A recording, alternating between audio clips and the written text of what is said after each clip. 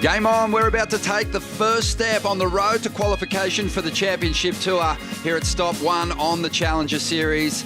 It is the Burton Automotive Newcastle Surfest presented by Bonsoy. The next wave getting here nice and early to get a warm-up before competition gets underway. Also littered amongst the field, Championship Tour surfers of note, local heroes, world title contenders.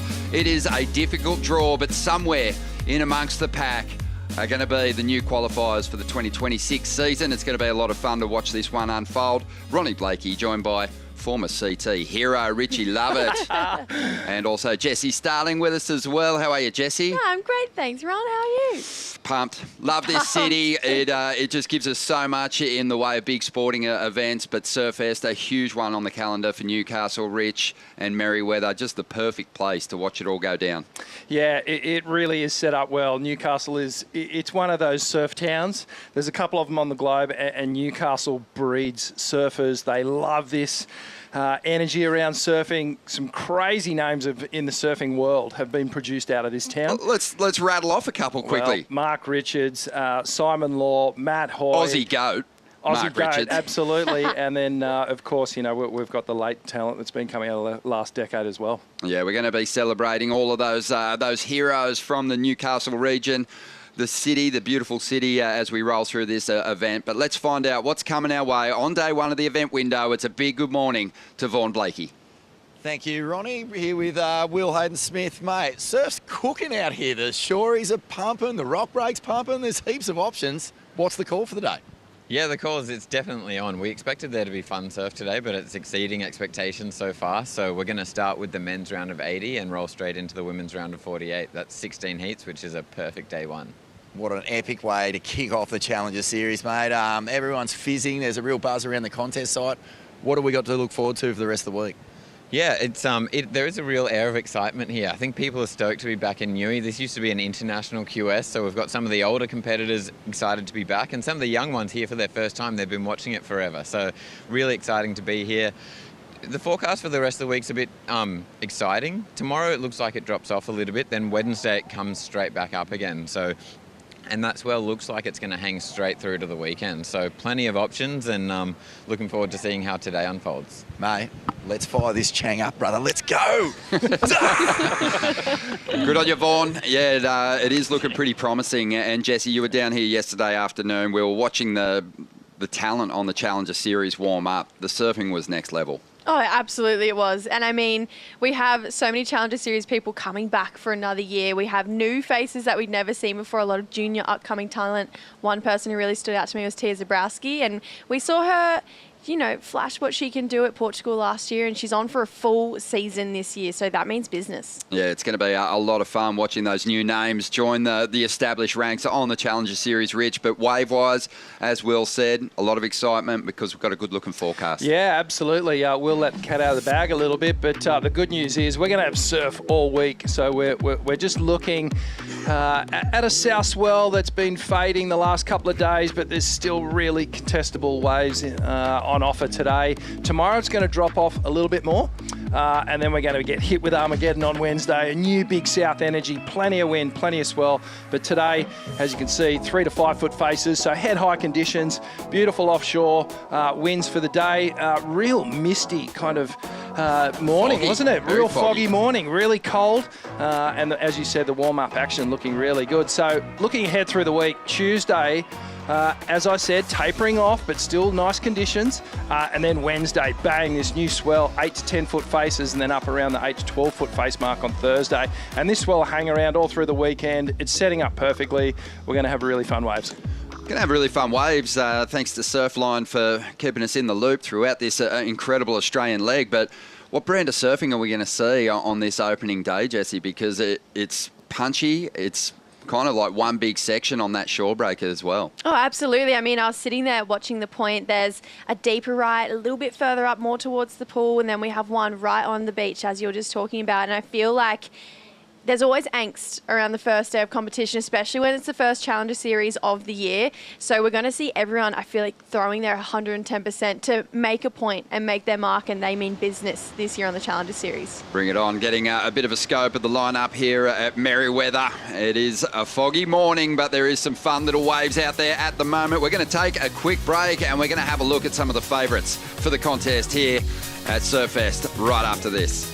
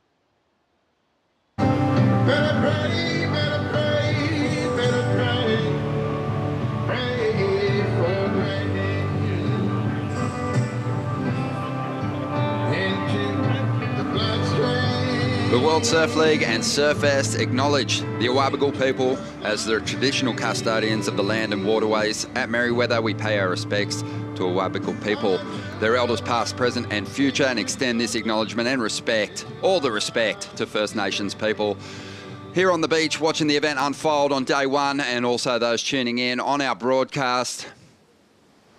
A great morning here at Merewether, but what we're really excited about is the conditions that we have on offer, with some big heats established, so many favourites in the mix, almost too many to mention. But, you know, just to give you the quick rundown, we've got a lot of former CT campaigners making a return to the Challenger Series. You can look forward to seeing Kaloe Andino in the third heat of the morning. Can't wait to see how he's surfing, and just see if he's got what it takes to get back to the CT. Yeah, well, he's been pretty busy on the regional QS back over in America and really trying to ignite something back, that spark back into Kolohe that he was a fixture on the World Tour for so many years and obviously wants another crack at it.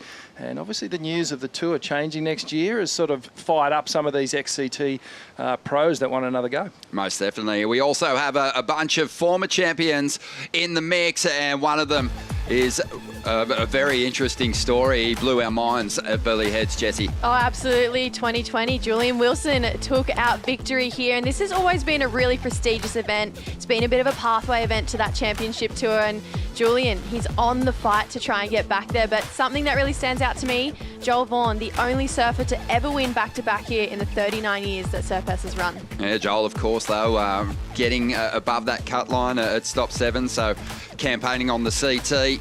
But have a look at this run. It's one of the big stories of 2025, Rich, the return of Julian Wilson to that CT jersey. I mean, he started looking really sharp in the early rounds, but caught absolute fire in the later stages of the event. Oh, it was just an incredible re-unveiling of one of Australia's world title hopes over the last couple of decades. Jules, he ended up winning the trials event for this particular competition, went all the way through, made the final against Felipe Toledo, and we could see Jules building. This is a new version of Julian Wilson. The personality's changed, the openness has changed, the surfing's on point, and he was just getting better and better every time he put the jersey on. This is the perfect warm-up for Jules. He had success up on the Gold Coast. He's back down at Newcastle here. You know, this is where he lives now, so feeling really comfortable. He's got the home crowd support as well. They've sort of adopted him down here, and Jules is on a full tilt mission to make the tour again, and he's going to be one of the ones to watch as we unveil the Challenger Series this year. Anyone else sticking out to you, Jessie, that we should be keeping an eye on in this event? I mean, I mentioned her earlier, Tia Zabrowski, but I really do think Julian is the one to beat here. Thinking about it as well, we had the Surfest QS 1000 just a couple months ago. Who took it out? Julian Wilson. Yeah. So he's already had an event win here at this break this year. That is a massive leg up, bit of a confidence booster as well. I would love to see Julian Wilson back on that top tier. Most definitely. On the women's side, same story. A lot of CT talent in the mix, trying to get back to the championship tour. But the honour roll, we're just getting a small snapshot here of the past champs. The honour roll for both the men's and women's event is incredible. Stacked with title contenders, champs. And yeah, I expect there to be a really close and intense contest for the victory here on the women's side again. Yeah, definitely. I mean, taking a look at that list, you really can't go past someone like Sally Fitzgibbons. I mean, for her to come from Margs, to come straight back here to Nui, to come to a place where she's won here twice before, that is... 3 times. Three She's chasing times. a 4th victory. Wow. So, yeah, she's a threat, and also looking to wash off the disappointment of being cut. But Ellie Harrison is looking to defend her Surfest title from last season. She was one of the superstars on the Challenger Series, not making the grade to the championship tour for this year, but we got a glimpse of her talents down there at Bells, and she looks right at home in a CT jersey. Oh, absolutely. And Ellie, this was a lifelong goal. She had talked about this since we were Grom. She always wanted to win Surfest. This was #1 on her list, and I think you can tell by her face there, really impressive surfing from Ellie in a lot of different conditions that we had here last year, and she's back defending her title. Yeah, it's going to be unreal, and again, just the rest of the talent littered throughout. You've got junior stars that are starting to make their move one step closer to the championship tour, Rich. You've got people that have been bumped back from the championship tour looking to get back there, and, you know, a bunch of sort of seasonal campaigners on the Challenger Series who are in the mix as well. Yeah, absolutely. You know, this is just a melting pot of all the regional champions and everyone that's done well on the regional qualifying series. Then, as you said, you've got the ex-CTers that have been relegated. They'll be coming in wanting to flex and just fully take control of the situation. You know, Liam O'Brien, Ryan Callan, you've got huge names that have been a presence on the World Tour. So, yeah, it's really going to be an interesting match. But these newcomers come in with so much energy. They've got nothing to lose, and they want to take down those big names and make their mark. Most definitely. I think on the women's side, Jessie, there is potentially just that new wave of women's surfers. They're so young. They're very progressive. This wave will suit them really well. I just think that they're going to be fun to watch this year. Oh, absolutely. I mean, just walking around this morning, I saw Eden Waller, who's just taken out the recent Stab High. And I thought, wow, I hope she does some airs in this event because she is so good. And there's so many young girls who have this incredible progressive game. And I think if they can really transition that into competition style like we've seen the likes of Sierra Kerr do, it's going to be game-changing. Can't wait. Well, we're going to take a quick break here. We still want to have a look at some of the local favourites on the men's side in particular. Former champ Jackson Baker making his competitive return here at Surfest.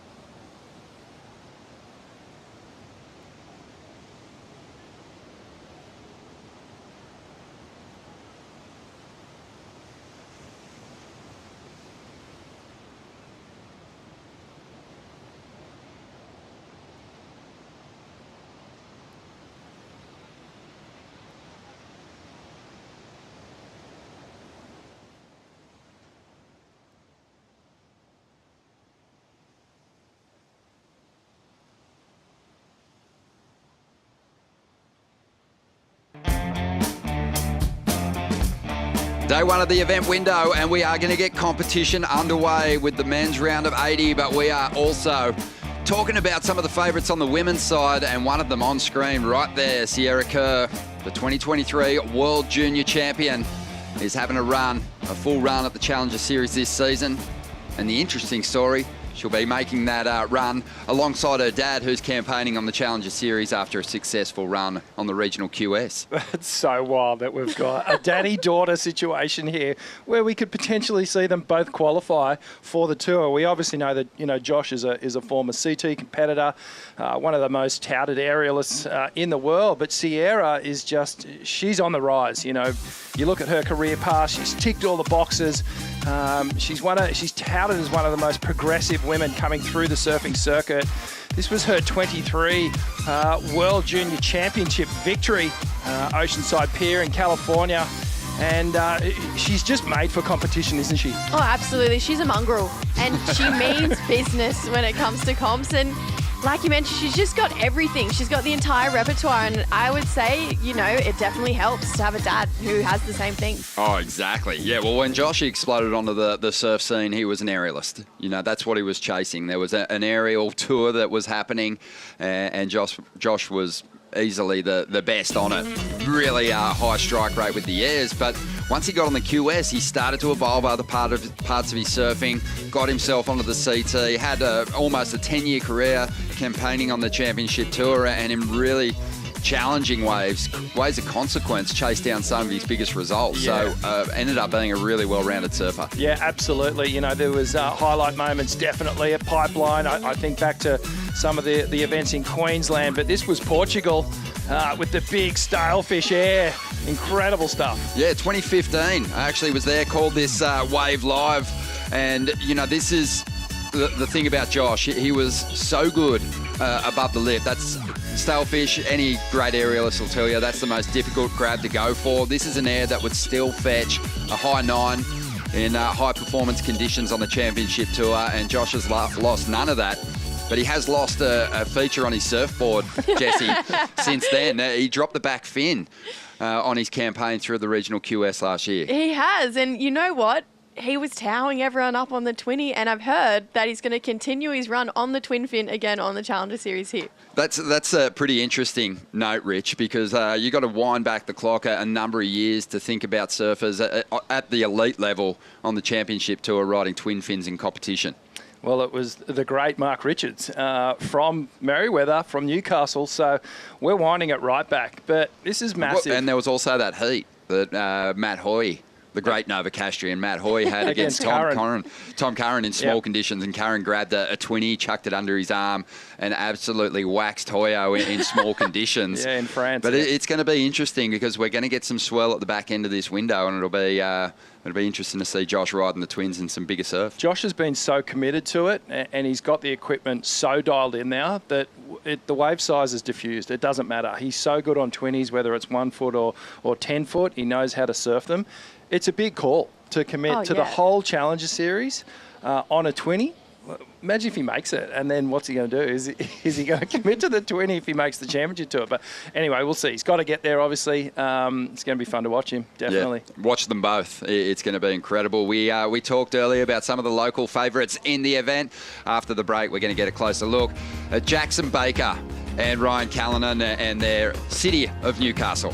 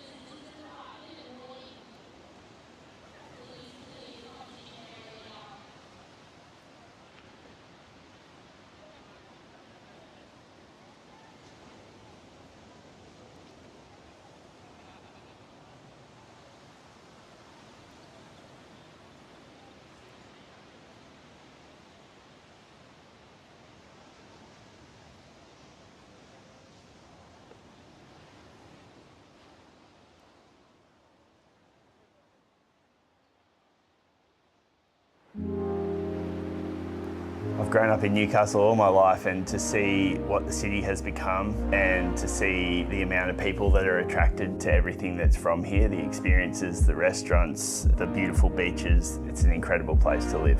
From Nobbies to Merewether, there's always people up there watching as well. It always seems like there's something going on up at the beach. Newcastle as a surf destination, it's really consistent. You could go down the beach most days and there'll be something pretty fun. Newcastle Surfest, you know, it's been the major event of kind of my whole life. See people like Kelly Slater, Andy Irons, Mick Fanning, that was such a highlight when I was a little kid. Highlight for me at the Newcastle Surfest would have to be winning it in 2022. To be able to get chaired up the beach in front of my closest family and friends was a pretty special day. Now, we're pretty lucky here in Newcastle with so much to do. Oh, that's good. All out driving with a 5-wood. The food scene here is just amazing. I travel a lot of places around the world and I feel like the quality here is just as good as a lot of places I go. From fine dining restaurants to a beer overlooking the beach. Whatever you're in the mood for, you'll find it. Do hit golf at the driving range. Smoked me at the driving range and at Putt Putt. A little beer to finish it off. How good. What a day. Cheers. Oh, they sell it well. They love this city and the city loves them back, and they'll both have amazing support as Ryan Callan, a new dad, here with his young family, looks to get himself back on the CT, and Jackson Baker looking for a second Surfest win, the only Novocastrian on the men's side to break through for that victory. And, well, they've been celebrating ever since. But we are looking forward to getting those first heats underway. But this is such a fantastic place to visit. I think the boys summed it up beautifully. Newcastle offers so much. Great restaurants, rich, a buzzing nightlife, but also beautiful beaches, a number of them, and the ocean pools, the baths around here are awesome. Yeah, it's all happening right on the coast, and the city's changed a lot. You know, I've been coming here for a long time. Won't tell you how many years because I'll be giving away my age, but you know, it is sort of real metropolitan now. It's got a good vibe to it, as Arco was mentioning, the restaurants and the food. There's so much to do here, but like when you strip it all back, they are just such die-hard surf fans, and they get behind their athletes, and you know, it's just a good energy up here for sure. The Port of Newcastle also very busy. They're also backing this event, which is fantastic. Got a number of fantastic partners getting behind the Challenger Series and these competitors as we're gearing up for the first heat of the day. These surfers just enjoying a couple of quick rides before that first heat sparks to life. Josh Burke representing Barbados. Looking sharp there. Save that one. Yeah, you've seen him put together some great heats on the Challenger Series.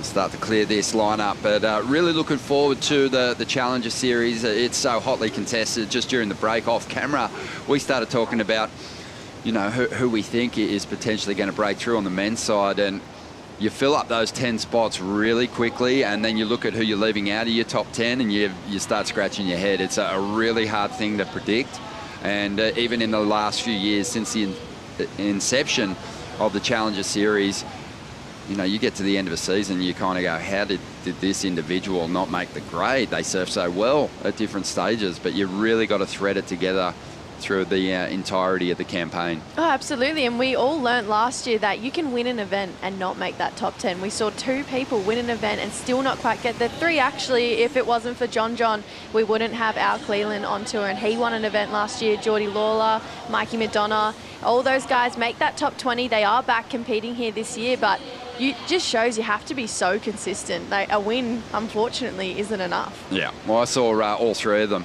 hanging around the event site, and they just had foam at the corner of their mouths. They were just frothing for this first step of the Challenger Series and really wanting to get off to a fantastic start. That's obviously the goal for all these competitors. As we get set for the first heat of the day, and we've got a couple of Japanese competitors out there. Shohei Kato, he'll be in the red. Joe Azuchi will be in the blue. Ryan Huckabee of the USA in the white. And Josh Burke, who we saw just catching a warm-up wave before the heat got underway from Barbados, he will be in the green. It's going to be a lot of fun. We're going to let Jesse Starling step out of the booth. Have a great day, Jesse.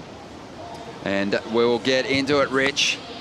And we'll see who rides the first wave of the Challenger Series season for 2025. here on the Rocks Break at Merewether Beach, which has seen it all. Championship Tour competition, big conditions. As we see now, Shohei getting things started here. And for a lot of the Japanese competitors, they've done some reps here at Merewether, competing in the regional qualifying series event over the past few years. And now this one stepping up to Challenger Series status. Couldn't think of a better way to kick off the Challenger Series for 2025. Yeah, it really is a very, very cool location. It's a real wave magnet up here. We're about 2.5 hours drive north of Sydney, and just so much history with this surf event. You know, I think back to the days of Mark Occhilupo against Tom Curran in the final. There's just some classic moments here. Tom and Martin Potter back when it was at Newcastle Beach.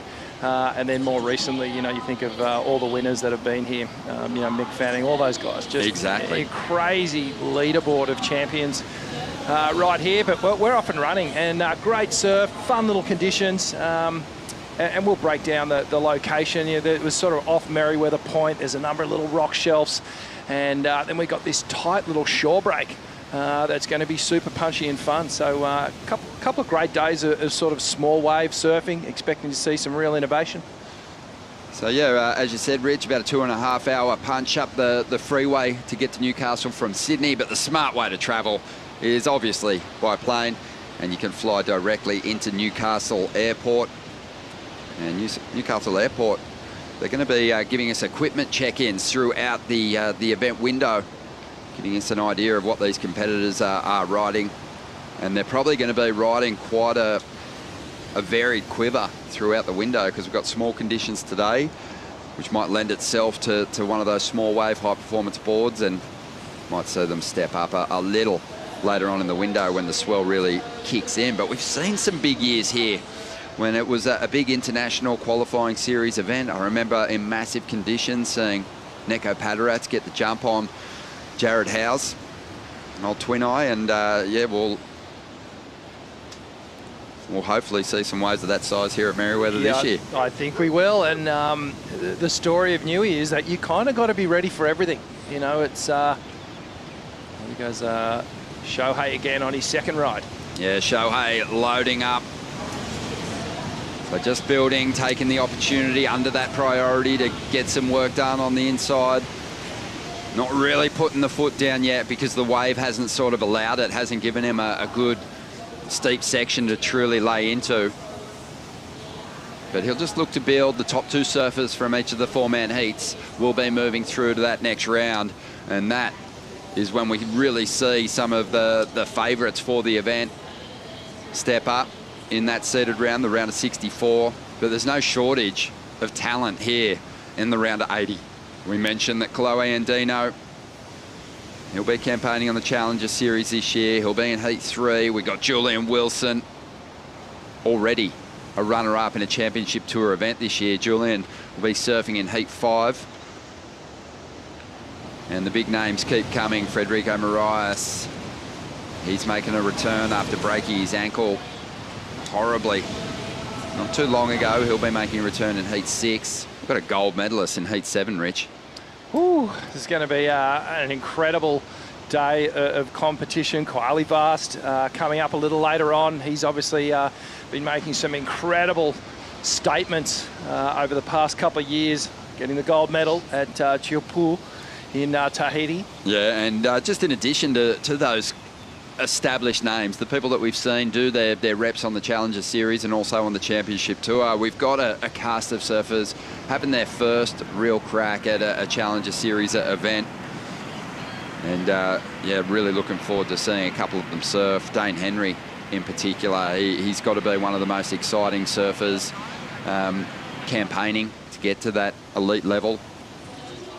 And he's been dropping some of the best free surfing clips of probably anyone around the world. Yeah, he's incredible, and you know, he is marked as one of Australia's next big talents coming through. Big expectations on his shoulders, and so far handled that pressure incredibly well. But this year, it's sort of that first year of, okay, let's get serious here. Let's get on the Challenger Series. Let's have a good crack at making the Championship Tour. Japanese surfer Shohei Kato just staying really busy here. Third wave. Yeah, well, he can without that priority. He's just looking for any opportunities he can find on the inside. Kicks the tail free for a moment. Little hung up, so he's going to get out of there.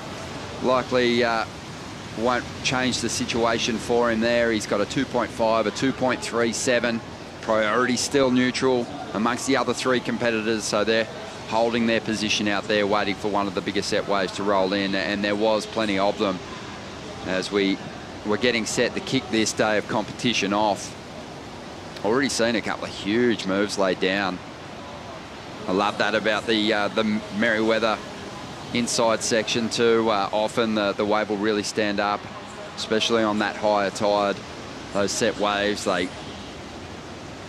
have all that energy as they approach the shoreline, and you do see some big finishing turns. Yeah, absolutely. A lot of punch this wave, especially as it hits that shore break section. It's not too dissimilar to the conditions we had when we had the Championship Tour event back here in the COVID year. Really similar setup. I was talking to Julian Wilson at dinner last night, and he was like, man, it's actually freakishly similar. We've got this one little peak just down the beach off the point, but all the energy at the moment just off this little rock shelf off the point here. But always a funny heat, this first one. It's a guinea pig heat. There's so much action in the water, in the warm-up, every single wave, whether it's a set or just a little tiny runner, everything gets ridden in the morning warm-up. So you have to kind of just settle yourself again and go figure out which ones are the sets, which ones are the scoring rides. So far, our Japanese friend Shohei has been the busy one. Another quick in and out there. Everyone else just playing a little bit of cat and mouse here, waiting for to open their account. But these heats go quick, these four-man heats. You know, you think about everyone's got to get a couple of rides, so you've got to stay busy. You can't be as selective as a man-on-man situation. You need to keep those reps up, and the priority order is in effect in these four-man heats as well. There's a great aerial view there of the point at Merewether on a good day from right up the top of the point. These right-handers reel all the way through.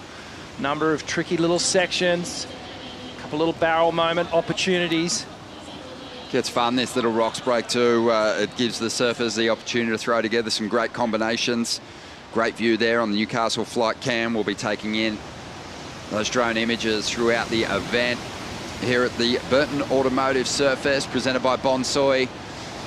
And a big shout out to Burton, celebrating 28 years of support with Surfest. 21 as the title sponsor. So a big shout out to Kim Burton, who's actually over in G-Land at the moment, celebrating Peter McCabe's 70th birthday. And they'll be celebrating in style, no doubt. Mental. Hope you guys are scoring good waves over there. And hopefully you can make it back for the finals. And the end event after party and the end of the Aussie leg. Going to be a pretty big one. Probably take us a full year to recover, Rich. But we're down to about 20 and a half minutes remaining here in this first heat. And it's only Shohei who's taken off. He's built a combination score of 4.87. And that's, of course, unlikely to get you a heat win at this level. But he's on the board. On the board, did well, pretty well last year. I think he finished fourth on the Japanese QS circuit. His best result was a second at the Miyazaki Pro, and that was enough to sort of see him qualify through the Japanese QS. Find himself onto the Challenge Series. Impressive. Here we go, Shohei. Up again, tucks into the barrel, finds a pin and comes out. Are you kidding? What a way to start your day. Wave number 5 for the Japanese competitor. And he gets himself slotted here at Merewether. And you love to see it, Rich. You know, small wave, but, you know, still read it beautifully and under priority.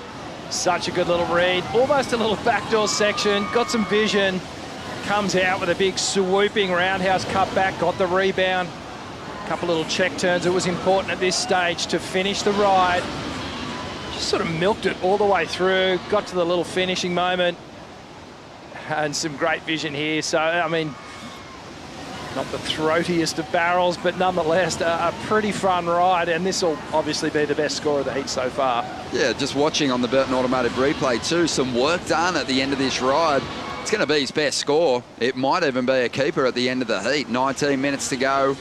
Still his rivals in this one sort of battling for position out there, hoping for bigger sets, and Shohei just happily to continually stalk these insiders. Probably going to convert that one into a semi-decent number. I think there'll be a little bit of room left in the scale. Probably be a mid-range score, but a score.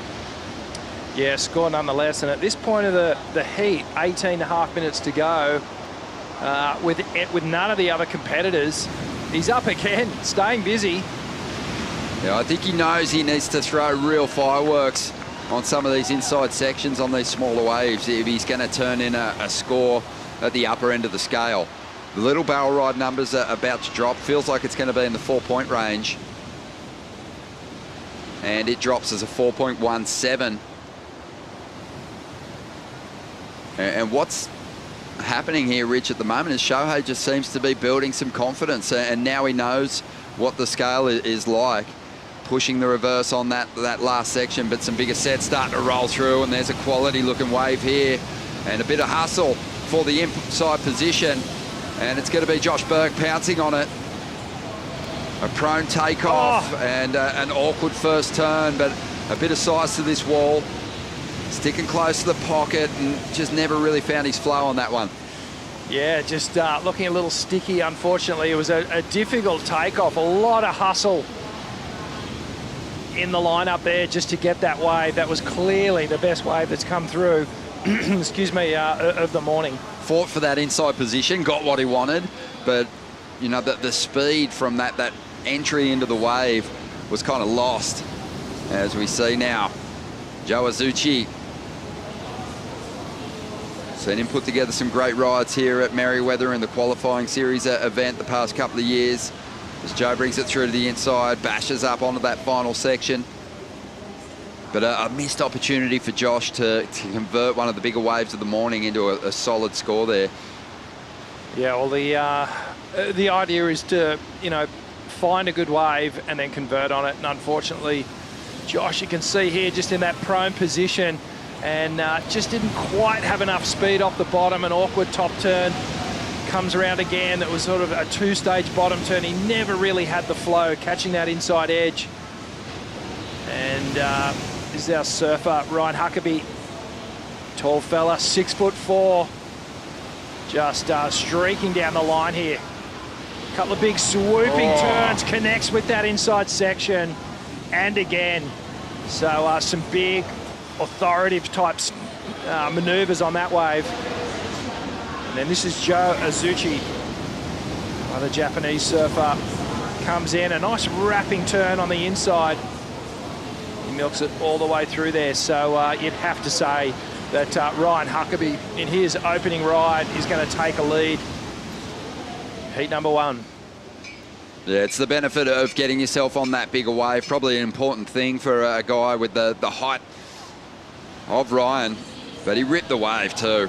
Really timed his turns beautifully, and so was Shohei on the first turn. He was on his way to a solid combination there, and likely his best number. But lets it go, and you can see there's some frustration there, slapping the water. So the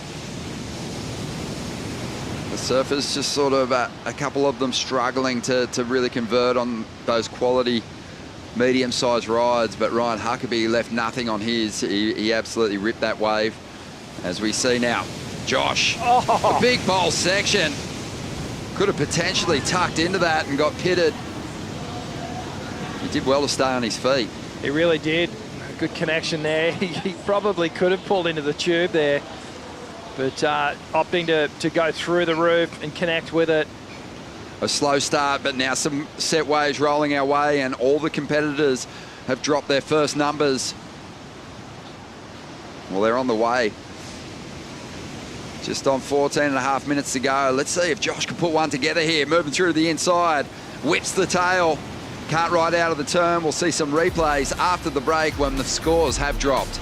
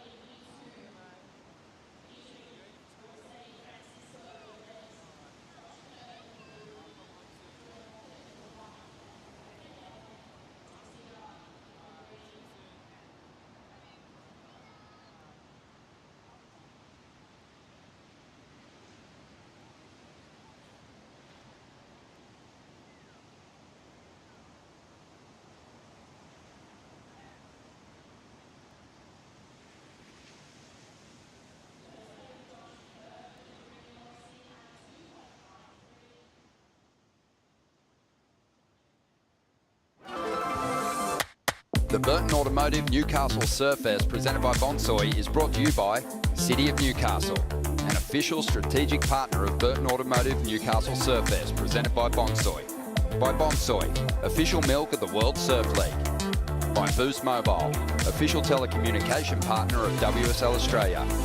And by Burton Automotive Group, over 60 years of automotive excellence, proudly supporting our surfing community.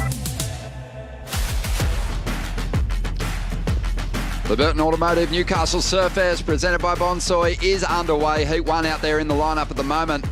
And we have numbers starting to roll through for our competitors. 12 minutes to go here. And the lead is being held by Shohei Kato, the busiest surfer in this lineup at the moment, who has a 3.17, a 4.17. Going to get to some replays here. And this was Josh Burke. And we were saying before the break, potentially could have just tucked into the pit there, Rich. Yeah, it could have. You saw that wave spit, which means it was a throaty, powerful little barrel. He goes for the little rotation. Doesn't quite make that one out, but we do have some scores starting to drop. And it looks like Joe Azuchi has dropped a 5.40, which is sort of the best of the opening exchange. Ryan Huckabee with the 5.33. I potentially thought that one was maybe a little bit higher, just those two beautiful, smooth, connected turns. We see the man up and riding again. Let's see what he can do with this one. It's a great opening move. Goes to the carb, nice mix up with the variation. The judges will appreciate that as he hacks into that face. The wave slows down for a moment, but he'll stick with it for the finish there on the inside. Plenty of clout in that final turn too, so great small wave surfing. I think in reflecting on Ryan's first ride, he had the wave, kind of transitioned through the first section of the ride and did his work when the wall had tapered off. Maybe why there was some restraint in his number there for the 5.33. But just, for me, just looked like he moved across that wall beautifully with a lot of speed and surfed it clean. So I thought that maybe he was going to win that opening exchange, but it belongs to Joe Azuchi at the moment. But that ride is going to help Ryan Huckabee get off the bottom of the order here and probably climb into first spot. Needs a 5.33. That's to get up into second. Bit more, we'll see him into the lead here. Yeah, now it's a real focus on that backup ride. Fair few mid-weight range scores at the moment. Sorry, he needs nothing. Just a 0.7 to get to second. Yeah, well, for such a big lad coming from the USA, East Coast and Florida, you know, he's done his time in small, mushy waves and dropped a pretty wild edit, Huck, recently. And, mate, the guy is, for such a big lad, he's pretty good in the air.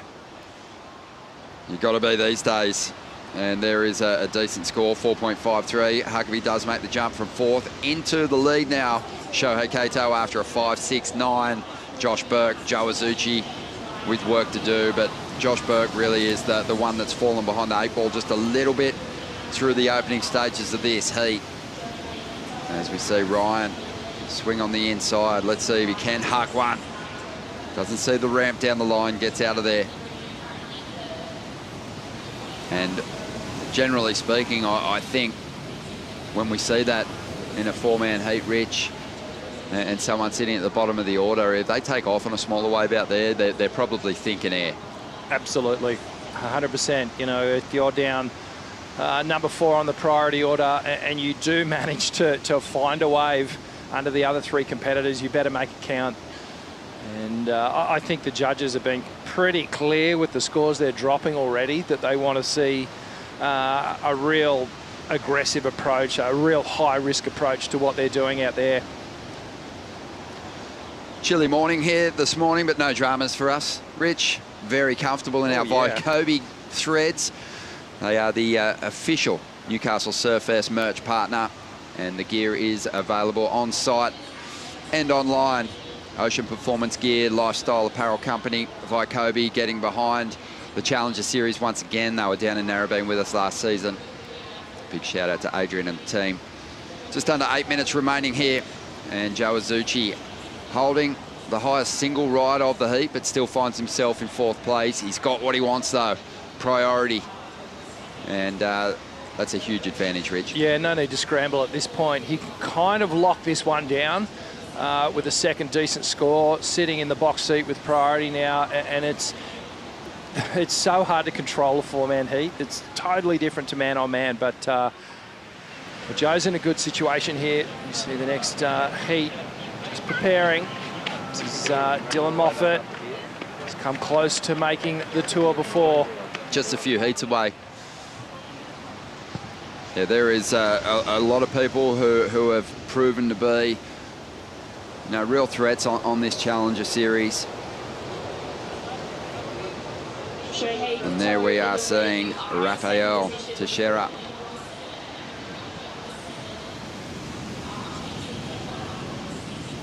Part of that strong Brazilian contingent campaigning on the CS.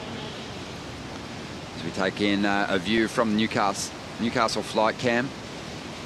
Just such a beautiful coastline. You can't see, visibility's not fantastic at the moment. You can't see too far south, but the Glenrock National Park just south of here, great mountain biking tracks through there, great hiking, and you can get yourself to some pretty nice little secluded beaches that dish up good little sandbars. Oh yeah. Plenty of coast to explore around these parts. Yeah, we won't give too much away, but it is literally littered with surf spots to the north and to the south of us here. Starting to see a little bit of sun starting to peek through. It'll burn away this marine layer, and I think we're going to be in for a really great day. 6 minutes remaining. Day one of the event for us, Rich. You know, we're in the early stages of the contest, far from the business end when things get super exciting for spectators. But every round, especially these early ones with 4 surfers in a lineup with a decreasing swell, is a stressful one. Requires a lot of focus. It requires a really, you know, strong game plan, one that you've got to be able to pivot on out there. So, you know, you could see our competitors just really dialing in, and they treat this heat like they would a final, because these are the ones that you got to survive to get that shot. Oh, absolutely. As we see some acrobatic. A self-imposed crumb cutlet on day one.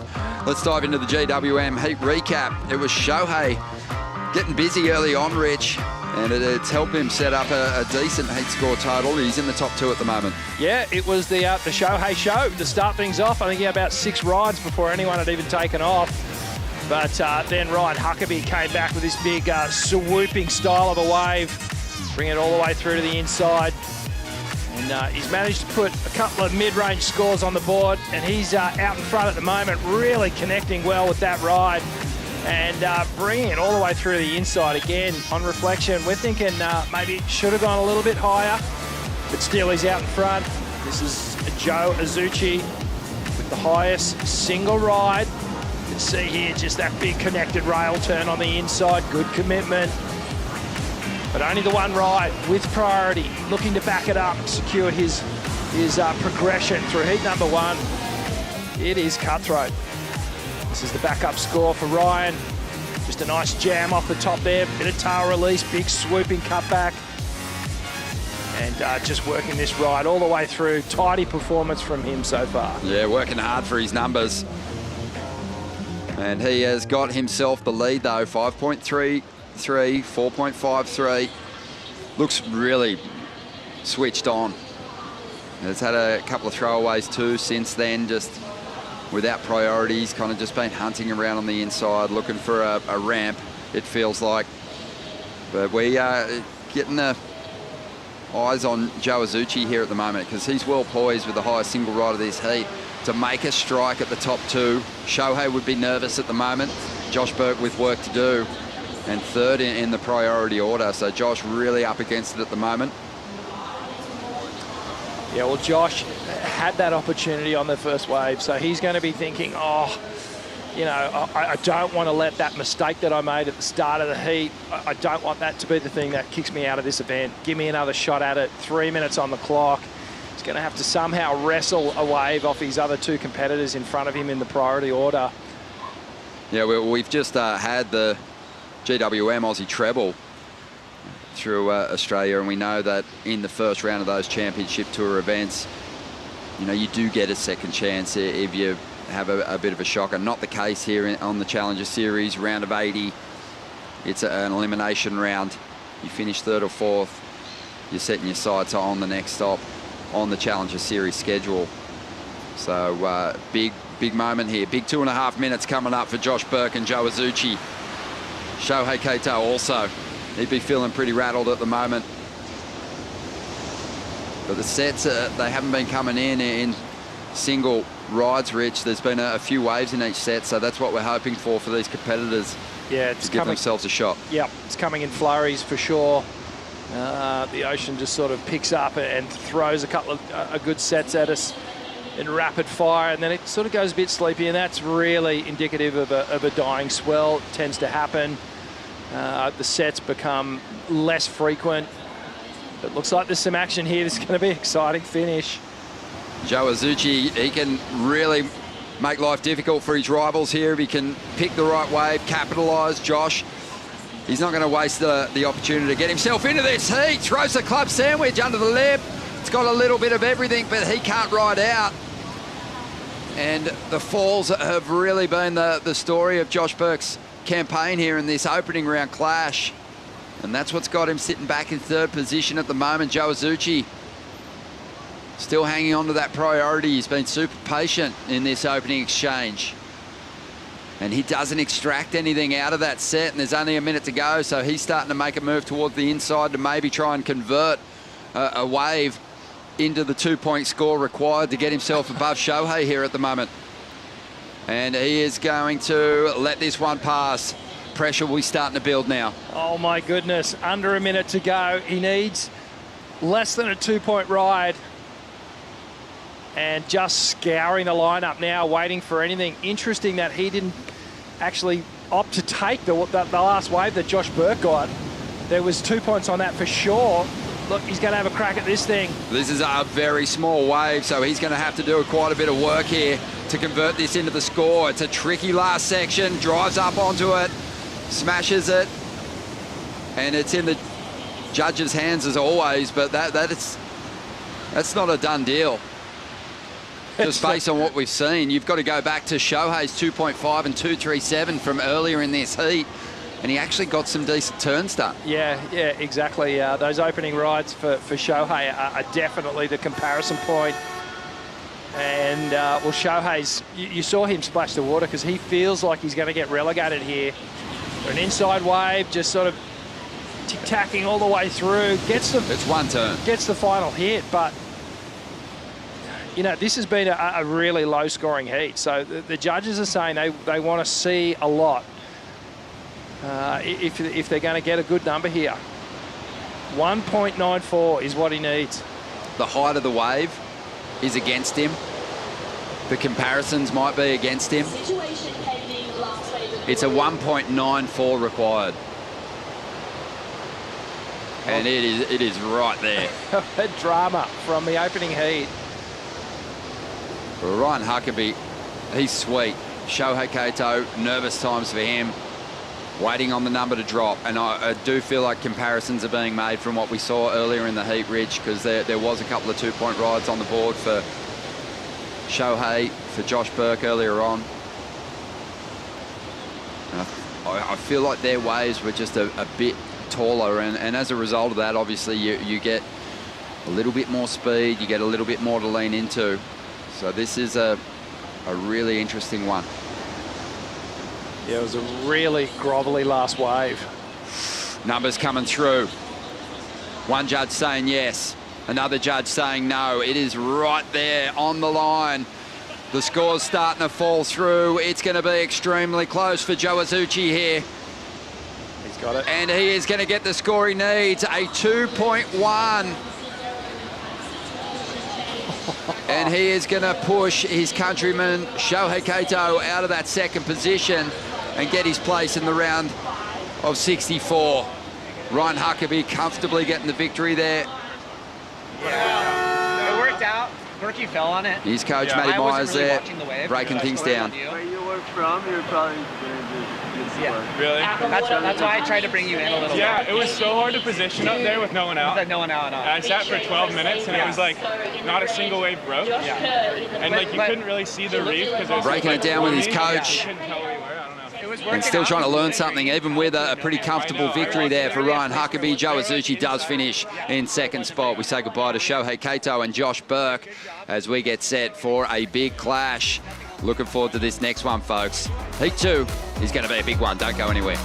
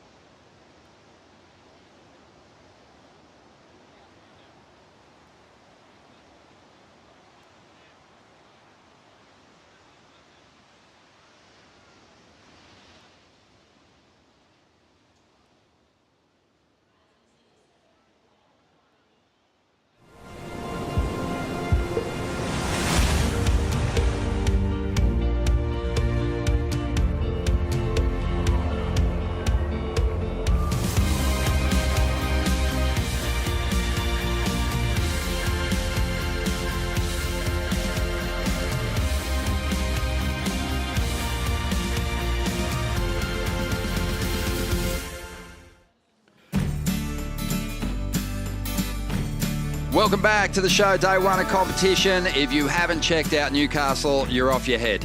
It is by far one of our favourite places to visit.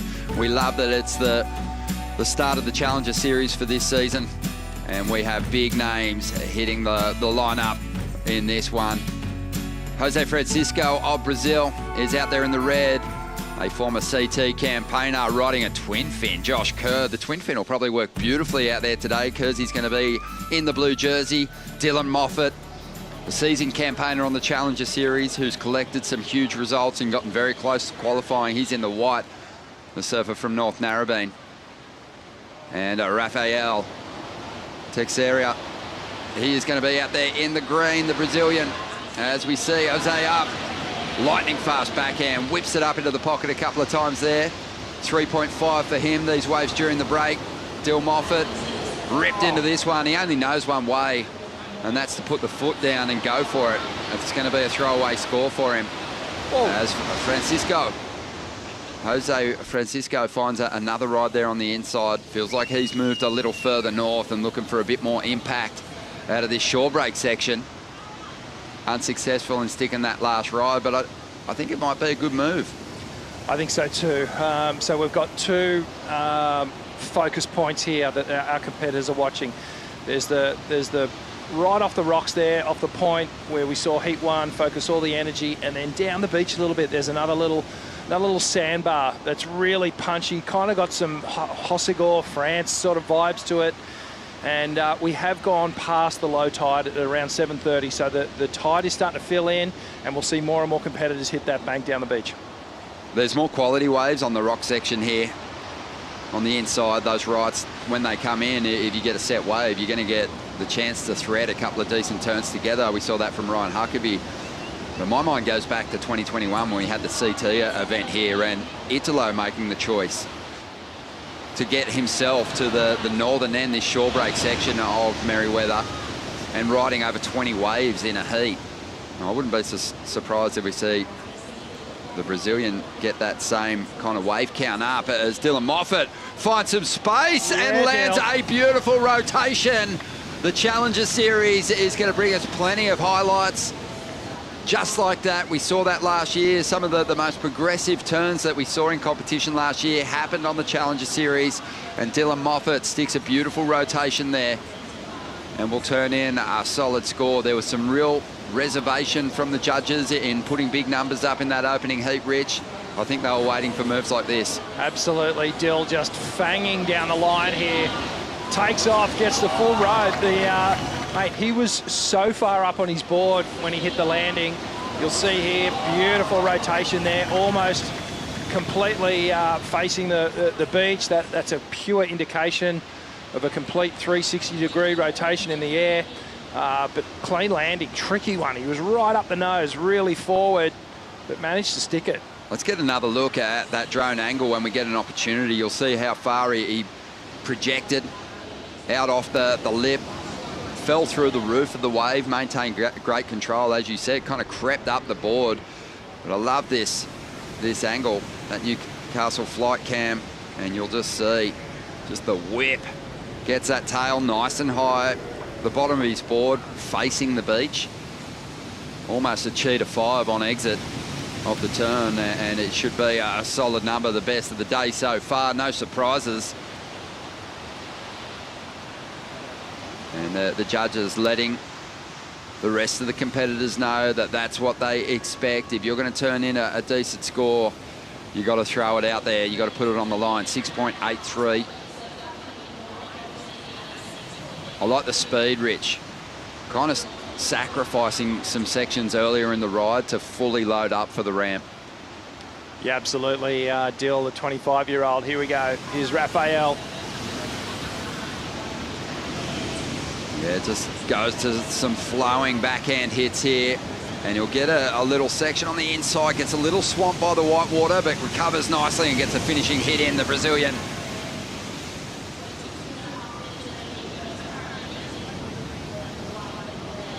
Couple of nice hits, but a new benchmark's been set by Dylan Moffat in just throwing everything at a section, and the other competitors have to be aware of that.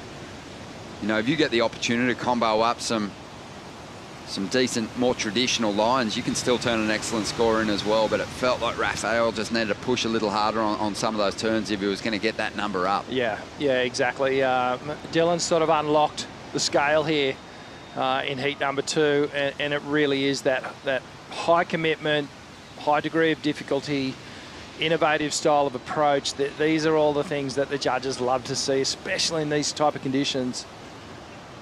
But we'll have another look here at Rafael Teixeira. Just on the back end, comes around this section. And nice swoop off the top here as the wave starts to lay down. He sticks with it, comes all the way through to the inside, gets caught a little bit just behind the whitewash there. So the 32-year-old from Brazil, somewhat of him a journeyman, and just a ninth, his best result on the Challenger Series last year. So he'll be looking to start well here in Newcastle and get his campaign off to a good start. Massive field of campaigners on the Challenger Series out there this morning. It was peak hour in the lineup as all these competitors looked to get some reps in before the competition got underway. Also a traffic jam on the way walk, 6 kilometres of just unbelievable coastal scenery to take in. And first thing in the morning, that track is completely chockers. And there's so much to see. The iconic Bathers Way walk, worth checking out. The bogey hole, the first ocean pool, over 100 years old, and that's over near City Beach. Had a swim in it last year, Rich. Built by convicts. Really? Yeah. And it gets hammered by big swells too, which is awesome. Just on 20 minutes remaining here, Dylan Moffat taking the early lead. Let's say a big good morning to AJ. Good morning. It is so good to be here in Newcastle, and I don't know, I feel like I was having a pretty good morning, and then you got in the water to start us off for the 2025 Challenger Series. Talk me through just how you got ready for the first heat of 2025. Yeah, I saw the other day when the draw came out that I was going to be first heat, and I feel like usually they run men's first in the first morning, so was up early, down here, prepared, and ready to go. And we talked about this being your second year on the Challenger Series. Last year, you really wanted to take a learning approach and just gain everything you could from learning from some of the best trying to qualify for the CT. How are you approaching this year? Yeah, last year I was kind of just happy to be here. I was taking in the experience and honestly was more focused on filming. But this year is completely different. I'm here to compete, I'm here to win, and I have Matt Myers in my corner this year, which is awesome. I've never worked with a coach for an event ever. So that'll be a learning curve as well, but yeah, I'm here with bigger goals. First impressions of having a coach?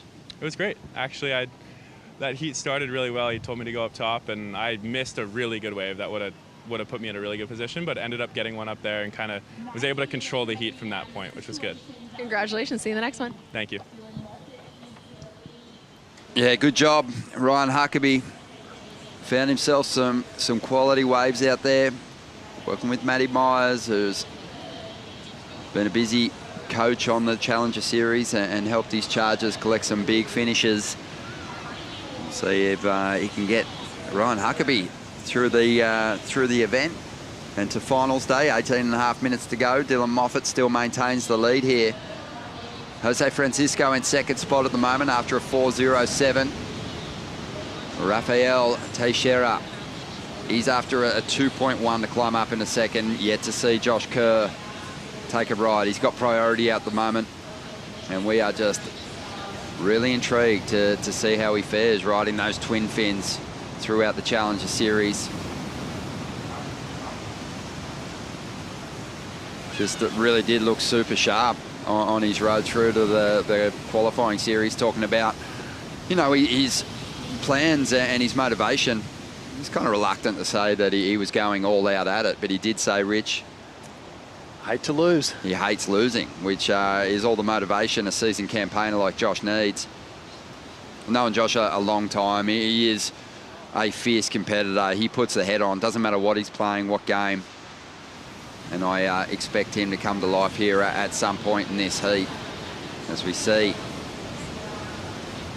Teixeira up again.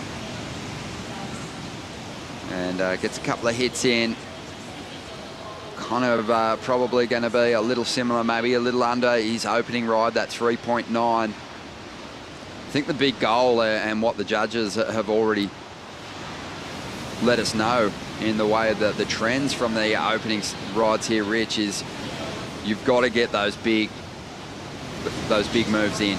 Yep. Even if it's the traditional stuff, it's going to be more about the quality of those big individual turns than the combination of or sequence of smaller manoeuvres. Don't really see that one factoring in for Rafael. Now, the judges love a big statement, and despite the fact that Rafael surfed that wave really well, he kind of extracted all the points out of it just with some really quick traditional style surfing on the backhand. I think you're right. You're dead on. It's those big moments that we saw Dylan Moffat do that, that's what the judges, it sparks their attention. It gets them off their seat. They go, oh, yes, here we go. And it becomes really easy for them to throw the big numbers. But, heat strategy-wise, it's a real seesaw battle within the mind. Do you just go and sit, knowing that it's inconsistent, knowing that there's only a couple of sets coming through in the entirety of a heat, or do you back yourself and get a couple of mid-range numbers on the board and then hope that you get in sequence? Here we go. Like we're going to see Josh. Josh Kerr making his move, using his priority. Drives up into the lip. Nice carve to get started. Whips it back into the bowl. Cutting back to set up this final section. Stomps on the tail. Loading up some speed. Drives towards the final section. Bashes through the lip. The 20 looks good underfoot.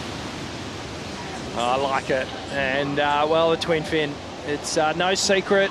The speed. Oh, look at this bowl for Dylan Moffat. Nice flare out of the pocket there for Dylan. So 2 of the bigger waves. And already these competitors finding a bit more space for some more committed turns.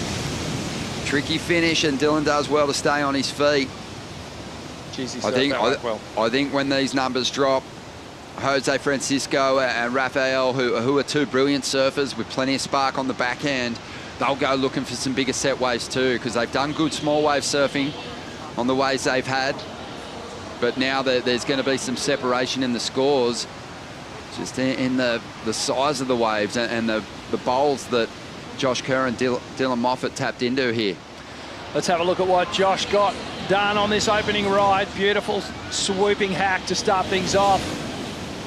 A little cutty through the inside, stomps on the tail, starts to set up this final move, and you can see just projects through it. What these twin fins do so well is just hold their speed and then deal a little airdrop. I love this big tail release slice. Another swooping cutback, and then this final finishing moment. He just had to finish this wave.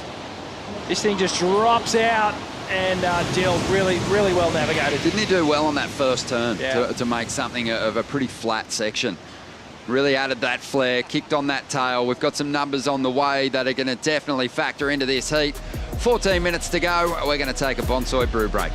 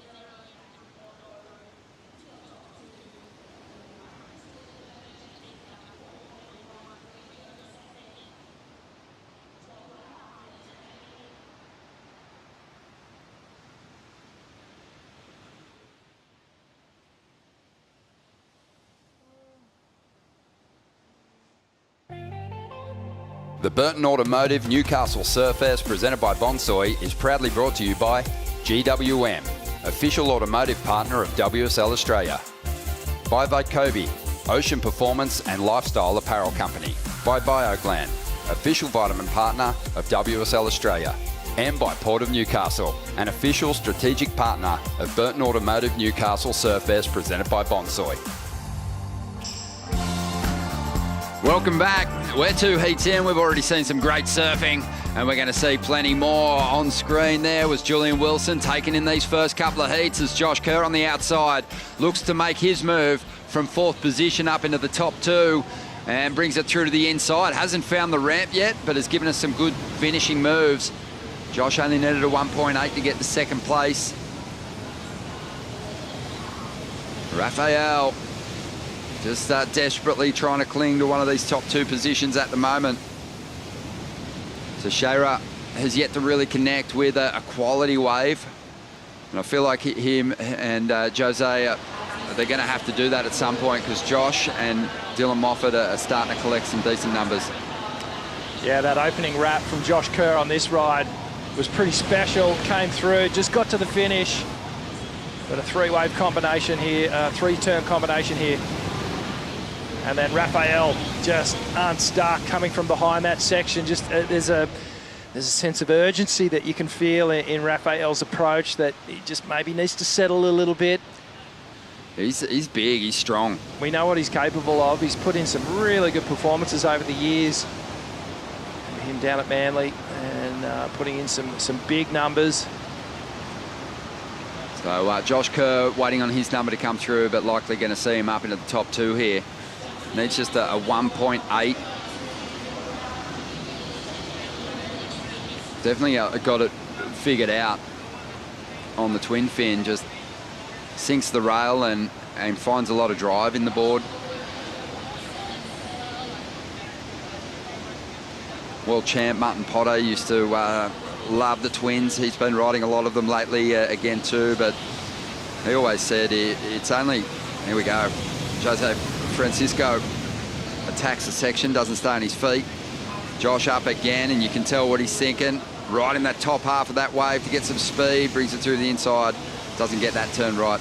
But yeah, Martin Potter saying it was only poor technique or a lack of understanding of how to sink the rail and commit on a twin fin that sees the board release and slide. You know, once you've got it dialed, you can rip a twin fin as hard as you can rip a thruster. And I think Josh has kind of worked that out, Rich. Yeah, absolutely. There is that release point because you don't have that centre fin, which essentially is the thing that makes the 20s so fast, is that you're eliminating that drag that the centre fin creates. But you're also dialing down a little bit of the control element. So you do need a different technique to surf the 20s. Got to work that back half of the rail around the tail area really well, that heel toe of the back foot, and also positioning of the twins on the board. Ultra important. Well, here we go. It's a punchy section. If just say, wow, he did well there. That is such a difficult move to execute. The transition is basically you're landing on an uphill because the water's just drawing so hard off that shore break, Rich. Yeah, look at the double up here. Watch this double up section. Little swooping cut back, and then this thing bottoms out, hits the lip, projects off it. He catches it as it's halfway down. Stays on his feet. I mean, it's a super impressive turn, but it's more impressive in just surviving the section. It's not a huge hit. I do feel like Jose is going to have to get himself on a more quality wave.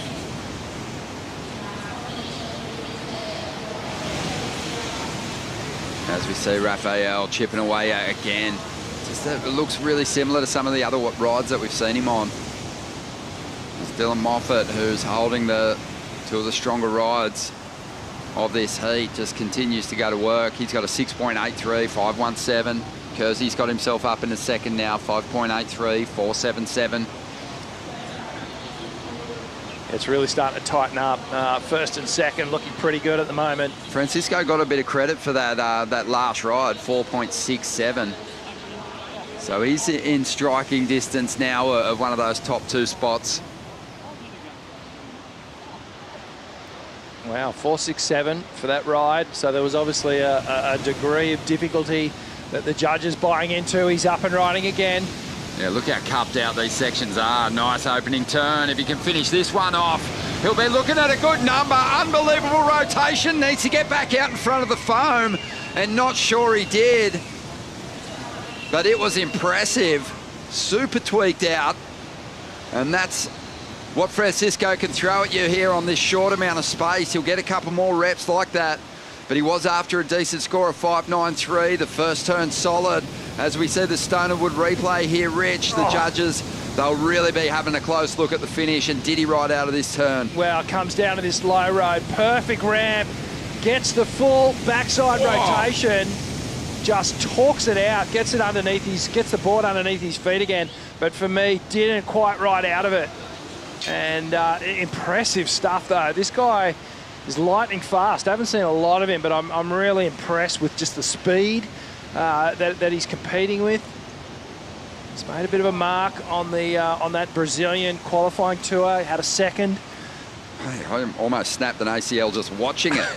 As we see him looking left, thought about going in for the vision for a moment. He'll head back out there. Still got plenty of time, and will likely get more reps on the shore break. It's just a little more consistent with some of those medium-sized rides rolling through, uninterrupted by a sandbar on that outside. At the moment, it's just not quite big enough to cap on the outside, so all that energy just hits that shore break. Further south on the rock section here at Merewether, we've got our other three competitors kind of jostling.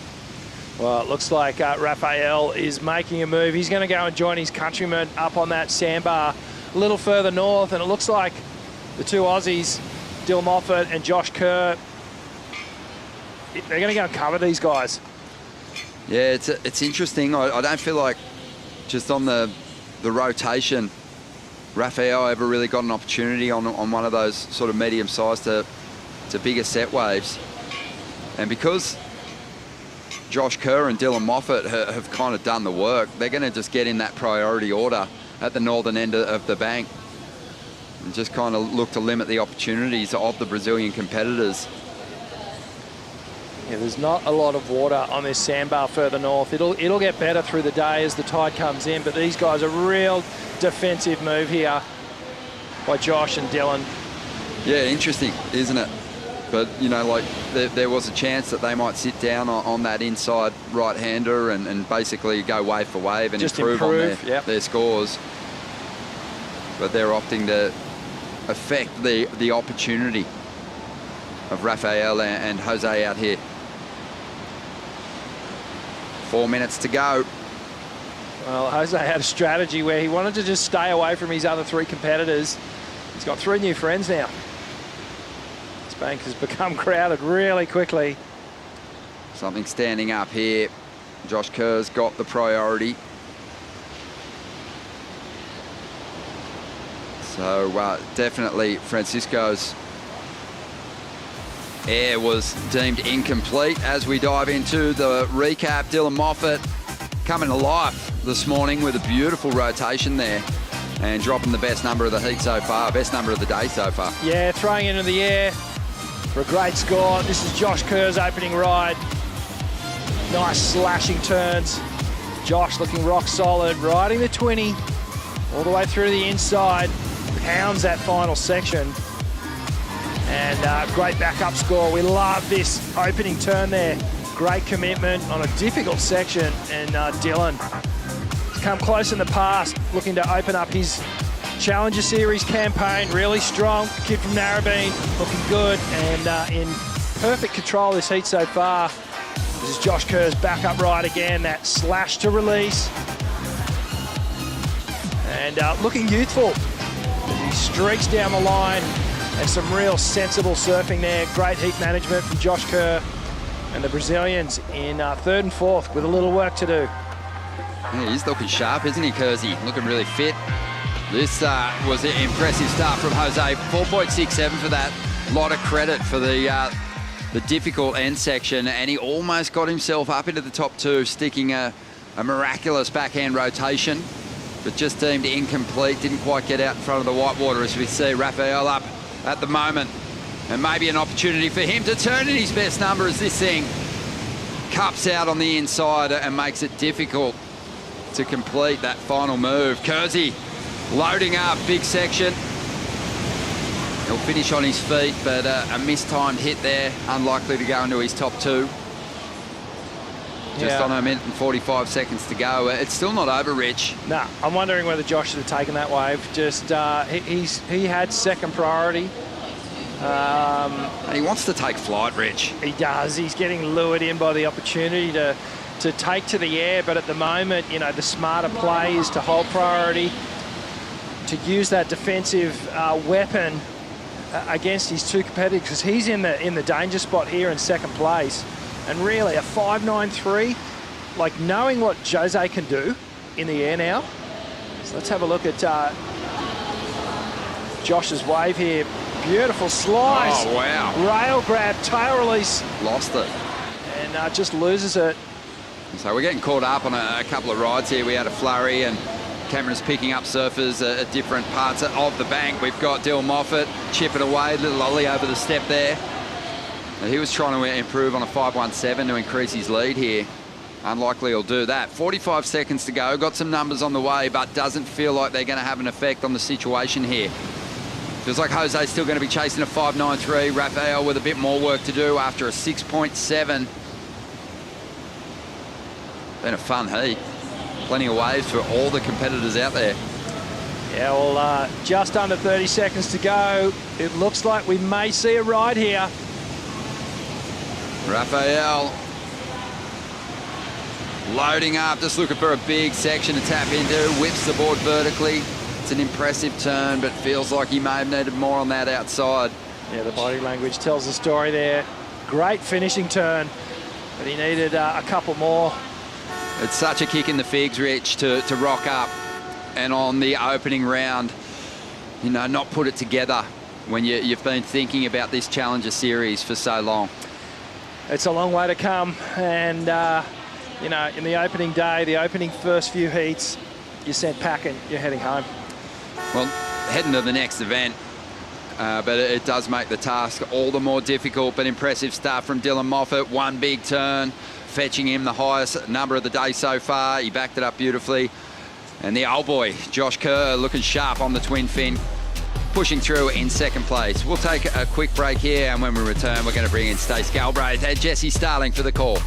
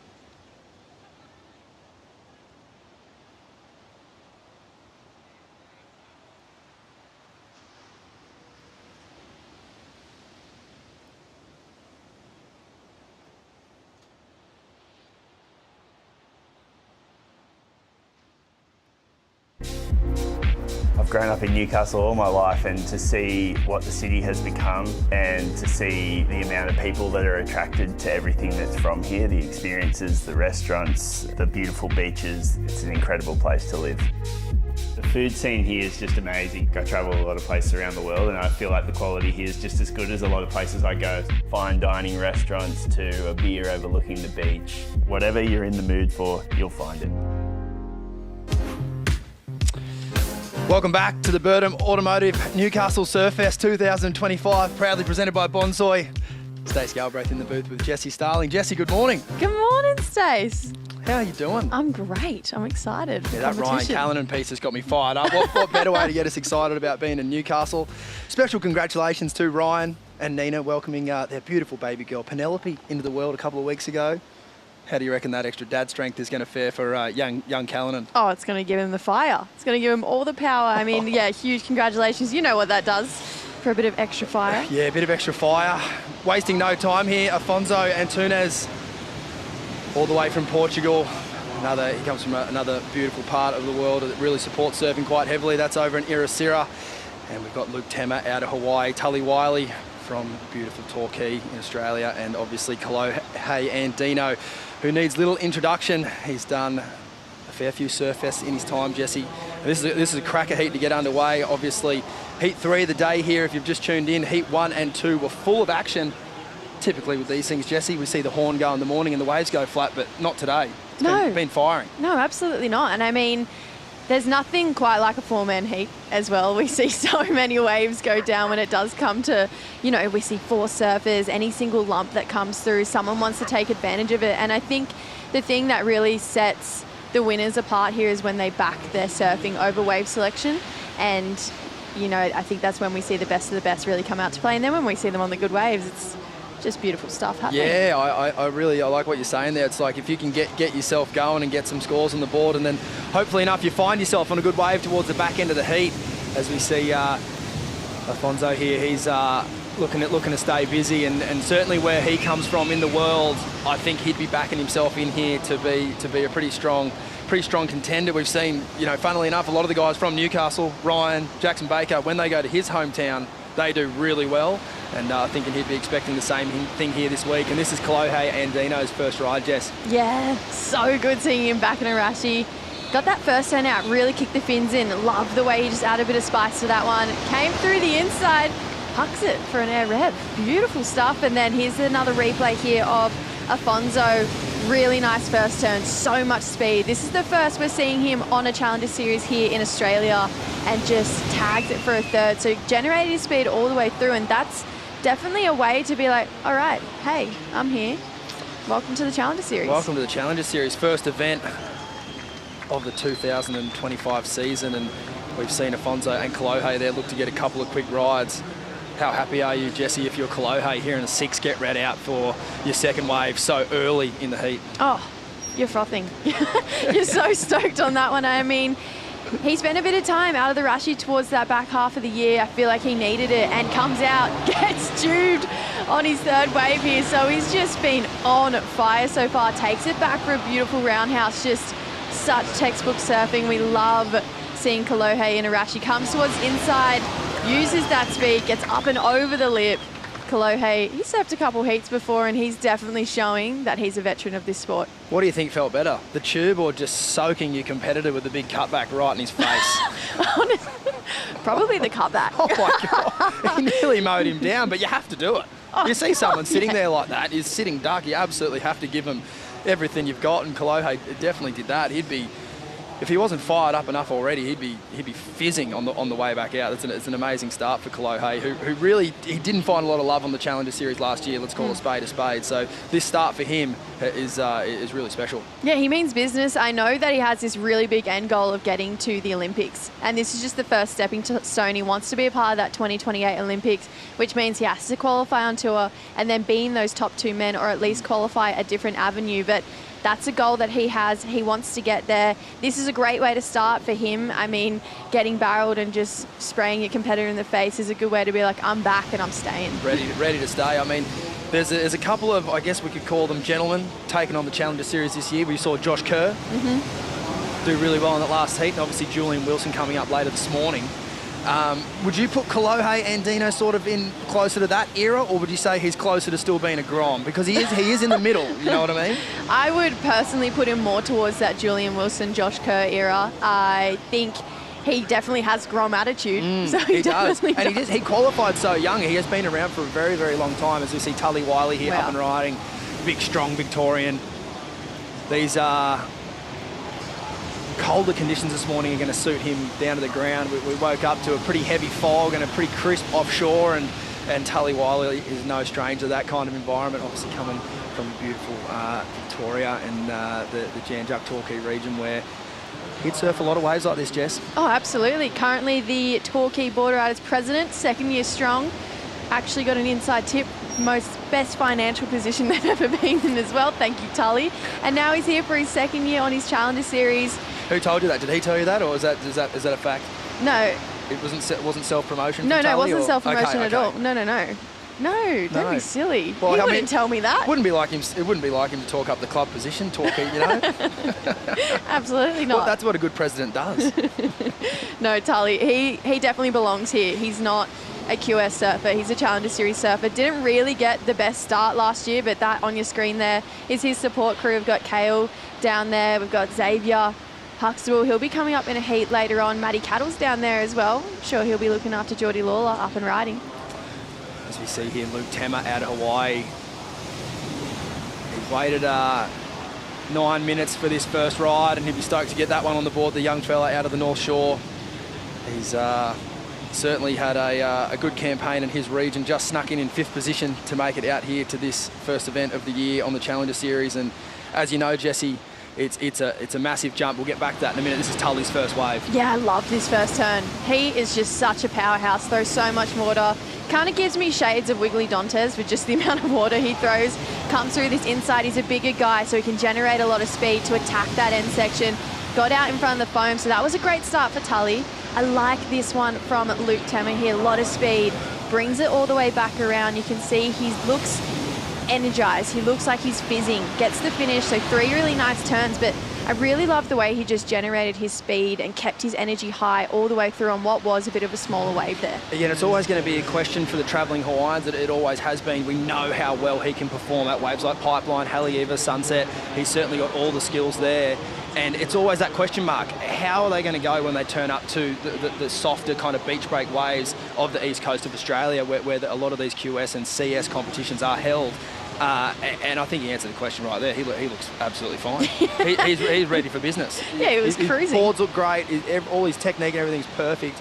And I think that, there's, they kind of Hawaiians, they almost learn in reverse to a lot of the Australians, what skill set they get sort of learnt and get really good at first. And he's obviously so special when the waves get challenging. And to see him look so sharp on that first wave, it's not a huge score. I know he'll look to replace that, but he just looked comfortable. He looked like he belongs for sure. Oh, absolutely. And I feel like it's such a big deal once you do finally make that Challenger Series and you're in this part of the world that is really hard to compete at this level. And when it's your first time, like your full year on a Challenger Series, I feel like there's a lot of angst, there's a lot of nervousness about it, and this almost sense of I need to prove myself. And I felt like you could see him surfing with that energy, like I'm here to prove that I belong here and I want to stay here, and what a way to do it. And I totally agree to that point. This is not his type of bread and butter. He comes from Hawaii. We're used to big barreling waves, but he's just showcasing that he's really well rounded. And right now, from that first display we've seen of him, it was only a 4.1, but he doesn't look like he has weaknesses in waves like this. No, exactly. And like your point earlier, you get a few waves and hope a set wave comes your way. However, when you're a guy like Chloe and Dino, you've already chucked up nearly 13 points in the first 12 minutes. That kind of strategy for all these youngsters now, Afonso, Luke and Tully, it kind of needs to flip back to the other script, doesn't it? You really need to put yourself on a good wave now, because otherwise, brother, he's just going to put himself on the next best set. It's going to be lights out. Oh, absolutely. And I think when you look at this heat, he really was the benchmark. I know he's in that green rash. Meant he doesn't have the highest seed, but he was always going to be the benchmark coming into this heat. What is Kalohe going to bring? And whatever that is, we need to better it. He's stoked. The green rash, he matches the green yeah, ready. Yeah, he's on fire. Real. He's looking gnarly. He's got the kits looking, the ensemble's looking amazing, so he'll be happy with that. In the meantime, we're going to throw down to AJ with the winner of the last heat. AJ, take it away. Thanks so much, Dylan. What a way to start your 2025 Challenger Series campaign. 6A3. Talk me through just how you wanted to attack this. Yeah, it was good. There's been a couple fun waves in the lead up to this event, so we've been pretty lucky to have a fair few opportunities to get a bit of praco in. And today's a little smaller and a little slower, but there's still some really good waves to be had out there. So I'm stoked to get the first heat of the year underway and have a win. How'd you get back into the comp mentality and preparing for this event? Plenty of nerves and a bit of anxiety before paddling out, but it's always once the first hooter goes, it's like you're ready to go. It's kind of nice having such a big off season, heaps of time to work on being physically fit and ready, and your boards and getting everything dialed and making sure you're like as prepared for the moment as you can be. So it's pretty nice when the first heat starts and you put the rashie on, you can kind of relax and know that the work has kind of been done before that. So nerves and anxiety down a level for the next round. Yeah, I can kind of chill a little bit after that one. The first one's always nice and stressful. Well, first one down, congratulations. See you in the next one. Yeah, perfect. Thanks, AJ. Well done, Dylan. Thank you, AJ. Jesse, you were giving AJ a lesson on Australian sort of slang yesterday. I just copped a new one then. Praco? Praco. I didn't know that one either. Can you explain that for our international audience? Yeah, so that's just a good practice session, but this was a bit of a Praco wave here for Luke. Unfortunately, didn't get the completion on that last one. Now use it in a sentence for us. You just did. That was beautiful. Okay. That was great. That was a great Praco wave. That was a great Praco wave. That was fantastic. Yep. But yeah, Dill Moffat, wow, what a character. And as he said, the nerves just out of the way now. Like, round of 80, there's a long way to go before you get into the meat of this contest. Yeah. But to get those ones out of the way, he'd be feeling stoked. Yeah, I feel like the nerves for the first heat is definitely big, but I honestly feel like they climb each round. I mean, that next round, the round is 64. That's a really hard round to make it out of. It's a scary round, and you talk to anyone who's been on the Challenger Series, they say that's the round. It's so hard to make it out of, and yeah, I feel like the nerves may still be there for that one. Live action, Tully Wiley up and riding. Nice looking wave here across the rock section here at Merewether. One beautiful big turn, but he won't get the second one in there, unfortunately. As we see, it's going to be Afonso out the back with priority. And he's kind of got the best of the rest at the moment, Jesse. He's got the 4-5, but no one else has really been able to get even close to Chloe Andino's first scoring rides, a 6 and a 6.83. He's in a really, really good position out here, and you know, someone like him, he's not going to let go of this grip from here. Oh, absolutely not. And I think he's given the judges something else to think about. I mean, we think about that barrel. I'm not sure any of us really thought we were going to see barrels out there on the rocks today at Merewether here, but he found it. And if there was anyone to find it, it was always going to be Kolohe. And taking a look at his career, he has a really great record of heat wins when it does come to Australia. Out of all of the places around the world, in his entirety of his career, he's had the most amount of heat wins here in Oz. 44, the next closest was 21 heat wins in France. And I feel like this would be a really comfortable location for him to be in. Yeah, it's a really good call. He's had some amazing success out here, and we'll look to see if he can continue that run here this week at Newcastle. We're going to take a short break. Don't go anywhere. More action coming right up.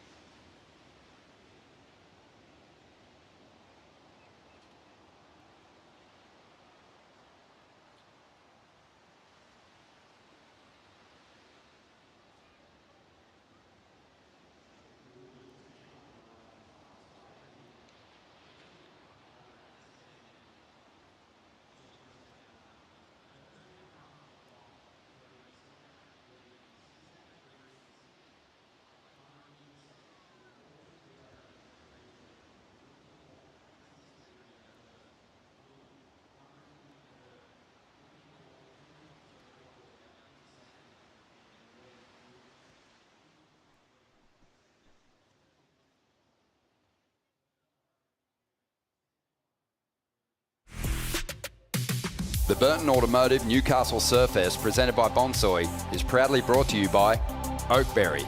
Fuel yourself with the official acai of the World Surf League Australia. By Destination New South Wales, an official strategic partner of Burton Automotive Newcastle Surfest, presented by Bonsoy. By Bond University. Bond University, your ambition belongs here. And by Stone & Wood, the unofficial beer of the World Surf League Australia. Welcome back to the 2025 Burton Automotive Newcastle Surfest presented by Bonsoy. If you've just tuned in, this is heat number 3, round of 80 men's competition. We've got a couple of familiar faces in the water along with a couple of young upstarts.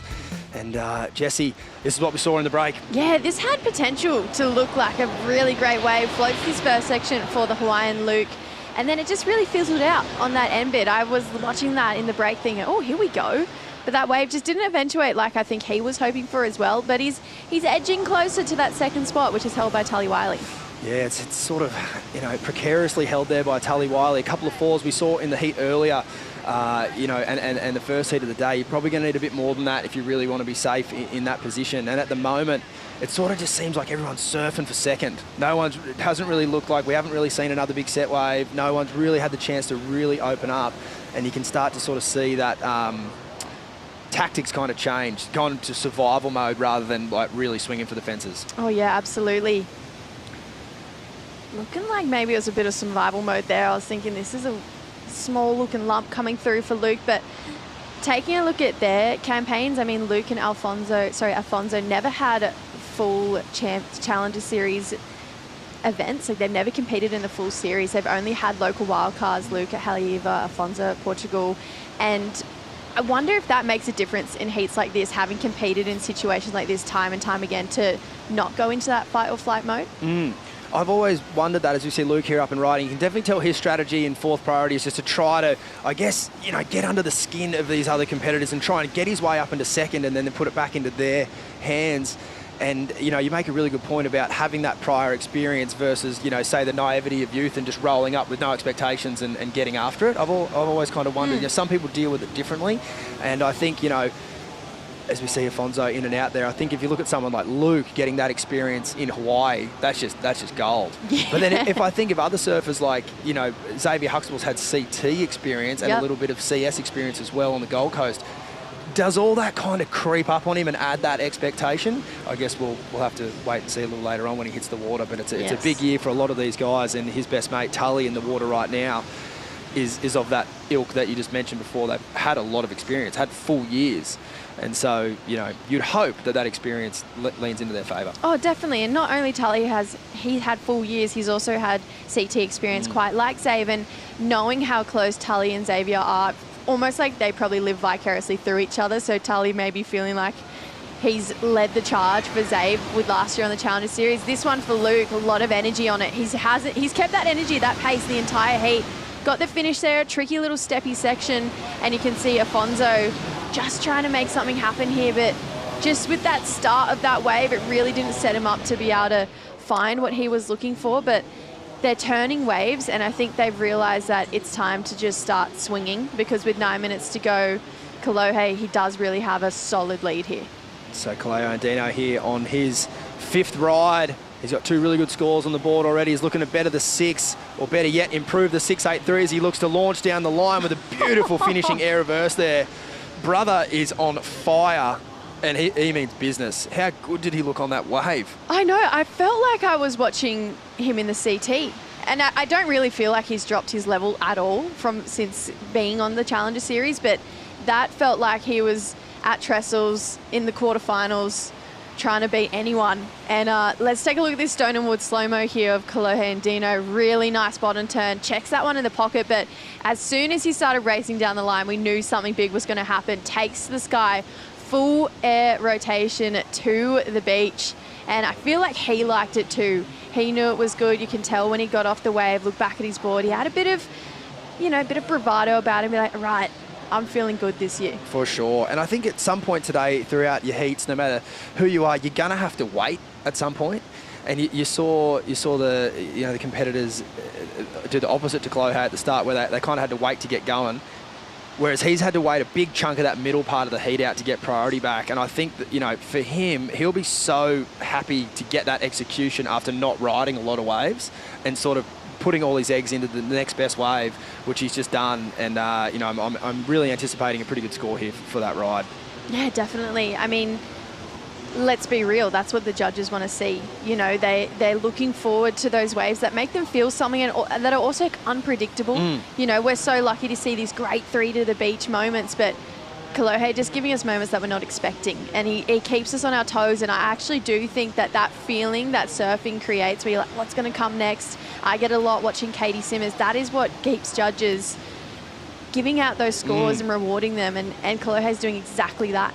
For sure, and particularly like at a wave like this, which can be pretty predictable. It's always cool to see him attacking the waves like this, and he's done a really good job there. A 6.6 to add to his 2-wave total. He does improve on his lowest score and further pushes out into the lead.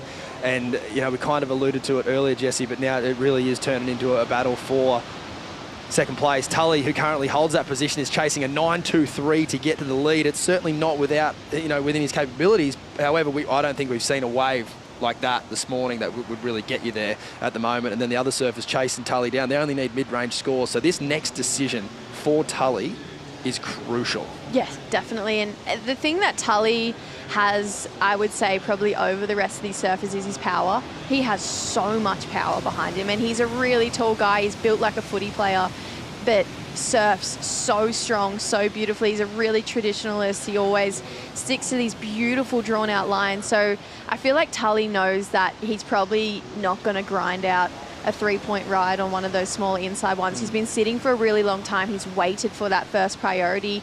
So whenever this next set comes, Tully, let's hope he converts. It's time to shine. Speaking of traditionalists, Vaughan Blakey, where are you, VB?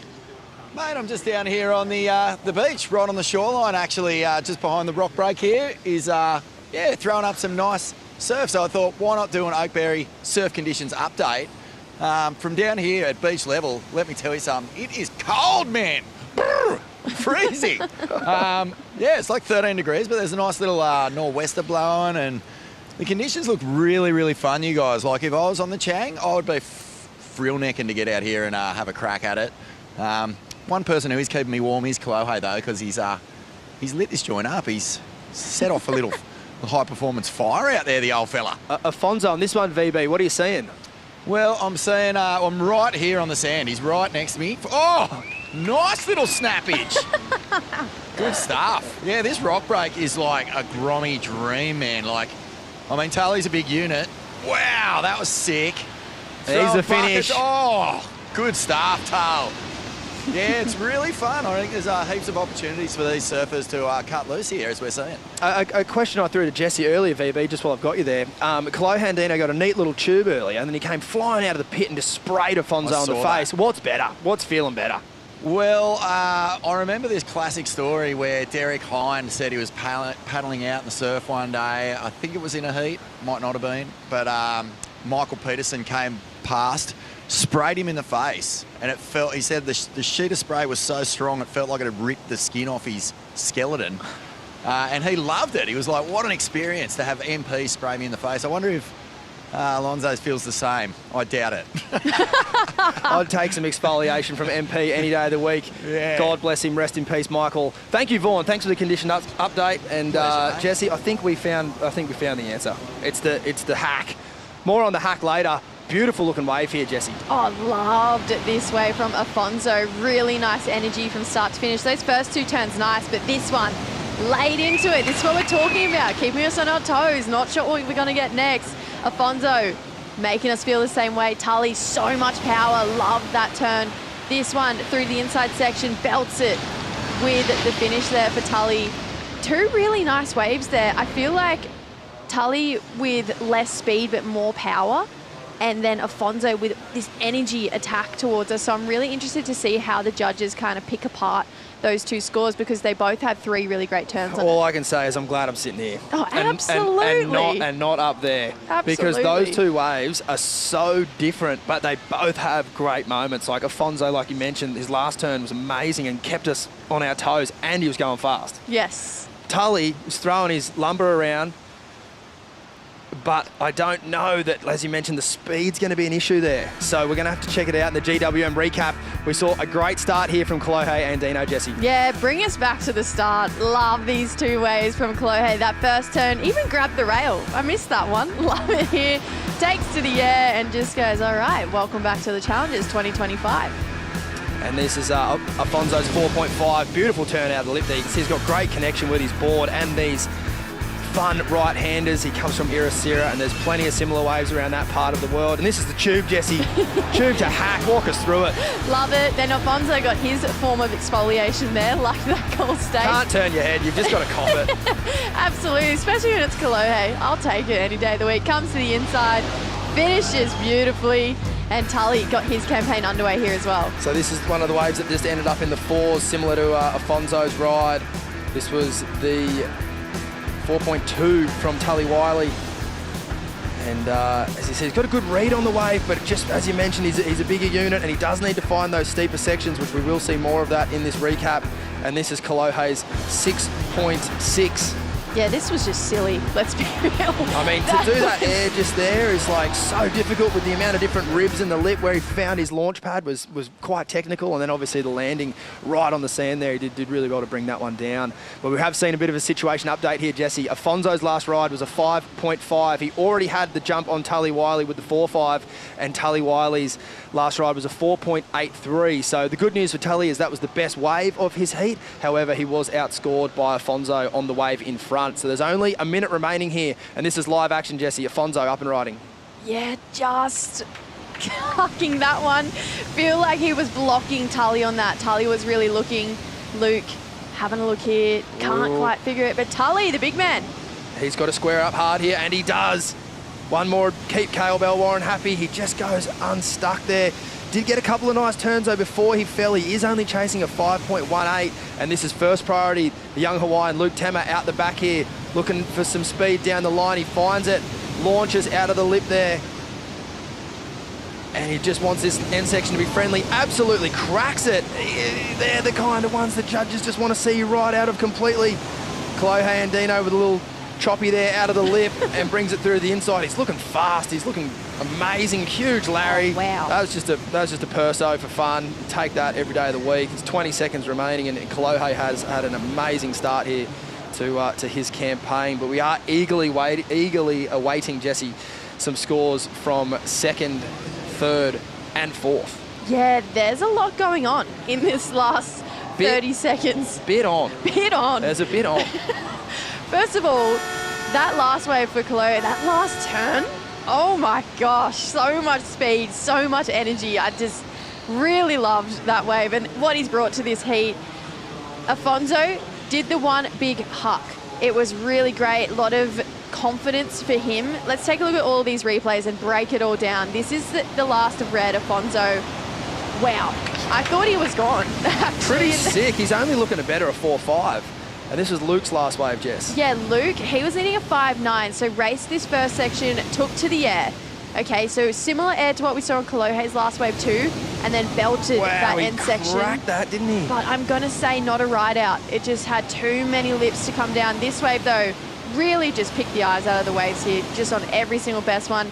Bit of an alley-oop there, brings it for a check turn. This last turn, I loved it. Wow, so much speed and just confidence there for Kolohe. And then Tully got two really nice turns as well, didn't get the finish. So Afonso just improved. He got a 4.77 on that last one, meaning Tully needs now a 5.45. Luke Temmer a 6.17. I assume that Kolohe could potentially improve. He might not, but he's won the heat. He's through. Tully, just not enough. Tully Wiley there, a 5.33. Painstakingly close there for the young Victorian. He did have a couple of nice turns and fell on the final foam climb.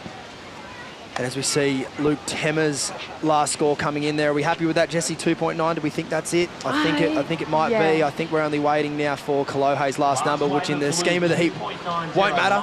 Kolohe will stay in the lead, and I guess we can look at Luke's score and say that he, unfortunately, it was one of those real heartbreakers where he didn't fall, he just didn't quite ride out, and the rock section here at Merewether is just notorious for that. There's so much going on so close to the shore that it is really, really tricky. As Tully Wiley waits to hear the score here, it was his best ride, however it was just under the requirement of what he needed to progress through in that heat. That was heat number 3 of the round of 80 as we check the results here. Kolohe Andino in first, Afonso Antunes all the way from Portugal in second. Unfortunately eliminated was Tully Wiley and Luke Temmer. We will see them at the very next event. In the meantime, don't go anywhere. Heat number 4 of the round of 80 is coming right up here at the Burton Automotive Newcastle Surfest, presented by Bonsoy.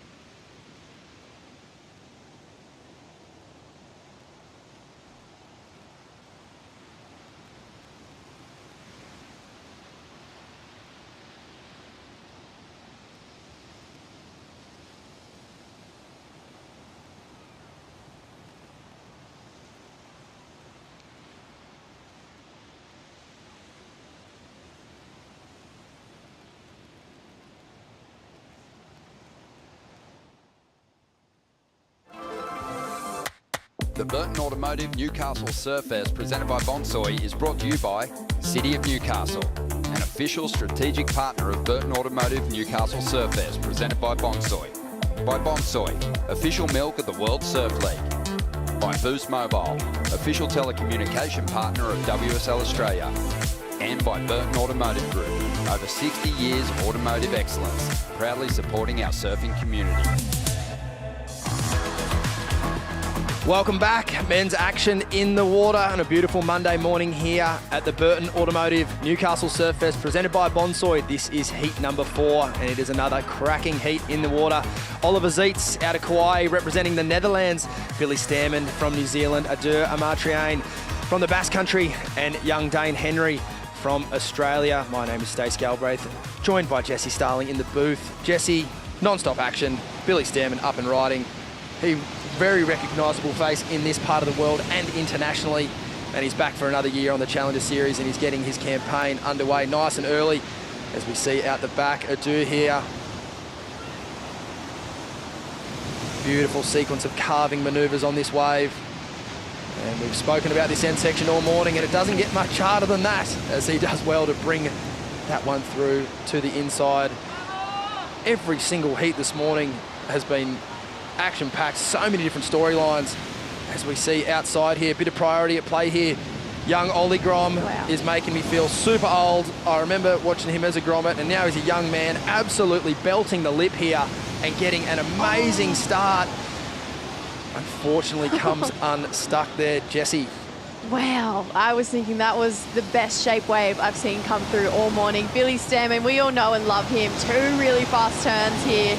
And wow, he's had 2 rides so quick. Just beautiful Billy Stairman form as per usual. Roundhouse for this one, and brings it again. This one's just a bit of a weird wave, but Billy loves to catch waves at heats. It's always been his strategy.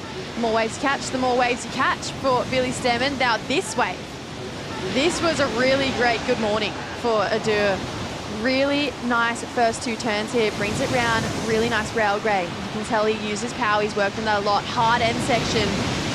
Almost as hard as it gets, actually, and just generated so much pop on that. Now look at this wave. Beautiful Newcastle wave, and there's the 3rd massive belt here from Oliver. Goes for the finish. All I could think in my head was, wow, please don't fall. You jinxed him, you got him. I did. No, just kidding. You kept it to yourself. Can't throw a commentator's curse at that one. In the meantime, Vaughno with the winner of the last heat. Vaughn, take it away. Thanks, Stace. Yeah, hello. Hey, well done, brother. Mate, you look like you're in a bit of a mood out there. You had that much sting going on, and especially like that little slash in Alfonso's face. Oh, yeah. Oh, I feel a little too, but yeah, I don't know. I had a lot of speed when I came out. I was like, oh, it was kind of close to him, but yeah, got to do what you got to do. You do. And, mate, tell us about your sort of campaign on this Challenger Series. First time into Newcastle in quite a while. Yeah, I've been here like for a couple days here and there, like traveling between Snapper and Merewether. Last year I came for a day, and super good friends with Rossi, and he's always told me it's like a sick place, and yeah, I never believed him, but I've been having fun.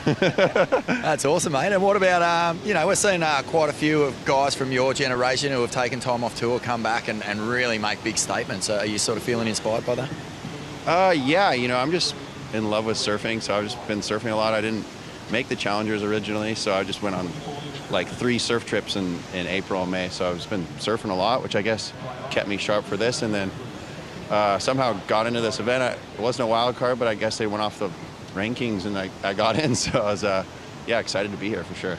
And I don't know, when you look at the year ahead, do you sort of picture yourself making a run at qualifying if you get in a few more events? Yeah, I'd love to be back on the tour for sure. You know, priorities have changed though. It's most important to be with my family at home. But I'd love to compete and be on the tour for sure. I miss it a lot. The waves are pumping and competition's amazing. So yeah, I'd love to be back. Mate, we love seeing Joycey at Burleigh. We're loving seeing you at Newey. Just keep that fire coming, brother. Yeah, thank you. On your Vaughan. Well done, brother. And I don't mind wildcard Kolohe. I think he put a lot of pressure on himself last year, and you could kind of see with how his results are going and how much it meant to him, and it still means as much to him now. But when you kind of hear as like a last-minute call-up, it's sort of a half part slap in the face, half part I'm just going to go and give it everything I've got. And I think we could see a bit of a run there. Yep. He's looking pretty good. I loved it. Dane Henry, while we're at that interview, Jessie. Yeah, our trials winner here, Dane. So from Fingal, just a couple hours or 8 hours up the coast from here, actually. Really nice 2 turns, kick this one off. And hugs and air for the finish on what so many people go for a lip line floater on that end section because it is so hard and so tricky. Dane, on the other hand, had different plans for us. Not Dane. No, it's probably easier and less risky for him to do that than it was to just to tap it. That was so sketch. But not for him. He rode out of it so smooth, and yeah, dumpy little in section there. But we'll catch up on a few scores, a couple of good scores. Ollie's Eats there, 6.67. Dane Henry's not going to wait around. Gets a nice little jam in the pocket there, but just a little out of sync with the start of this wave. We'll see if he can make up for it at the end. He's already surfed a few heats out here, so he's feeling pretty well oiled, which is pretty dangerous for anyone he's coming up against. He's, like as you mentioned, Jesse, he won the trials yesterday, and the waves were very, very similar.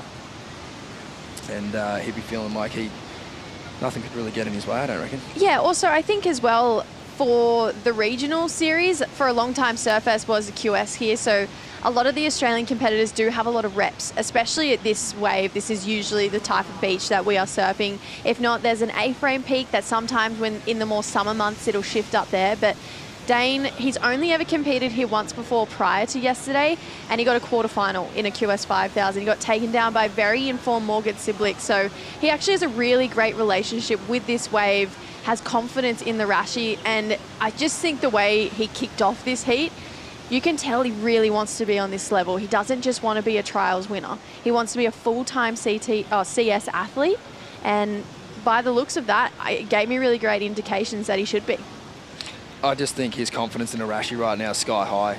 This wave and how he surfs, he probably doesn't want to be a favourite, but he's absolutely a favourite. The way that he's dismantling sections and the stuff that he's doing is unbelievable. And for him to get a couple of scores on the board here early, a 6 and a 3, and he's got 9 points, I think we're about to see the Dane that we see on Instagram any minute now. Oh, absolutely. I mean, you can't really talk about Dane without talking about those Instagram clips. He had one at the start of this year and 2 last year at a training session with Adam Dufner, who's actually in his corner down here at this event as well.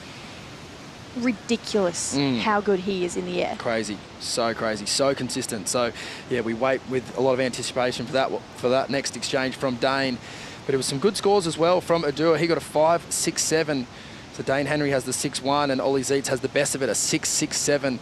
at the moment. It's just young Bill out of New Zealand who's really looking to join the party here. The good news is for Billy, still plenty of time left on the clock, and he does have first priority. But, you know, we did see that happen in the last heat, Jesse, with Kolohe just getting that good start and getting away with it. No one else could really stick with him. So, you know, Billy would know that. He would know that this next exchange for him is really, really important. Oh, well, no one else got in the 6 range in that last heat, and it was only in the dying stages we saw someone get in that 5 range. We saw Tully and Afonso. Right now, we already have 2 people up in that 6 range, a 6.67, a 6.1 for Dane Henry, and then Adur got a really nice start to his heat as well. I love that he spends a lot of time in the off-season chasing waves as well for Adur. He just released a clip called Namibia, and it was absolutely crazy, the clip. If you have time to watch it, it is mind-blowing, the waves that they got. Unbelievable. Yeah, they live in a pretty good part of the world, pretty central to a lot of amazing locations, and then obviously where he's from, pretty special place as well. And he's not scared. They get some big angry waves out there in the Basque Country, and he's all over it. Speaking all over it, Dane Henry up and riding now, nice slash in the line. You can kind of see with his intention from the start of this wave, he's got one thing in his head, and there it is, a nice air reverse to finish that wave.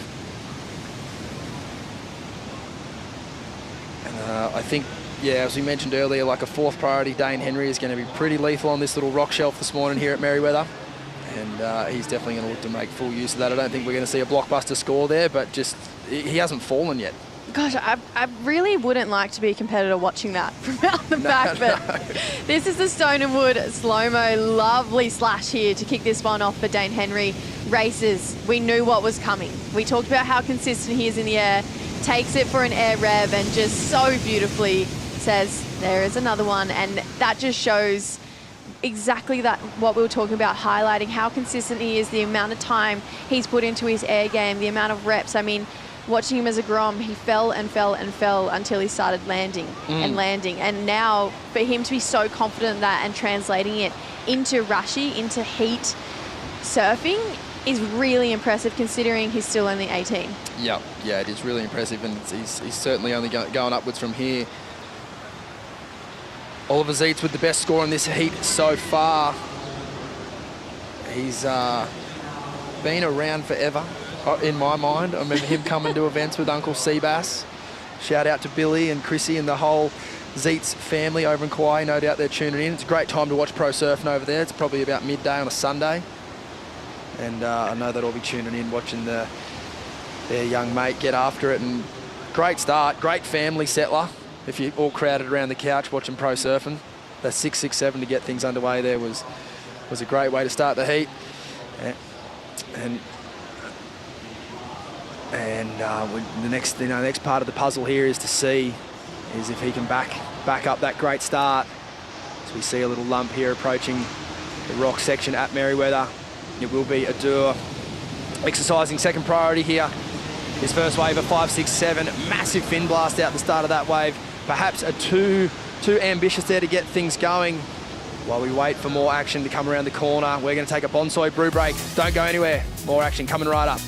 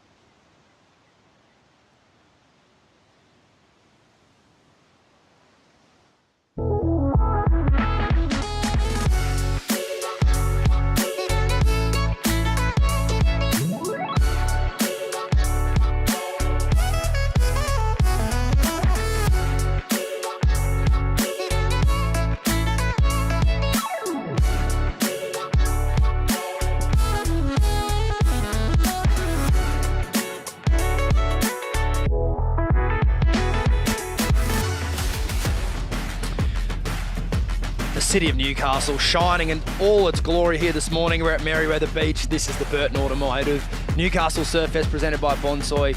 And where else would you rather be, Jess? This is a beautiful part of the world, and it's only day one. We've got the whole week ahead of us. I'm so excited. Oh, me too. I love Newcastle. I love the waves. I love the people. I love the food. And I love the surfing. This is a replay of his last wave, coming in at 3.6. So judges want to see more from him, but getting him a backup score that was enough to put him up into second place. Dane, what did he bring here?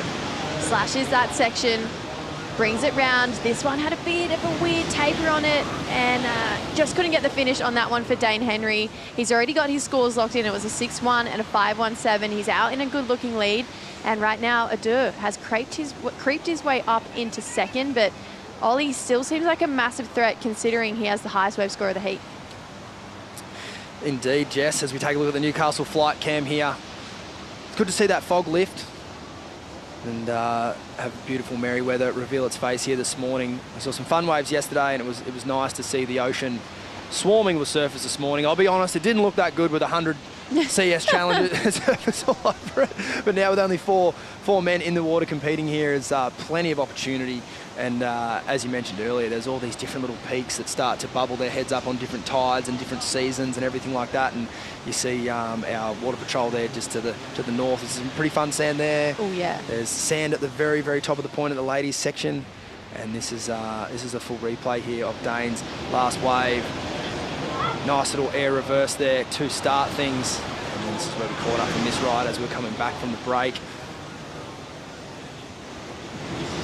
Yeah, the judges were rewarding that one a 4-2-3, so I feel like they want to see Dane maybe surf a little bit harder, put a little more power into his turns, and maybe back his face surfing a little bit as well. They've seen that air rev a couple times now, and probably in more critical sections as well. Yep. So the judges keeping that score a little bit low. It was a 4.23, but for me, something that's really standing out in this heat is that we are 12 minutes to go, and Billy Stearman has only had 2 waves of a 3.67 and a 2.67, which is very uncharacteristic for Billy, considering how many times he surfed. This is his 11th time competing in this event. Wowee, that's a great run, and he's surfing better than ever. We saw on the waves at 3.67. He looked locked in, but he just needs to get himself on a better wave, and he'll know that. And he's like we mentioned about 10 minutes ago, he still has first priority. He is still waiting for that next best wave to come through. As we see Julian Wilson here up and riding, that will be an absolute blockbuster. Tension Iwami, Wesley Leche, and Connor Slipen from South Africa there warming up. And hey, young Jules, he's been on fire. He finaled on the Gold Coast. He recently finaled at Stab High in Japan. He basically hasn't lost a regular heat in 3 months. He came first here in the QS 1000. He did. He hasn't put a final away, but he's making a lot of heats in every event he surfs in at the moment. As we see Billy Stearman here up and riding, he's really looking to get his best score on the board. He's looking fast and whippy, and what we love out of Billy. And no shortage of spray when he's connecting with those turns. As we'll wait to see what the judges award him there.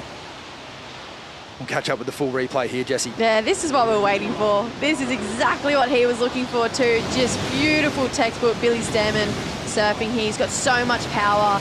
Uses this speed to come around to this section, belts it, and comes out again. You know it's a good turn when you come out of the turn with speed to drive up and transition into another great turn. So really love that. Felt like there was 3 standout moments on that wave, that first turn and the last 2. So Billy, he was kicking. He had that bravado about him at the end of that wave where he liked that. He was like, okay, it was worth the wait. And a 5.61 was all he was looking for with those 3 turns. Yeah, it was quite a unique wave, wasn't it? Because I agree with you, there was a few really nice moments, but then there was quite a long wave with a lot of turns, and it just sort of, for every good moment, it had a moment where he needed to work hard to get through a softer part of the wave. So I'm really curious to see how the judges sort of even out that score there, as opposed to, say, some of the quicker, more transitional surfing we saw from, say, like Oliver, who got to go up and down 3 times without stopping. I think that was the only thing that will hold that score back there for Billy, was just kind of the flow component to it. Going back to Jules quickly, and you've coached on the championship to a level, you've coached on the Challenger Series level, you've done it all. How do you reckon Julian... Never won a heat in a board riders, though. Just lacking on that sense. Yeah, but how do you work on think, that. Julian, I'll go back to it because Billy is up and riding I again. like where Billy is on this part of the bank. It's a shorter wave, but it's steeper, and I hope he sticks with it, and I think he will with fourth priority, because I really feel like he could kind of do a bit more CT surfing down there rather than look to kind of grind out a long wave up on the rock section, because with fourth priority he's going to get nowhere near a set wave up there. Agreed. You were saying, okay, Jess. for Julian, how do you see him transitioning from that CT victory onto a four-man heat Challenger Series level? Because he hasn't really been in this type of, I don't know, realm for quite some time. In this, like, you still have that QE grind energy about you, especially in this round of 80 where everyone is belting. Oh, it's an amazing question. The answer for me has always been really simple. The best surfers qualify. And to be one of the best surfers, you need to do the best surfing on the better waves. And so you really do not want to go backwards. And it's easier said than done. And Julian would know this better than anyone. You don't want to put yourself in that, oh, I'm on the Challenger Series. I've got 3 guys I might not have even really heard of. I'm going to just sort of surf the heat as it comes. You need to go out there with your game plan and do your best surfing. And when you're Julian Wilson, your best surfing is sensational. Yes. So you really want to try to just block out all that external noise, which he would be doing there with Jason Patchell, or he'd be taking it in as well and then appreciating where he's at. But look, at the end of the day, you're still surfing heats and the waves are really fun. Your boards are looking magic. He's on fire. He's been training harder than ever. You're not going to go out there at 60%. You're going out there to swing the hammer around and see how you go. And so, and he's been doing that really well. But I do know what you mean. It's hard when you haven't been in this situation a lot. Four-man heats are a lot different to man-on-man. There is that element of mongrel that you need to have. And I've actually never seen Julian with more mongrel than right now. Wow. So he's everything is just pointing jewels. Yep. He's doing everything. He's like you mentioned, finals everywhere and all that. But that will be the biggest challenge, what you just said then. Can he do his best surfing in this moment, or will he let it all get the better of him? Yeah, because I think when you get to this point on the Challenger Series, I mean, everyone here has competed through the regional QS, and sometimes on the regional Q you have these four-man heats right at the start, but you might have some really strong surfers, some juniors coming through. So you do have these not easy heats, but when you're someone like Julian Wilson, you do expect to get through them. But on the Challenger Series... And they're the heats you lose. Yeah. And literally, they're the heats you lose because you kind of think, oh, okay, this is me. And then the moment you think that, that's a dangerous place to be. So, again, this is nothing that Julian he knows all of that. He's a pipe master, 5-time event winner, Olympian. He gets that all. But the beauty of it all is he'd be feeling just as nervous right now as if he was paddling out for the Sandbar Cadet Cup. You know, like it's still the same. You know, that child within you is still absolutely full of butterflies. And, that's why all these boys keep coming back. Yeah. It's good fun. Yeah, it really is. Surfing is the healthiest form of a drug. You keep coming back. That's why we see Jules here. That's why we see Kolohe here. I saw Pedersen Crisanto in the draw. He's back. You know, so a lot of these people who have been on tour, fallen off, and then maybe not had a great run on the regional QS, they're back on the Challenger Series. And it's always that fight to get back to that top spot. And I mean, looking at the 2026 tour, why wouldn't you want to be back there? Oh, absolutely. I think a lot of people would be thinking that. And yeah, Jules is definitely leading the charge. As we come back to this heat in the water, just under 6 minutes, it is the young Australian Dane Henry in the lead. He's in front of Adur Amartrian in second. Billy Stairman just got his best wave, a 4.87. But it is still young Ollie Grom in first position here. He's doing the absolute opposite of a sea bass who would have caught 55,000 waves by this point. And he is sitting on the single highest score of the heat, a 6.67, as we will drum up a GWM recap for you all. Jesse, this was earlier in the heat. This is Adur. Yeah, this is what kicked us off here. So this was a 5.67. Straight away, we had fireworks in this heat. Really beautiful surfing, showcasing his strong rail performance. This end turn, though, as hard as it gets, so many lumps and bumps coming through. Whitewater rafting. Made it out the end, but what a beautiful wave for Merewether to put on here. Ollie in the perfect spot to belt it 3 times. Got himself a 6.67 without the finish. So highest wave score of the heat so far, just on those 3 turns. Yeah, that was cool. I could have gone a little more. I think they cooked him on the fall, which is obviously important. You've got to finish your rides. But the first 2 turns on that wave were beautiful. And this is Dane Henry here. A couple of lovely opening slashes. And this is the wave where we're all scratching our heads going, where's the floater? Not for Dane Henry. Air reverse, out to the flats. too easy, Jesse. Oh, it was scary, let's be real. And Dane, again, he's just had such good momentum in this heat, currently leading. Hucked it again for an air rev, 5.17 there for Dane Henry. He's looking super switched on, and Billy came in for a late start here, 4.87 for this one, but I really liked the back end turns. Yeah, he definitely had the really nice start and then a nice whippy finish. It was just that middle part that kind of wreaked a bit of havoc for him. But nevertheless, he still has a score now on the board that can keep him competitive with this heat. He does have, essentially, he's off this peak, so he doesn't have any priority, but if he did, it would be fourth. And he has a requirement of a 4.41, which I would say I've seen enough waves where he's sitting to make that very, very achievable. As we see Dane Henry just looking at that wave there and not going. Sorry, I just had a momentary lapse in concentration because I'm just thinking about poor Oliver here. And he's kind of doing the Kelly, splash the water, just bring the waves in for me. And I'm feeling him. He's got one of the better waves of the day. As we see Billy here, he's on the peak in front of the judges. He's got a nice looking left, big end section ramp. Oh my. And just as Billy approached that section there, Jesse, it got really, really gnarly. It did. Look how much loft he got on that air though, and then, yeah, just was so off kilter there for him to ride out, but there was so much happening on that wave, and when I saw that, I was like, Billy has a great air game. I hope he uses it, and then he did. It's just unfortunate it didn't pan out for him, but I love, this is just the traditional competitor that is Billy Stearman. He is in third position, doesn't need a big score, so what am I going to do? Not go sit and hold hands with all my best mates on the point. I'm going to go find You got to go find it. my own bank. Yeah, which I think we'll see that happen a lot today. See, there's a lot of little waves down here. At some point as well, I'd almost say I've seen better waves there, but they're not as consistent, so it would be quite a gamble just to sit there by yourself. But I think throughout the day, we will see people look to utilise this part of the bank in their heats for sure, because as we saw, that last ramp was pretty gnarly on the back end, but I could see a goofy footer hitting that ramp with a bit more ease, just facing the wave. Oh yeah, absolutely. And I feel like depending on tide, sometimes on the low tide, the right point where we've seen everyone tag some waves this morning, it does get really tricky, gets really shallow. There's a rock section right there.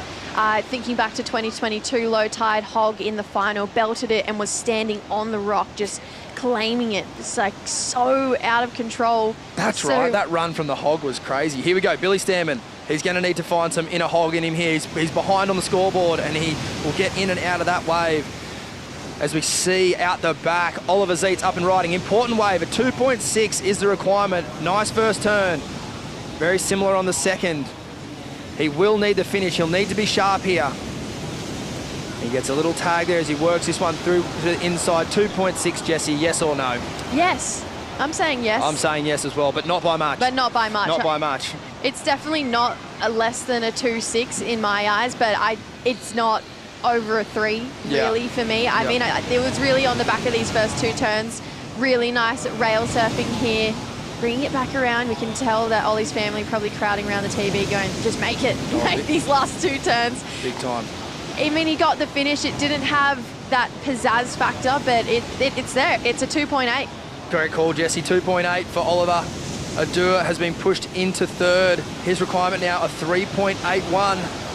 And Billy Stearman's requirement now has just ever so slightly increased to a 4.61 as we have 45 seconds on the clock. The good news for Adur is he does have priority and we can see a little bit of action out the back. It's just, are these waves mirage or are they real life? Time will tell. 30 seconds on the clock. He's got to make the call. With this amount of time remaining, a decision makes itself. Adur Amatrain, very important wave here. 3.81's the requirement. Nice carving first turn. A little tighter on the second as he brings it through the inside. He will need to finish. He gets a steep finish. Wow, talk about composure. Talk about not feeling the pressure. For me, it has to be a point better than Ollie's, and he's up and riding again. Ollie's got to now do better than his 2.8. He'll know that. And it all comes down to this finish, this wave kind of tapering down slowly. He's going to need it to stand up here if he wants to get any extra points out of it. He likes it. And we will have to wait and see. I'm not going to throw you under a bus on this one, Jessie. No. I'm going to stay well clear of this exchange. Leave me out of it, Stace. I don't want to be anywhere near You're it. 1 from 1. We nailed the last one. That was great. Let's just leave it. Let's finish, We'll leave it at finish that on a high. one. Let's walk us through this wave, Jessie. Important wave.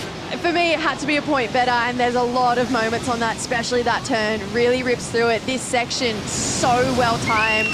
Up and over with a lot of speed, so less turns, but there's a lot of punch in that last section. Now, great first turn here for Ollie. We missed that. This is where we caught up with him. Brought it back for a carb. At this point, I'm thinking, oh, he's just grinding it to the inside, but he got some damage on that first turn. Needed the finish. Went up and over, steepened up from a bit. We got that big claim from Ollie. He was feeling it. But right now, I don't know. I really don't know where those two waves sits, because it's like another Tully Afonso moment. Two really different waves, but they both have meaning to it. You know, Adur's wave had to be better than obviously Oliver's wave, like you mentioned. But it's the reverse for Oliver. He's got such a high score in his first column that he actually doesn't need that big of a score. Yeah, well, Ollie got a 3.03, meaning that Adur's last wave had to be a 4.04, so it did up the requirement. So looking at that wave, you have to think, okay, is that a 4? We're going to take a look back at Billy's 4.87. Is it just shy of that? This is what the judges are going to be comparing back and forth. Early signs of the scores, judges think it is. They think it's the score. Here we are. We've got 2 scores locked in. 2 so far saying yes. And it will be a done deal. We will wait for the average, a 4.37. Unfortunately there for young Oliver Zeitz, pushed back into 3rd. Heartbreak there for the young Hawaiian representing the Netherlands as he surfed a very, very Zeitz heat. Great start. Unfortunately, couldn't get the finish there at the end. The young Australian, Dane Henry, well, he was kind of in cruise control, Jessie. He looked really good from the start, and he held that position the whole way through. Oh, absolutely. And I just imagine Dane is going to keep leveling up each heat he surfs, and for him to win his very first Challenger Series, talk about confidence. There we go. We're going to look at those official results there. Dane Henry and Adur Amirtrain progressing. Commiserations to Oliver Zeitz and Billy Stanman. We will see them at the next event, which will be coming up very soon. In the meantime, we're going to take a break here at the 2025 Burton Automotive Newcastle Surfest presented by Bonsoy. We're going to bring in Ronnie Blakey and Richie Lovett.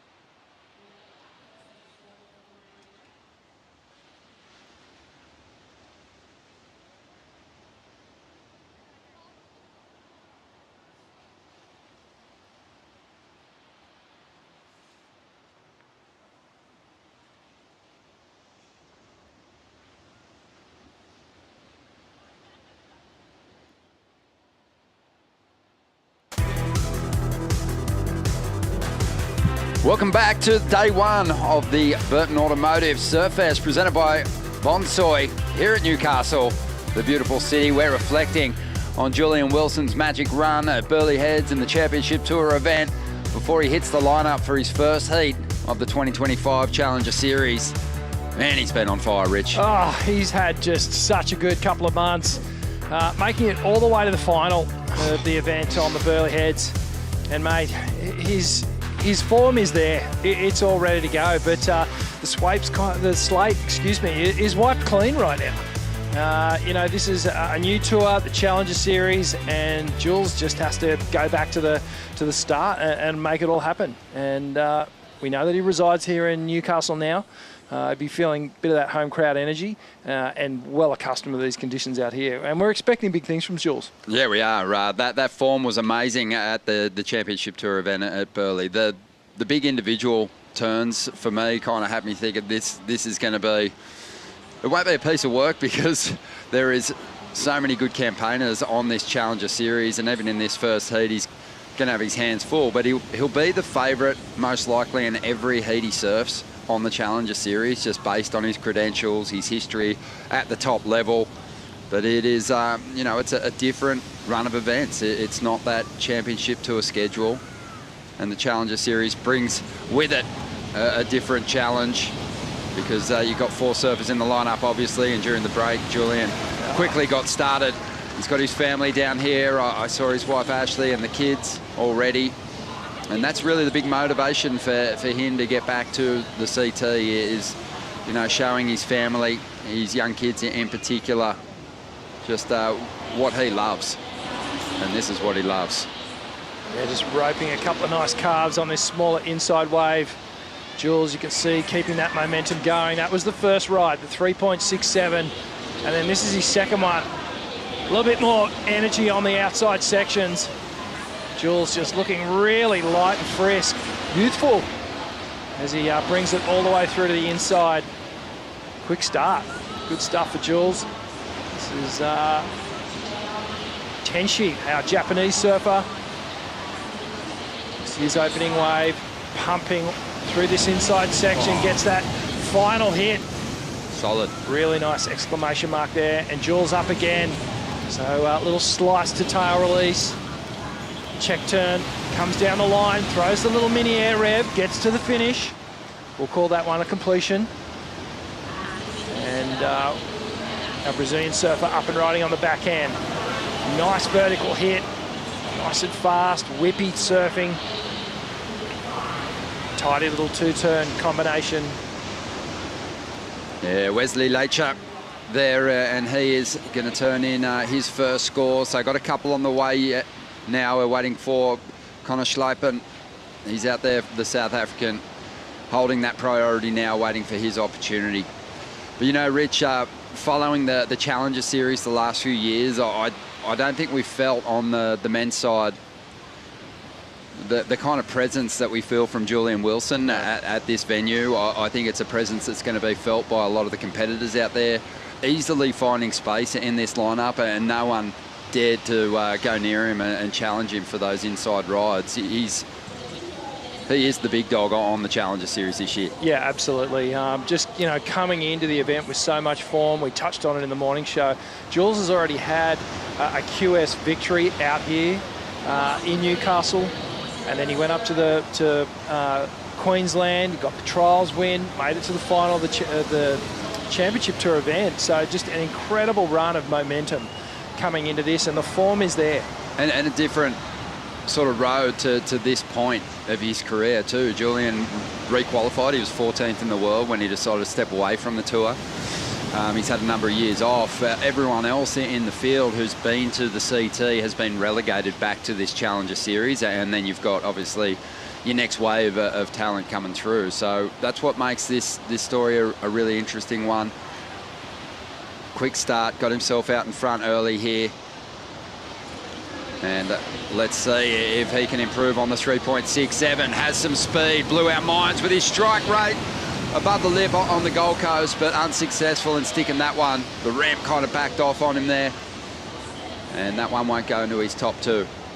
You can tell Julian's all in this time around. We saw glimpses of Jules dabbling in competition over the last couple of years, but you know, it's a different look Julian Wilson now. Fitter, stronger, and even in the interviews, way more open. You know, feels like there's a maturity level that Julian's reached now, and a confidence in his ability and where he is in life, just family life. Everything seems to be in a good place, and it's really reflecting in the performances. Yeah, and can't remember ever in the past, you know, each of the surfers, especially on the Championship Tour, has obligations that they've got to get to, but Julian putting his hand up to be part of the Ain't That Swell live show at the beaches here at Merewether last night. Vaughan, how was the guest? It was a memorable night, and well, for me and all the other crew who were on the panel, can't speak for anyone in the crowd, Ron. But should we speak to Dane? Mate, winner of the trials and into your first Chang, legit. Things are going pretty well for you, Dane. Yeah, I built a little bit of momentum yesterday and had a really fun day yesterday. Got a bunch of good scores and yeah, first challenger. Really stoked to get in the Rashi. Just kind of feels like another QS at Newey though, but yeah, really keen to move on. And you're literally flying, mate. You're flying. Look at you. You're flying. Lots of airs in that heat. Yeah, lots of punts. Obviously, I love doing airs. And I probably didn't get the best waves in that heat, so I had to kind of surf them up and talk with my coach, Adam Dufner, and we kind of just saw everyone doing the little tap on the inside, and we were just like, if there's a little section to hit, we'll go for a little punt. Mate, this is clearly where you want to be. You know, this opportunity is a big one, though. I think we're going to really see you make the most of it. Yeah, 100%. I really want to just rip in as hard as I can and kind of not hold back. I've got nothing really to lose, and it's just, you know, more time in the Rashi and more heats to do. So, yeah. Congratulations, mate, and look forward to seeing your section in the new Rip Curl film, Dunno. Yep, Dunno's coming soon. It's premiering Newport. Actually, it premiered already, and I missed out, but yeah, it's going to be sick. Hi, Nan, as well. On your Dane. Thanks. On your Dane, on your Nan. Yeah, he'd be buzzing with that. A strong performance on his road through the trials and just taking flight, finding ramps when they weren't even really on offer out there. Tricky closeout sections. He is a superstar, Dane Henry. And I think with the release of that new film, Dunno, the world is going to be reminded again of just how much talent that kid has. But here we go, Julian Wilson loading up for an air. Nice ramp, clean rotation, sticks the finish, hunts more on the inside. Doesn't get another opportunity to add the extras, but the 3.67 will fall out of his scoreline now. It'll be replaced with something stronger. And Julian, who was victorious here back in 2020, chasing a second Surfest title. He's looking good, isn't he? Staying busy. Wave count up to 5 already. Yeah, super impressed, Rich. Just how he's clicked back into just that competitive fire. And also, you know, we've seen a few competitors in the past step away from the tour and come back on, and speed's the one thing that you've got to really find against the next generation. Yeah, it's that one. It's the first thing to go when you step away and you're not just right in tune with that real elite level. The speed seems to be the first thing that kind of falls off when you see surfers get off the tour. But Jules has definitely worked on that. He's looking really light and frisk and nimble on his feet. It's really, really important. See the family there just watching on. Wife Ash, kids are down here as well. Yeah, remember being a kid and being in the lineup, and I grew up in New Brighton, Vaughan and I, and we'd be in the lineup. You see Jeremy Biles surf. He was, you know, at the top level at that point, but then travelling up and down the East Coast in the school holidays and being in a lineup with a Merewether Board Riders Club member of the past, Simon Law, and seeing him surf, and I was just blown away by how much faster the Law surfed than anyone I'd ever seen with my own eyeballs. As we see now in the wide, Tenshi Owami. He's found a decent wave here, a couple of hits on the outside, clean finish there. But yeah, Julian certainly tapped back into that speed. He'll need it through this Challenger Series schedule. Some tricky locations. And already we're seeing a high level of competition this morning. And it is going to be Wesley there, getting his second ride. But Julian kind of still with the edge at this stage. 4.77 for Julian on his last wave. We'll see where the judges go with those last rides for the man in blue and the man in white. Yeah, there's some good rides here. That was a pretty decent set. Good two-wave exchange. Down on your screen there, Julian Wilson. He'll settle into the top order in priority and start waiting it out for one of those better set waves. He knows now that the assignment is to get rid of the 4.77. I think we're going to see a couple of decent numbers drop for Tenshi and for Wesley. Jules having a little sniff at this one. Yeah, eyeing it off. Straight up into that first section, rips through the carve. Just got a really nice flow on this ride. Couple of good hits already, and with a tricky end section, a bit of local knowledge maybe coming into play there. Reads it beautifully, places the floating re-entry, and just shows great variation. Let's have a look at Connor's last ride here on the Burton Automotive replay. Yeah, so Connor Slipen, nice vertical hit on the front side, and again, a nice bash with a big long lip glide float up to finish off. This is Tenshi from Japan, streaking down the line here. Beautiful first carve. Geez, he really got the rail engagement there. Second wrap was clean as well. Brings it down the line. Thoughts? And wow, pounds that final section. And then Jules up and riding. Beautiful slash to release. And a second. Gets even more tail release off the second turn. Streaks down the line. Jumps up with that big kind of elevated drop for the final turn. It was a nice sequence of turns, and then during the replay we had Connor tap into what will probably be his best ride here. Yeah, nice fast surfing here from the South African younger brother of Luke Slipen, who we will see in the next heat actually. And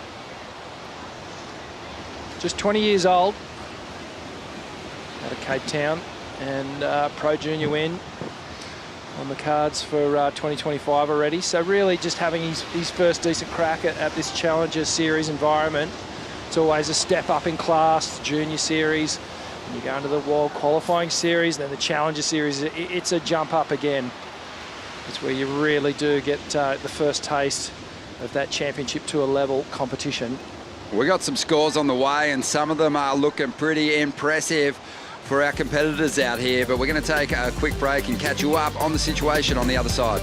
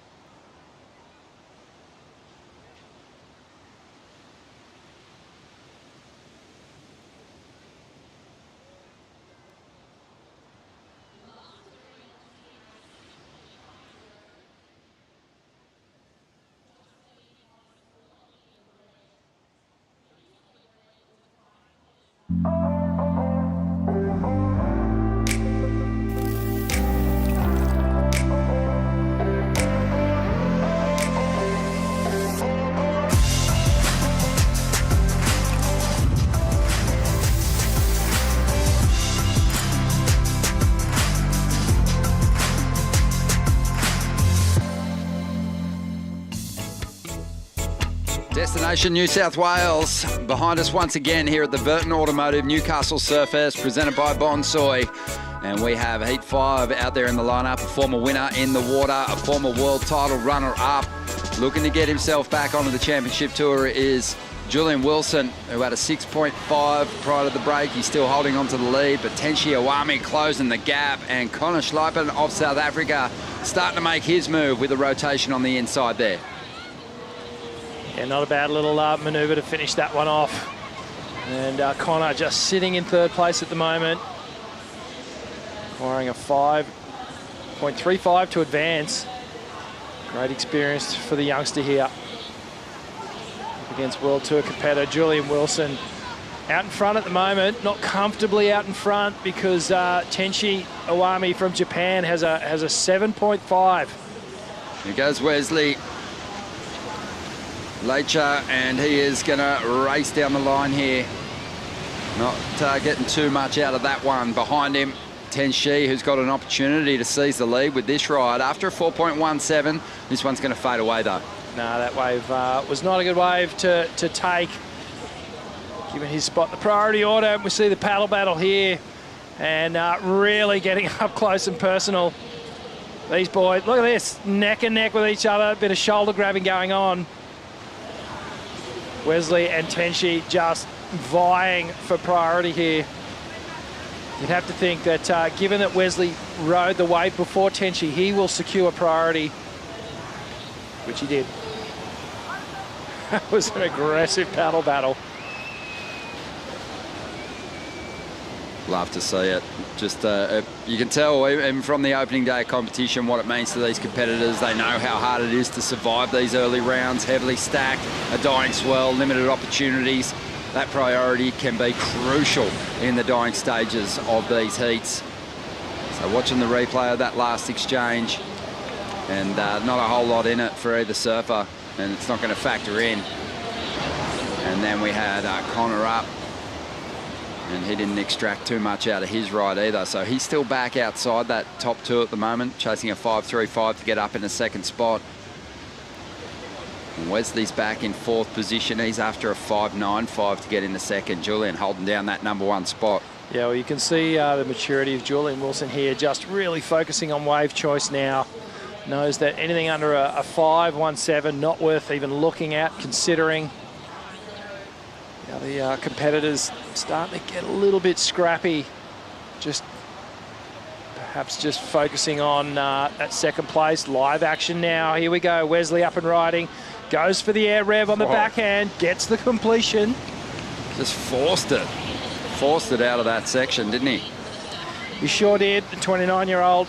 And we saw him have a crack at the Challenger Series back in 2022. Julian Wilson up and riding. Huge slash to start things off. Connects with the lip. Good rhythm on this wave. Finishes strong again. So Julian, completion rate. We even saw a little bit of the fist pump. An indication perhaps of just how invested Julian Wilson is in the opening Challenger Series event here. Yeah, we saw that reaction, that emotion from Julian as he made his run through the event at Burleigh Heads, and it was sort of a casual fist pump after stomping good moves and getting decent rides. As we see the replay of Wesley, impressive just to force that turn out of there. It'll be interesting to see where it goes on the scale, but yeah, as Julian kind of got closer and closer to, you know, potentially that fairy tale finish, the emotion was really on show. Yeah, absolutely. He really, you know, we don't see that sort of, we hadn't seen that sort of emotion. As we look at the stone and wood slow-mo of Julian Wilson, just that first opening wrap, you can see how much rail is engaged in the water. The second one keeps it a little bit more lateral and then does a little double shimmy off the bottom to get to that final turn. But really good timing on that wave. Jules fitting 3 manoeuvres in at the space of any mere mortal would normally fit only 2 manoeuvres. Just shows you how fast these guys are going. And to your point, the vision on screen, it never really does justice to just how fast these competitors are going, these surfers are going at this level. I guess it's like watching tennis. You really underestimate how fast the ball's traveling when you're watching tennis on screen. But in real life, that ball is traveling. Yeah, well, the only comparison is another elite level athlete at the other end of the court, smashing the ball back just as fast. And in these lineups, you know, if you can create some separation between yourself and some of the other campaigners on the Challenger Series, then you've obviously got your foot to the floor. But that speed, it just results in added power through turns. Just it puts people on the edge of their seat when you're driving towards a section with all that momentum to potentially ramp up. As Julian, who just banked a 7-point ride, looks to improve now on the 6.5, and he's starting to find his flow here. Jeez, he's in good rhythm at the moment. Incredible. It is incredible. And Connor now looking to stay in touch, just comes unglued. Yeah, I think it's probably pretty fair of everyone to assume that Julian might struggle in his return to competition after having a bit of a hiatus. But, you know, much like Mick Fanning, Julian was always a very disciplined campaigner on the championship tour, always kept himself in really good shape, does a lot of cross training, mountain bike riding, skateboarding, dirt biking, and keeps himself extremely fit. So that wasn't the issue. It was just the head that needed a rest, and now he's afforded himself that time off. He just looks so reconnected to his goal and is really schooling the field here at the moment. I mean, Tenshi's still holding on to the single best ride. It was a high quality wave that he surfed extremely well, but feels like Julian's going to turn in another good score here, maybe up the requirement again. Yeah, I think he will, just given the sort of innovative nature of the air, top turn air combination. Here we go. Let's see what Wesley can get done here. Starting to lose touch a little bit, the Brazilian, with the rest of the field, but this wave will help. A couple of hits going left towards the rocks there. He's after a 5.95 to get himself up into the top 2 at the moment. As Julian keeps looking and just searching for opportunities there. His last wave yet to drop. It's going to be close to going into his top 2, but doesn't quite get there. 6.33. So the other competitors calling for a situation just on the 5-minute mark. It's important to know where you are, what you need.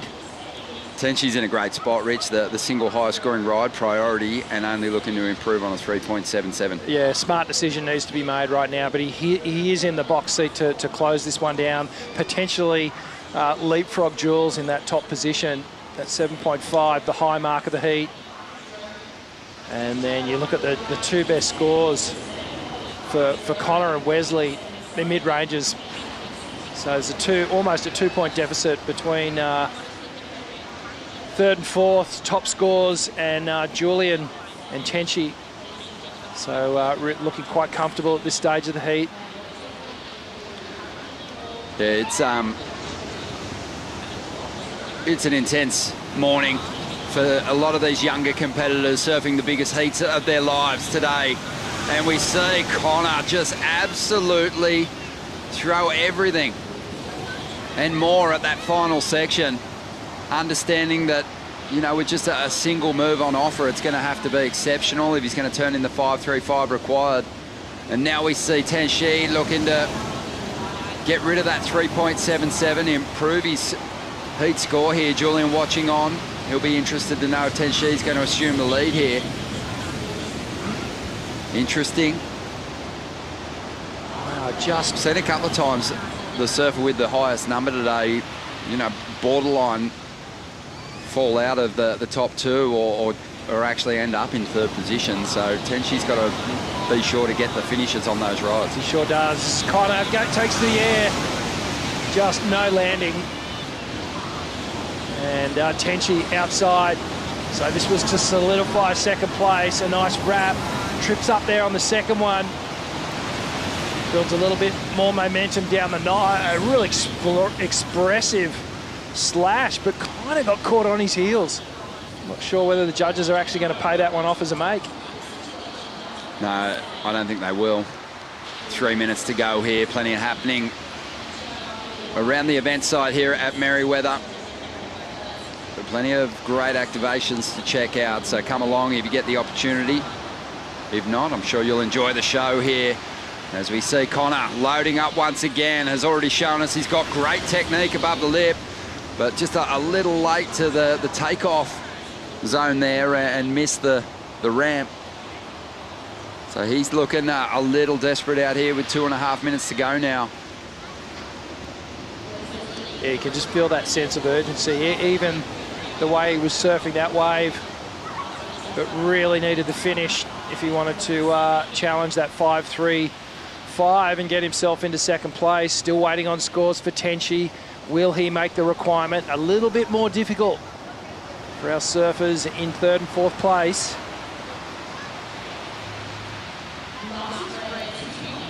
And Not a bad performance from Tenchi so far.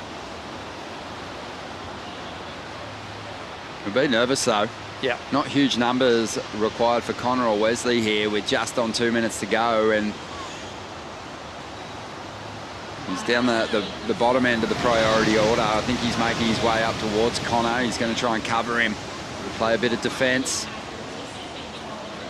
Taking the Newcastle flight cam there, and you can see it happening as we see Connor just taking a chance on just about anything. Rich mentioned that he showed the form for the front side rotation. Now he's just desperately looking for a closeout that affords him enough room to set that move up. Yeah, well, we know that if you do get that single move, if it's above the lip, if it's innovative and high risk enough, you get the completion, there's every chance you're going to drop a good number. Jules just in second priority now, just waiting patiently. Wesley doesn't need much either. No, it's an interesting situation, isn't it? As we see now, Connor driving up into the section, plants the vert there, but can't bring it down. I think in this situation too, and Rich, you can probably speak to it, having surfed thousands of heats at this level and even higher.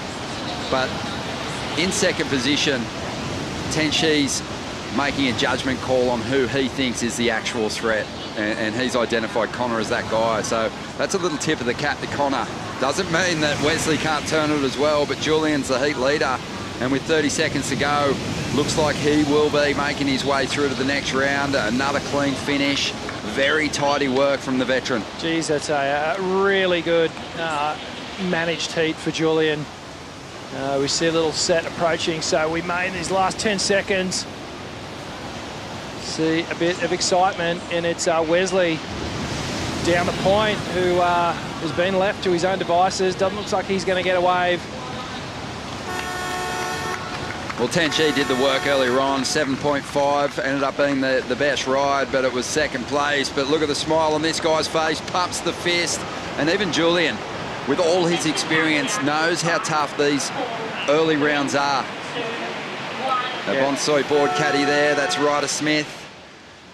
He is the grandson of Warren Smith, who's been putting this event on for years and years. Let's dive into the GWM heat recap as Julian just shows how switched on he is in 2025. Yeah, lots of authority in the performance from start to finish from Jules.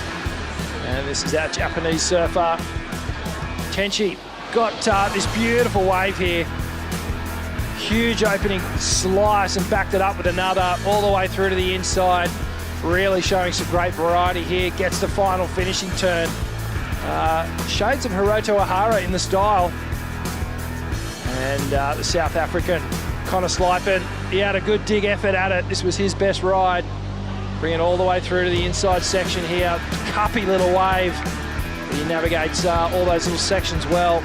But Jules was just really strong, just built so much momentum, started taking to the air, really loosening up, and a very polished performance. Yeah, incredible stuff there from Julian Wilson. Here are the numbers. Impressive stuff. A healthy heat score total. Tenchi, he just needs to keep backing up those big scores, and he'll keep moving through the rounds. Connor Schleipen, Wesley Lache, they will look to recover at the second stop on the Challenger Series. We'll take a break here. More big names hitting the lineup next.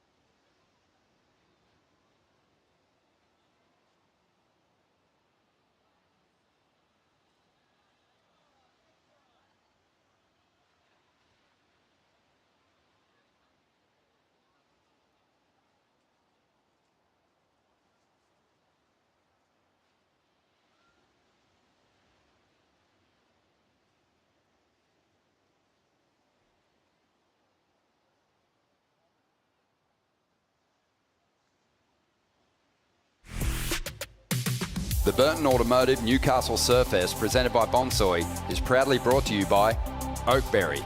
Fuel yourself with the official acai of the World Surf League Australia. By Destination New South Wales, an official strategic partner of Burton Automotive Newcastle Surfest, presented by Bonsoy. By Bond University. Bond University, your ambition belongs here. And by Stone & Wood, the unofficial beer of the World Surf League Australia. Welcome back to the show. The round of 80 continues here. Heat 6 hitting the lineup now, and we'll see Luke Schleipen out there of South Africa in that red jersey, much like his brother who surfed in the previous heat. Lucas Cassidy, he is from Mexico. He's going to be surfing in the blue. Frederico Moraes, he's got plenty of reps on the championship tour. The surfer from Portugal in the white. And Justin Becrec, he will be out there in the green representing France. Should be a good heat, Rich. Yeah, this one's setting up really well. The veteran Frederico Moraes, and well, Justin Becrec, he's had a bunch of reps as well. Been a bit of a permanent fixture on the Challenger Series for the last few years. And Lucas Cassidy from Mexico, and Luke Schleipen, older brother of Connor, who we just saw unfortunately go down in the previous heat. So he'll be wanting to ensure that he gets through, keeps the Schleipen family alive in the competition. Yeah, well, Frederico, he's on the road back from injury, broke his ankle. Devastating injury for him. That was December of 2024. Really bad break, required surgery, massive displacement of the ankle, and yeah, he's, even by his own admission, not quite at 100%, but even Frederico Moraes at 80%. He's going to rip some big skids and turn in some huge numbers. Always got that pinpoint timing, and we'll see what he brings to this lineup. Got a great forehand though, so we'd be loving what he's seen through the earlier heats today. Yeah, there's some energy and power in the way this guy surfs, and it's these big moments that really set you apart. And that time on the championship tour, you really do hone the intensity of the manoeuvres. On the inside though, it's going to be Luke having a look at one there. Doesn't quite get into it, so priority at this point, Rich. It's basically a battle for the inside position, isn't it? Yeah, it's a bit of old school hustle in the four-man heats until a priority is established through the order, through all four surfers. There is a bit of jockeying going on, and you know, some surfers just will do anything to get that inside track at the start of the heat. They believe it's the place to be, whereas others will go, you know what, I'll just sit down the line a bit, maybe wait for a wide one.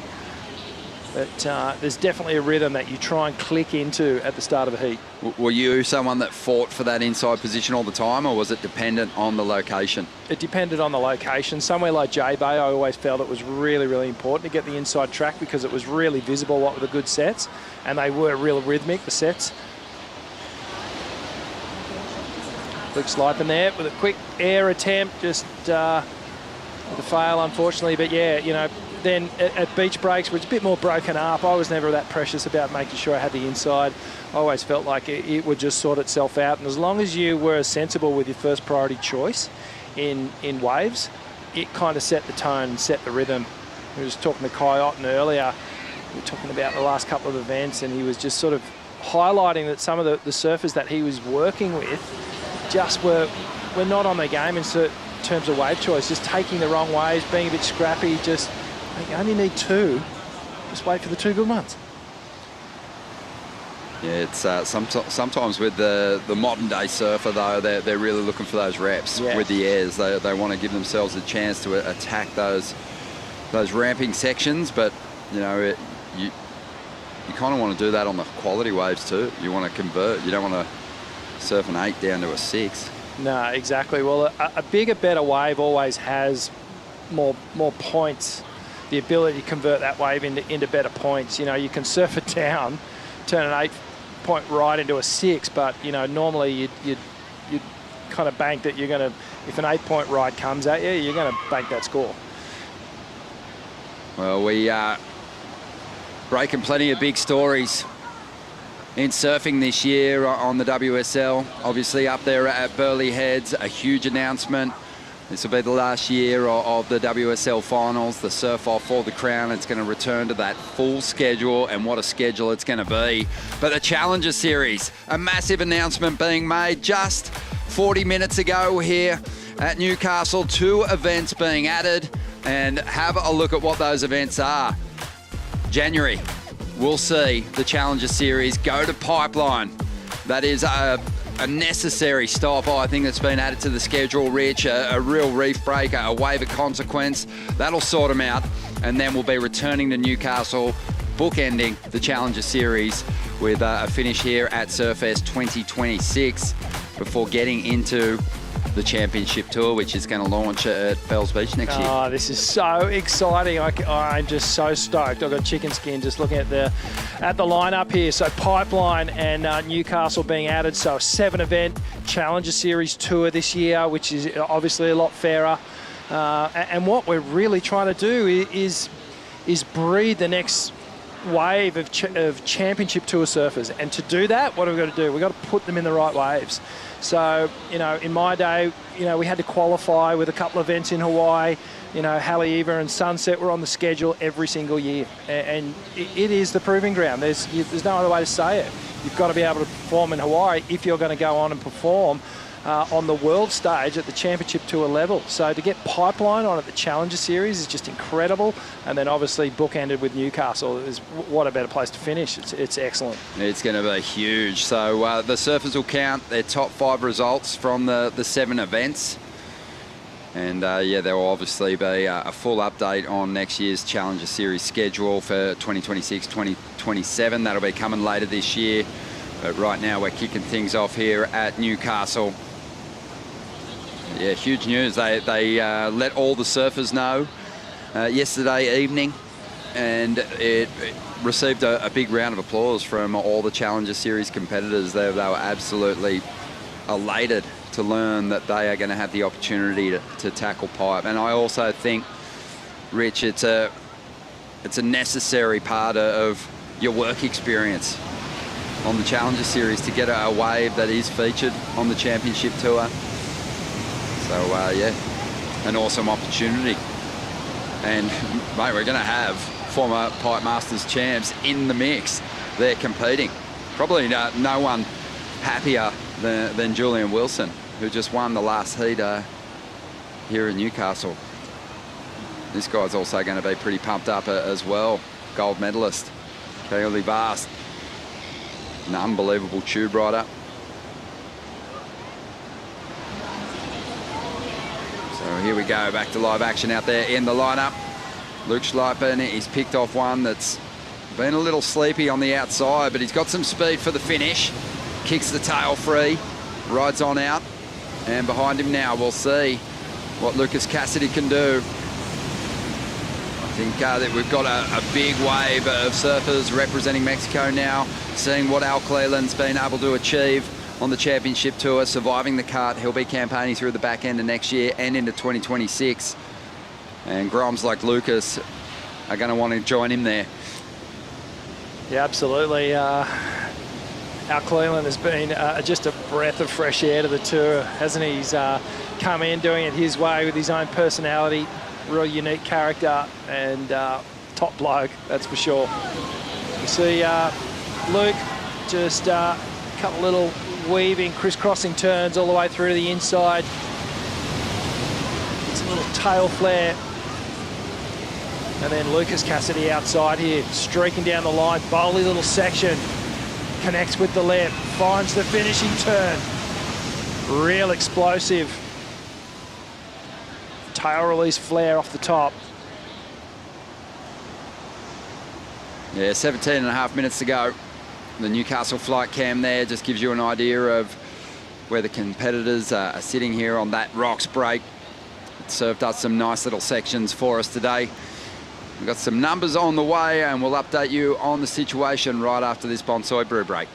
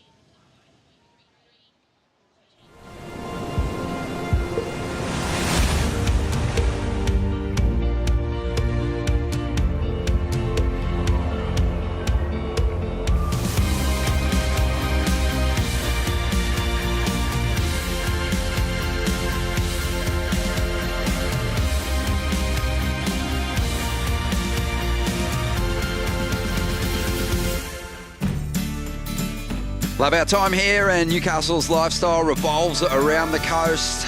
Take the time to have a dip in one of the city's ocean pools, check out the great waves, just gaze out over the harbour while tipping back a stone and wood. The world's your oyster here, Rich. Beautiful part of the world. Visit newsouthwales.com is the destination to get across. Everything's on offer here and right up and down the New South Wales coast, as we see Luke Schleipen there finishing off a wave on the shore break. Kind of had a tough time connecting with quality waves. It's been a little slow. We know we've got a decreasing swell here. So when you get an opportunity, you got to really let it all hang out. Yeah, Luke just getting a ton of speed on that last wave, just the single manoeuvre, but it was a beautiful high-speed wrapping cutback. Yeah, a couple of the veteran campaigners have just been a little more patient out there than their young counterparts. And we'll see Justin now. Justin moving through to the inside, loading up, looking for a ramp. It's an ugly end section that he's got to work with. And as a result, really struggles to flick the board into the full spin. But Justin, a veteran campaigner, he'll keep a cool head even with time really ticking away. So opening turn here, sleepy style cutback now. He builds speed down the line. You can see this crease in the wave as a double up. So when he went for the air, he kind of landed on the wave in front of it, and it just basically put a stop to the momentum of the turn. We're going to get a good glimpse at the composure of a veteran campaigner here, because Freddie Marias has yet to tap into a wave, Rich. He's got priority, and he's just keeping a really cool head at the moment. So Freddie's looking at a 13-minute heat here. He's been sitting in the water for over 17 minutes. The body starts to seize up a little bit, but Freddie is notorious for just sitting and waiting for the best waves. So there hasn't been a lot in this heat. We see a little inside attempt here from Justin. Yeah, loading up, trying to generate as much momentum as possible. Incomplete again on that final section. 12.5 minutes to go here. Let's hear from the winner of the last heat. We're all interested to hear what he's got to say. It's Julian Wilson with Vorno. Thanks very much, Ronnie. Joycey, mate, great to see you here at the Chang. Obviously, getting a wild card for the season is a big deal. But, on the back of what happened at Burleigh, where you had that entire point, just one opponent to focus on, getting back into the grind in a full manner is a big ask. And we saw at the end of that heat, you claimed it. You know how tough those ones can be. Yeah, it's you're only as good as your last heat. I've obviously had a good run lately. But yeah, the nerves creep in. Doesn't really matter what you did last week or a couple of weeks ago. Different conditions here today, 4-man heats. I probably, since deciding to go back to competition, I think I've surfed about half and half. Surfed the 1,000 here, 4-man heats, then the trials on the Gold Coast, 4-man heats. And so I kind of had half of each. Definitely more enjoyable when you can be more selective and you're in those World Tour waves. But today the quality's really good, but it's scrappy. And the thing that really gets your nerves going a morning like this is, the forecast looks good for the back end of the week. Everyone's sort of buzzing about that, but you actually just got to take it one step at a time. And 4-man heats out there, you're just hoping you get some good opportunity and can have a few swings at it. And yeah, I got a few waves. I was happy. I was surprised by how many reps I got. Mate, the 4-man heat thing, it's one thing to have a few reps in that format, but it's another thing on the Challenger Series where everyone is so desperate to make their dreams come true. But, when we were talking last night, you were saying the combat is what you're really loving. Yeah, that's what I love, and I'm definitely here for it. Really keen. I love this crowd of surfers. They're itching to get on. They've been relegated. There's a lot of steam around. You can, the tension's pretty ropeable, just the free surfs, everyone's on top of each other. It's quite a cool, environment to sort of immerse yourself in, especially kind of in this chapter that I'm at. Coming back, I got to show up. I got to have my best, put my best foot forward. And yeah, I think a big thing with the 4-man heats, and a lot of these guys have travelled so far, and you get one rep, possibly. And I think a lot of people, just the level is so high that you actually just, you only kind of need a second place in your heat to get through, and a lot of the time it's 11, 12 points. And I think some of these really good guys can sometimes get caught up thinking they need 14, 15, and they need to really show their cards. So, yeah, try and just, be up for the battle, find a way to get through, just sort of try and get myself through to the pointy end of the event. And then, obviously, it's going to take good surfing. I felt like in that heat, I was hitting my, that's kind of what I have, landing some airs, some combos, like everything felt quite nice. So, yeah, things are in a good place, but every time a heat rolls around, it's just like whatever happened in the last heat or how it felt is irrelevant because the nerves kick in and you're wondering if you can convert it into something good, and it feels quite debilitating. So nice to overcome those, and I've overcome a lot of them more recently, and just got to try and keep it going, keep making good decisions, and it's nice to be surfing at home. Well, congrats, mate. A nice, easy, well, not easy, but a really strong performance in that heat, and building beautifully. Cheers, Vaughan. Try and keep it going. Thanks. Thank you, Vaughan. Julian Wilson there, composed in his first heat, as he said, hitting his marks and hitting them hard. A couple of big rotations, sticking the airs with ease, it appeared, and also getting some good combos together. We saw a couple of waves ridden that are going to have a big effect on this heat, as we see there. Lucas Cassidy. Oh, did he get the ride out? Maybe just getting held up a little bit, but he's had a couple of waves during the interview there. So some scores are expected here, and this will sort the order out. So this is Justin, Frenchman, still looking at these little inside waves, just hammers that final section, little layback hack, but didn't get the completion. Freddie's first wave. Nice tap off the opening manoeuvre. The second one gets to that closeout section. You can see the brace on his ankle. That wave just cupped out. He managed to get to the completion. Yeah, that's a really tricky one. He's up again, though, and probably does a stronger turn on a smaller section, maybe similar to his opening ride, which came through at a 4, but, sometimes, you get to the inside here and it's so cupped out, it's almost difficult to choose what move you're going to place on that final hit. Yeah, it's it keeps you guessing, no doubt about it, just how fast it cups out. Here's the replay of Lucas Cassidy, just gets that rotation. I don't believe that was a make, unfortunately, and then Freddie got this little insider. Nice clean opening snap. He does those re-entries so well. And again, the closeout hit. And it's a real theme, isn't it, for these surfers that once they fall down the priority order, they start getting, really hunting for those inside sections. Well, have a look at this wave. For Luke Schleipen, beautiful looking wall, couple of hits for him. Had a little bit more time on the face to set those moves up. Decent combination, probably his best wave yet. And he was already in second spot after a 4.57 to get himself in the lead. We are waiting on some numbers to come through. Freddie Moraes on his second wave at a 3.8.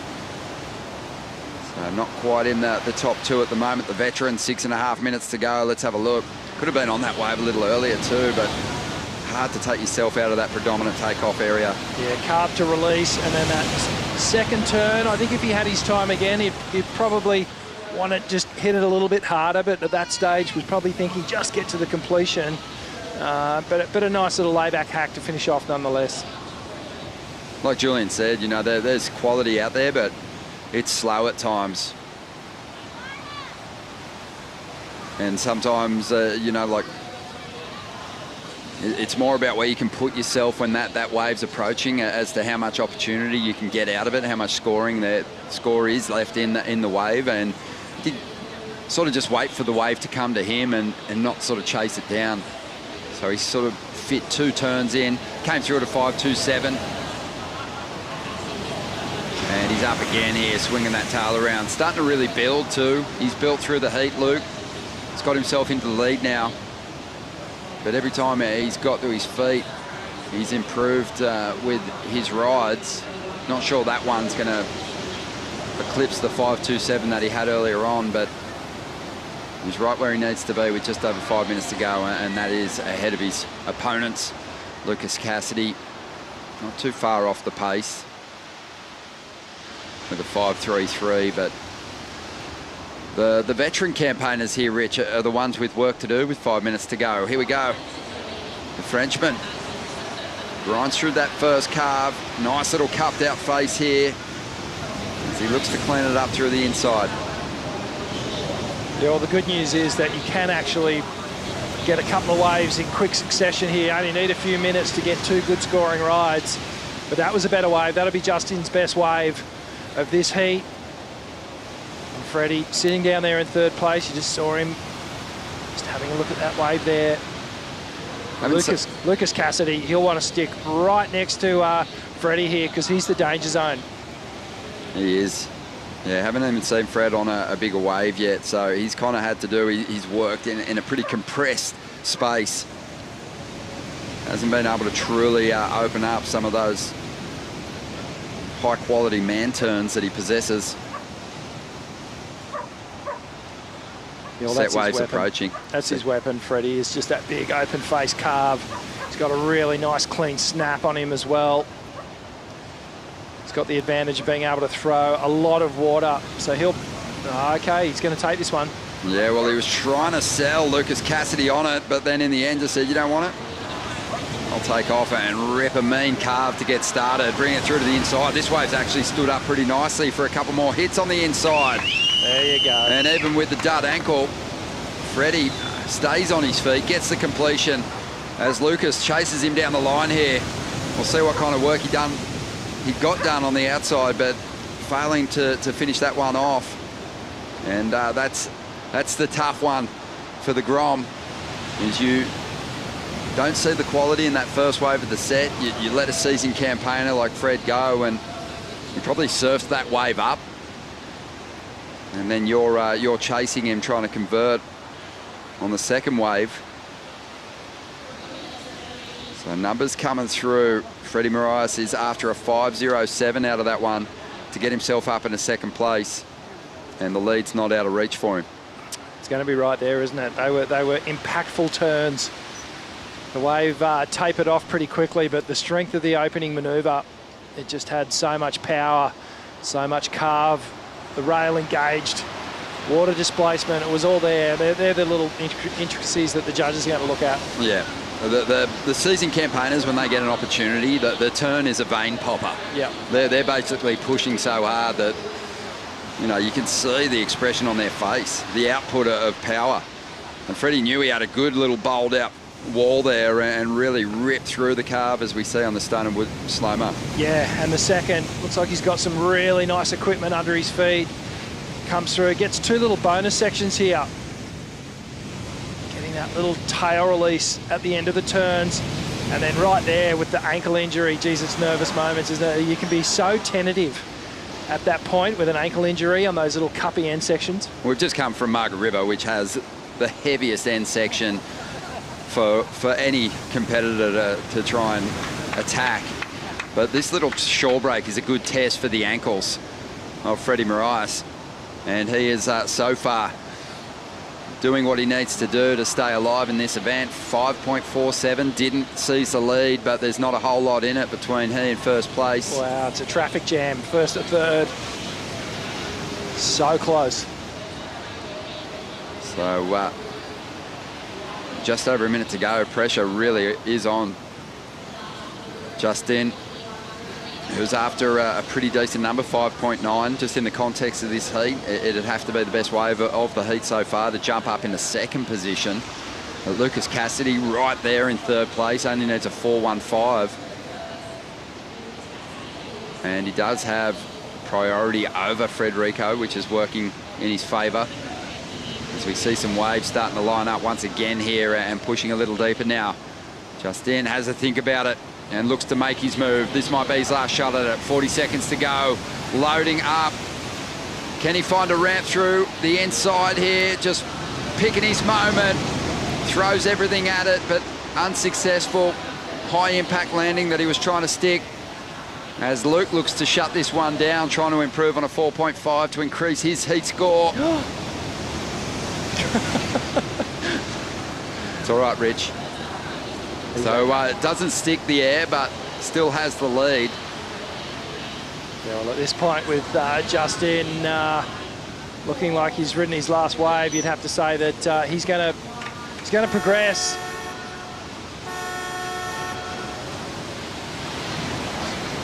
Yeah, well, as we mentioned during the heat, the good news is, you know, an early round loss when there's only 5 events on the Challenger Series schedule, that is difficult. But with 7 events now, you know, you still got 6 chances to turn your year around. As we go to the GWM recap, Lucas Cassidy, he fought hard early on and almost gave himself a shot at overcoming some seasoned campaigners. Yeah, and well, Luke Slipen, he surfed well, steadily built, increasing his tally with every single ride. And just some good solid surfing, showing great variation. And this was Justin McCreate, the Frenchman, just was never really kind of in touch on the best waves. Did some great surfing in the back half of the heat, but I think he was just too far behind.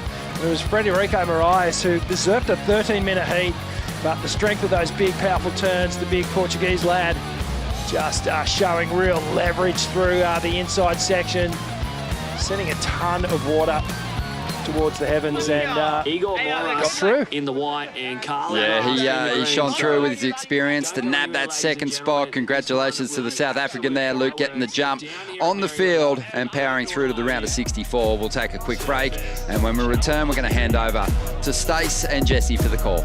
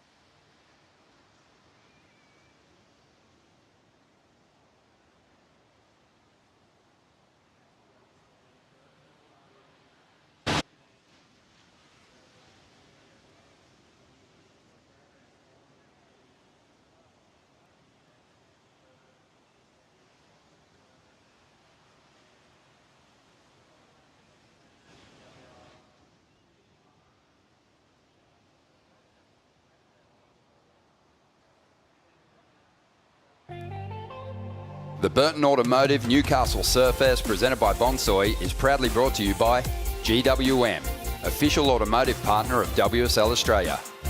By Vycovi, ocean performance and lifestyle apparel company. By BioGland, official vitamin partner of WSL Australia. And by Port of Newcastle, an official strategic partner of Burton Automotive Newcastle Surfest, presented by Bonsoy. Mid-morning here at Merewether, rocks and the waves keep pouring in. We saw a close heat unfold just then. Stace Galbraith in the booth with Jesse Starling. And Jesse, we had a little bit of time off, and unfortunately the waves slowed down a little bit in that last one, but wowee, the action was still right there. Oh, absolutely. I mean, the names going through in that last heat, there was some big kind of seeds that you think, oh yeah, they'll go deep in the draw, but it's just, you never know what you're going to get. See you later. Never know. One big name who's not a big seed, but he's not packing. He's staying right here, and that's Julian Wilson. Oh, absolutely. He did it. He did it. I was so stoked. That was a massive heat win there for Julian as we get into this next heat, round of 80, heat number 7, Pedersen Crisanto, Thomas Lindhorst, Igor Moraes, and Kaoli Vast, the Olympic gold medalist. How could you forget? Another cracking heat here. A couple of Brazilians, a South African and a Tahitian representing France. It's non-stop action here, Jess, and we've seen some waves already this heat in the break. Take it away. Yeah, Kaoli. We just expect him to be on that championship tour level just by the way he surfs. He's so well-rounded. Started off with a bang here at Nui. Wow. Really love that finishing turn. 6 points to kick this one off for our current Olympic champion. Right now, this is Igor. Huge first turn, but it's just the one. But a bit of a statement right there from Igor. But Cowley, to me, seems like the surfer who should be there. And he's had a couple of goes as wild cards on the World Tour as recently as this year. We saw him in the wave pool event earlier in the season at Abu Dhabi. And, you know, he wants to be there full time. Obviously, the Olympic gold medal will go down in history. But, you know, as every surfer, ultimately, they want a world title to match that as well. Yeah. And Cowley's no different to anyone else. He wants to be there. As we see up and riding here, the very, very familiar style of Pedersen Crisanto. And as the few of the competitors have mentioned, it's a pretty big off season, so it feels like a while since we've seen Pedersen Crisanto in the jersey, but he looks as fired up as ever, Jessie. Yeah, well, we haven't actually seen him on the Challenger Series since 2022, so actually I'm glad you clarified that for me, because it feels like I haven't seen him in 5 years. Yeah. Actually has been a little while since we've seen him, but he's back. So you see up and riding now, Tommy Lindhorst out of South Africa. His first wave on the 2025 series. So I quite like Thomas Lindhorst. He's an entrepreneur. He's got 2 very successful... What's he selling? I'm buying it. Very successful coffee shops in South Africa. He's got one in East London and he's got another one in Port Alfred, and guess what? They're called Tommy's Coffee. And they both run, they've got an Instagram page if you want to follow them, and that's what he does in his off time. He lives in East London, trains with Dan Emsley, who we saw on the Challenger Series last year. It's Rosie Hodge territory, isn't it? It is, but this is Pedersen Crisanto. So like we mentioned, haven't seen him since 2022. He's back for 2025, got a couple great results on their regional QS, and he's trying to get back to that top shop as well, trying to get back to the CT. First wave from the South African, really strong goofy footer. Take a look at this end turn. So much power in that. That was one of those turns where you feel like, oh, that clicked nicely. It did. Judging by the way he surfs, what coffee would you say he drinks? Long black. Long black. Yeah, okay. I'm calling a long black. I would have said a small double flat white. I've heard that he's been a bit of a connoisseur of the Australian coffees over here too. Oh, how could you not? It is great. It's all good gear over here. You can't go wrong. You walk anywhere, especially around Newcastle. It's absolutely, you can't go wrong. Even the 7-Eleven cranks out a good bean. As we see Igor there getting to the end of that wave. He got caught behind on his earlier ride. He'll be stoked to get a few scores on the board there. Igor comes from some pretty good stock, pretty good part of the world, Jessie. Yeah, same part of the world that we see Gabby Medina come from, and we obviously know they produce brilliant surfers. And he had a bit of a do-or-die situation to get here over at Newcastle. This is how he's going to kick off his campaign. 2 calves to kick back to the whitewater here. Just kind of taking it through. Didn't have that steep wall he was really looking for. So kind of just one of those waves where he just strung a couple turns together. There wasn't really any of those exclamation marks, but he definitely had that. He had a 10-point ride when he was chasing a 9.87 in the semi-finals. Had to make that heat against Edgard and did it with a 10 on 2 turns. Amazing. That would have to be one of the best feelings getting around. But we've seen a few heats unfold this morning, obviously up to heat number 7. So we've seen a bit of action already, and it sort of strikes me as a little bit interesting that now we're starting to see these surfers still look a little antsy with their wave selection. We've seen what scores are going to get you through. We've seen what the judges are liking. We've seen what they're about, and they want to see, you know, what Cowley's doing and above. And so we've seen, you know, obviously Igor and Thomas sort of, you know, get their campaigns underway, but just the way we've seen priority and how these heats are slowing up a little bit with the water, the tide filling in, I do wonder if we're going to start to see our surfers be a little bit more selective as the day goes on. Yeah, I'm more intrigued to see whether we'll see them shift back up the beach, where we saw Billy Stamond surf the back half of his heat, because that bank does get really fun as this tide is going to change. Bit of priority here. It's the South African. Young Thomas exercising his priority over Igor there, as he'll obviously get some good work done on a pretty small wave, but nevertheless his board looked sharp and he kept it together. But while we queue up a replay, going to throw down to Vaughan Blakey. Deadly, winner of the last heat. Oh, yeah, thanks, Stace. Luke, congratulations, man. Gee whiz, you get here, you've qualified for the Challenger Series, and you paddle out. How are the nerves, you know, for the first Challenger Series of the year? Yeah, the nerves are pretty high, but I don't know, I came into this year feeling kind of better than last year and actually going to give it a go and go harder this year. So I feel like I kind of dusted off the nerves a bit, and I just want to surf and try surf how I surf instead of like letting the nerves take over. How'd you find the conditions out there? We heard Julian say that, you know, you want to go into attack mode, but it's actually you got to wait for your moments, let the wave stand up a little bit before you can really go at it. Yeah, it's hard because in these waves, I don't know, it's kind of slow. So you want prior, you want to be on the best waves, but you also want to get like a rhythm going. So for me, I kind of wanted to get a rhythm going and build. So yeah, I guess you just got to get lucky and find that rhythm. And mate, tell us what your thoughts are on this extended Challenger Series announced just moments ago, including, you know, Pipeline as a Challenger Series event. Yeah, honestly, I can't be more stoked there. Like, I've actually spent like 4 years now in Hawaii, spending time for those winters, and I'm so stoked. I love that place, and the waves are so good. It's like, to have it in a contest, it's going to be sick. Well, congratulations, man. We're looking forward to seeing you in the next round, and hopefully packing it at the Pipeline as well, bro. Hopefully, yeah. Yeah. Keep doing it. Thank you, Vaughan. Well done to Luke there. Huge win. You really want to get out of that first round and a couple of more if things go your way. And, you know, Jesse, we heard Luke mention, you know, priority there and how important it is. But, you know, as most frothing grommets are, they want to do it all. They want to have priority and wait for the good ones. And then they also want to ride every wave that breaks.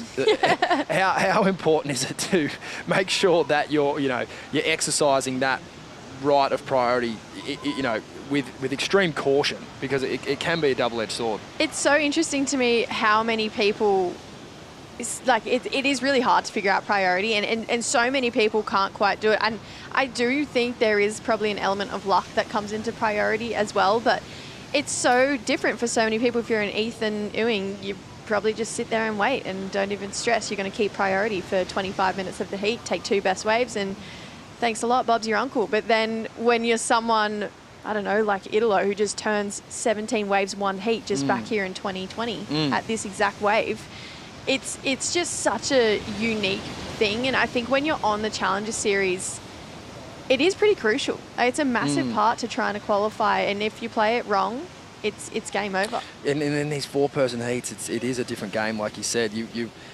There's so much going on, and even little differences like having second priority compared to first. Having second is sort of this freedom to kind of, I can have a little look and maybe roll the dice on something I wouldn't normally with. But with first priority, like the position that Cowley's in now, you would take that position every day of the week. You're in the lead with the highest score. But the pressure that comes with his next decision it's immense. You need to make this one right. Otherwise, you're just back in the pack. Whereas he knows with this next wave, he could win the heat. Sometimes, though, I used to hate having priority. Unless you're in Cowley's spot where you have a 6, you're like, yeah, sweet, no worries. But when you're there and it's a slow day like it is, and the tides are changing on a Nui beach break, and you're like, oh, what's my next move? You know, you can start to really get in your head. But when you've surfed as many heats as he has, you'd think he'd have it dialed by now. But it's just forever that monster that does just filter in. And, you know, you can be sitting for 15 minutes, no waves come through, and you're like, well, now what? That's right, yep. And that's the monster starts to lurk its head up, and the head noise, the volume gets turned up, and, you know, quite personally, I just can't bear it. So on that note, while we're having a bit of a flat spell here, we are going to take a break. Don't go anywhere. More action coming right up.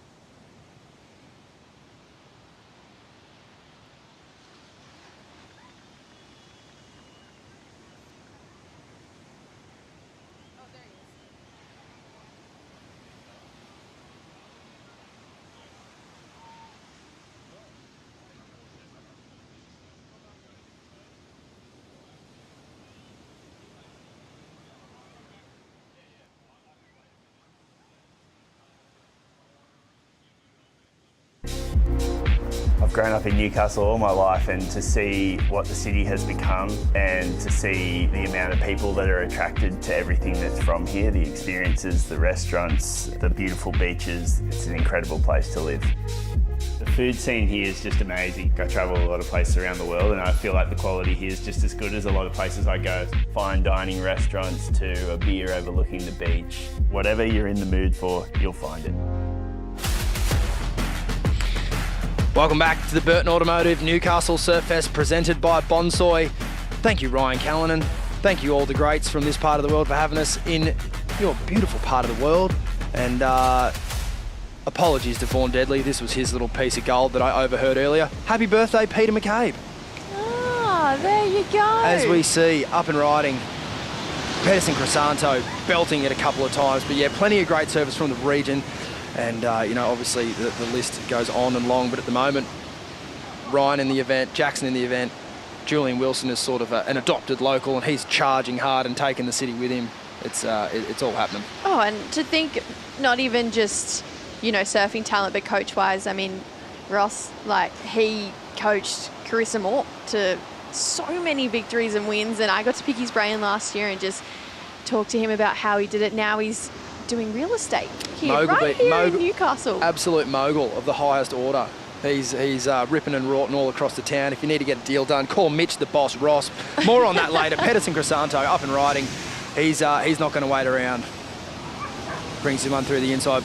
Beautiful amount of speed. Amazing air. Thanks for coming. Pedersen Crisanto, he'll be stoked with that. That's one of the better airs we've seen this morning. We've seen Kalohe and Dino and Dane Henry put down some pretty nice air reverses. This one had just a bit more height and a bit more rotation. I think the judges are really going to like that one. Yeah, that was really lofty. That was really nice there from Pedersen Crisanto. What a way to welcome yourself back to this level in the jersey. I mean, I wasn't really expecting that. I wasn't expecting the height, the spin, how fast he spun in the air as well.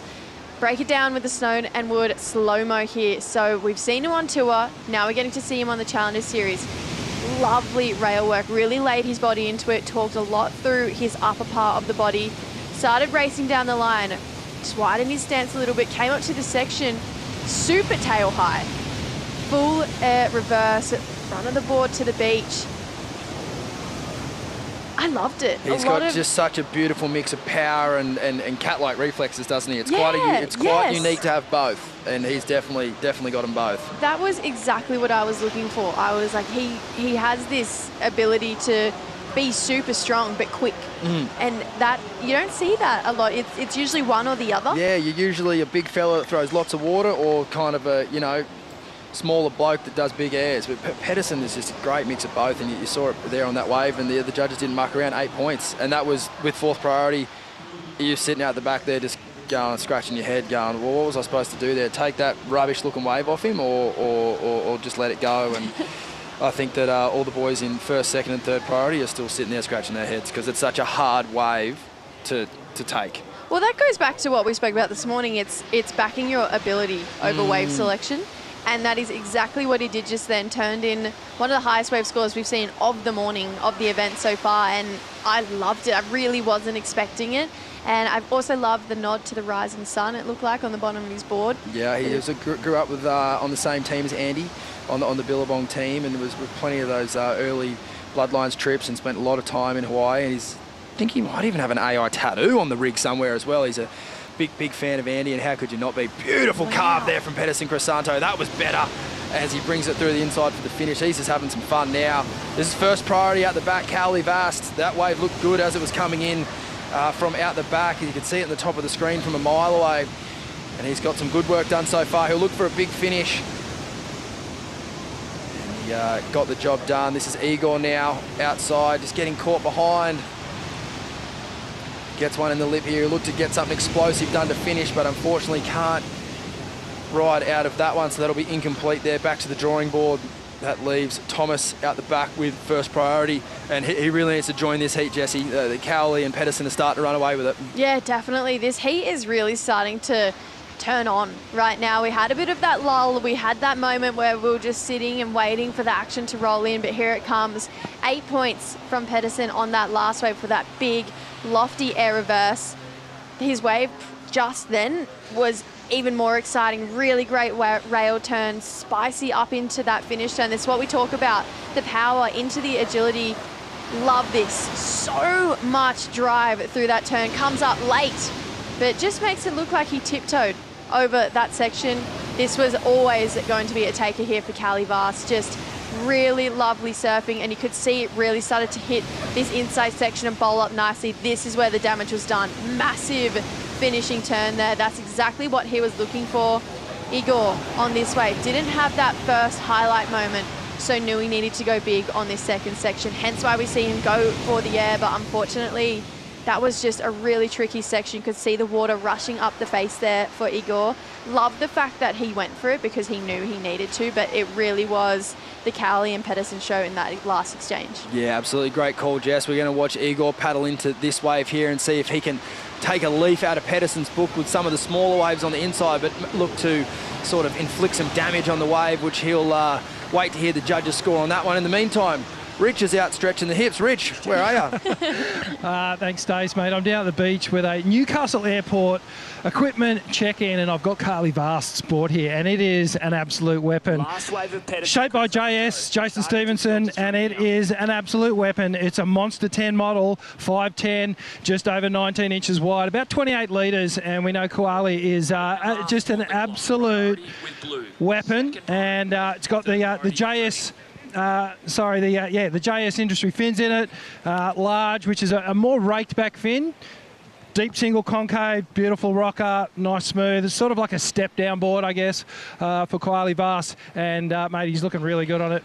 He is. Rich, have you still got me there, mate? I've got you there, Could Stace. you tell me why Cowley would look to jump on the Monster as opposed to, say, the Golden Child from JS, which has obviously been extremely popular at the moment? What's the major difference there and then what we're looking at? Mate, it's all in the rocker, and this one's going to just plane a little bit better in these smaller, punchy, shorter conditions.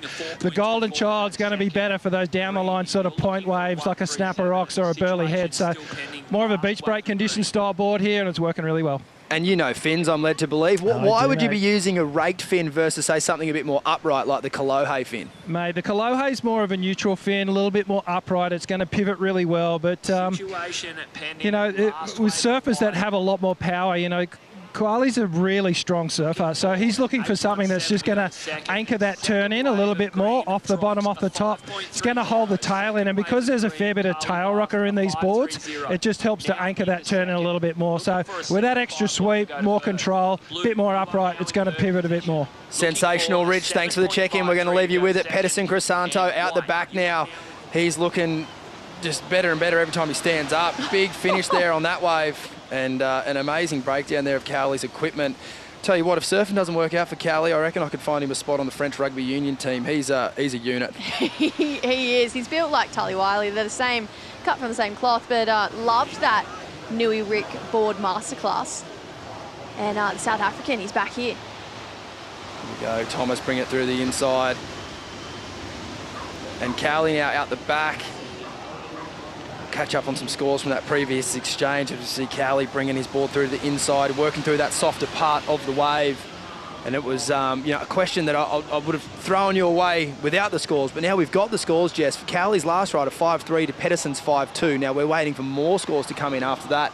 But that's sort of a pretty unique way of getting two mid-range scores. Pedersen with the beautiful first turn kind of late to the second. Cowley had a sequence of nice turns but didn't quite get that one exclamation moment until the very end. And, you know, that's just the kind of differences in waves we're gonna see this week. You know, that's not going to go out of fashion all week. There's so many different ways you can get scores out here. Oh, absolutely. And I mean, the similarity is they both had that big X factor, whether it was just on one part of the wave. For me, I did think Cowley's was better, so did the judges. Right now, this is another replay of Pedersen. So beautiful opening arc here to start off this wave. Wraps it round again. He's looking like he never left the tour. He's in such great form. Kicked the fins out on the end. Love the extra spice he threw to us right at the tail end of that wave. Now, Thomas, he was quiet for a little while. Great first turn. Came back around. He really needed an X factor on this wave. Got this last turn, but didn't have that real oncoming punch section to make it dramatic that he was really looking for. Cowley, he just, to me, I'm so like pleasantly surprised by how good his small wave surfing is, considering how big of a unit he is. He absolutely tagged that 3 times. He's so used to surfing these big, heavy water waves, and he can come to Nui and tag it and make scores and make entertaining surfing. Totally. No, he's really competitive in this heat right here, and he spends a lot of time working on that, as you said. But then you do have to think back to the greats from Tahiti. Michel Perez comes to mind, another big boy, the Spartan, but his small wave attack was just, it was kind of like an XL Philippe. Without the air. It's just so crazy on the rail, and Cowley, and they have these opportunities to learn in these beach break waves. But it'd be pretty hard to go and surf the 2-foot slop around the corner when out the front's, spitting tubes. Yeah. I don't blame him. So, but it is something that they've worked on a lot, and I know he spent a lot of time on the Gold Coast with JS and the crew and working just on, everything. So you need it for moments like this. We've obviously heard the series has been extended, which is great news, and we're going to see a Challenger Series event at Pipeline. You can get tubed in Nui, you can get tubed in Bolito. You can even get tubed at the US Open sometimes, but more often than not, you're going to be banging it out on a beachy, and you do need to get, before you graduate to big boy school, you do need to get your act sorted, and, Cowley's definitely doing that. Oh, definitely, and it shows that the hard work is definitely paying off, because to me, he is probably the surfer to not qualify yet that I do really think belongs there, or hasn't even had to go there. I mean, we think of Jacob Wilcox, Morgan Siblick, they've all been on tour, they've all made it, but Cowley, for me, stands out, the guy who hasn't got there yet, but his surfing, his demeanour, his competitive headspace, the way he makes decisions, it's all CT level. So for me, he's going to, if I had to pick a top 10, he'd be in my top 10 to qualify this year.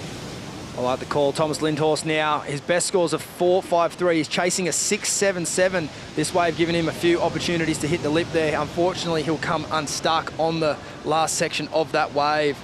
With 3 minutes on the clock, you can see the frustration there from the young South African.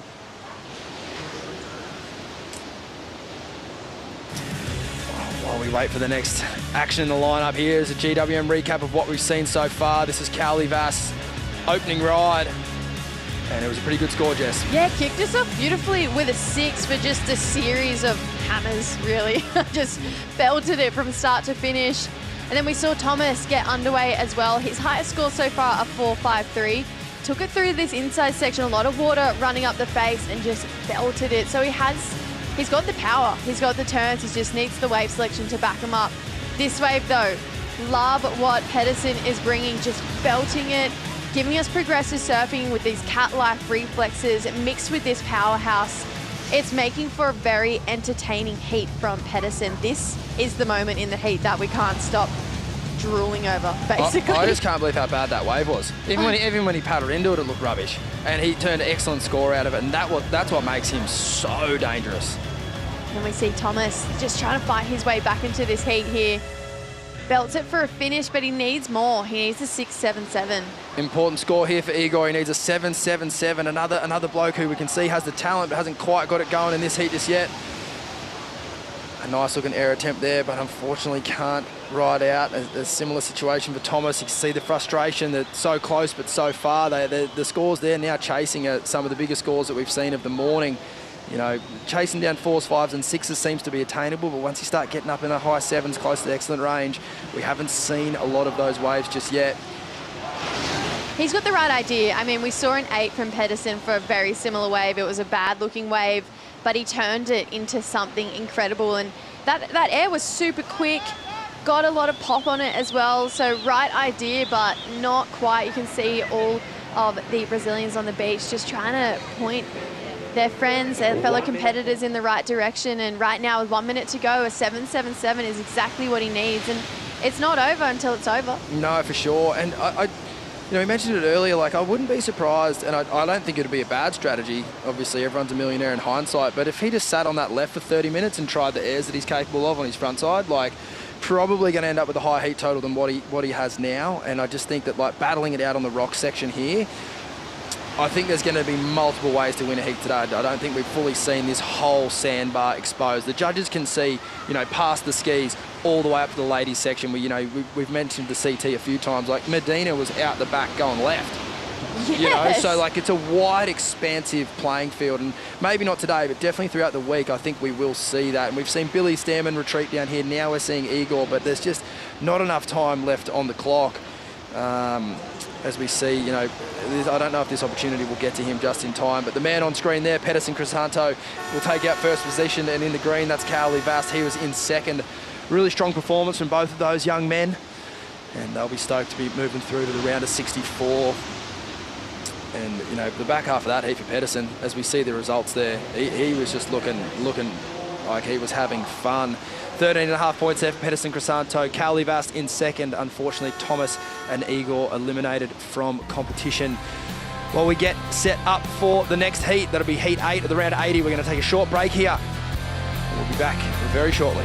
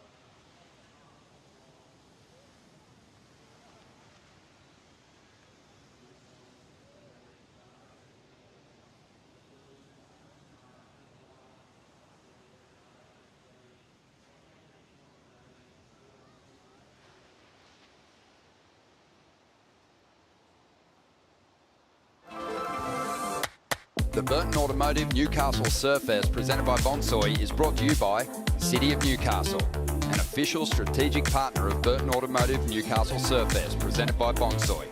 By Bonsoy, official milk of the World Surf League. By Boost Mobile, official telecommunication partner of WSL Australia. And by Burton Automotive Group, over 60 years of automotive excellence, proudly supporting our surfing community. Welcome back to the show. It's the Burton Automotive Newcastle Surfest presented by Bonsoy. We have had a ripper morning so far. If you're just joining us, the round of 80 is about to start its final heat. That's heat number 8 of men's action here this morning. And we've got another absolute cracker for you. Luke Swanson, Iago Dominguez, Daiki Tanaka and Alistair Reginato. A truly international heat. And another one we're expecting absolute fireworks from. The last heat gave us a bit of everything. Power surfing, aerial surfing, a couple of different banks were surfed. But as we've seen with most of these heats, all 4 competitors are starting out on the rock section here at Merewether Beach. And we'll look to see how our first exchange gets underway with the pack pretty tightly connected there. Not much room to swing a cat in that circle. My name is Stace Galbraith in the booth with Jessie Starling. Good morning, Jessie. How's the Changa nerves? Have you settled in yet? I'm still kind of a bit fried. Just on edge. No, Changa nerves are settled. I feel great. I am more nervous watching these guys. I mean, I was just thinking, looking at that drone footage, I wonder how important having the inside position is for this first exchange. Not that important right now because Luke was on the outside and got the first wave. I'll happily rebuttal that. It's super important because I think that what we're seeing, and we mentioned it earlier, they're just not keeping those scores. No. So I think, like, unless you're going to really open up here like Alistair, which this is more to the point of, like, he sat the widest, but he'll get the best score. Unfortunately, we just see a bobble there from Luke, who had first prio. Or maybe you did jinx that one. It is one of those things where that first exchange is so important. Cowley got off to a great start last heat with a 6. And, you know, the first wave isn't always the best, but if you can get yourself in that medium, you know, mid-range, I think that's going to work wonders for you today. As we see Daiki here bringing that one through to the inside. but we did speak about it in the last heat, how important priority is and when you elect to use it. And we saw sort of a tale of two heats in that one. But yeah, walk us through this one here from Yago. Yeah, Yago just trying to make something happen. Didn't get that first magic moment. Still got an air in, but not a lot of height, not a lot of pop. So I can't imagine that going too high. Love this wave from Alfie though. Alistair just really ripping in. Big end section hit with a lot of drama around it as well. There's a big airdrop out of it. So I really liked that one from Alistair. Daiki, one of the most reliable competitors you'll come across. He is so good. Comes towards his hit end section, hits it. Didn't have, I would say, the same amount of drama as I saw in Alistair's, as we call him Alfie. But Does that come from like Alfie Langer? I couldn't tell you. We just call him Alfie. Alistair, Alfie, okay. Alfie, yep. Reggie. Because I'm not really seeing the Alfie resemblance, but yeah, I'll move on. Next. No, I honestly, out of those three waves, I really do see Alistair getting the best of that exchange, and he was a wild card call up for this event. Yeah, he's certainly surfing like it. He's looking loose and ready to roll. Daiki here through the inside. Crazy looking end section, unfortunately comes unstuck there. But yeah, that first tussle at the start, it was all action, wasn't it? Yeah, it didn't go the way I thought it was going to go. No, me neither. No. just had everything. Because I was watching that drone footage and I was like, okay, Luke Swanson's got the inside. I wonder how important that's going to come into play during this first exchange. Then we saw Yago, then Alistair, then Daiki, then Luke get waves. So it was, Luke didn't even get a wave, actually. He did, just a quick one. Quick up and down. I haven't seen a 0.1 in a while. Only up from here, Luke. Only up from here, but you know, this is his first full year on the Challenger Series, and for someone who has so much talent, I'm really intrigued to see how he fits in to this Challenger Series crop of talent, because he is one extremely good surfer. Yeah, he's very well rounded, and we'll get to see that here on this wave as he gets a much better start on the board. Get the 0.1 out of the way and move on to that one. That's going to be the start that he was looking for. A couple of nice turns and a really nice reverse at the end there. And you know, we're seeing that the tide kind of fill in, and that wave broke really close to the shore. The boys aren't sitting out the back anymore like this morning. No, definitely not. And look at that first wave score for Alistair, 7-point ride. So much happened on that wave. We'll get back to that in a second. Daiki short wave there. And a well-deserved score there for Alistair, like you mentioned, Jess. Just got straight to business, didn't he? Up and down 3 times. Thanks for coming. Absolutely. I mean, he's no stranger to the Challenger Series, but this man, he is here for his first time, his second ever Challenger Series appearance, and started off with 3 really quick turns through reverse at the end there. Such an incredible progressive game for Luke. I mean, from an outsider looking in, it looks like he's really been taken under the wing of John Florence. Spent a bit of time at Hawaii at the start of the year, and I just felt like I always saw those two together, and what an incredible mentor to have. Oh, big time. I think it works both ways. I think John would get a lot out of surfing with Luke. Surfing before 10 o'clock maybe.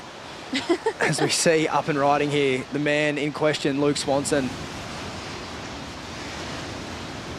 And yeah, even, you know, surfing with John and working with Ross and just being in that environment, it's just the exposure to that. You can see that shine through in his surfing. He's a really humble young man, and he's absolutely electric on the waves. And we'll look to see him get some more damage done in this heat. As we see Daiki there, like you mentioned, Jess, he truly is reliable.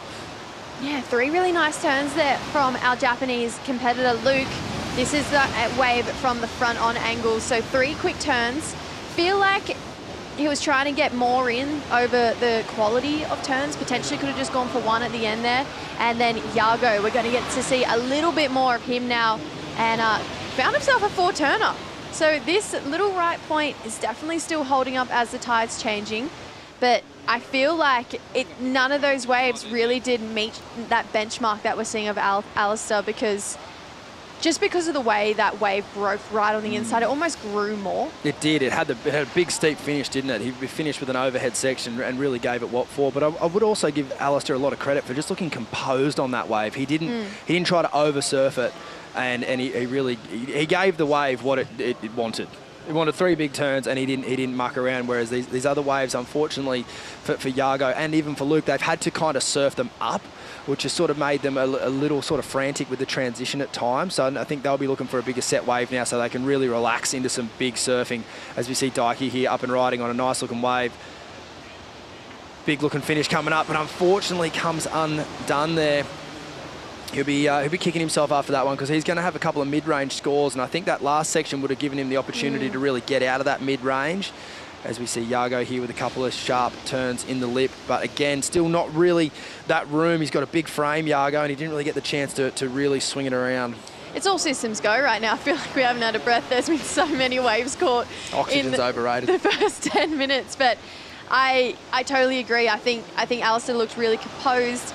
He's kind of giving me the same vibe of Kolohe and Dino of what we saw this morning. He got the last minute call up and he's like, all right, well, I'm just going to surf. We've got nothing else to lose, so let's do it. I'm here for business. Someone else who's here for business is the winner of the last heat. He's with AJ McCord. Here for business indeed. What a way to start off your Challenger Series campaign. It's been a few years. You've been battling these injuries, but you're back and off to a great start here at Newcastle. What's your mindset coming into this year? Yeah, thanks God for the opportunity, and I'm glad that I'm back and start the year with like a good hit. It's always like a pleasure, and I feel ready 100% after 4 years out. I'm here and excited for this year. And you and Natasha just welcomed your baby boy into the world. How much perspective does it bring for you this year as a dad? Yeah, like two weeks ago, I became a dad with my wife Natasha and my son Filippo. Yeah, that's bring me more like, passion, love, and now I have to, pass the heat to buy a lot of things for him. And more pressure, but not at all, because I love what I'm doing, and now it's one more opportunity to do for him as well. So yeah, we are very happy to become a dad. I'm very happy to become a dad, and yeah, this is a new chapter of my life, and I'm glad that it's going well. Congratulations, off to a great start here. Yeah, thank you everyone who's watching, all my sponsors, my family, friends from Brazil. Thank you so much. Parabéns. See you in the next one. Obrigado. Valeu. Thank you, AJ, and beautifully spoken, Pedersen. That's giving me chicken skin. Oh no. Brand new dad, come over here, surfed incredible in his first heat. And it was something similar to, I think, we saw for Connor O'Leary, Ryan Callanan, just thinking of people who have become parents recently. It gives you something more to surf for. And you could tell that he really felt that way as well. He mentioned, it is more pressure, but it's also too, it's that situation that he explained pretty clearly. He loves what he's doing, and Kolohe's the same, and all these blokes that have got young kids at home. Like, this is a great place to have your profession in, and if things go your way and you can make a few heats and get a bit of dough to take home and buy a few nappies and slap a roof over the head, sounds pretty good to me. Oh, so eloquently said, Stace. Always so graceful. We are in Newcastle, the home of the King's English. But during that interview, Alistair Reginato's last wave was out of control. Yeah, he's just looking fired up. Speaking about making money, he didn't want to go back to the surf shop. He wants to go and just absolutely destroy everyone on the Challenger Series and get on the World Tour. That was a really, really well-surfed wave in the break there, and we'll cue it up again, I'm sure. But he's looking established. Yeah, definitely. And a lot of things changed for Alistair. I mean, he's moved away from his home, away from the sunny coast, down to the Gold Coast. Not too far. But I was going to say, huge move. Yeah, it's not too far. Nearly got the same name. almost.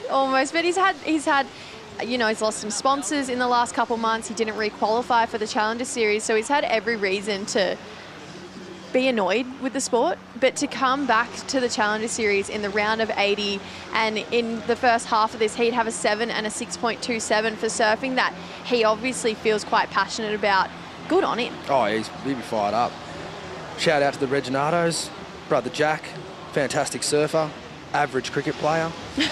And I know everyone back at the sunny coast would be tuning in hard, and Didn't do it on this beach, but just around the corner. This is where he dragged his team to their first ABB win with the teams event that we host out here in Australia. And they're the kind of things that can really springboard you into the next part of your life. And they just recently won again up on the Gold Coast. They did. So I'm expecting big things for Reggie. As we see Yago here, he might have just played the man and not the wave there, because that wave didn't have anything at the start. He's going to definitely look for something big on the inside. This wave is steepening up nicely. He's got a couple of nice turns there. And the finish. Not a lot on the outside, but he definitely got some good work done on the inside. Yeah, loved that surfing. How hard do you think it is from a natural footer to goofy footer perspective, that end section turn, and just getting up and over it? Oh, I think it's probably easier to get it done on your backhand and make it look big and scary, but I think there's probably more opportunity to get a higher score front side with a bit of a tail throw or something like that. But I guess we'll see how the day plays out. Yeah. Can I answer that at the end of the day? But yeah, that's my initial thoughts. But in the meantime, we're going to take a short break here. Don't go anywhere. More action coming right up.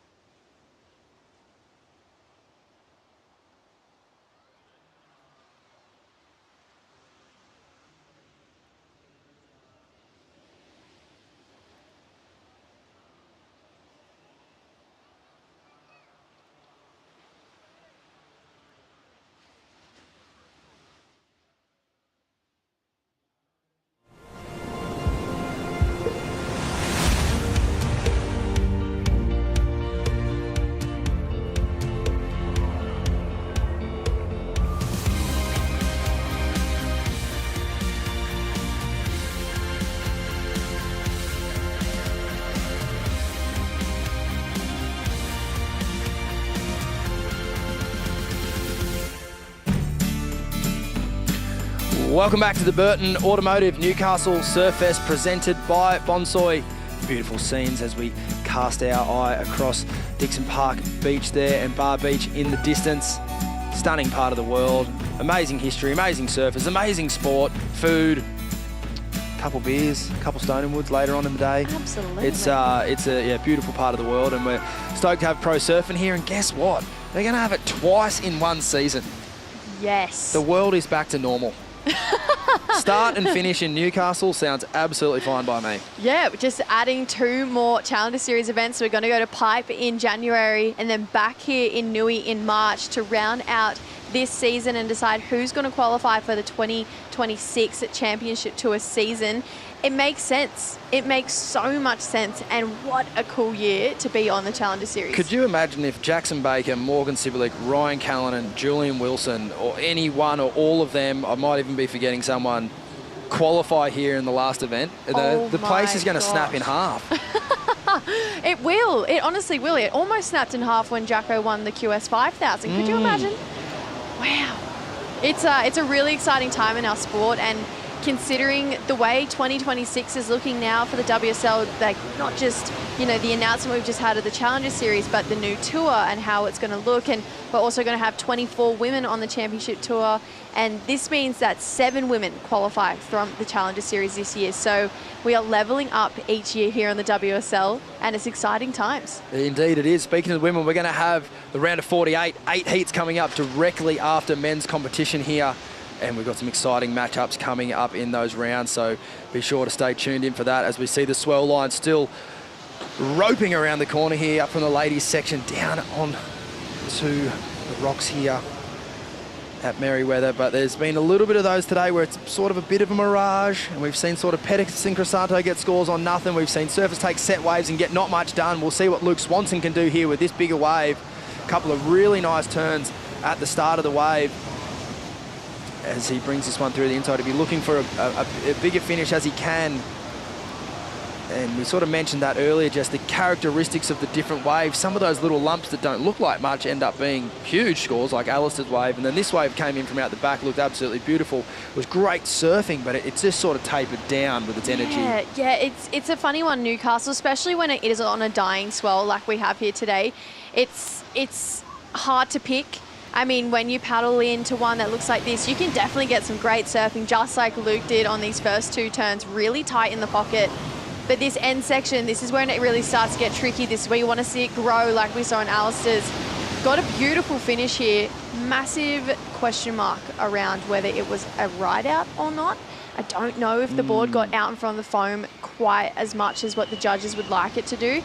Nevertheless, did some great surfing on the outside, but when we are on a dropping swell and a dropping tide, it just makes wave selection just that little bit trickier. And that's when I do really believe that local knowledge or time put in on this wave really does start to come into play. Yeah, I agree. There's spots that like Ryan and Jackson Baker, they sit where you kind of go, what are they doing there? And then you look at the heat total and you go, well, makes sense. That's why. They knew exactly what they were doing. But yeah, you're right. It does kind of make it tricky just with the conditions that we have at the moment. But they are very picturesque conditions. Nonetheless, they look beautiful on the screen. And when the waves do come, they are about as fun as a 3-foot right-hander you'll ever get. Alistair Reginato here, Jessie. Yeah, beautiful first opening swoop.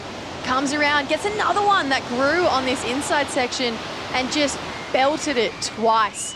So another score to lock in for Alistair Reginato. Just want to add, he's only caught 3 waves in this heat. He's at a 7, a 6.27, and now he's going to drop another great score. He's going to have 3 of the highest scores in this heat, and he'll be dropping the next one, which is higher than any of the other surfers' heat total, highest wave heat total. It's funny how that happens sometimes, isn't it? One surfer just grabs it and runs away with it and is really leaving it as a battle for second at the moment, and it's between 3 really quality surfers. So boys are going to have to figure that one out there. Who really wants it?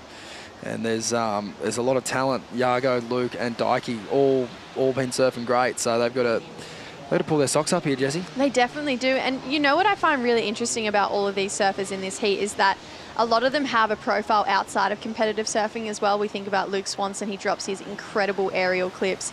Daiki Tanaka, he's just been on a tour through Japan with his new documentary called We Find. And I think it's a real testament to where our sport is going as well. Not only can you build a career competitive-wise, but it is so achievable to build a career outside of the Rashi as well. Massively. You're a living, breathing, walking example of that too. No more Rashi for me. No, you make a good point. And I think, we love watching the kids surf, but at the end of the day, I want to know what they talk like. I want to know what they sound like. I want to know, the personality behind what food them. do they hate, Yep. I hate that as well, So, no, it's great. Yeah, there's plenty of good viewing out there, and thankfully, social media these days, it's all pretty accessible. So, yeah, some great cast of characters here, but we could want to know all that as much as they want, but all these guys in the water right now, they only want one thing, and they just want to make it out of this heat. Yeah. And maybe a couple more. Yeah. And this one in particular, as you said, that opening round is just so important to get your career and your campaign underway for 2025. Alistair Reginato here just slicing and dicing. He's kind of gone Pedersen Crisanto spec here, where he just looks like he's having fun. Oh, and honestly, it's a dangerous place to be. Yeah, when you come up from a wave where you fall with a bit of a smile on your face, a cheeky grin there from Alistair, I think it does mean danger times for your competitors. We're still waiting on his last wave score to drop in, so the judges rewatching it, replaying it, because they want to make sure they get it right. Had 3 incredible moments on They're that taking wave. too long. I'm going to ask you, where do you think it sits? Oh, don't stay. So someone up. That's an easy one. He's already he's smashed it. Whoa, big turn there from Yago as he comes around the corner. He's going to need another one, and he does. He slams it in the pocket. A beautiful looking wave. Thanks for coming. How good does that feel? Yago, he must be absolutely thrilled. That was a moment where he was like, finally, is kind of what it looked like for me. Let's take a look at this Stone and Wood slow-mo here for Alistair. This is the wave we've been waiting on. It was a 7.1, a best wave of the heat so far. Actually, beg my pardon, it's not. This was his last wave, but this is the Julian Wilson straight air that we're seeing from Alfie. Just doesn't land that one. Was a bit, didn't get the lift out that he was looking for to come over the lip of the wave, but I think when you are in Burleigh and he was there and you're watching the best of the best do their thing, I'm not surprised that he's probably taking a little leaf out of Julian's book there, the massive straight airs he was doing. Big time. As we see Luke Swanson here up and riding, he would have seen Yago's last wave. He knows he needs to get in this heat with some more substantial numbers because everyone in second, third and fourth is just sitting in the 4 range. You can see the talent that lies within this kid's ability. However, he's going to need to simply put, just be on better waves because as good as he is, it's going to be hard to surf a wave like that up when you've got Yago, getting the waves that he has, and this is the wave here, Jess. Yeah, this was just beautiful. This is exactly what he was looking for. This turn really pushed hard in the pocket, came around again, belted it for a finishing turn. There's that thank goodness moment that we saw from Yago. And then I really loved the approach of this. I completely agree. He knew he needed to get back in this heat. Great first turn. Heaps of water out the back. Bit of a check turn on that second one. Didn't push extremely hard on it to get ready for that section. Was so close to making it, but you can tell that board just stopped in that shallow water. He buried the nose and didn't come out in front of it. But Luke has so much potential just to throw something crazy in this heat at any point in time. And you can tell he's really trying to make that happen here. Alistair Reginato there, in and out of that wave. He's another surfer too that would have noticed Yago's last wave and gone, oh, hang on a minute, there's going to be another surfer here within striking distance of me. I probably need to, leave the free surf part just to the side for a second and bring it back to kind of heat strategy. Unfortunate little mistake there of sending him down to 4th priority. I don't think it'll be a fatal error, but I think Yago is about to get the best score of this heat here as we wait for the last judge to lock their score in. It will be Dykey and Luke definitely chasing scores. We know that. We just do not know the numbers, exactly how high they're going to be.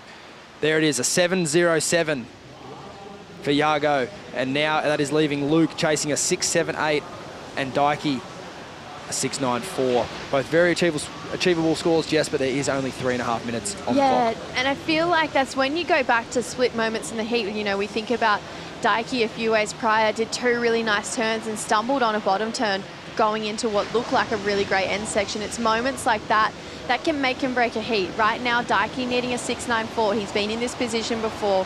He's needed a score in this exact same spot. It's his 2nd year on the Challenger Series. I just think it's still so capable, and for Luke to have the repertoire that he has, he can pull any maneuver out of his bag of tricks and potentially get that score if he does it with intent and just that mongrel behind him. So right now, he needs to find whatever that is deep down and get that 6.78 he's looking for. Yeah, I think it's just a bit of patience here for Luke, which is going to be so hard. He's in 3rd priority. It's quite a frustrating situation to be in, to put it lightly. Dykey's in 4th for 1st priority, so there's hope. There's a bit of light at the end of the tunnel. You can kind of, you know the process of how I'm going to get there. But with Luke, there's another layer. And look, I feel like that minute just went by so quick. Now we're down to 2.5. And what does he do here? First, he needs to get up the priority order, or just hope that 3 guys above him, 2 guys above him have an absolute shocker and don't want to go the wave. But it's quite a unique situation for Luke to be in, and sort of like the puzzle for him right now is quite scrambled. I think this is what you train for, though, right? You train to be able to stay mentally strong in these heats and bounce back from these moments. And you see so many athletes now do these pressure drills, these time crunch drills, where they put themselves in these high pressure situations so they know exactly how to react, play their cards right. But there is really no mimicking it until you are in this exact position. Let's see how it unfolds. Important ride here for Daiki Tanaka out of Japan. A 6.94 is the requirement. Couple of nice turns, albeit slow in the transition. He needs a big finish here, and he gets it. As we see out behind now, Alistair Regginato, he's way out in the lead. He's looking to better a 7. Early indications on this ride might be that won't be the case. We will eagerly await the score there for Dykey and shift our attention out the back to a curious battle that's unfolding between Yago and Luke now. Luke in second priority, Yago in first. And as you can imagine, Yago positioned perfectly next to Luke to make sure that he does not put himself on the very next best wave, which could be a matter of moments away, Jesse. Look at this thing approaching. What's it going to do? Yeah, sometimes you see these waves roll through and they just eventuate into a really beautiful wave. And this one, I feel like it's going to hit a little bit deeper than where they are. Yago not making any sudden moves just yet. Luke really wants it. There is a wave behind it though, so both of these surfers saying no. 30 seconds. It's just a matter of whether these lines get to them in time, but it's feeling like it's those mirage ones where they look really good, but they never quite eventuate. What do you do if you're Yago? Do you sit on Dykey or Luke? I would probably sit on Luke, honestly. I feel like he's probably got the repertoire to just pull something crazy out of the so bag. if you're Dykey right now, you're stoked because he's only, you know, Alistair isn't paying any attention to Dykey, which probably he should. But if you're Dykey, you're so stoked right now because this wave probably isn't going to break where they are. He shouldn't be paddling. Oh, and unfortunately, it just didn't get there in time. Unfortunately, our young Japanese surfer and the surfer out of Hawaii not able to get their last scoring opportunities. But that was very reminiscent of basically every heat we've had this day, which has been really, really tight and hard-fought battles. Yeah, it's just been the similar tail end of the story every single time. There's been one person who's really been leading it, and in this case, it was Alistair Regginato. He started off strong with a 7-point ride, quickly backed it up with a 6.27, then dropped another 7. It was kind of the Alfie show here. It was. He certainly ran away with it. This is one of Dykey's best waves as we check out him on the GWM heat recap here. And he got a big finish on this wave and was able to get the landing gear down. And this is our young Hawaiian, full of talent. He got some nice looking rides early, but it was just the size of the waves, I think, Jess, that just let him down. Yeah, definitely. I think he just needed a little bit more and just to push a bit of power into it or unleash that crazy repertoire we know he had. Yago, though, made a massive last-minute comeback just by finding these really great bowls and just going full attack mode, start to finish. Just had the foot on the accelerator. There was no stopping him. No, there certainly wasn't. As you see Alistair here, beautiful arcing turn out of the lip there. One of his absolute trademarks, and it's a high-scoring manoeuvre for him. And it just is absolutely just belting it out there. Every section that comes his way. Oh, just looking so confident. I love when you see Alistair in this flow, in this just level of confidence. Wow. Backing his ability. 2 huge turns there. That was the highest wave score of the heat so far, 7.1. This was the wave that got Yago back into second. This was a crazy looking wave. And he absolutely dealt with it, didn't he, Jesse? He just belted it 3 times. Said, thank you so much. I'll be moving on through to the next round. As we see there, Alistair breaking it down, and we check out the official heat results there. Alistair Regginato taking that one out over Yago Dominguez, Dykey Tanaka and Luke Swanson, unfortunately bowing out of competition here at Merewether. Don't go anywhere, more action coming right up. We have got the women's round of 48 that are going to hit the water. Stay tuned.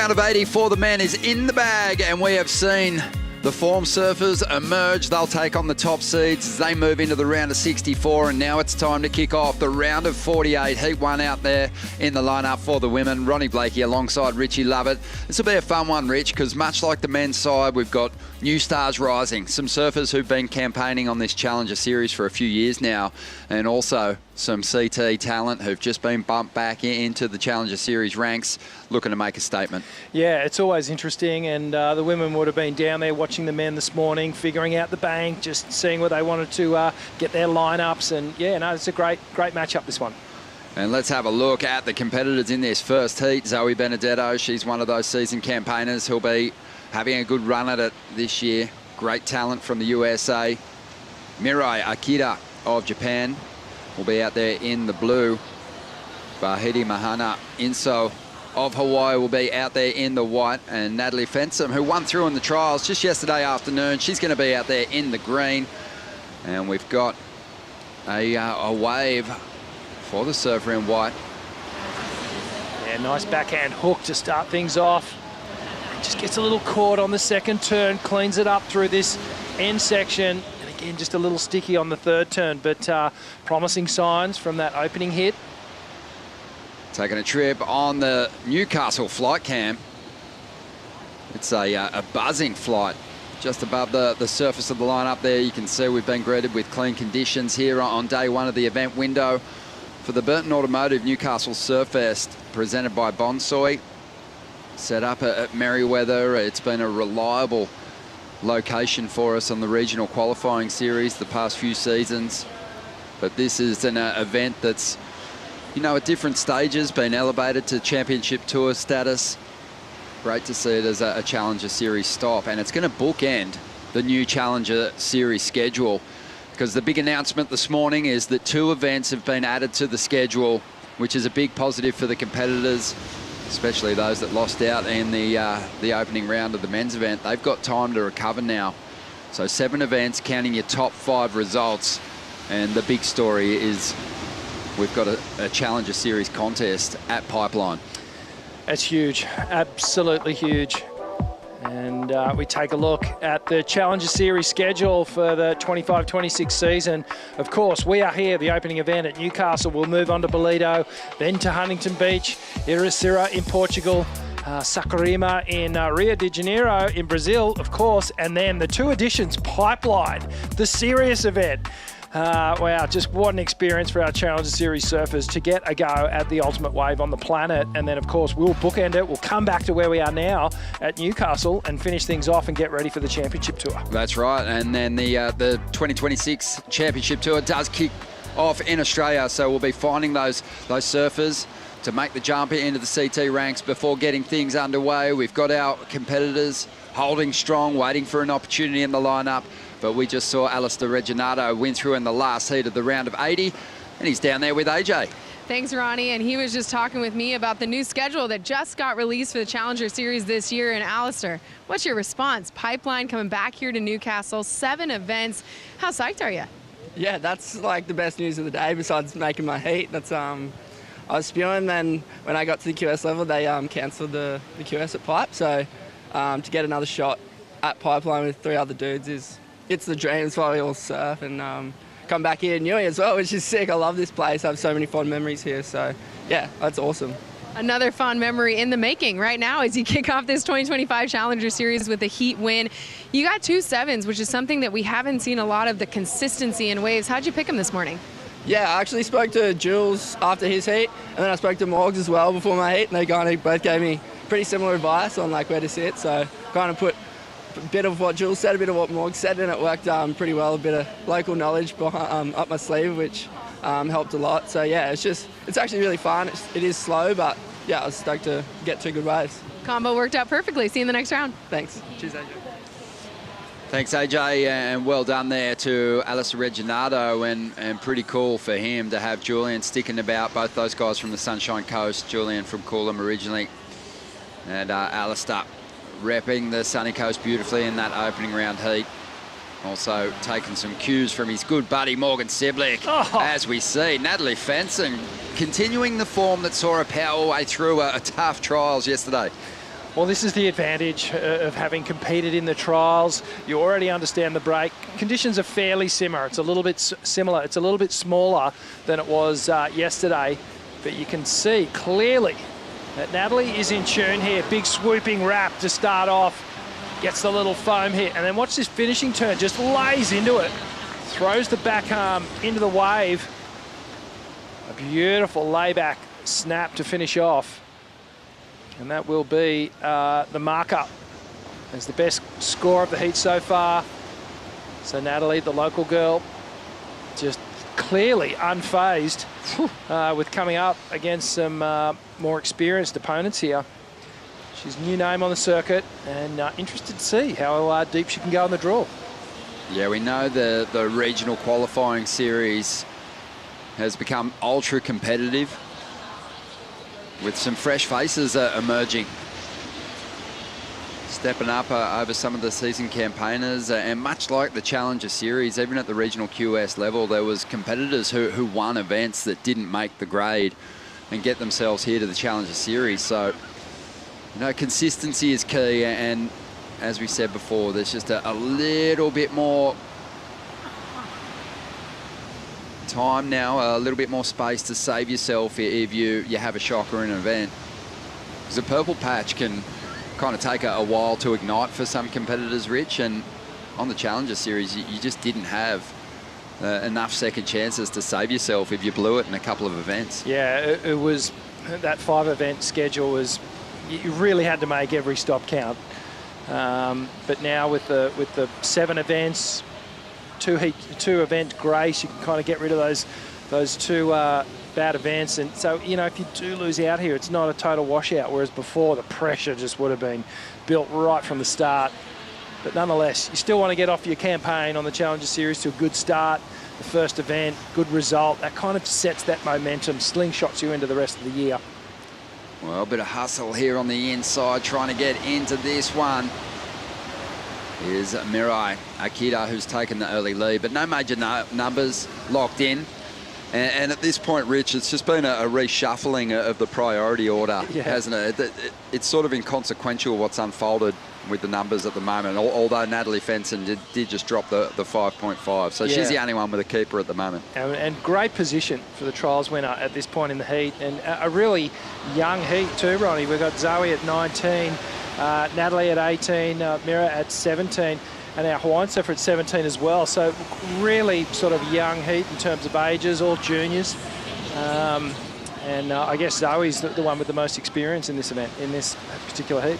Been loving just, you know, tracking the Challenger Series and getting to call the Australian leg of the Challenger Series the past couple of years, and just seeing the young talent emerging. Been pretty impressed with that Hawaiian region. Obviously a lot of talent in their QS ranks. And Vahidi Mahana is just another one who's going to get an opportunity to impress. But it's Zoe Benedetto who's got a strong forehander approach. Great variations, and tracked down some pretty impressive finishes here in Australia before. Yeah, she's got a real fluid, stylish approach. And I think this is her third crack at the Challenger Series. She did well on the QS, North American QS circuit last year. She had a win in Barbados, second in the Jack Surfboards Pro. So some good results at the qualifying level. Bit of movement here on the outside. No takers for this one, though. Just under 17 minutes to go, and these competitors look to be getting themselves lined up for a set wave here. And it is going to be our surfer from Hawaii, Vahidi Mahana. And she's already let go of a couple of decent turns here. Nice sequence of turns and a tidy little finish there on the inside for Inso in the white. And that's what she was chasing, a wave with a little bit more room to move and get that clean sequence happening on the back end. Only a 2.5 for a first wave. This one's going to help her get back into a qualifying position. Each of the competitors chasing the top 2 finish in these 4-person heats. Natalie's well out in front at the moment, but with 16 minutes to go, we are going to check in with the man who's been bringing so much energy to the Australian leg of the Aussie treble and now the Challenger Series. What do you got for us, Forno? Oh, Rondog, I'm just in full-blown froth mode, mate, because, yeah, you know, I think during the Aussie leg we heard about all those fresh changes to the CT coming in 2026. You know, we're all getting so pumped up on it, but really the Challenger Series was the next project because it's been cooking along for a couple of years, but it needed a little bit of attention and it needs to re-engage, and holy smokes have they done that in a big way this morning. That announcement that you and Richie were just talking about, the extended tour, I think that's huge, but getting some teeth, getting some pipeline in the mix, mate. I did a bit of a walk through around the competitors this morning just to sort of get the vibe, and everyone is just frill necking, mate. They are. They're so stoked. Spoke to Morgs. You know, he was just going, yes, waves of truth on the Chang at last. And that's basically the general, you know, opinion, that everyone really wants to showcase not just the shredding, not just the combat skills, but the actual ability to turn and knife it when you're under that sort of pressure against, you know, people who are trying to climb over the top of you to get that dream. So it's just a huge effort from the WAS to give this Challenger Series the respect it deserves, and the surfers who are on it, you know, the opportunity and the platform to show what they're made of. On your Vorno, yeah, everyone really excited about it. Frothing on the announcement.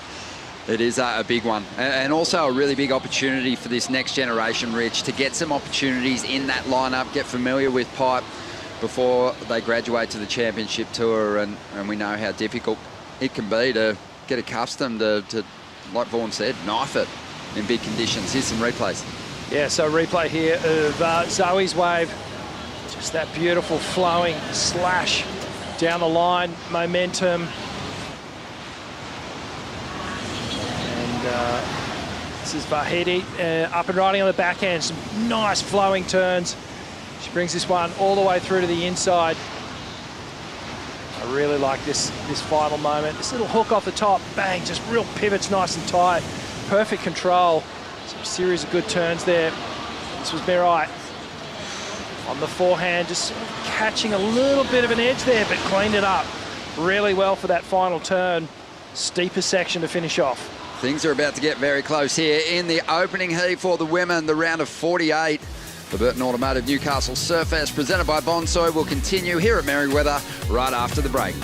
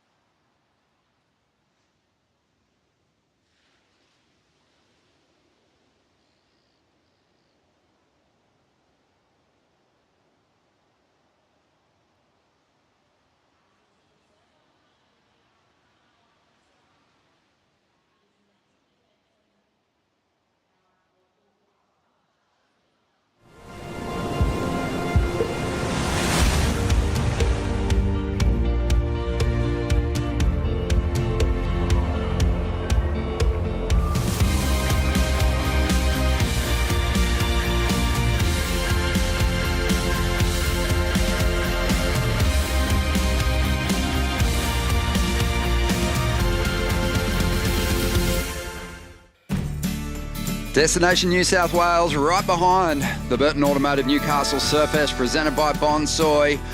And this is one of the top destinations on the Australian East Coast, on the New South Wales coastline. Worth checking out. Beautiful coastal walks you can take, amazing restaurants. To plan your stay here at Newcastle, go to visitnewsouthwales.com. Have a look at the day that we've been greeted with here at Merewether. It started with a bit of fog in the air, Rich, but that's since burnt off, and we're enjoying fun, clean conditions for both the opening rounds of the men's and women's event. We're into the first heat of the women, and we've just seen some score drops during the break. Yeah, we have indeed, and we're just going to have a look at a replay here of Natalie, the local girl, trials winner, just jamming it off the top. She's got a really good speed down the line here, and just falling short on that final turn. So perhaps an opportunity looking at live action now. And Natalie's still out in front, and Zoe Benedetto, the most experienced server in this field, back in fourth place, but making her move nicely at the moment with some great work on the pocket. Couple of nice hits, getting a bit of release on that final turn, and Zoe starting to make her move and add to her scoreline. Only needed a 3.68 to jump up into second place. Yeah, she got that for sure.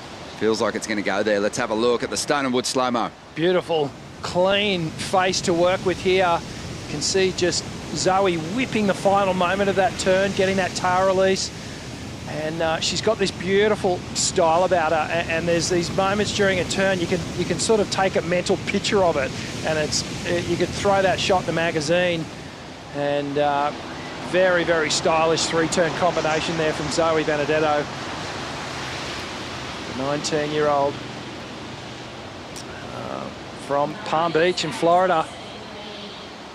Yeah, really starting to make her way up the ranking. Got a large fan base, and no doubt a lot of those people would be tuned in. When she's on, she can, go a long way through an event draw. That's like what she's looking to tap into on the Challenger Series this year, is breaking into some of those semi-finals and getting herself some keeper results towards qualification. As we see Natalie Fenson, again, just in attack mode. Doesn't finish that wave off, but I like the aggression she's bringing to these waves. Love the approach, love the aggression. You can tell that she is up for the challenge. We often see it sometimes, don't we? You'll see the trials winner go through, they'll get into the actual event, and it can be a bit crippling for them. And the momentum gets stifled, but young Natalie, she's really stood up to the challenge here. Nice aggressive turn, just cuts that one a little bit short as she sees more opportunity down the line. Unfortunately, just that little double up fold in the wave in front of hers just sort of stopped the momentum of that last turn. Yeah, it's always, tricky with the waves at this size when you get to that inside section. When those waves actually close out, it's quite dumpy, hard to find a fun transition to ride on out of these moves, or often a challenge for the competitors. And Natalie, we said aggression, it's more commitment. Just really leaning into each of her moves with a lot of intent, and that's helped her get to the top end of the order here in this heat. And under priority, finding some space to move, is Zoe Benedetto here. Just dropped her best number of 4.67, jumped up into second place. Won't have too much room to move here, but does let go of one big individual turn. Probably go pretty close to her opening ride, the 3.83. Yeah, just the single number. Hard for the judges, unless it's a very explosive manoeuvre or perhaps an aerial. We won't see them go above that mid-range score unless it is something spectacular. But Zoe just trying to consolidate her position in second place. Second score, which is her best, the 4.67. We're just waiting on another score now. Big thread, big narrative past few seasons, Rich, as we see a 3.3. So Zoe Benedetto dropping that same number. Soliguete, she's coming up in the next heat, getting prepped with her coach. But a big narrative, the last decade really, but it sort of seems to be something we return to each season, is just the next wave of talent that's coming through on the women's side. It's just incredibly well-rounded talent that can compete in the smaller conditions, are super progressive, but then fearless in the bigger waves. We're enjoying watching Erin Brooks in her rookie campaign survive the cut and she'll campaign towards maybe a Final 5 finish and a shot at a world title later this year. But there's a number of them, as we see Vahide Mahana finish off another wave there. She had a 5 already, so she's just outside the top 2 at the moment. Only needs a 3.5, but it's incredibly deep, the talent pool on the women's side. Yeah, it is, and one of the young ladies at the top of my list is Sierra Kerr. You know, she's just completely fearless when it comes to waves of consequence. We've seen her throw down clips in Indonesia where she's just pulling into 8-foot barrels over, 2 foot of reef. This is Vahide Mahana on this backhand attack. Beautiful swooping turn. And those final finishing moments, she's been good on that end section. 3-turn combination. This is going to see her move up into at least 2nd place. And so we've got some set waves approaching. But yeah, you mentioned Sierra. She's coming up in heat 3. And I think, the fact that you've got this generation competing against the likes of Sierra and Erin at different stages, it kind of brings the collective level up and really is pushing this next generation to a whole new performance level. As we see Mirai, who started the heat with the lead, just kind of falling a little off the pace here, and those falls don't help. Natalie Fenson's been pushed back into 2nd place and taking a ride there that's not going to help her improve on her heat score. So at different stages throughout the opening round of 80 for the men, we saw experience really paying off. Priority guarded at the right time and patience shown to get yourself on the bigger waves. And just some of the newcomers have just looked a little bit too keen to have a crack at just anything that rolls their way. Yeah, it's a hard thing to do as a surfer, is to not catch waves. You naturally just see a wave coming at you, but in a heat situation, you've actually got to make a judgment call and go, okay, what is the most amount of points that I can extract from this thing? And really, is it worth taking off on 4-pointers? Not generally. That's the sign of a pretty scrappy heat, whereas you wait. Just wave choice is so important. It gives you the canvas to build points, and through the entirety of a heat, there's going to be, say, 3 or 4 waves that are going to look a lot better than the others. If you can put yourself on those ones, then you're already ahead of your competitors. Then it comes down to actually, converting and the talent of putting a score on those waves. Here is the GWM heat recap, and it was Natalie Fenson, the winner of the trials, getting started beautifully with a 5.5. Zoe Benedetto had a quiet start to the heat, but is starting to really settle into this one. Still needs a score to get herself up into the top 2, but some of her class on show. Yeah, nice smooth style from Zoe. And this is Inso, just on the backhand, just been owning these better waves, and exactly what I was talking about. She's got the canvas to work here. Nice sweeping turns and always getting to that finishing moment and putting a little exclamation point on all of her waves. And she's only ridden a couple, but they've been enough. She's at the top of the leaderboard. This is Mirai. She's connected with a few of those bigger end sections as well, but just down in 4th place at the moment. And again, this is one of the backup scores for Zoe. Nice flowing, sweeping manoeuvres down the line. I think Zoe does her best work in a steeple section of water, has a great forehand hit where she can release the tail. We got a little glimpse of it on that finishing turn for her best ride of 4.67. But Vahide Mahana is looking good here. The Hawaiian has had a 6.5 on that last wave. It was a clean sequence, and she just looks to be building confidence with every ride. Yeah, she sure does. Really polished performance, and again, she's given us the patience game, and she's really tapped into it. She's up there with at the top of the leaderboard in this heat, and 2nd priority, in a really good position to control these last few moments. Yeah, often just looking at the way a surfer sits out there on the board, you can kind of get a read on where their confidence levels are at as we watch on the inside. Mirai finishing one off. She's after a pretty reasonable number. Zoe Benedetto needs this. Nice turn to get started, chasing a high range 4 to get herself back up in a second position. Couple of quality turns, good combination there. Might be enough to see the American up in the second spot once again. 4.74. It's going to be really close. Let's have another look at it. So Zoe, quick snap off the top.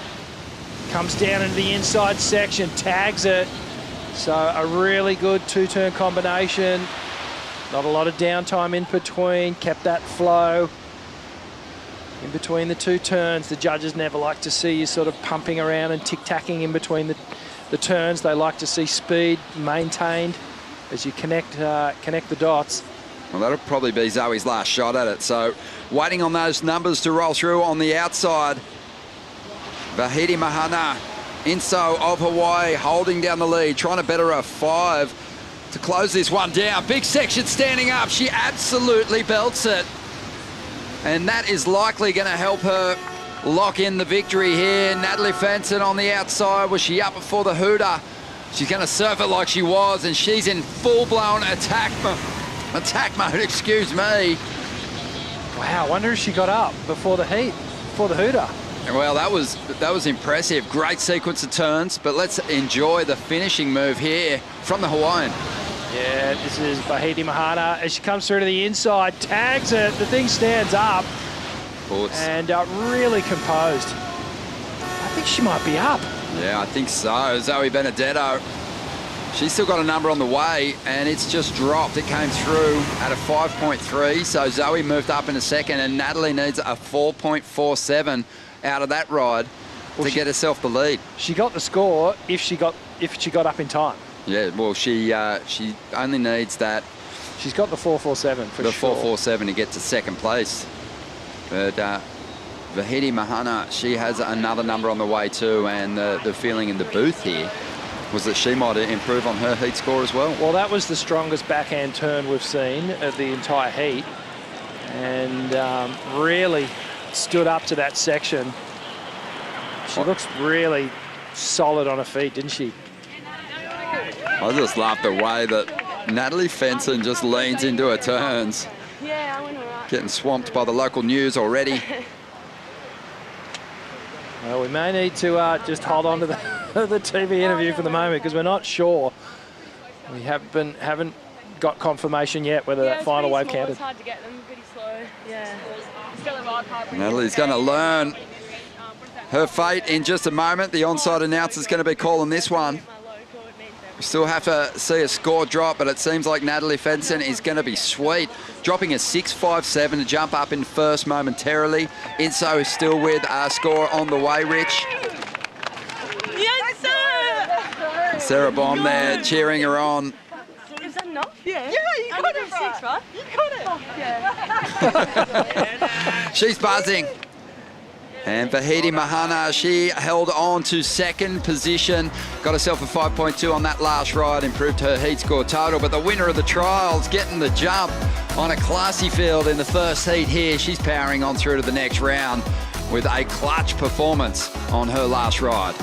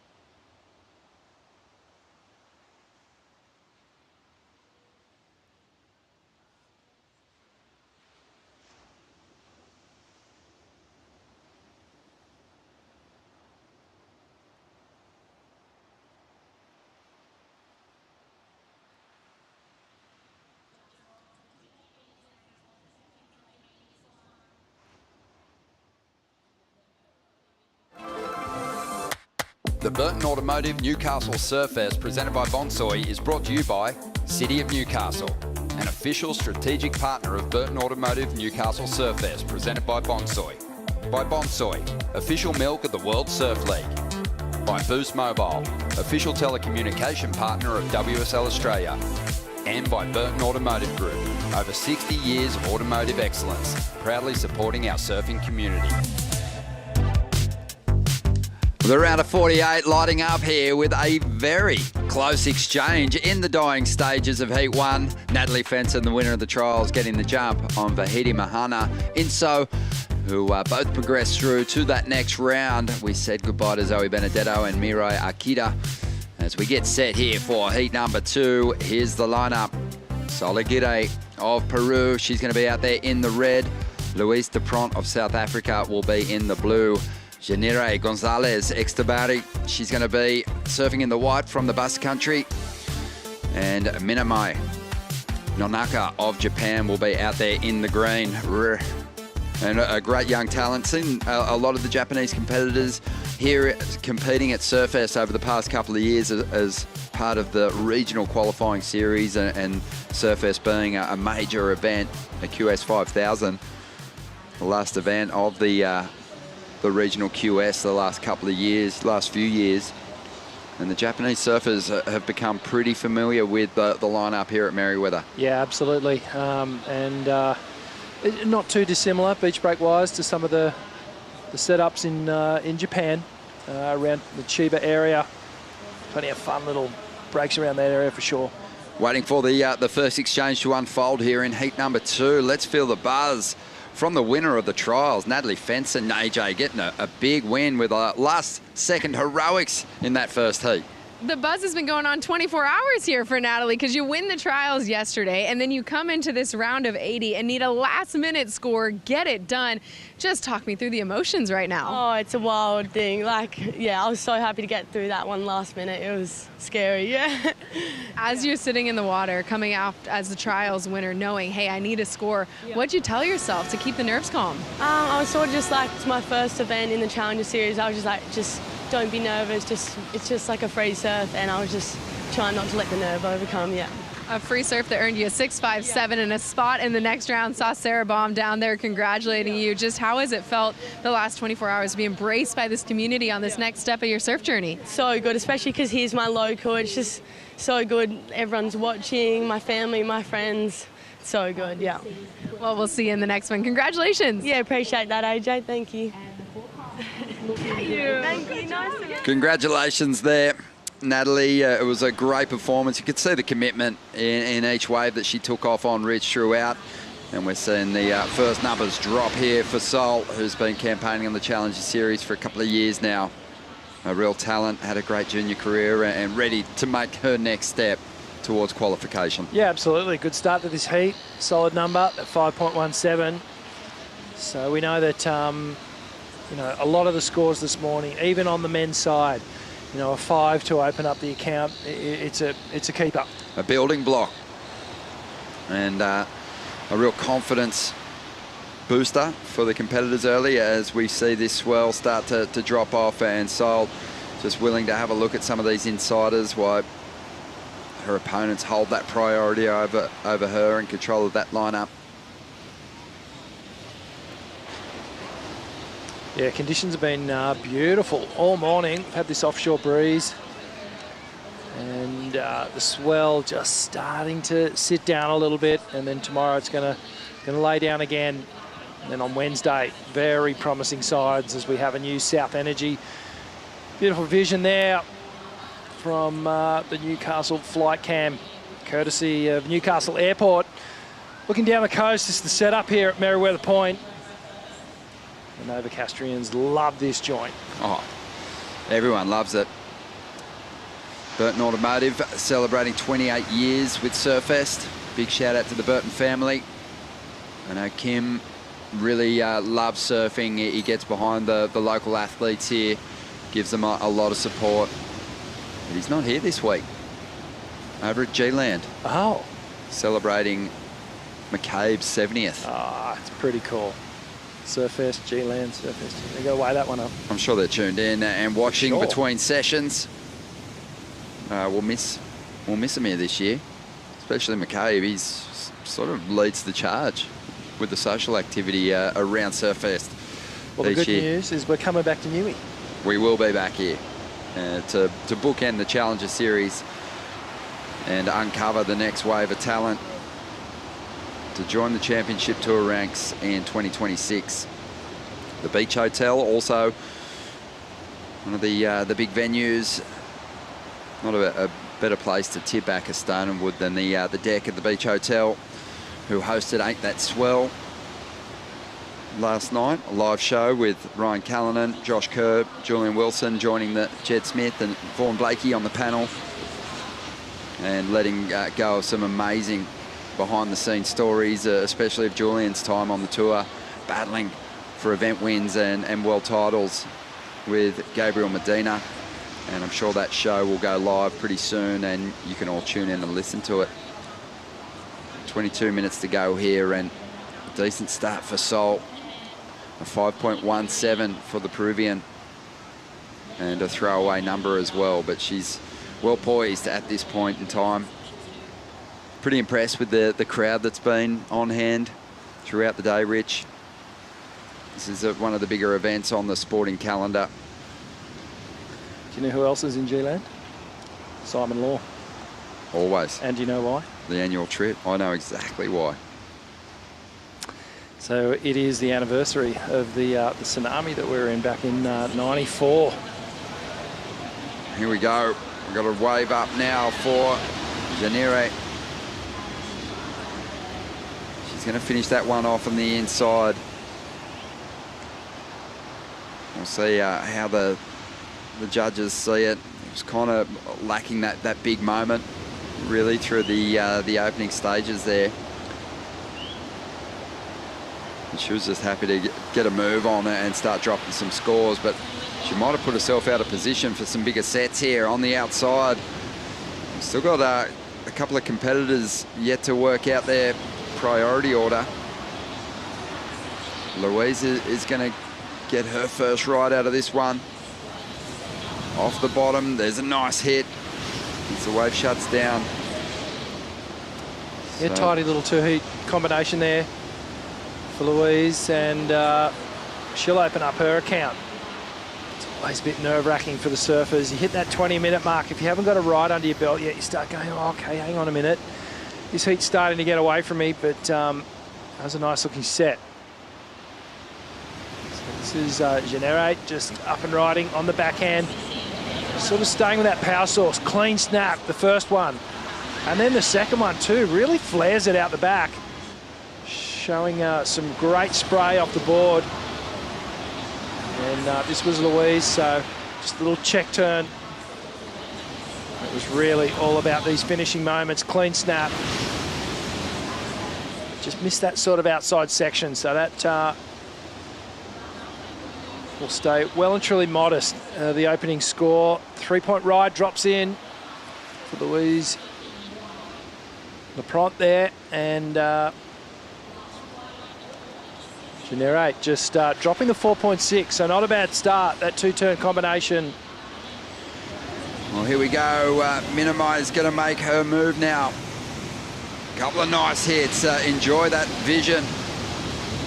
Showing the speed of the competitor as she races towards that final section. Just looking for that hit. Couldn't find it. She kicks out. Hanire dropped to 4.6. So she's got a decent number in the bag there too. Louise Lapront just got a 3-point ride.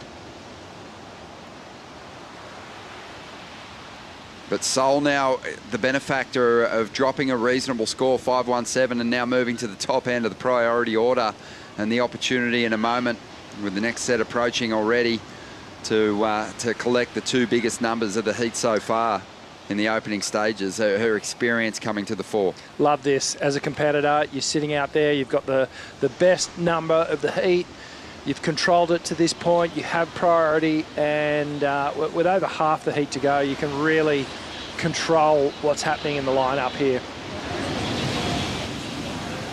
Minima through the inside. Snaps cleanly, but just doesn't find that finishing turn. Yeah, it was tidy work on that open face, but there is, if you get one that stands up on the inside, there is a lot of points in that final section. As we see, Hanire up now. 4.6 on her opener. She'll stick with this one. There is a bit of downtime there, but she can make up for it with a good sequence of turns on the inside. Need that speed to get those impactful turns done on the inside. She was just lacking a bit of momentum there. She'll head back out, have another shot at it.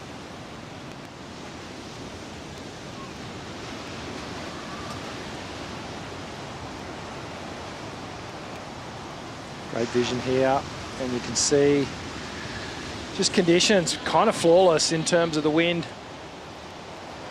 Hoping this swell is going to hang around for most of the afternoon and then into tomorrow. But the tide's really feeling in, Ron, so it's taken away that real punchy end section. Still standing up. This is Menamai. She gets to the finish that time. So starting to make a real move. Getting that backup score. So all our women in this heat now have a pretty decent number to build on. This is live action. This is Sol. Clean snap, straight up in the pocket. Nice wrapping turn, staying with the power. And bringing it through to the inside now. Another tidy finish. And just as we said, she got the benefit of winning the early round opening exchange. Minamai Nonaka, she turned in a 5.73. That's the highest ride, but what Sol got was priority and control of the lineup after banking a pretty reasonable number, and she's just converted and used that priority so well. She's about to drop a good score and move herself back into the lead, push down into third spot momentarily. And let's see what unfolded. Go to a couple of replays here. Hanire. Just off the top. Nice and powerful. Gets a little stuck through this little midsection here. You can see there's a bit of chatter on the face, and she just catches an edge and goes down. This is Nonaka through the inside. Hits that final section. And then Sol out behind her. Clean snap, start things off. Nice wrapping cutback, brings it all the way through to this inside. Just a nice pivoting hack right on that end section. And this is Louise on the backhand. Whoa, just pushes it a little too hard. Doesn't quite get that connection to that final turn. Yeah, bummer there for the South African. Because just giving it that extra bit of oomph and setting the fins free can, you know, really add a score to your tally there. And she's going to have some work to do, as we see Hanire once again just trying to swing the fins around herself. So she started with a 4.6 and backed it up with a 3.7. It's kind of shaky ground she's standing on at the top of the order here at the moment, because Minamai Nonaka, she has the highest single ride of the heat, and Sol's got a decent score on the way too, which might even be better than that. So could see a real shift up in the order here, and first might get pushed all the way back into third in a moment. Yeah, well, it's happening. There's all sorts of leapfrogging going on the leaderboard at the moment.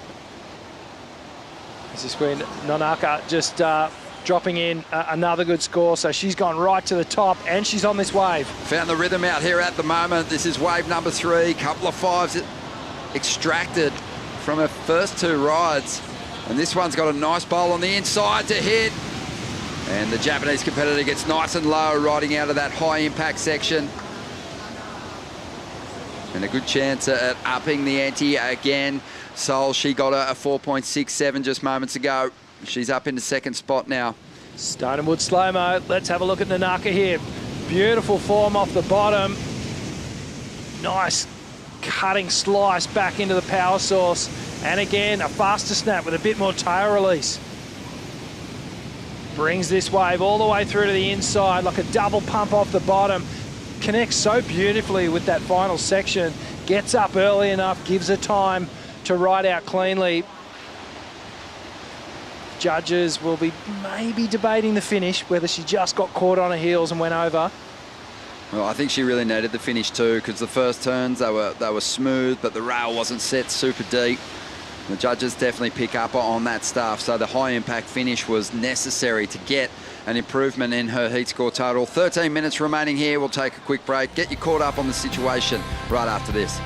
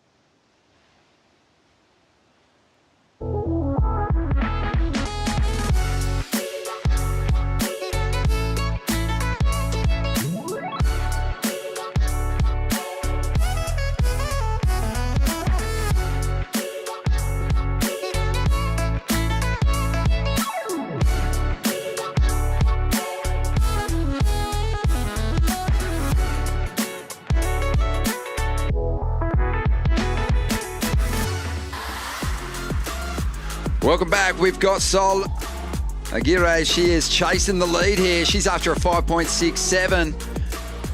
And she is looking for the big finish here on the inside. She gets it. Well planted, and she knows it's good. Pumps the fist. And Nanaka with a better flow on this wave. Turned into 3.83 and missed the finish on her last ride. Gets it right this time. Trying to better a 5.1. Great exchange. It gets a clap from former championship tour campaigner Richie Lovett, who won Trestles. He won Halayeva. He won in France. He won in Brazil. He won at North Stain, senior men's board riders event. And he's still collecting the titles. Good to see you back in the water too, Rich. Thanks, mate. After surgery to your leg. And yeah, you were ripping yesterday, mate. Oh, it's second great. surf back after 4 months. Yep. Had the hip done for the third time, actually. So, yeah, it was pretty extensive surgery this time around. Had to go and fish out a lot of stuff that was floating around in there and replaced all the hardware. So, back at it, 4 months, back in. Stoked. Looking good, mate. Stylish as always, and we know the turns will just get bigger and better as you recover. Whoa. So you can see there, Nere just had to fade away from Sol. She had priority and really attacked this last section. Yeah, I really like the variety on this wave. You saw that that backhand hook at the start, and then mixed it up with a few beautiful turns through the inside. Nanaka just finding that end section again. She's really building. So first and second in this heat, really starting to put some airspace between the other two competitors. They're going to have a little work to do now. Still waiting for a couple of numbers to drop in here. Just under the 9-minute mark. And these two surfers really starting to control the narrative. Yeah, they are. Strong wave selection too. Some good numbers on the way for the surfer in red and green. You know, style is such a unique thing. Every individual's got their own style, but I think generally speaking, a Japanese competitor just has a real... They typically have a pretty similar kind of style. It's a low center of gravity. It's great technical qualities, good form through their carving turns. And Nonaka showing, you know, the same kind of style that we've seen from Hiroto Ohara campaigning in major events to try and get into CTs over the years. Kind of really helps with that low center of gravity when you get to those tricky end sections like this one for Louise. Hopefully she didn't come into contact with her aboard there. Yeah, it looks like she fell straight on a board. She's okay. Yeah, she looks a little disheartened with the performance at the moment, but she needs to stay in this. 7.5 minutes. You can nail 2 quick waves in that amount of time. And this little sandbank just up the beach a little bit, just north of where these women are surfing, still an option at this point. Life is about to get very difficult, though, for the surfer from the Basque Country, Nere and Louise of South Africa, because big numbers have just come through for Sol Aguirre. A 7-point ride for Sol and a 7.5 for Nonaka, and they are well out in front now. A mid-range 7 required for Hanire, 7.57 to jump up into second place, and Louise is after a 9.17. That's just to get to second, Rich. Wow, yeah, so she's got a mountain to climb here. But again, you know, this is all good experience. Don't lay down here. Just stay in it. Stay positive. Keep telling yourself you can claw your way back. The clock's against her, but anything is possible. But what a performance now from Nonaka and Sol Aguirre. They have really just established themselves at first and second in this heat. As we see, Surfer in white up and riding on the backhand. Here we go. Oh, it was a good looking wall too. It had more opportunity. This is what happens when you get put under pressure and you really start to dig deep, and sometimes you can dig too deep to the point where it pushes you out of your comfort zone. And Eri just really giving it everything she had on that first turn, which she needs to do, because a 7-point ride is what she needs. Just an amazing honour roll here at this event, going all the way back to 85. We saw Wendy Botha break through for a victory. A number of the world champs were victorious here in those early years. Frida Zamba, Pam Burridge, Pauline Mensah. Pam Burridge with 3 victories here. Rebecca Woods, who campaigned on the championship tour. She was from just down the track on the Central Coast. She's had 3 victories. And Sally Fitzgibbons returns to Surfest with 3 victories and the opportunity to become the most winning surfer ever here at Surfest in 2025. And Sally will, of course, be seeded into the round of 32, coming just off the championship tour. It's a massive opportunity for her. And you're back to get it done. You know, it's so difficult to crack that top 10 and survive the cut on the women's tour. Only 10 places there. And, you know, Sal, despite surfing incredibly well through the last few events, the Aussie treble, she finds herself here competing on the Challenger Series once again. But she won the Challenger Series last year, so it'll be fun to see how she fares in this event. Yeah, I have no doubt in my mind that Sal will just clobber her way through the Challenger Series and find her way back onto the tour where she belongs. And again, inspired by the fact that we've got a new tour for 26, that'll just suit her as well. Exactly. Well, you've got to think about Sal and where she finished on the championship tour in the old format. The final 5, she cracked it once, but it's been cruel to her the past 3 seasons, so she'll be loving the return of the a full schedule and consistent results contributing towards a world title. Here we go, Sol Aguirre. She has been on fire in this heat so far. Sitting in second spot still. She needs a 6.24 to get up into first place, Sol.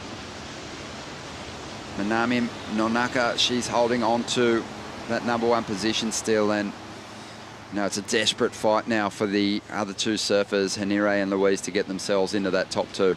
Yeah, it's going to be really difficult. First assignment is to find that wave. It's going to give you the opportunity.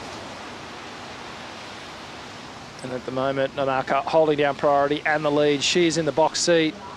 And Soligere, she potentially could have increased her tally as well that last wave. We're just waiting on scores to come through. Surfed it incredibly well. She's really built momentum through this heat and found some good form. See that happen with our surfers. There can be some sort of tentative nerves at the start, some first heat jitters. As the heat goes on, you can see the surfers starting to build momentum and their confidence rising.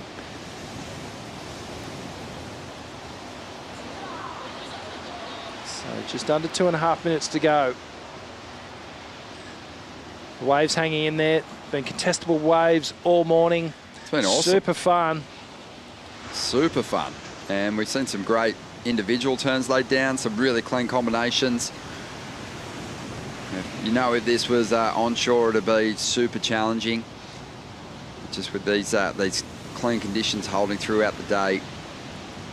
We've seen some impressive numbers and a couple of surfers going into the 7s here, but Sol just dropped a 6.9 and has jumped up into the lead now. Solid. Absolutely solid. Through the last couple of rides. What you've done there. Yeah. And I like it. Yeah. Here we go. Hanire, let's see if she can get herself back into it. She's been loading up this backhand, just trying to find a big section and tees off on this one. Oh, no. Just hasn't been able to finish her rides off. She's almost fallen on every single one of her rides. You can just see some frustration there. Just gives the board a little tap. She's going to head north, try and get away from the competitors with a minute to go. I love the fight. She's not out of it yet. 8.63 is what she needs just to get into the advancing situation. Yeah, no shortage of opportunities for Hanire. She's had 8 waves. And she was on her way to a pretty decent score there. One that maybe would have helped to chip away at the pretty massive requirement that's been established by Nanaka and Sol. As we see here, Louise Lepron, let's see if she can finish this one off. That's a bit more like it. Nice sequence of turns, but the body language suggesting she's really aware that she needed more. As Nanaka moves through to the inside, classy finish there, high speed, banking off the oncoming section. If I was her coach, I would be just saying, make sure you ride out of those last turns. Great performance. Love the aggression, love the intent, the speed. Just stay on your feet for that final moment. It's a split second that the judges want to see. Control right at the end. They really do pay close attention to it these days, don't they? Oh yeah, they're brutal as well. It's not new either. It's been a number of years now. As we see Sol just having a bit of fun. Oh, careful. Goes switch, throws her board up into the lip.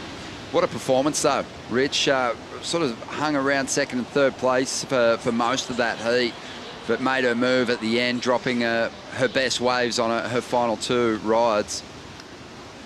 As we go to the recap, we'll get a look at it.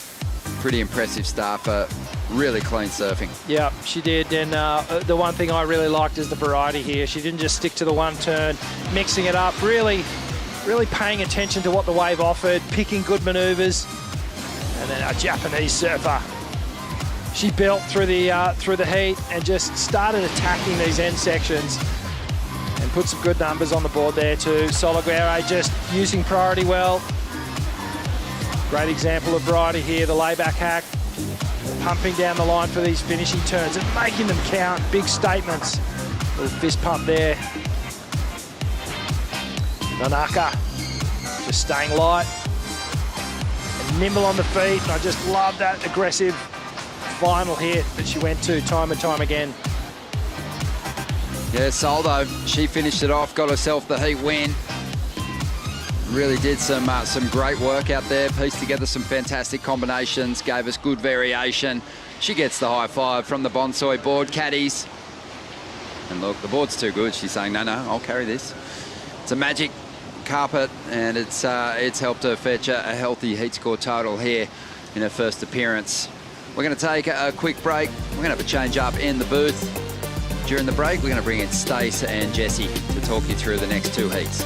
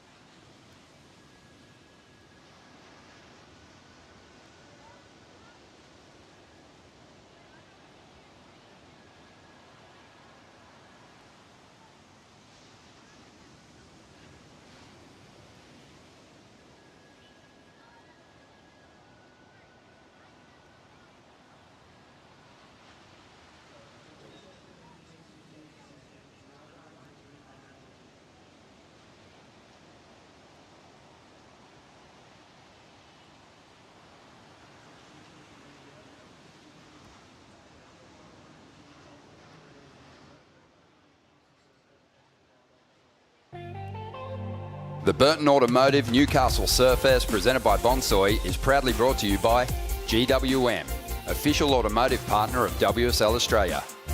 By Vitacobi, ocean performance and lifestyle apparel company. By BioGlan, official vitamin partner of WSL Australia. And by Port of Newcastle, an official strategic partner of Burton Automotive Newcastle Surfest, presented by Bonsoy. Stunning afternoon here at Merewether Beach.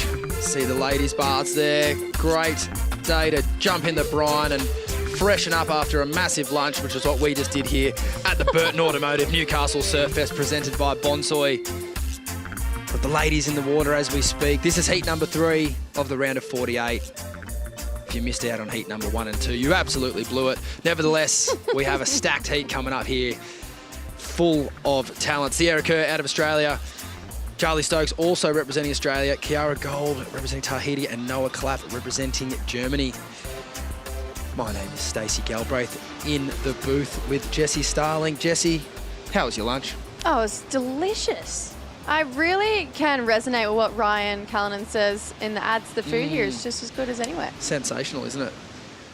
And plenty of good locations to wine and dine around here. Not that we'd know about that just yet. No. It's only Monday. It's only Monday. You're lying. You had a huge run last night. No. But this heat, this is really good looking heat. And Sierra, she's been one of those main stories we've really been focusing on, especially the fact that her dad and her are both competing in a Challenger Series event. Don't know if we've ever had that. It is the first father-daughter duo ever. Up and riding, Kiara Gold, the young superstar out of Tahiti.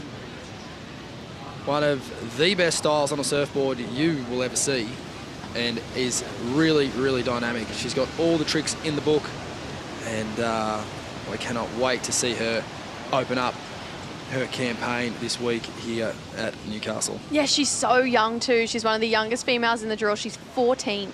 She's 14 years old, and she already has so many great, trophies in the trophy room. She won Stab High last year, so we know she has a progressive air game. She charges, and growing up where she grew up, you're going to get pretty barreled. Pretty tubed, yeah, which is just what we're all chasing, right? As we see Charlie Stokes here from the Sunshine Coast. Beautiful wave selection here.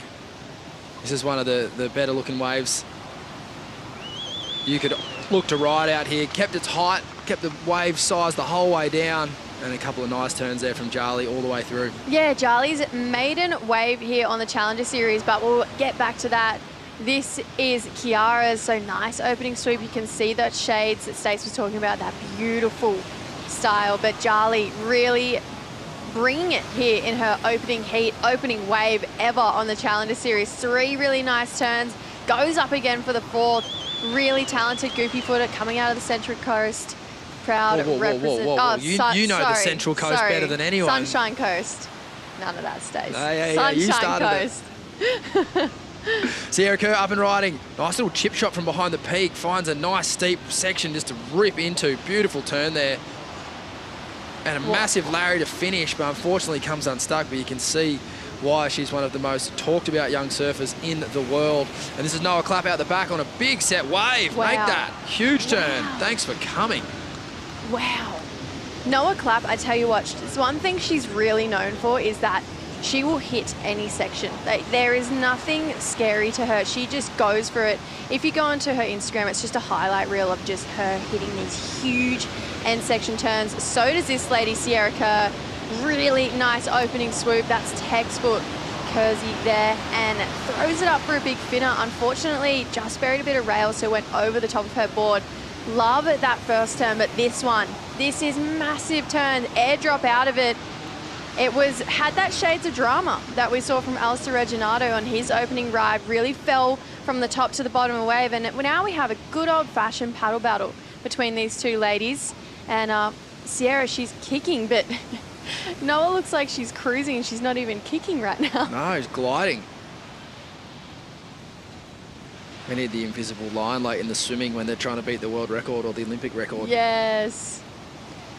I will now correct myself. Charlie Stokes is a proud Sunshine Coast girl and represents Kiwana Board Riders so beautifully, and she comes from a very big surfing family. Look, I would have let it slide if you didn't have such a special connection with the Central Coast. I just had to bring it up. You do.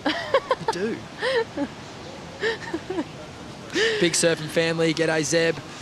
Taj. Help me here. Lainey Stokes, baby sister. I'm sure they're all tuning in and enjoying the action here. Charlie, what a great start. It's a great way to start your heat. 5.5, but you can see there Sierra Kerr just the one turn with a 4, and what a turn it was. We will wait for Noah Clapp's opening ride though.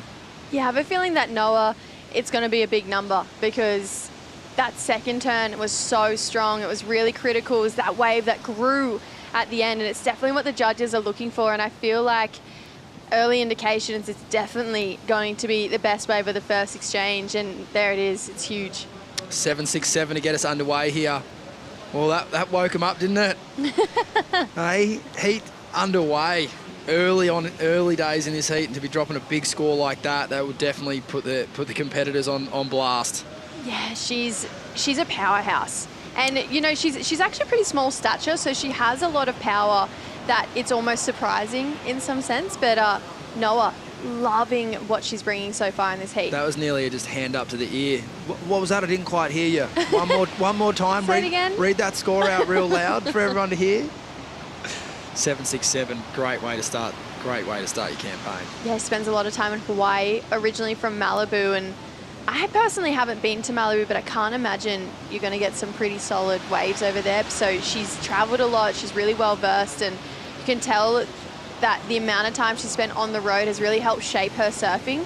And I just love the fact that she just goes for it. She goes for it in any type of condition. I remember watching her last year in the Portugal Challenger Series. She got a call up there and she was incredible. She was really incredible. So yeah, looking forward to seeing her the rest of the week, especially when it gets big here at Merewether. Kiara Gold now coming from behind the section on that one. Gets a little hung up on the first turn, but beautiful second carve there. She brings it through the inside. Huge snap to finish as we wait with bated breath to see if she can ride out of this one. The foam there is probably some of the least friendly foam in the world. It's sort of, you know, gives me European beach break vibes where you're just so close to making it, but the whole ocean is getting sucked back out to sea underneath you, and you just cannot ride out of it. Yeah, it definitely does make it hard. She had a great effort at it though. I mean, she definitely came close. Love what you're talking about, Stace, with her style. It's very relaxed, very just super niche, I feel like, in our sport, the way she talks with her arms low towards the centre of her body. How's the Stonerwood slowway here? Oh, Jessie, what went wrong?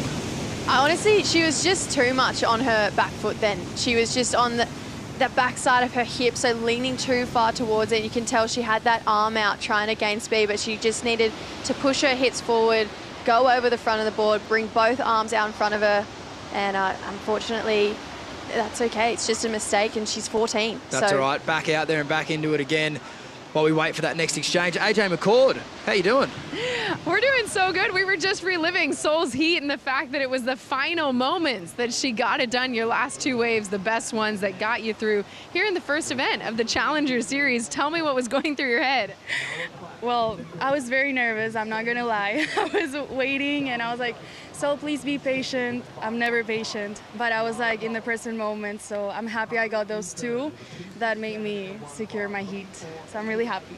As you should be, and you've been on the Challenger Series for a few years now. How are you approaching this year and looking forward to qualifying to the championship tour? Well, I'm really happy and motivated to compete here again, and I feel like I belong here, you know, so that's where I think all of the athletes that are here to win and give their best. So yeah, I'm just enjoying the moment and giving my best energy every day, and yeah, I'll give my best, and let's go.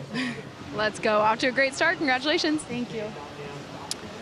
Thank you, AJ. Congratulations, Sol. Live action now, Sierra Kerr. Makes up for the last one and gets the finish there, Jess. Doesn't she? What? That was a great ride from Sierra Kerr. I mean, her dad already made it through the round this morning, so I wonder if these two have a bit of an inside bet going on, or who can get deeper in the draw. But this is a way to come back from that first fall. Great slash to start this one off. Kicked the tail, came round and did it again, but with a little bit more oomph. And then puts the fins up in the lip, not once, but twice. Tricky end section, gets out in front. I feel like that's a real testament to her skating background from when she was younger. She's really able to get up over the coping, as you could say, and just stick it and really just show that she's got balance. She's able to get to the center of her board and get out in front of those really tricky, steep parts of the waves. Yeah, it's a great call, and you just see how determined she was to make that end section. She knows there's a big score on the board already from Noah, and she doesn't want to let this heat get away from her, because she's obviously noticed that Charlie's got off to a good start as well, but that series of manoeuvres at the start of that wave, I think the judges are really going to enjoy that. Absolutely, and I think if we think back to her 4 as well, I mean, that was one really big open face carve, but it had the same amount of energy behind it as what we saw in that last wave, so I can imagine this score, it's definitely going to put her in the lead. It's definitely in that 3 range that'll put her into that first place, but it's definitely going to make that 4 become the backup score. For sure, yep. And she's, you know, once you hear this score get locked in, she's going to put herself in a pretty good position down there. As we come up to the halfway mark in this heat, everyone looking to be getting a good score on the board at the moment, except for young Kiara, who had the opportunity there, but unfortunately just come unstuck. Nevertheless, though, I think you can see, even with the falls, she's got the talent to mix it up with the best of them. Definitely. Absolutely, and I think she brings this fresh approach. It's similar to what Katie Simmers kind of brought, where we didn't really know what we were going to get. She draws really different lines, and it's going back to that topic of it keeps you on your toes. It keeps you kind of ready and wanting to know what's next, and that makes you an eager surfer to watch, and I think that is definitely what we're going to see in Kiara's future. And right now, unfortunately, it was deemed an incomplete on that last one, but it just shows that she's got big power turns in the bank, and she's ready to pull them out at any moment. Yeah, absolutely. You can see the courage too, you know, like to hit a big end section like that. You mentioned comes from Tahiti, so she has to deal with that a lot. But yeah, there was no hesitancy in her surfing there at all. While we wait for our next set to roll in, we're going to take a short break here. Do not go anywhere. More women's action coming right up just around the corner.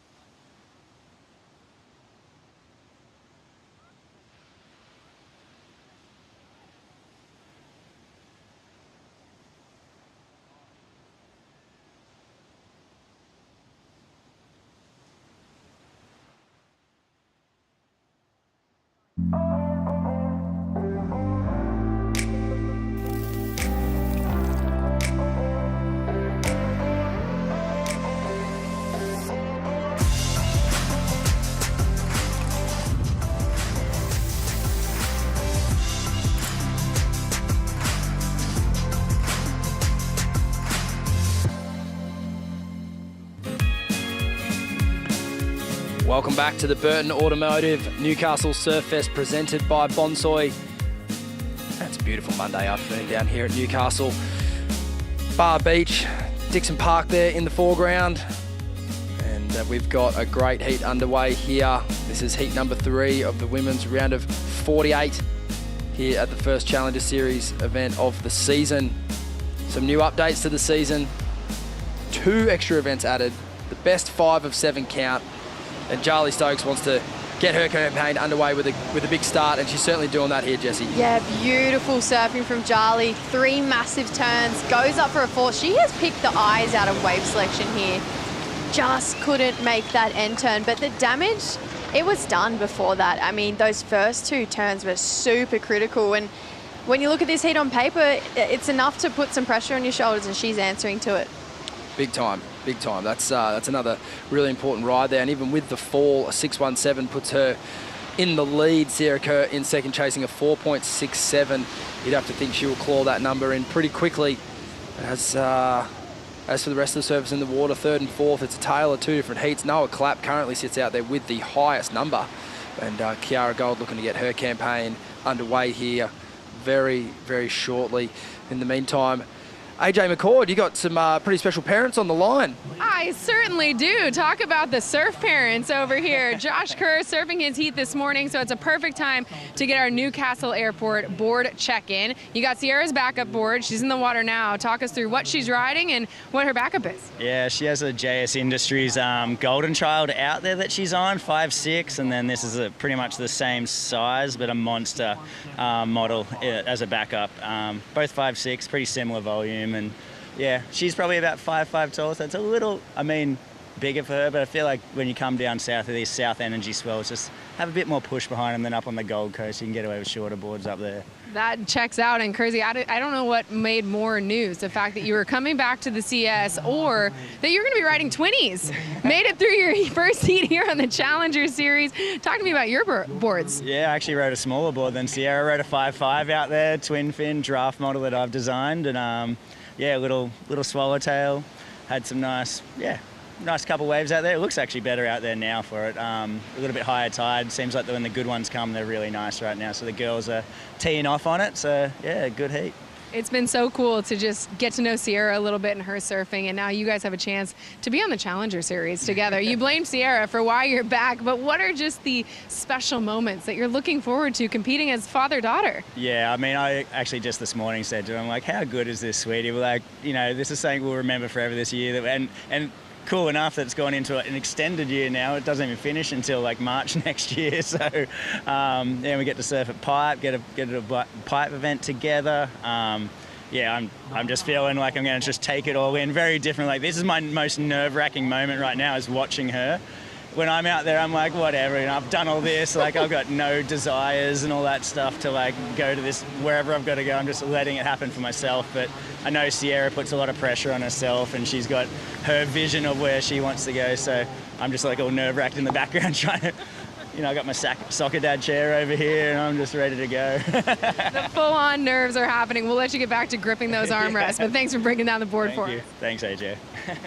Thanks, AJ. Well done, Kersey. I would have loved to ask Joshua a question there. However, I'm now nervous for Sierra, so I'm going to let him go. Noah Clapp just smashed that wave, and she doesn't need a big score to jump up over Sierra and into probably the lead over Charlie.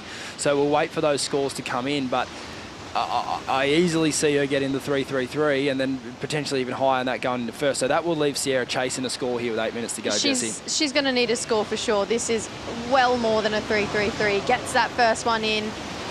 It was all really about this end turn, and she knew it as well. Look at this section, steep, belts it. Bit of fin moment out the back as well. Definitely got the ride out. And that's going to eclipse that 333 any day of the week, and it's definitely going to put Sierra Kerr in a position where she's going to be chasing down a score. The thing is, if we look at what she needs right now, she needs a 4.67 to first. So that's a pretty good indicator to know that she doesn't even need much to jump out in front of Charlie Stokes. So she's still well and truly in this heat. Yeah, indeed. It's going to be an interesting last sort of 7 or so minutes here in this heat. But the question that I was going to pose to Kersey was, Sierra just came off a specialty event win up at Stab High in Japan. Completely different format to this event. How do you think that she's managing those two different kind of attempts at competition? I honestly think she's got the best support network that it is, that she probably is just enjoying it. I don't think there's a point of, I'm going to manage this specialty event and then manage the Challenger Series. I think she's just that type of competitor who's just going to say, all right, I'll do it. I'm all in. Yeah. Yep. No, I agree. And you can see that even with her first wave. I know she fell, but just that attack and that, all the energy was there. But more importantly, we do have the score come in, as you called, Jesse, well above the 333, a 5.2 there for Noah. It was a pretty small wave, but she definitely surfed it up. And got a big finishing turn there. The 5.2 was the final number. So that's pushed Charlie Stokes down into second, who's having an amazing heat herself. And that leaves Sierra Kerr in third, needing a 4.67, and Kiara Gold needing a 9-point ride. If you're Kiara Gold, how do you pull apart this heat from here, Jesse? Do you try and do it in 2 waves or do it in 1? I think because you're in a 4-man heat with the priority, you can definitely do it in 2, but you've got to be Pedersen, Crisanto about it and back your ability over wave selection, because you're not going to get back to first priority in 6 minutes in a 4-man heat. But you definitely give it your all on the next best wave that comes through. You just go 100 out of 10 and just give it everything. And then hopefully that puts you in a position where you're only chasing a 4 or around then, and then you could potentially move to the bank down the beach and try and just belt it for 1 big turn or a 2-turner, or we know she's progressive, so take it to the air. Yeah, she's certainly got a host of great aerial tricks that she can lean on for a big score.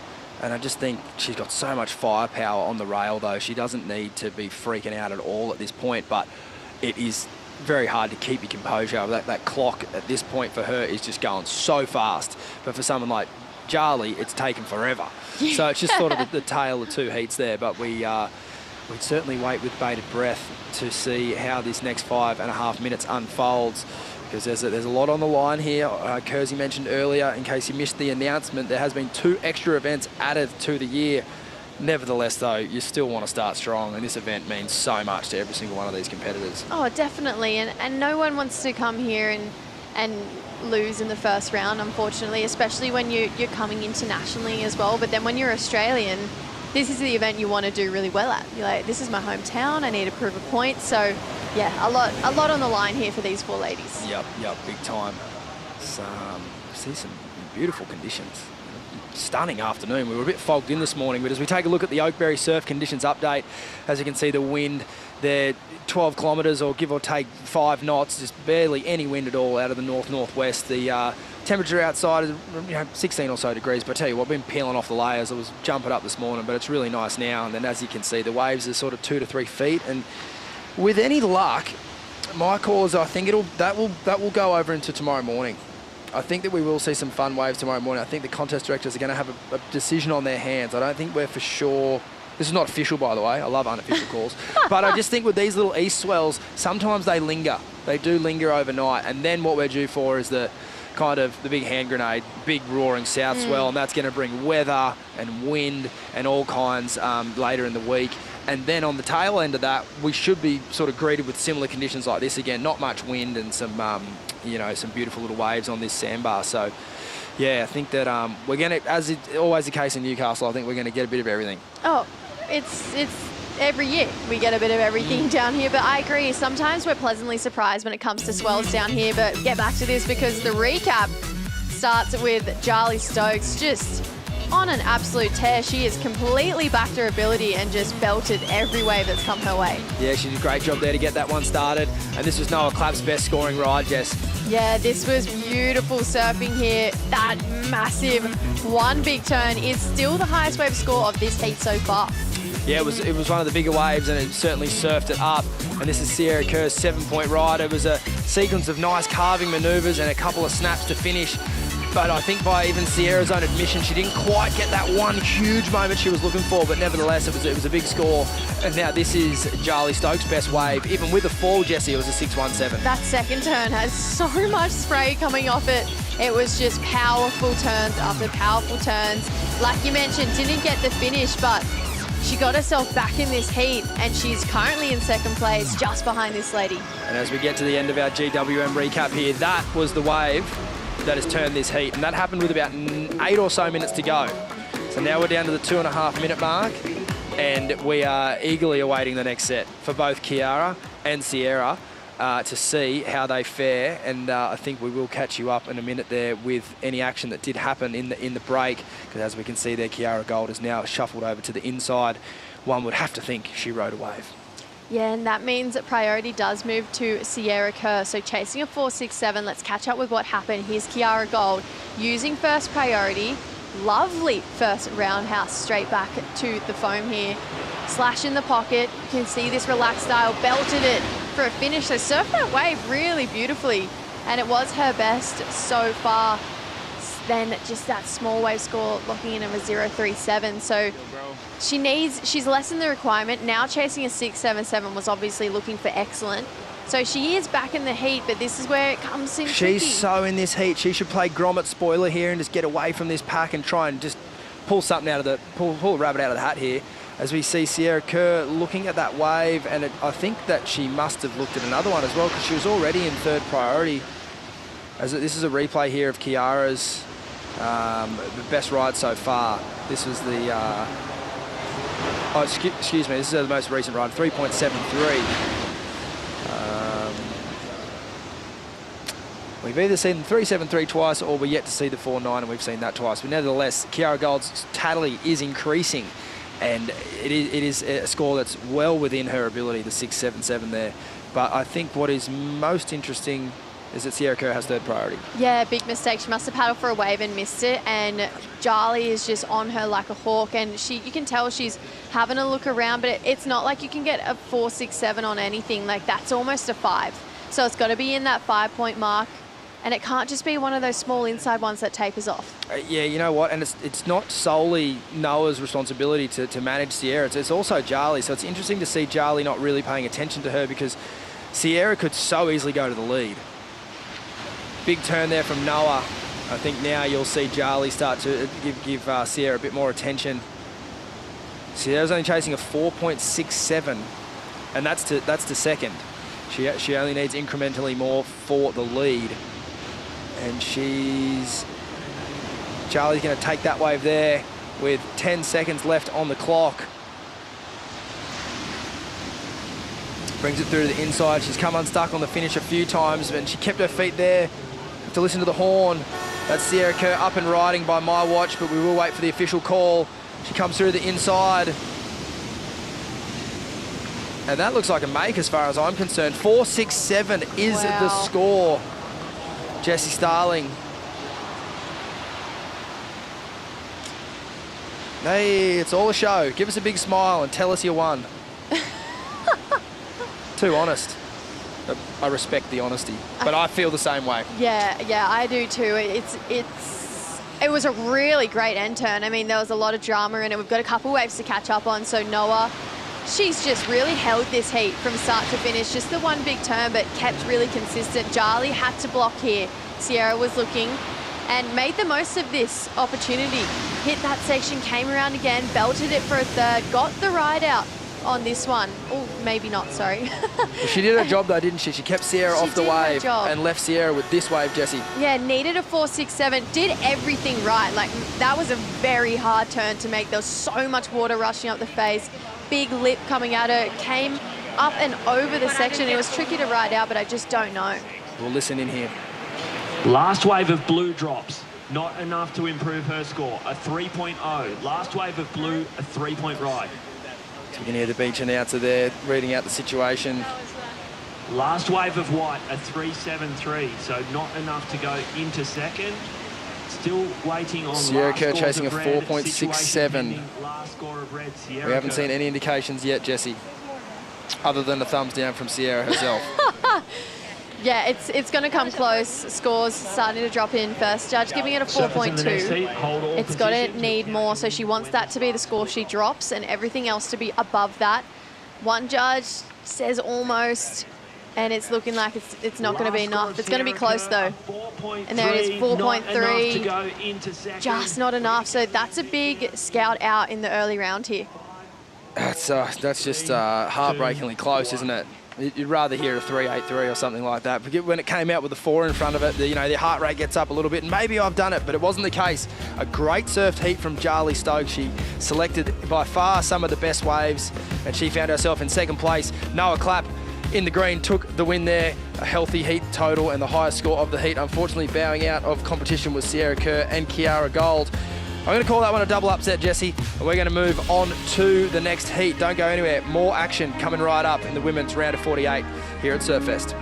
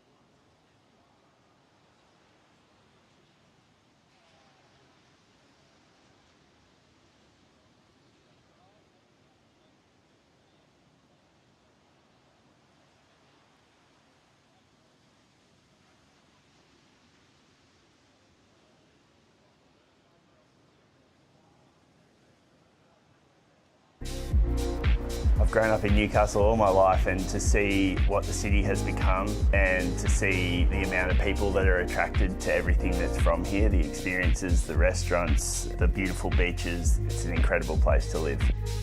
The food scene here is just amazing. I travel a lot of places around the world and I feel like the quality here is just as good as a lot of places I go. Fine dining restaurants to a beer overlooking the beach. Whatever you're in the mood for, you'll find it. Welcome back to the Burton Automotive Newcastle Surfest, presented by Bonsoy. We are in the Steel City, one of the greatest places on the planet of Earth. Special shout out to Ryan Callanan and his beautiful wife Nina Callanan, welcoming their baby girl Penelope into the world only weeks ago. I know they're having a great time, enjoying parenthood, and they're watching all the action. So g'day guys, hopefully I didn't wake you up from your nap. But another cracker heat here in the round of 48, heat number 4, Eve Wong out of Hawaii, Jessie Van Niekerk representing South Africa, Annette Gonzalez Echtabari from the Basque Country, and Sumomo Sato from Japan. We're going to catch up with some action that we saw go down in the break. Jessie Starling. Yeah, Eve getting this heat underway. Love that slide of the tail on this first one. Came around this section, bit of downtime, so just went up and over, but belted it. Made up for it for a finish, so 3 nice turns, bit of downtime in the middle, but really identified a great wave. And here is Annette. Unfortunately lost her sister Yanire just a couple heats before, but beautiful surfing, just went down. Eve Wong had me screaming, pull in. That little wave had a little shampoo in it. It's firing out there. I reckon in a free surf she would have pulled in for sure. Yeah, she's actually a bit of a barrel hog. Full she tube loves hog, it. yeah. Yeah, no, this is a great heat actually, and I feel like this heat, you know, having Annette in this heat, her sister just losing out. This is a really cool moment for her to lean on her sister. This is why we love these sibling duos or father-daughter duos. Come on, walk me through it. that's If that just happened with True and you were about to paddle out, is she even talking to you? Absolutely. Or just blowing? She's a great older sister. Blowing stack. No, she'd be annoyed. Yeah. But she would also put it aside to help me out. Okay, for I've sure. always wondered that. Yeah, it's always hard when your housemate loses, or your relative in this case loses. It's always hard. You definitely see a lot of emotion. And that there, oh, big Larry. Haven't seen too many Larrys today. You see plenty of board speed. No shortage of energy. No, definitely not. Annette has these really big powerhouse moments that make you kind of take your breath away. Like, you make these involuntary sounds when you watch surfing. It's like, oh, wow. And I think that's what keeps her really interesting as a surfer. Is that a polite version of the noises that you make when someone does a big hack? Yeah, really polite. Okay, wait till a lady Friday. version. Yeah, we'll let out a few guttural roars. But yeah, I know what you mean. When someone does a big turn, you just... Yeah. Yes, exactly. And I feel like she has those in her. So she has these moments that really take your breath away, and then it takes her a couple waves afterwards to get it. So I feel like in this off season, I've seen she's really been working on making that happen more consistently. But Jessie Van Niekerk up and riding. Nice looking wave here. So you can see with that tide coming in, the finish is just getting a little closer to the rocks, and you can just sort of see the energy kind of being pulled out like a magic carpet from beneath your feet. Really got to get to that end section nice and early and then give it everything you've got, as we see a replay of Annette's wave here, Jessie. Loved that first turn. See what I mean? So much power. Thought she buried a rail and disappeared, but there she was, went straight into a Larry, and unfortunately just couldn't hold on. She was really far on her back foot during that layback, but that's okay. So much time. She kicked it off with a 5.4. So by what we've seen today, starting with a mid-range score does really help when it comes to the back end of the heat. Yep, totally. We saw it in the last one, like Jarly started with the 5.5. It's not a massive score, but she was able to kind of back that up pretty quickly and just sort of always just keep her nose in front, chasing. She has some really talented surfers chasing her down, but just with the way and the sequence of the sets and how it played out, it really has, not just in that heat, but in every heat. It's been a massive advantage just to get something on the board nice and early. Yeah, same for Ebe Wong. I mean, she looked in a 5.33 for her first wave. This is the first wave here of our South African Jessie. Really nice opening carve, brought it back round, but just came unstuck on this end section. Didn't quite get there early enough to project out in front of that. She went up and down with the lip, and unfortunately, that is the worst case scenario for that end section here at Nui. Someone who didn't have that trouble is now with AJ McCord. AJ, take it away. Thanks so much, Stace. Noah, we were just talking about getting into town here in Sydney. You come into this event as an alternate just about a day ago. How'd you get ready for it?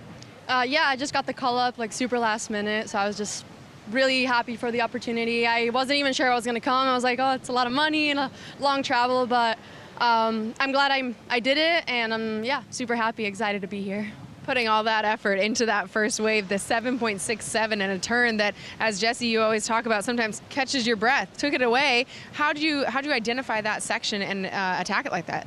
Yeah, I mean, it's been like super slow heats with a higher tide, but I was like, oh, if one of those like bigger ones comes, I'm definitely got to send it on the last section. And it actually came like super early on, so I was super happy to get it started like that. And yeah, just kind of timed the last turn. I'm pretty good at like heavier sections, so it worked out. And you showed it off today. Congratulations. See you in the next one. Thank you so much. And can I just say thank you to my family for all the support, if they're still up and watching, and anyone there supporting me. I love you guys. Congratulations. See you then. Thank you. Thanks, AJ.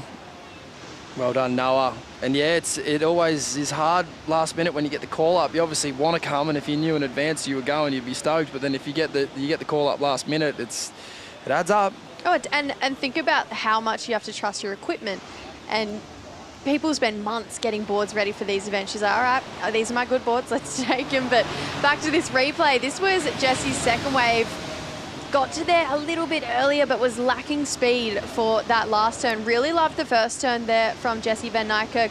No stranger to this part of the world. So actually grew up on the east coast of Australia, represents South Africa, now lives in Melbourne with her family. I actually grew up competing with her all through my junior career. We all grew up alongside Molly Picklum, who's now on that top league. And yeah, Jessie, she was a real threat in our junior series, and then she moved back to South Africa. So whenever she comes back east, it feels like home for her. So Momo's first wave, we'll see her on this week. Couple of really fast turns out of the lip there. And just about the time you want to get your first wave on the board there, Jessie.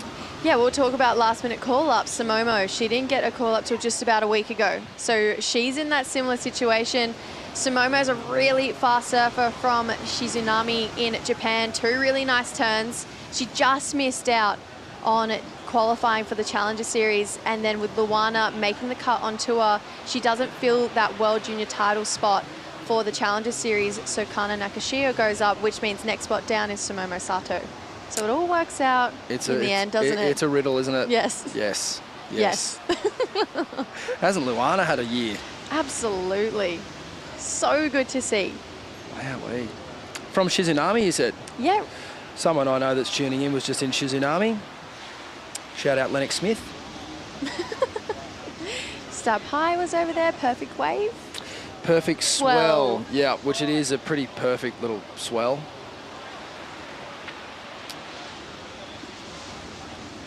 We'll wait to see Sumomo scores as it hits our screen. Everyone getting an early piece of the action here as we see Eve. Oh no. It's always worse than it looks, those ones. Yeah, it was just not as bad as it looks, excuse me. No, it was just a foot. That front foot just slipped off the board. Unfortunately, the board just came up at an awkward angle, but she's fine. She's straight back out there having a look at another wave. She still, at this point, has the highest wave score of the heat with that 5.33. Annette, I beg my pardon, has a 5.4. Last wave Sumomo, though, puts her right back in the heat. So now we find ourselves again with 3 surfers who all have 3 very similar opening scores, just like that last heat. Yep, this one's just waiting to be taken a hold of and really run away with, because we've seen some pretty nice waves come through, and everyone's got their settler, so to speak. No mulligans, no re-hits. Everyone's got something good on the board here, and it's Jessie who needs to join the party. Yeah, definitely, and it's her 3rd year on the Challenger Series, so she's consistently qualified through her region. So she knows now. She's been in this position enough times, or surfed heats like this enough times, to know what it takes to make it through this round of 48, which, you know, Dylan Moffat talked about it earlier, that so much nerves in this opening round heat. So she needs to find a way to be able to settle them, make it through. And I know she's got a lot of love and support back home. Her brother actually competes all through our regional series over here. And like I mentioned, this probably feels like home for her. Yeah, big time. See a little bit of action out the back there. These waves didn't quite eventuate as we would have hoped, but you can see sort of, it's only small, but there is a little bit of current out there, so it's just kind of tricky to stay right on that one spot. You got to make sure you don't get too far washed in. But in the meantime, while we wait for the next wave to eventuate, AJ Cord, out and about. How are you? I'm doing so well, Stace, because I have found the Oakberry Acai trailer. I am with my friend Mariana, and she is giving me just the afternoon pickup that I need. We're doing an acai bowl with banana and strawberry, and Jessie, you learned this being my roommate in Margs, but some little chocolate hazelnut spread. Ooh. So I am thriving, because 2 o'clock here, day 1 of the Challenger Series 2025. We got to keep the energy up. Oakberry Acai, where it's at. Okay, AJ, before you go, you have to try the pistachio butter. I knew you were going to say try that. it. I knew you were going to say that. Just for you, I will try the pistachio butter. Okay, thank you. I was hoping you might do it solo, like, you know, the peanut butter style challenge, see how much you can eat in one go. I would happily do that. Really, just fistfuls of it. Have you had some of it? No. It is so good. Okay, keen, I'll get down there. Keen as. Just under the 17-minute mark here in this heat. Annette Gonzalez-Extabari from the Basque Country out in the lead. Eve Wong in second. As we see Annette here taking off deep behind the section. Sort of pays to get up and into that first bit as quickly as you can. Crazy snap to finish there. That would have been a wild and a huge score if she was able to pull that down, but unfortunately, as we've seen a few times today, that end section is just a washing machine. Yeah, and it's shallow in there too, so it does come up on you quite quick. I mean, watching that wave from start to finish, it really felt like she was just slightly behind the 8 ball from the very start, just buried a bit of her nose right on her takeoff. We'll break it down in the replay, but this heat so far, right now, it's the battle of the backups. I mean, a 3.33 is the highest backup score we have so far, which is really leaving the door open for Jessie Van Niekerk to get back in this heat as we approach this halfway mark. Yeah, you're right about getting caught behind on that last wave. It's sort of so important just have your positioning spot on. It's quite hard to do. It's quite a small takeoff area. There's not a lot of room for error. And unfortunately just missing the best part of that wave there, Jessie. Yeah, you can see right at the start she buried her inside rail nose, which just, it set her pace off ever so weird. And that was probably one of the like trickier sections we've seen on that end section today. So many lumps and bumps, so much water ripping up the face. It was just one of those waves you would have had to meet it with speed, and unfortunately she just didn't. It's just it's not like a wave where you can get away with an early mistake on the wave and then kind of make it up at the end. Yeah. You know, if you can get early to that first section and keep your speed through the inside, it's like one of the most fun and easy waves you could surf in the world. But if you're behind and a little late and you catch a rail, and it's just so hard to see people surf themselves out of that funky rhythm sort of with this wave. And that's, you know, we spoke about it earlier, that's where that local knowledge really comes in. Yeah, everyone, like all these local lads that live here, and you know, Philippa and Bormy and that spend a lot of time down here. When you see them surf in heats here, they just have it on a string. I think that would be the first thing I would probably think about, or I feel like a lot of these people would think about when you're coming to a new area. How can I get in with one of the locals and just pick their brain, whether it's Morgs out in the free surf, or Jacko or Ryan, or trying to work with someone like Mitch Ross. You'll get it out of Jacko. There's no secrets. No, absolutely. And if he's saying, no, I won't tell you, just offer to buy him anything. Yeah. And he'll say, yep. Yeah, I don't reckon he's got that in him. He'd just go and go and go and go until he, you know, ran out of oxygen. I reckon he's so giving and so caring. Yes. He'll give you the spot. Just go and hit him up if He'd you're paddle worried. you up the point He'd and tell you exactly where the takeoff's right spawning. here. In the meantime, while we wait for our next set to roll through, we are going to take a Bonsoy brew break. Do not go anywhere.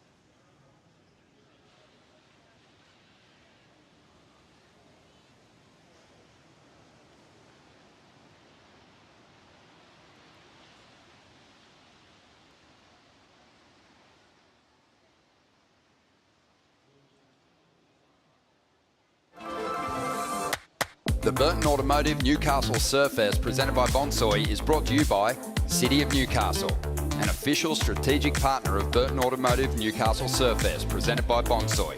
By Bonsoy, official milk of the World Surf League. By Boost Mobile, official telecommunication partner of WSL Australia. And by Burton Automotive Group, over 60 years of automotive excellence, proudly supporting our surfing community. Welcome back to Burton Automotive Newcastle Surfest, presented by Bonsoy. Some familiar faces in the athletes area up there. Sky Brown, I can see Glenn Micro Hall hiding behind some shrubbery. So we see Jessie Van Nykirk here. Unfortunately, this wave got a bit of foam on it, but she deals with it accordingly.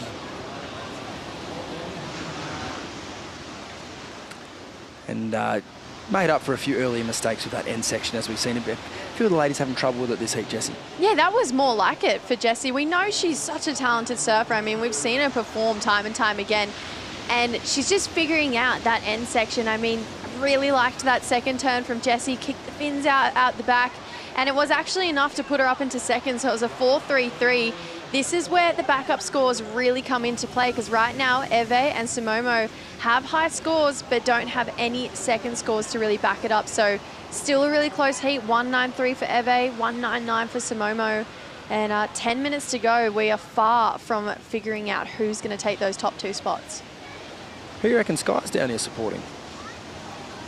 I reckon she's just sussing out the competitors, getting to know the break.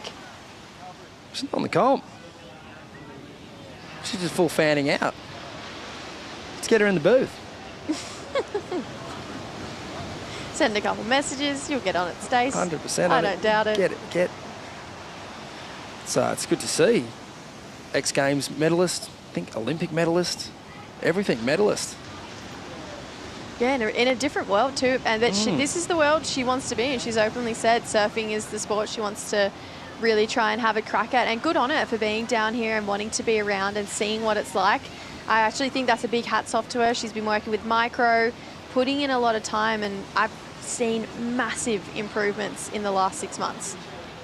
Yeah, it's good to see. She obviously has an amazing aerial game, incredible skateboarder, goes without saying. And yeah, it's not the first time we're going to see that crossover, is it, across the different board sports? No, definitely not. We have Ruby True. She's an Olympic skater, now competes on the QS in our regional series. And it's time. Bella Kenworthy, she's a skater, gone surfer, the Pink Helmet Posse back in the day. And I honestly think it's just a matter of time until we see Sky Brown at this level. Oh, for sure, you'd have to think so. Just a matter of time, like you said. Maybe even this year at some point. A little wild card somewhere. Absolutely, could happen. Now I'm just really talking absolute rubbish. Unfortunately, Annette coming undone there. Yeah. And it's an important time in the heat to really put it away. There's not a lot of time. You know, once it gets under 10 minutes, that clock just starts to fade away. And like you said earlier, Jesse, no one's really taken this heat with both hands just yet. As we see Simomo Sato here. She's been extra patient. This is only her second ride, and it was a good one at that. Yeah, loved that from Simomo. I actually have a bit of a soft spot for Simomo. Came and stayed with me for a couple of weeks last year and showed her around the northern rivers of this beautiful state. We're in New South Wales, and she has quickly become a good friend of mine. So Simomo, that's a great backup score and probably going to be enough to put her in the lead. Love this first carve, so much spice. This next turn really pushes hard off that back foot. This last one, I love it. Belts it, kicks the fins out, that back arm went back, brought it back around. A lot of speed, not a lot of downtime during all of her turns, which the judges are going to love to see. They don't want to see little pops in between their turns. They want smooth, drawn out lines, and that's exactly what Simomo Sato showed us on that last wave. Yeah, absolutely. She needs a 2 for second or 3.5 for the lead, and as you said, I reckon she does it all. She might even get both those scores put together. Absolutely, absolutely. I think she's going to get herself another wave in that mid-range mark, maybe higher than her original wave, and take it to the lead. And it's going to show everyone that the backup scores are so important in this heat, because no one's really taken it away until that moment of Simomo Sato. And up next on our screen, that is Arena Rodriguez with Matt Myers. That yellow hat is so familiar. Yeah, it's a full comp day hat. I saw him yesterday, and he said it was in the cryogenic freeze chamber. He's getting ready for the first day. This is his first day at work for the year. Wow. Wow. Opening comp day. Day one. Training days are fun, but today's the business. Today is business. He's a great coach. He's worked with Alyssa Spencer, Nolan Raposa in the past, and now taking on Arena Rodriguez. But look at that score for Simomo, a 7.17. Now, her 5.27 is actually the backup score, so she'll take that any day of the week. Just getting back to Matt Myers. He had 2 gentlemen win 2 events in a row during his time coaching them. First was, I think, Rio Wider, and the next was Cole Hauschman. Yes. That is just some of the most unbelievable coaching I've ever seen. Yeah. It is so hard to win a heat at these things, let alone win events, let alone win them back to back. And yeah, shout out to Matty and his whole crew, and I wish him all the best this week, but we'll see Arena coming up later. But it is, shout out to all the coaches and travelling sort of fraternity that go around with these surfers. There's just so much goes into it. And, every heat win is just so important. As we see Eve here up and riding. This is her wave from before. Unfortunately, just missed the middle part of that wave. Didn't quite get a hold of it. Yeah, she's been super quiet since then. Only a 0.63. She's been sitting and waiting. This is when we go back to that priority chat we had earlier in the day. Do you sit and wait?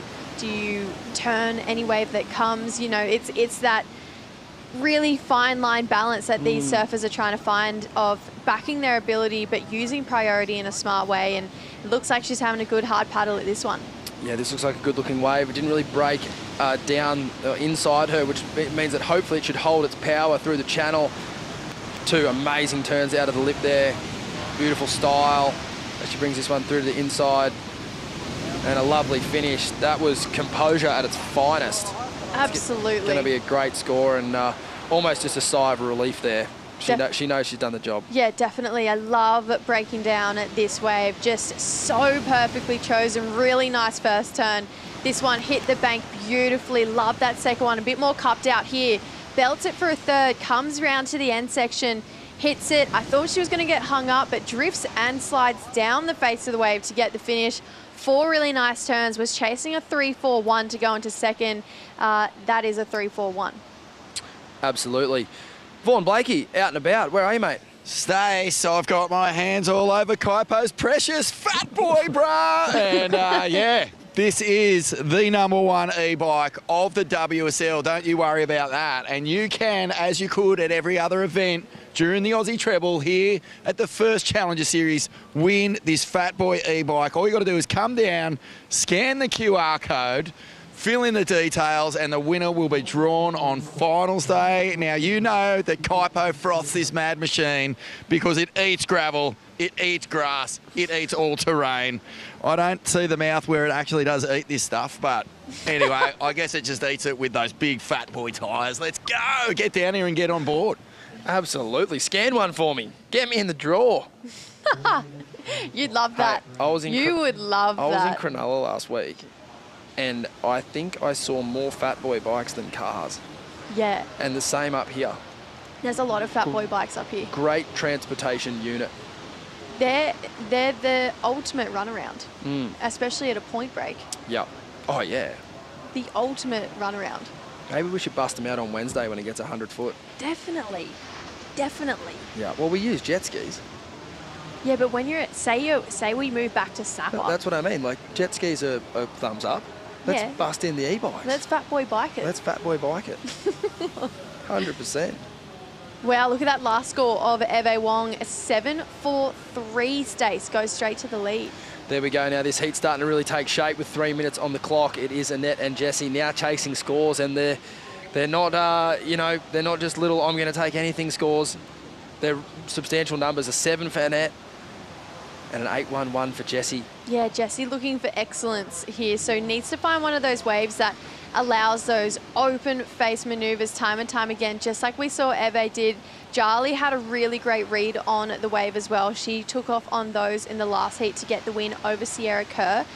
They're the exact waves you're looking for. You can tell Eve was sitting a bit deeper up the point, a little more up towards Lacey's, which is south if you're standing on the beach, and I think that was definitely the way to go, and all the best waves we've seen come through, they've been taking off just that little bit deeper than the peak where everyone else has been sitting. Yeah, and actually, and the way that that wave came in, it just had that nice characteristic where it wasn't too big. You see a few of these waves that are a little bit bigger, they are really turbulent on the inside and they're very hard to manage, whereas that wave just had a really nice shape the whole way through, and she did some really, really good surfing on it. So you see a great drone shot here of the ladies in the water. First priority is with Annette. Second is with Sumomo. And it is Annette who's chasing a score at the moment. A 7.05 will get her up into second. And it's a pretty dangerous position for Eve and Sumomo, even though they are out in the lead. It's not much more that Sumomo would need to go into first. So we'll see as we hope we get a big exchange here at the end. A couple of waves showing their face here. Glorious afternoon light here on the rock section at Merewether. And this will be Jessie up and riding. The angle of this wave, it sort of makes me think that, yes, exactly that. She's going to need to get out of there. Just the direction of the swells, they're heading straight for that rock shelf. And I think if there was a big score to be had on the line, we would see people hit that. but I don't think a carve on a flat piece of the wave is worth your board or your face. No, and it wasn't an excellent wave. Looking at that, she would have really had to go above and beyond to get herself a score up in that 8-point ride. Love this drone angle shot, but you can tell this wall was just really tapered. She came very close to the reef there, but got out in time, and yeah, it didn't really have anything on the inside section there, unfortunately for Jessie. And fourth priority, 40 seconds to go. Chasing an excellent score is not the dream position you want to be in your first round heat, but seen crazier things happen in 30 seconds. I reckon my little Tommy Carroll would hit that reef slab. No worries. Absolutely, he's won this event twice before. He has. Mm-hmm. Not in a row though. No, there was 1 year in between, and Oki got the win in between, and he won it when it was a CT. Uh-huh. Yeah, twice. Got to be pretty special to go 2 in a row. Oh, you do. You do. Under 10 seconds on the clock here. As we see this heat countdown, it was a slow start, but a strong finish for heat number 4 of the round of 48 here. And it was our surfer from Hawaii taking the win, Eve Wong over Sumomo Sato from Japan. Unfortunately, Annette Gonzalez Echtabari and Jessie Van Niekerk will bow out of competition here at Newcastle. We're going to take a look at the GWM recap and fill you in on all the action that happened in this heat. This is Eve's first wave. Jessie. Yeah, this was a big score here. This is where Stay said pull in, but she said no, gonna belt it. Went up and over that first section and then really put the money into on that second one. And this has really got underway at the start. We saw Annette get a great start as well. Couldn't find a backup through the heat, but she had such solid moments where she just attacked. She did, and you can see it on that wave there. A few things had gone her way. She would have been, a little higher total on the board, but it was Sumomo who got started a little later, but had the middle part of the heat that was really strong. Yeah, Sumomo really getting it done. Unfortunately, Jessie, although she put on great surfing, couldn't find those waves that allowed her to open up multiple times. That was the best wave of her heat, and we can see that the talent's there. She just was letting down on wave selection. And this was Sumomo 717, Jessie. Yeah, Sumomo just went, I'll take this one home, kicked the fins out on that last one, identified that no one had a backup score, got herself into second place. And then needing a score here at the end, made light work of it. Oh, definitely. Best wave of the heat so far. Of the heat, it's over. Belted it on that one, came around the end and just lit it up all the way from start to finish. Big smiles here from Eve Wong. It's a great performance there as we see the results across the bottom. Pretty tight for first and second there, but they did run away from third and fourth. Unfortunately, we will see Annette Gonzalez Echtabari and Jessie Van Niekerk bow out of competition. Don't go anywhere. More action coming up right around the corner. We're going to welcome in Ronnie Blakey and Richie Lovett.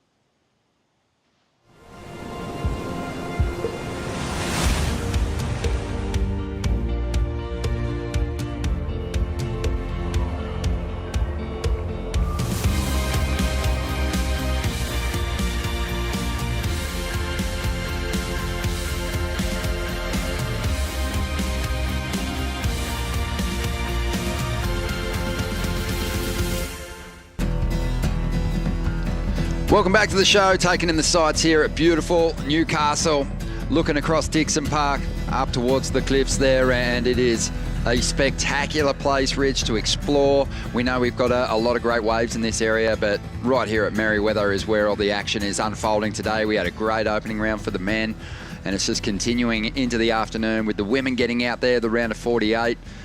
We're into Heat 5 already, and we've seen some great surfing. Yeah, we have. Halfway through the women's side of the opening round, and the surfing has been pinpoint perfect. Seen some great performances out there, some big rides, some excellent scores, and some fun little conditions. We've seen the ocean breeze just start to puff up, offshore conditions all morning. And it's just tacked a little bit around to the onshore, which is fine for the competitors. As we see Irina Rodriguez. That's right, Irina Rodriguez representing Peru. She's out there in the blue, and that will be her first ride. We've also got the young Aussie, Oceana Rogers, out there in the white. Philippa Anderson, who's had a victory here in the past. That was way back in 2009. Philippa always has a lot of hometown support here. Finishes that one off nicely on the inside. A replay of Irina there, just a nice hook off that first section.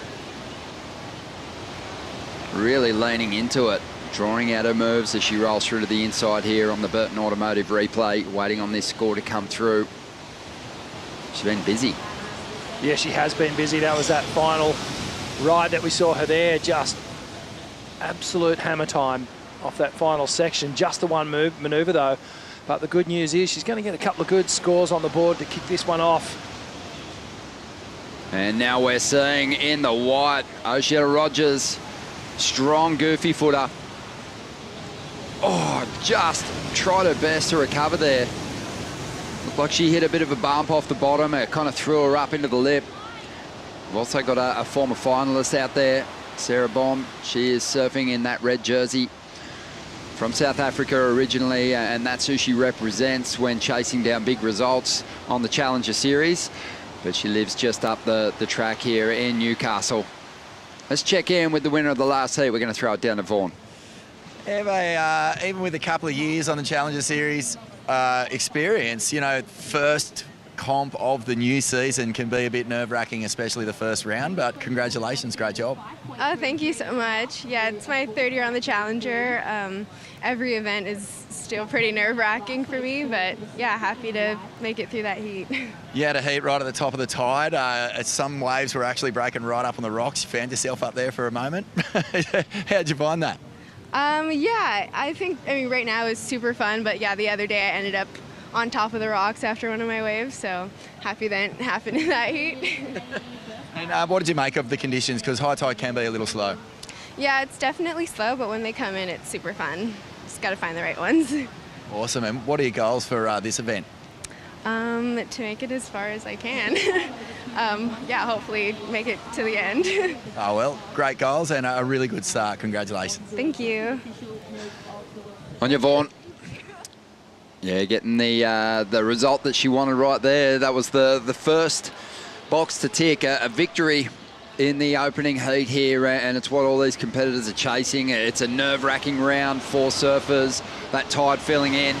Philippa Anderson knows this break better than just about anyone in the draw, men's and women's side, and she has finished off a couple of nice waves now and has the lead. Oceana enjoyed watching this backhand approach Rich over the years. And man, she is on her way to a huge score if she'd made that final turn. Just a little mistimed off the bottom, shot her up into the lip, but 3 good turns prior to that. So she's still going to turn in a decent number, but that was an excellent ride gone begging. Yeah, 4.23 was the score. And she's up again now. Whips out of the top. You can see there's that compression off the bottom. Does well to fit the moves in there on that final section. But I feel like this inside shore break, it's caught a few people out today. You know, you're kind of cruising through your combinations and getting that flow happening towards the end section. And then all of a sudden it just quickly slurps up and wants to slam you into the sandbar. Oceana on her first ride fell victim to that. But she has just put a 2.93 up. Back in third position at the moment after a 5.43. Irina Rodriguez, she had a good start to the heat. I mean, the 4.33 was a single turn. So we'll see what she can achieve in this heat. But Sarah Baum, she's got the priority out there at the moment. Low scoring heat for Sarah. Season campaigner on the qualifying series, Challenger series. Seen her even get the call up to Surfing Championship Tour events. She's going to have to lean into her veteran status to find the edge over these young chargers, Irina and Oceana, and get herself up into the top two at the moment. But she'd be very familiar with Philippa Anderson and no doubt shared plenty of sessions here on this stretch of coast. 100%. These guys would be sparring partners on the daily out here, just free surfing for sure. But Bauming, ton of experience, as you mentioned. You know, she's a veteran status, I guess, in this field for sure. That wild card that you speak of at J-Bay made it all the way to the quarterfinals. Eventually knocked out of the event by Carissa Moore. She had a QS 1000 victory last year, so still chipping away at it and still showing some really good form. Challenger Series managed only a 9th in the attempts last year, so not really a true reflection of her talents, I don't think. No. Also leaning into a surf school, a bit of coaching in these days, but very confident. You've seen it before though, haven't you, Rich, in all your years just watching competitive surfing? You know, when someone has that talent and taking nothing away from the accolades and results that Sarah Baum has collected, but if you see her surf in quality conditions, you kind of think, wow, it's amazing that she hasn't actually got herself a few more big results, but maybe this is going to be the year. Could be the year. She's obviously still really enthusiastic about her competitive surfing and wants a crack at it. And again, we keep referencing the extension of the WCT tour for next year and how good it looks. And for someone like Baumey, she's probably thinking, if I can make my way onto that tour, I'm a good chance of becoming a bit of a fixture for a few years. 18.5 minutes to go. And Sarah with priority. See something she likes in this one. Let's see what she can do. Got that beautiful flowing backhand approach. Always great style on show. And one of those surfers that kind of doesn't lose that really nice aesthetic to her approach with the jersey. Just always looks like she's styling her way through these big exchanges when the pressure's on. So that'll help her get back on track in this heat. Neat little combination of turns there. We'll obviously want more. There's a bit of a benchmark being set in this heat for high impact individual moves, and that belongs to Irina Rodriguez at the moment. Yeah, totally. But you can just see the strength and the power that Sarah has. These manoeuvres really sure-footed. Yeah, it's fun to look at on the Stone and Wood slow-mo. Just the technique in particular of Sarah. And really read that wave nicely, waiting on the numbers to come through as Philippa assumes priority, and she's in a good position too. While we're in replay, Irina got herself another ride here, Rich. Yeah, Irina just working this way through to the inside, and I love that final connection there. Real explosive, got some tail flare. Digging the end section hits from Irina here at the moment. Expecting that she'll turn in a stronger score than the 4.33. Maybe have a run at the lead as Sarah Baum gets going. Baumey up into the lip a couple of times here. Wants a high impact finish. Climbs the roof. Sticks the float and gets back out in front of that whitewater. Just on 16.5 minutes to go. And things starting to get interesting here in Heat 5 as we reach the halfway mark. Yeah, well, that puts up everyone on a level playing field with 2 scores on the board. So we've got a number of rides to get locked in here, and then we'll get a true indication of how this heat is starting to pan out. We'll see replays of that last exchange in just a moment, but right now we're going to check in with Vorno. You know, Ron, The comparisons between myself and two-time world champ, three-time pipe master Tom Carroll are endless. Both got the same hairdresser. We both like magpies, and our dedication to mental well-being, fitness, and just a general state of happiness is one without peer, really. And Nath from BioGlan is a big part of that, because Tom Carroll is an ambassador for the official vitamin and supplement partner of the WSL. And mate, tell us a little bit about BioGlan and just how it can make you feel improved in your general life day to day. Yeah, thank you very much. So BioGlan in itself, we're a cornerstone of 3 different things. So Australian owned, pharmacy only, and then backed by science. So we got a whole bunch of different things here this week, all from magnesium for muscle health, glucosamine, chondroitin, creatine, and everything else in between. So come on down, have a chat, and then figure out what's best for you. Sounds epic, mate. All you got to do is try and get this into your daily routine and experience a higher level of feeling great. Yeah, awesome. Love that. What about that, guys? Good on you, Vaughan. Most enjoyable will be down there in a minute to get on track, health-wise. But yeah, 15 minutes to go here, Rich, and we're still waiting on some numbers to come through. But Irina Rodriguez continues to build on what was a healthy start. She won the opening exchange. She's just dropped a 6.57 and got herself into the lead. And Sarah Baum starting to make her move as well. Yeah, so Baumey, a nice two-turn combination, then gets the floater finish. Haven't seen too many of those floaters. We've seen a lot of surfers going to that quick layback hack, the snap off the lip, but kind of nice to see a little rock and roll floater to finish things off. I reckon Vaughan's going to need another bag to get all those BioGlan vitamins and supplements back home and get back on track after what has been a grueling Australian leg. The Aussie treble straight into this first Challenger Series event. It's been 8 that swell, live shows coming out the wazoo, and yeah. He has been guilty of multiple portion violations through this whole Aussie leg. He has. We've got some scores coming through. We're going to update you on the situation right after the break. You are watching Surfest. Stay with us.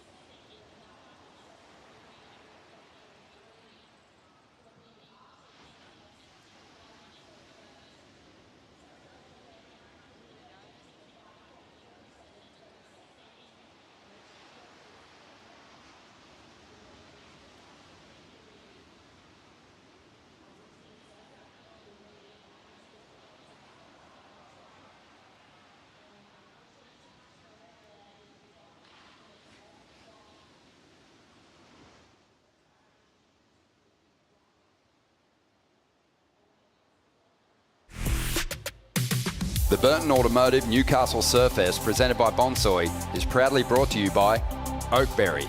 Fuel yourself with the official acai of the World Surf League Australia. By Destination New South Wales, an official strategic partner of Burton Automotive Newcastle Surfest, presented by Bonsoy. By Bond University. Bond University, your ambition belongs here. And by Stone & Wood, the unofficial beer of the World Surf League Australia. Welcome back to the show. We are into a big afternoon of surfing here. Day one of the Burton Automotive Newcastle Surfest, presented by Bonsoy at Merewether. We're into heat 5. We've got just on 11 and a half minutes to go here. And Irina Rodriguez really, I think, making a name for herself with a just disregard for these end sections. She's been hammering away at some big turns. She's got the lead. Philippa Anderson trying to stay on track and go after the lead. Huge first turn, but just extending to get out in front of that wave again and couldn't do it. Took a fall.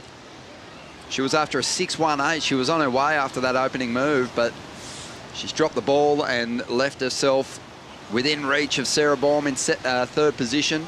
Baume's after a 5.07 to get up in a second, and Oceana Rogers with priority after a 5.83. But this one's shaping up pretty nicely, looking set to be a close finish for the top 2 spots. Yeah, that was really interesting. Philippa Anderson just trying to ward off the approach from Sarah Baum and Oceana Rogers. Philippa up in second place at the moment. And that wave, you'd have to think if she had sort of put that one together. It's one of the bigger waves we've seen the last couple of heats. That was a score gone begging. Just drinking in the view from the Newcastle flight cam there, flying over the ocean bars here at Merewether. They've got to be the biggest ocean pools in the country. Huge. Massive, and big part of the coastal lifestyle here in Newcastle, as well as the Bath Bay Walk, which stretches 6 kilometres along the coastline here and takes you along some pretty incredible cliff tops, and you get some awesome perspectives on the lineup. Well, the biggest, Ron, in the southern hemisphere, this ocean pool that we're looking at right now, and it really is just an impeccable stretch of coastline here, and so much to see around these headlands. The walk is just breathtaking. Yeah, it can hold some swell here, Merewether too, so fingers crossed that we get a taste of it through the back half of this window. Just leaning into that surfline forecast and expecting that we're going to see surfers have to adapt in all kinds of conditions this week. It's going to be fun. This will probably be the mellowest it's going to be. The mellowest, yeah, that it's going to be. Geez, Arena's been impressive in this one, Rich. I mean, she's thrown away a 4.33. Not huge numbers, but it has felt as though the panel's been pretty reserved with the excellent scores today. Kind of the range has really been hanging around the 5 to 7 point range for the best rides. As we see Philippa up now. Oh, just a little late to get to that final hit. The wave shutting down on the inside. Still hanging on to second position, but really aware that there's a couple of very capable rivals sitting in third and fourth, chasing that second position at the moment. Yeah, you can see what she's trying to do. Just ditch that 4.33, replace it with a better number, and just up that requirement. Really good heat strategy. Philippa will have the fam down, watching her perform here. Caught up with Craig Anderson last night. One of the best ever from this region. Amazing surfer. His career at one point, you know, was kind of tacking on the same path as Philippa's. Real focus on competition. Obviously deviated, went the free surfing route. And you know, an approach that we've all been able to enjoy. Still surfing incredibly well as we see Oceana here. Just trying to chip away at the requirement really at this point. She's got a 4.23 as her best ride. And it's going to be hard to jump up into that top 2 with Philippa and Arena holding pretty decent numbers here at the moment. Yeah, and you'd have to think that they're also going to replace those numbers. Arena top of, out in first place at the moment and top of the order in terms of the priority. So she has first pick of the next good wave that comes through, really in a dominant position. She can control the back half of this heat. Check the replay here. Oceana Rogers, some nice work on the backhand, that finishing moment there. Just sort of placing the turn. Really need to just throw all your weight into it. A bit more aggression. The judges love to see that big displacement of water out the back of the wave. That's when you know there's some power involved. Movement on the outside here. Priority is with the heat leader. And she goes after something greater than a 5.33 here to increase her lead. Another solid end section hit. She's been spot on with her timing so far in this clash. One of the cool things about Surfest each year is it coincides generally with a home game for the rugby league team in the city. The Newcastle Knights, they'll be playing Manly on Thursday night. My beloved Sea Eagles, our beloved Sea Eagles, Rich. Oh, yes. We should head out. We should. Be fun to see. But right now, all those fans are getting behind Sarah Baum and Philippa Anderson in this heat. Baumey takes one through to the inside. It's a smaller wave, so it requires something exciting here on the finish for Baumey to turn in the number required to get up in the second place. She's after a 5.07. It's going to be close. It's going to be close. The thing that judges will be looking at with this wave is that Baumey always had to keep coming back into that foam, and there was not an excess of forward down the line movement, streaking onto the next section. They always like it when you are full tilt speed across the wave face rather than always cutting back, searching and waiting for a section to pop up. So this is Arena. This is a replay of her wave. Well, front foot dominant style of surfing, but she's getting that final turn. And Baumey on the backhand. Nice clean snap to start off. Comes around this section up and over the foam, and unfortunately the wave just sits down here a little bit. You can see this is just that cutback work, just trying to stay in the pocket, waiting for the wave to stand up again, which it does for that final section. She carves through it. Philippa Anderson on the outside, a good rhythm on this wave, brings it through, gets the finish. So one would think that 4.33 will now get replaced. She will work to secure second position here. Possible that she could even go to first with a 6.18. The Stone and Wood slow-mo replay. Nice clean snap, good angle on that one. Nice form as she does a big wrapping cutback and rebound. Does really well in the transition to get on that toe side rail, back into the bottom turn and up into the lip for that final hit, but looking very comfortable at home. Here's our heat leader. Arena just on the attack. And really the only thing holding her back from an excellent score, you'd think, is a combination of those big individual turns that we've seen her throw down on the end of each of her rides. That last one just sort of seemed to lack maybe a bit of sting on the outer sections. Oceana Rogers working hard, trying to keep herself in this heat. Her previous wave came through at a 4.13, so still got quite a bit of work to do to elevate her position and get into a qualifying spot. Yeah, just hasn't cracked that wave where she's been able to really open up, get those big solid turns, connecting. Sarah Baum is definitely proud to be a Novocastrian. They've adopted her. She is from the Newcastle City Board Riders Club. But Philippa Anderson representing Merewether, and you've got to think that Philippa's probably the greatest that Merewether's ever had on the women's side. Just such a powerful club. They've won the national title.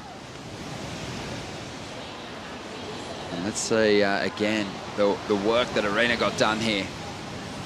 Nice combination, three kind of different turns, but again, just sort of didn't have the same kind of punch that her finishing turns earlier on had.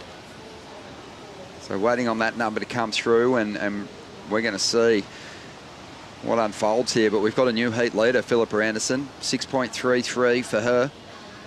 And Arena now after a 5.49. Sarah Baum chasing a 6.9 to get up into second. Oceana needs a bit more. Almost an excellent score, a 7.67. Philippa up again here. Just sort of seems to have found her place in the lineup, throws the reverse.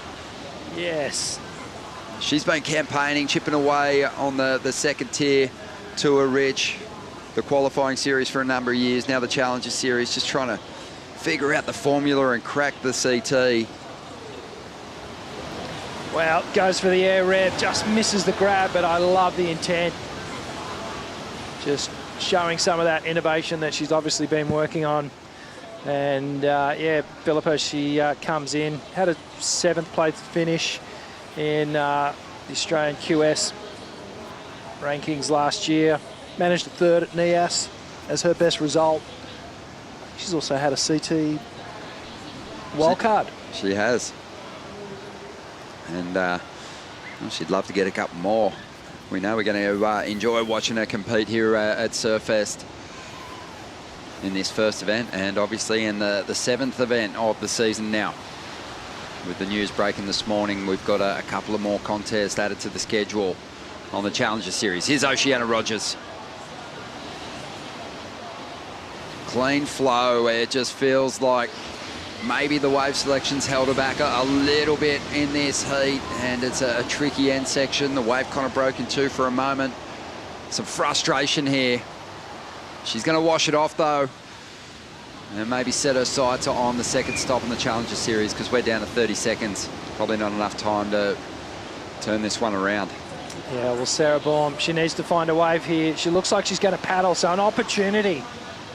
Needing that 6.9, it's going to have to be a good ride. Drives off the bottom. Hooks through that first turn. Goes to the chop hop. Had to force something out of it. There wasn't a whole lot of opportunity left on that wave. And Arena's going to hang on for second spot here as she brings it through to the inside. Like Julian Wilson said earlier on, bang. I mean, first or second, at this point in the event, it doesn't matter where you finish. You just want to stay alive as you make your run into the later stages of the contest. But big props to Philippa Anderson. Looking sharp, Rich, and we'll see highlights of the performance from both Arena and Philippa here in the GWM recap. Yeah, this is Arena Rodriguez, incredible junior career, and now she's transitioning that through to the qualifying series and onto the Challenger Series here. Looking really sharp and controlled the heat for most of it. But Philippa Anderson, just the local knowledge, picking some absolute gems and then going to town. Rock solid performance here. Watch the finishing turn. Steady as you like. This is Oceana Rogers. And, well, she's surfing nice and fast, but just you'd have to think that the wave choice has just let her down in this heat. And just a couple of these moments here where she tried to get to the finish, couldn't get to the completion. And Sarah Baum, the local, also performing well out here today, but just coming up a little short. Yeah, probably a couple of things to celebrate for those that failed to progress through the heat, but you've got to give credit to the commitment on the end section from Arena there. She scored well, and Balmy will be super disappointed with the finish. She would have had a lot of mates down here cheering her on in this event. She's going to have to rebound at the second stop on the Challenger Series. Philippa Anderson really found her groove out here, a location where she's really learned her craft. Big smile on the face of Philippa Anderson. A reasonable heat score total, one she can certainly build on, and Arena hanging on for that second spot and moving through to the next round. We'll take a quick break. Got another stacked heat coming up right around the corner.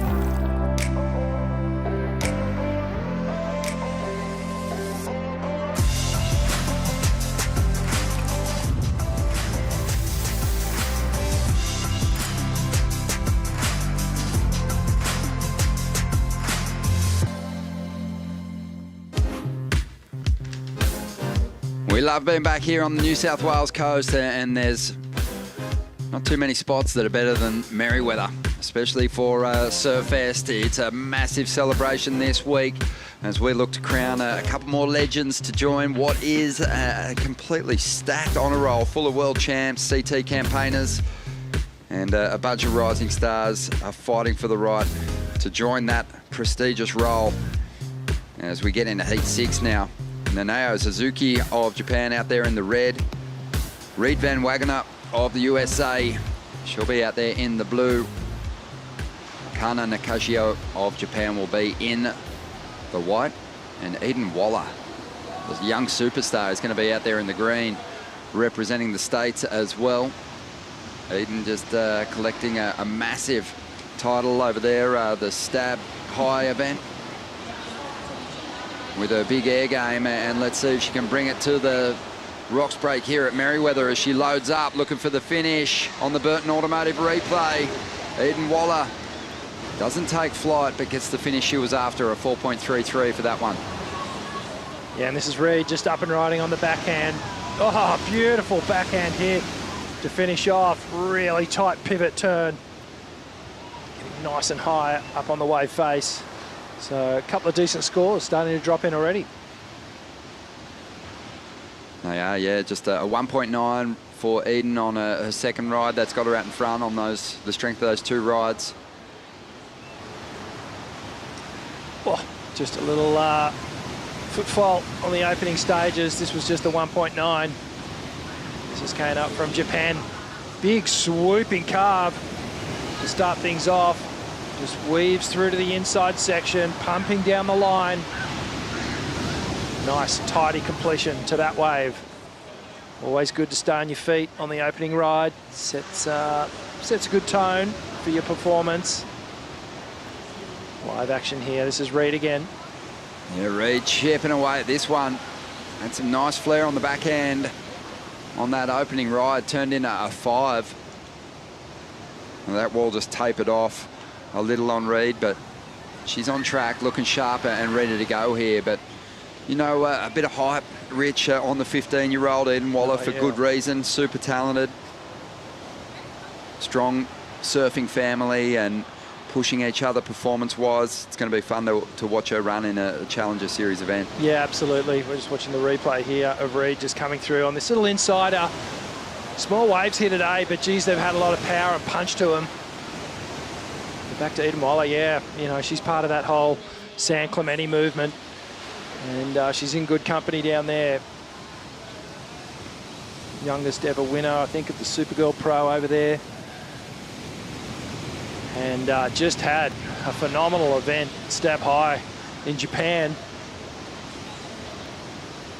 Yeah, she's got a win over there. There's a number of, you got to call them Groms on the women's side. They're coming on strong. Reed also just 15 years of age and showing that she's got plenty of power. 5 on her first ride, 2.93 for the second. It was an ugly kind of wave, but she's at the top of the pack at the moment. But like I said, it's going to be fun to see how they fare through the Challenger Series.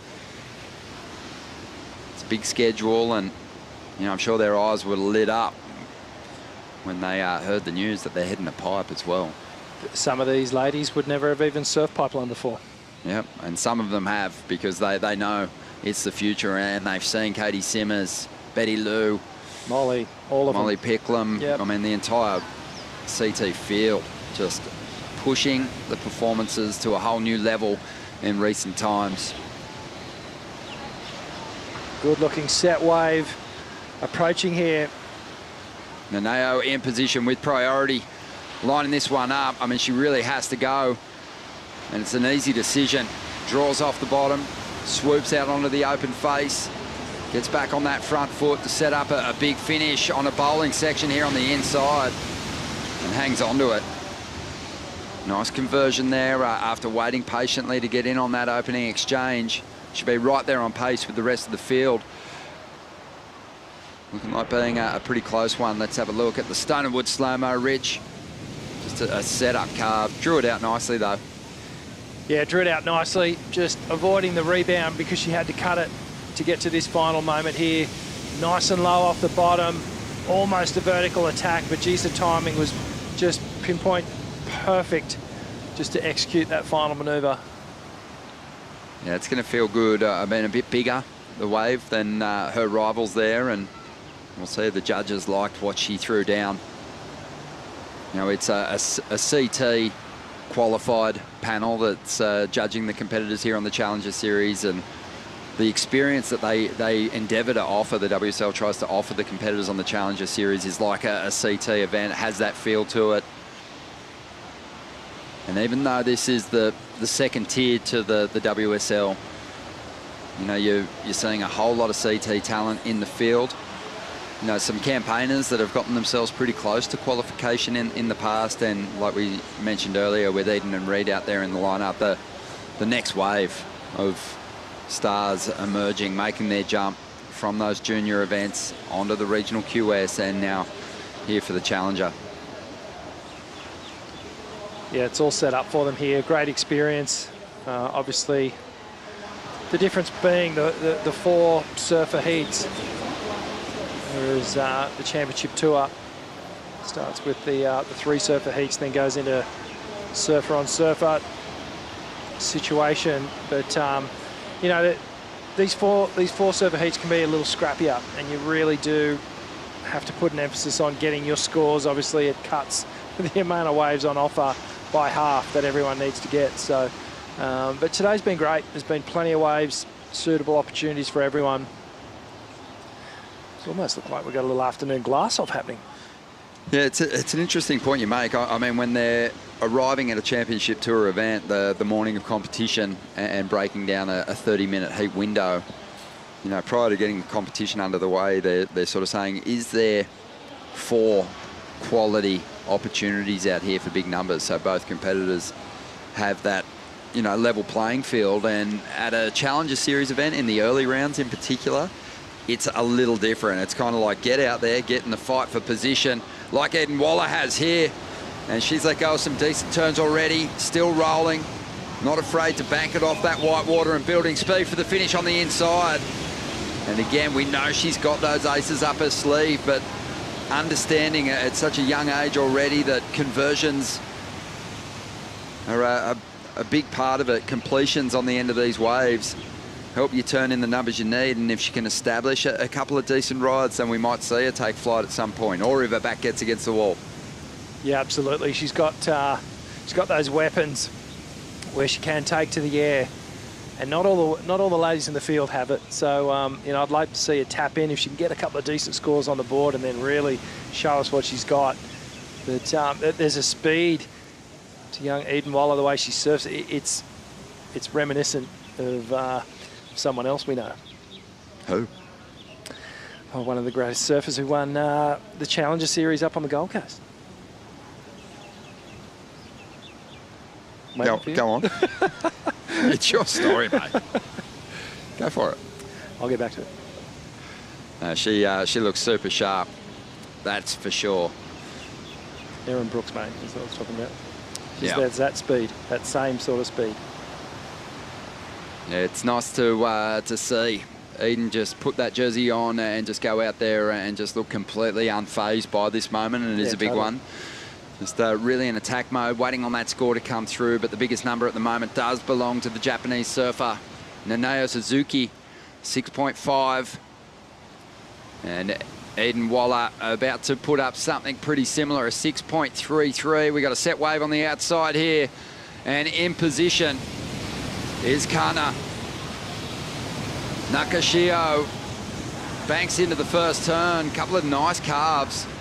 Looks like she's got quite a bit of power she can lean into. As she brings it through to the inside, unleashes a little hit to finish that one off. 17 minutes to go here.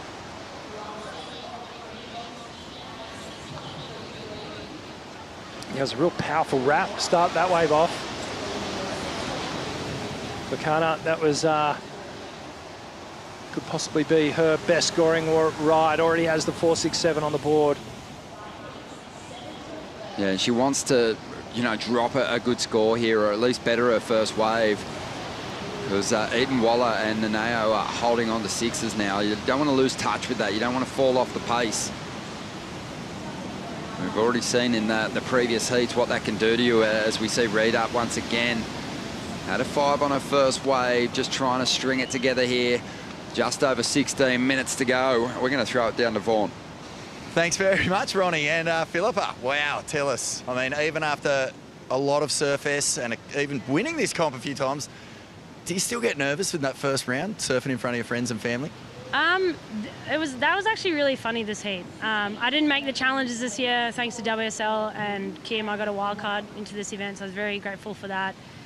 And that was probably the less nervous I reckon I've ever been. It was really weird. I was like, oh, yeah, so that felt really good. Yeah, I guess just no pressure. For me, obviously, I'm pretty devastated I didn't make the tour to represent, the challenge to represent our region this year, but yeah, I guess we had the trials yesterday and a few of the local guys, I said to them just how good's this opportunity. You have like a 1 in 12 shot to make a challenger, and I kind of carried that into today, just how good's the opportunity.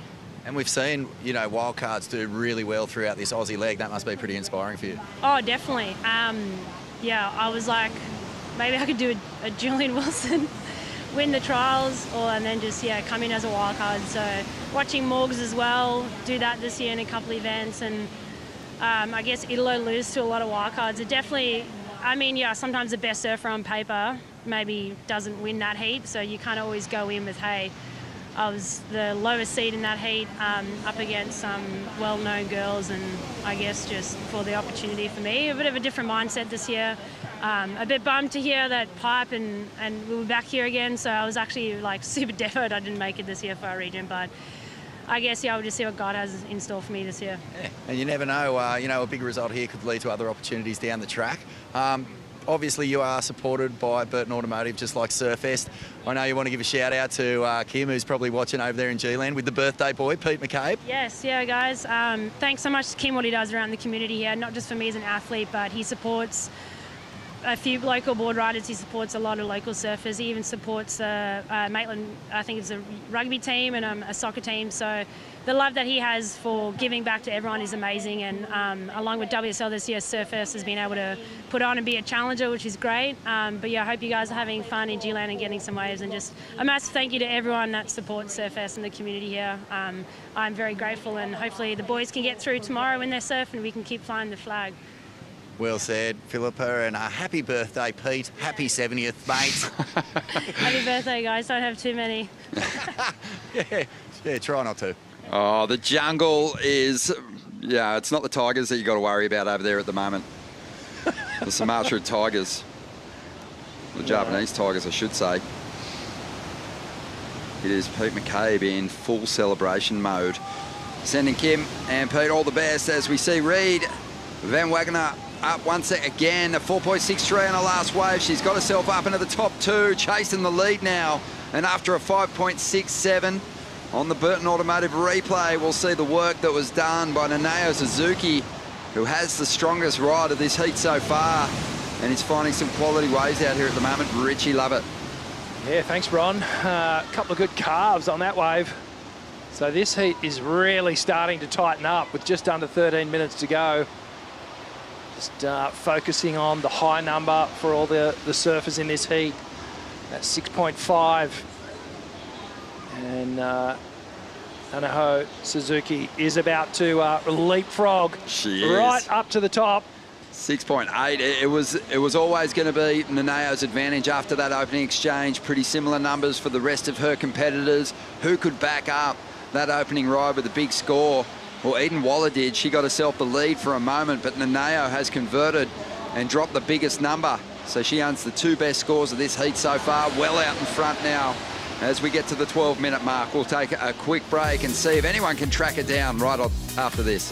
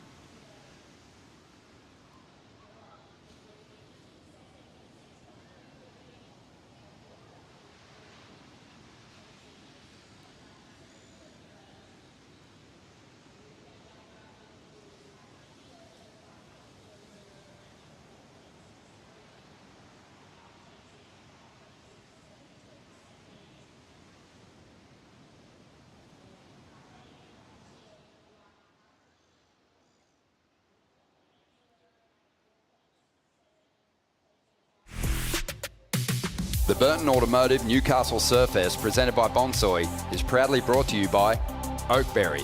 Fuel yourself with the official acai of the World Surf League Australia. By Destination New South Wales, an official strategic partner of Burton Automotive Newcastle Surfest, presented by Bonsoy. By Bond University. Bond University, your ambition belongs here. And by Stone & Wood, the unofficial beer of the World Surf League Australia. Welcome back to the show. There is just under 10 minutes remaining in heat number 6, and we've seen big scores dropped. It's been a super impressive performance by Nanao Suzuki, a 6.5, a 6.8, one of the better heat score totals of the round so far. Eden Waller holding onto that second position at the moment, but wants to get rid of a 4.33 because Reed Van Wagner is not too far behind, and neither is Kana Nakashio. So not a whole lot in it between second, third and fourth at the moment, but Nanao well out in front, Rich. It's been a good heat for her. Great wave selection. Classic case of quality over quantity here for Nanao Suzuki. Out in front, she's only taken off on 2 waves, but converted both times. 6.5 and a 6.8, healthy scoreline. And looking good, looking solid on her feet. And it really does feel like a bit of a battle for second place at the moment. She's just made smart choices with priority. Yeah, I think also, Rich, you're seeing some of these campaigners who are back on the Challenger Series, giving it another nudge after a few years now. And the goal has to be to just continue to up your performance and give yourself a better chance at punching through with a big finish in the event. Just seems like Nanao's worked on that. Well, mate, she had a couple of QS wins in Japan last year, but in the last couple of seasons on the Challenger Series, she hasn't done that well. She's only managed to get a 9th place finish as her top score. So, getting to that next level at QS into the Challenger Series, it's been a bit of a roadblock for her, but she's definitely showing some good form here. Yeah, she just smashes up the regional qualifiers, though. Really consistent performer in those events, so we'll see if she can start to fetch some of those finals finishes at the CS level. Reed Van Wagner, she's again gone looking for scores on the insiders. Loves to see her just fall in to line for that priority and give herself a chance on a bigger wave. Yeah, let's have a look at the replay here for Reed. Comes around that wave, just running off on her really quickly.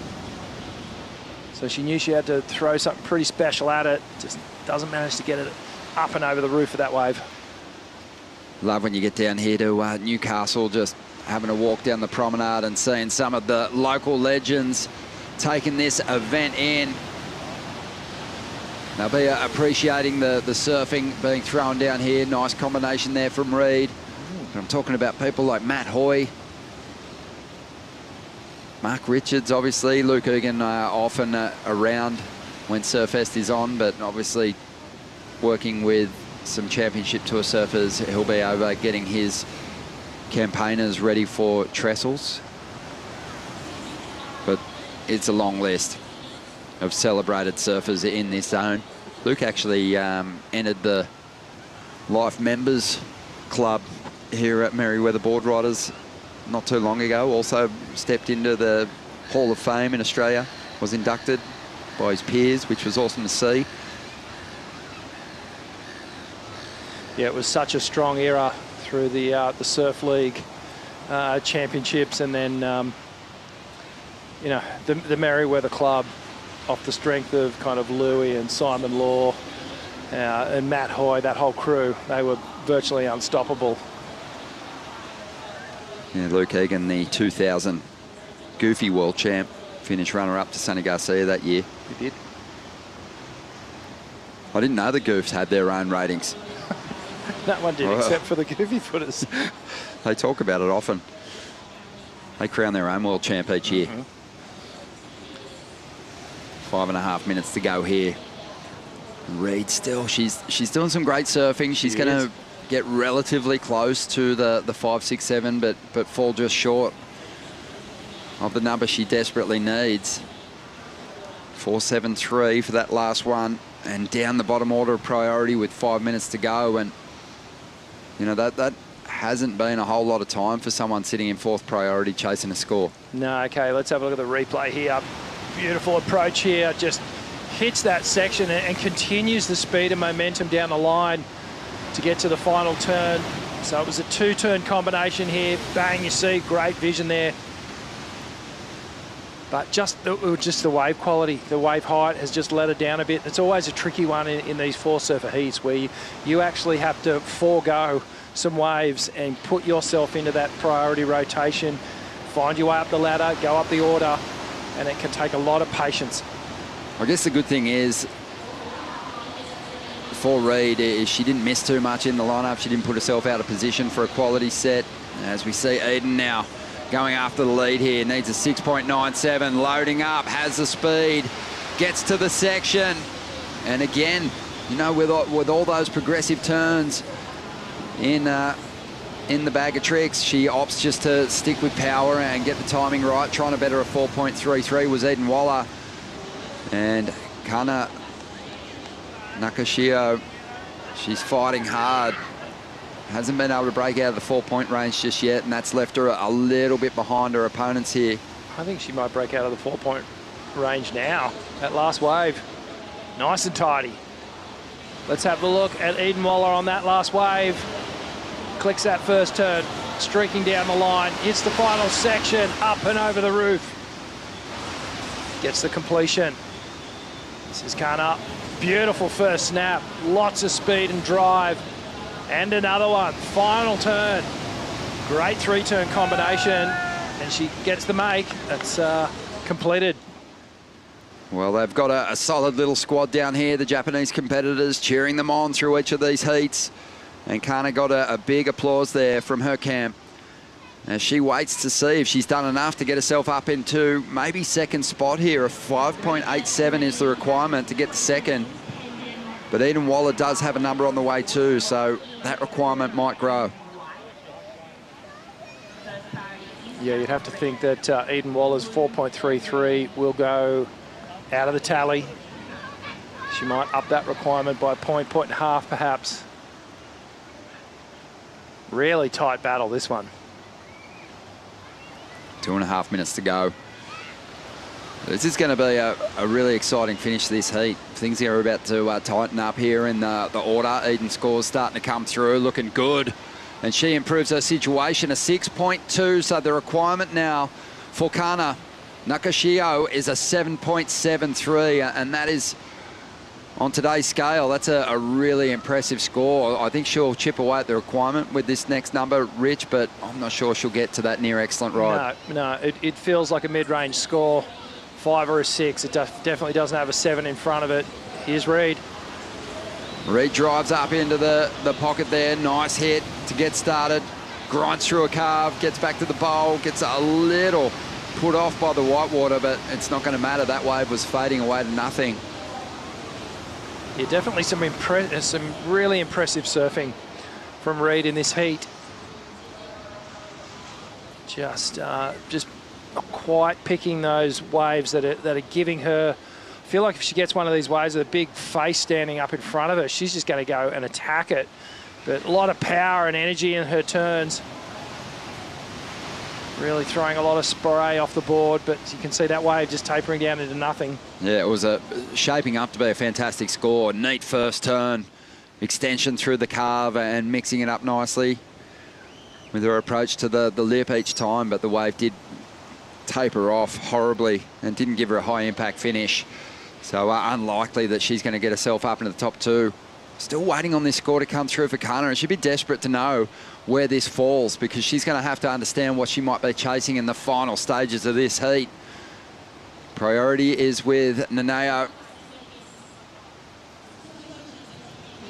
And Reed and Kana both waiting on scores. I think that Kana's just got to approach this like she needs a decent number, and she does. She got a 6.77 after a 5.76 here. But time's ticking by, 25 seconds to go. And Eden has wisely just got herself in a good position to hold control over Kana here in the final stages. She's got second priority, Kana with third. But what about the performance here from Nanao Suzuki? Just 2 rides to get herself to the top of the order and then just held that priority to close it out. Yeah, really tidy finish. Unfortunately, this wave won't count. It's after the hooter. But a great effort nonetheless. That was a tight heat. It was fun to watch. Yeah, some real positives for those surfers that were relegated here and bumped out of the event. Nakashio, she looked sharp, and Reed, she had some solid backhand hits early on, just couldn't piece it together. But we'll see here in the GWM heat recap that Eden Waller and Nanao Suzuki just too strong. Yeah, so this is Reed, just really tidy surfing. I'm impressed with what she brought to this heat. Perhaps just back to the drawing board in terms of wave choice.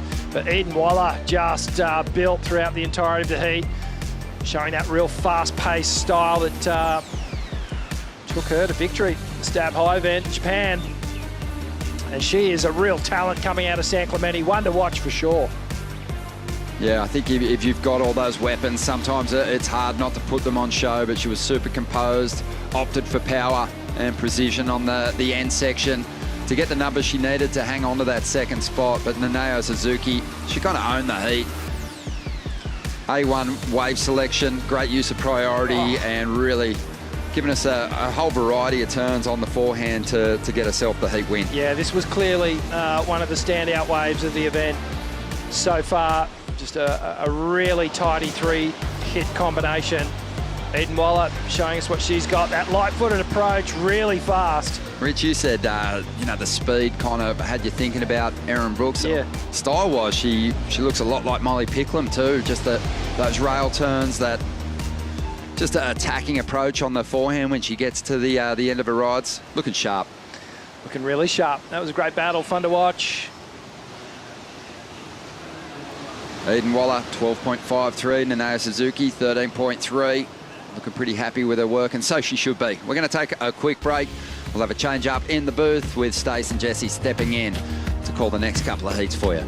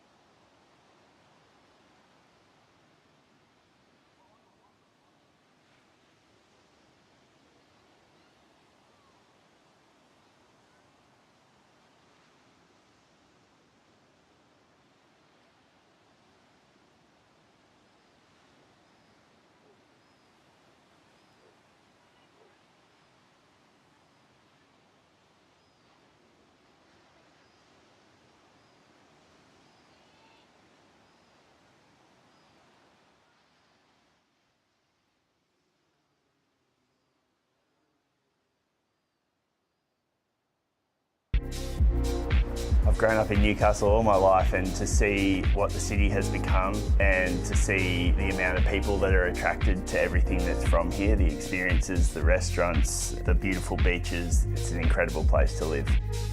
The food scene here is just amazing. I travel a lot of places around the world and I feel like the quality here is just as good as a lot of places I go. Fine dining restaurants to a beer overlooking the beach. Whatever you're in the mood for, you'll find it. Welcome back to the Burton Automotive Newcastle Surfest presented by Bonsoy.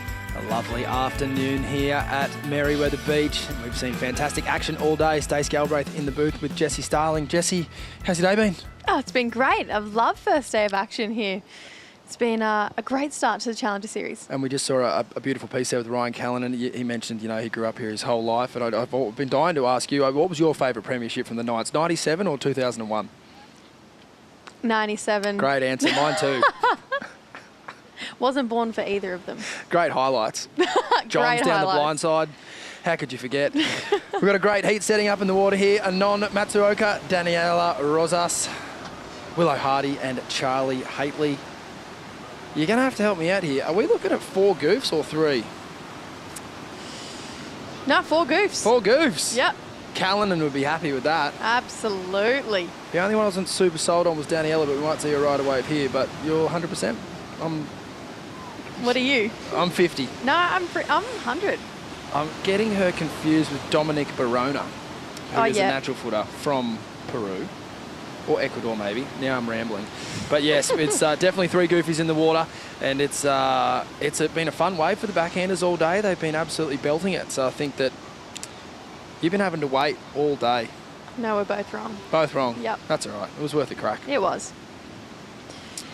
But nonetheless, happy to see 3 goofy footers. Interestingly enough, on the men's side, when this event ran as a CT, one of the few places where the goofs outnumber the natural footers as champions here. Really? That's a really handy stat to know. Because I wouldn't say, you'd think that they've still been surfing the same spots. I know it would have obviously been in town. It's a roaring great left on its day, but plenty of mixed up beaches. It's good to see the goofies get one because, geez, us natural footers are a bit greedy. Got a lot of titles. Very greedy. But you know what? I feel like the goofy footers are just coming out of the gates at the moment. Thinking, not just this heat, but Challenger Series wide, you can't go past Alyssa Spencer. Yep. Very talented goofy footer, now just re-qualified for the 2026 season for Hine Fierro.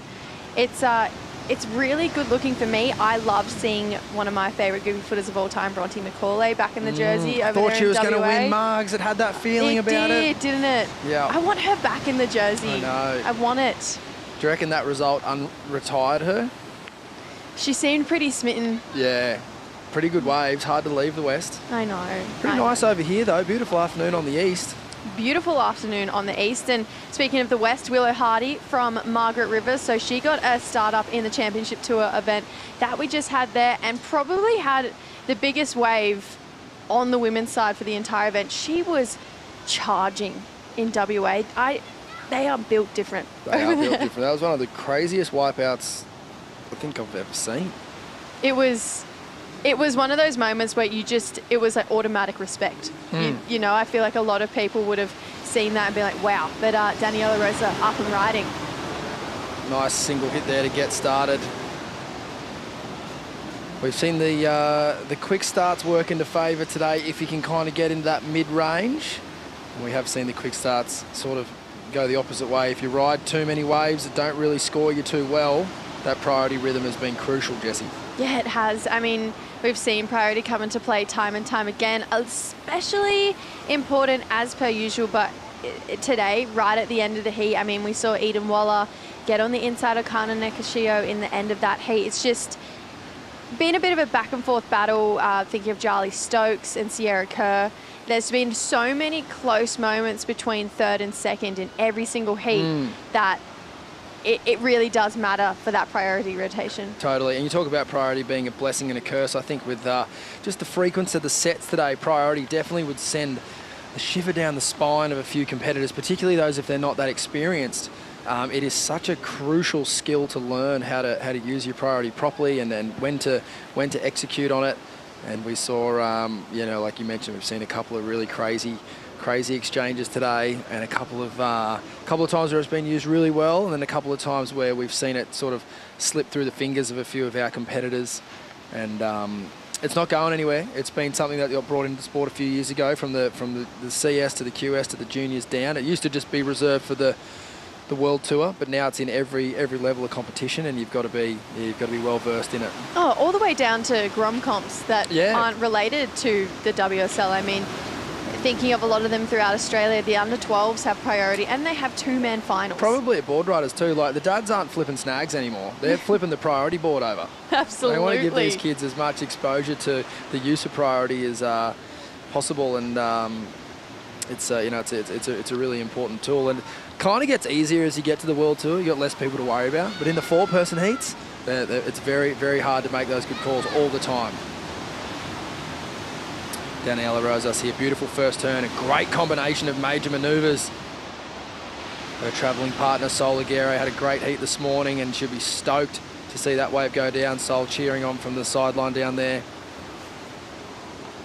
I feel like it's so important to have that support crew around you, and you know, those two have travelled together for a while. They travelled together last year as well, and this is Daniela's 5th time on the Challenger Series, so I think she would know the importance of having that family on the road. It's one thing to be at home and be in your comfort zone and feel like you're doing the best surfing when you're surrounded by the people who love you, but to find that on the road is such a special thing, and her and Sol have become really great friends thanks to the Challenger Series. Yep, totally. Yeah, and if you do a couple of weeks on the road with someone, it's like spending 10 years at home with your mates at home. It really, Literally. It's an elevated experience.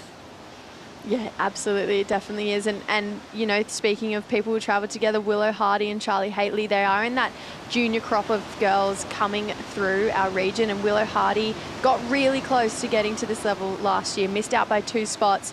This year, qualified for the Challenger Series. This is the first we're seeing of Willow and Charlie ever on the Challenger Series. Charlie getting a last-minute wild card into this event, and what a wild card she is. Incredible goofy footer. Yeah, awesome place to get a start too for her. Not too far from home. Jump in the car and drive down the coast and feel pretty comfortable down here, I reckon Charlie will. And not to mention as well, Charlie, she was really close to being in that top 5 for our region. She had really incredible results, got a 2nd over there in Shargau, came back to Australia, got a 2nd up at Burleigh, and then had to go undergo a knee operation. So missed out on our last qualifying event and just fell short of making the Challenger Series, but she decided to go for it and get the recovery process happening earlier so that maybe she could be a walk-up start to events like this, because if she had waited, she wouldn't have been ready. That's a good call. Would have been a hard decision to make. Glad it's paid off for her. We see Daniela's last ride there. Surfer in blues locked in a 6.17. Pretty quickly, she's off to a 10-point heat total, which we've seen that be enough today.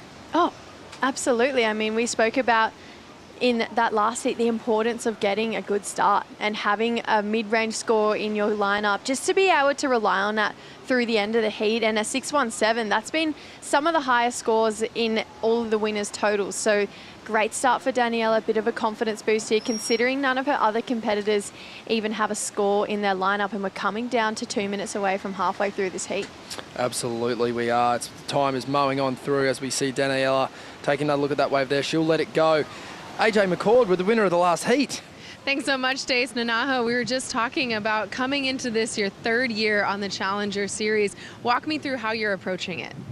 Yeah, this is my 3rd season Challenger Series. So, yeah, this is so excited for the 3rd one. But I want qualify for the championship tour. So, yeah, I'm practice a lot of that time. So that's good for me. It's great for you, and it showed up early here on the Challenger Series because 2 waves, 2 scores, that's all you needed. How were you so efficient in your first heat of 2025? Yeah, it was a slow heat, but the wave was a really good one. So I have to catch only the good 2 waves. So I'm focused on myself. So that's all. It was a great start. Congratulations. Send it back to you, Stace. Thanks, AJ. Congratulations, Nanaho. And yeah, absolutely, she wants to make it. I think the whole world wants to see the Japanese surfers fulfill that dream. You know, we got to see shades of Amuro Suzuki. She had quite an interesting start to her World Tour year. You know, obviously the pandemic, and then Carissa Moore, but then her opportunity came and went because Carissa Moore took time off through that year, and then it was just all very, very unique experience for her. But all of those young girls surf so good none of them would look out of place on the World Tour. Oh, and there are so many. I mean, we saw Sumomo Sato get through her heat earlier, and Nanaho, has been a really big standout for me, and as well in this heat, Anon Matsuoka. She went on this dream run in 2023 on the QS where she finaled. They had 9 events and she finaled in 5 of them. Crazy. And last year, she carried it on through the 2024 season, and there was a big run of QS events in Japan, 3,000s back to back to back, and she got a 3rd, a 2nd, and 1st. She's just a really consistent surfer in our region, especially when we go to co-sanctioned events. She's alive, and so is this lady right here, Daniela. Beautiful opening carve, belts it in the pocket for a 2nd turn, and it just comes around, slashes it under the lip. I kind of like that approach that she didn't, take her chances with this big oncoming section. She just went under, made sure she got the ride out. Now she has that, she can probably get a bit more confident and belt it on the next one. Yeah, that was an amazing wave, particularly given where the heat's at and how many waves have been ridden. She got the 4 and then she backed it up with what you just saw there, the 617. We're going to take a Bonsoy brew break here. Don't go anywhere. The back half of this heat coming right up.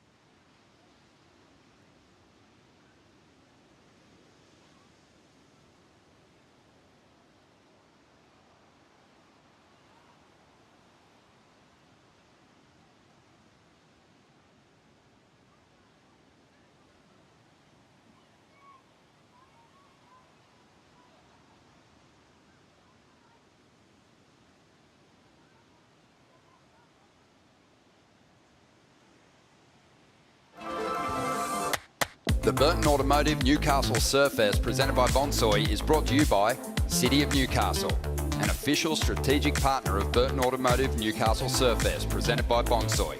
By Bonsoy, official milk of the World Surf League. By Boost Mobile, official telecommunication partner of WSL Australia. And by Burton Automotive Group, over 60 years of automotive excellence, proudly supporting our surfing community.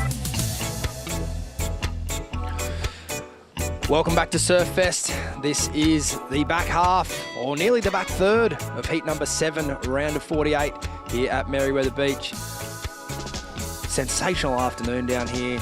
2 to 3 foot peaks on the rocks here at Merewether as we check out the beautiful vision from the Newcastle flight cam. And it is one of the better places in the world to watch pro surfing, I reckon, Jess. Mini amphitheatre down there.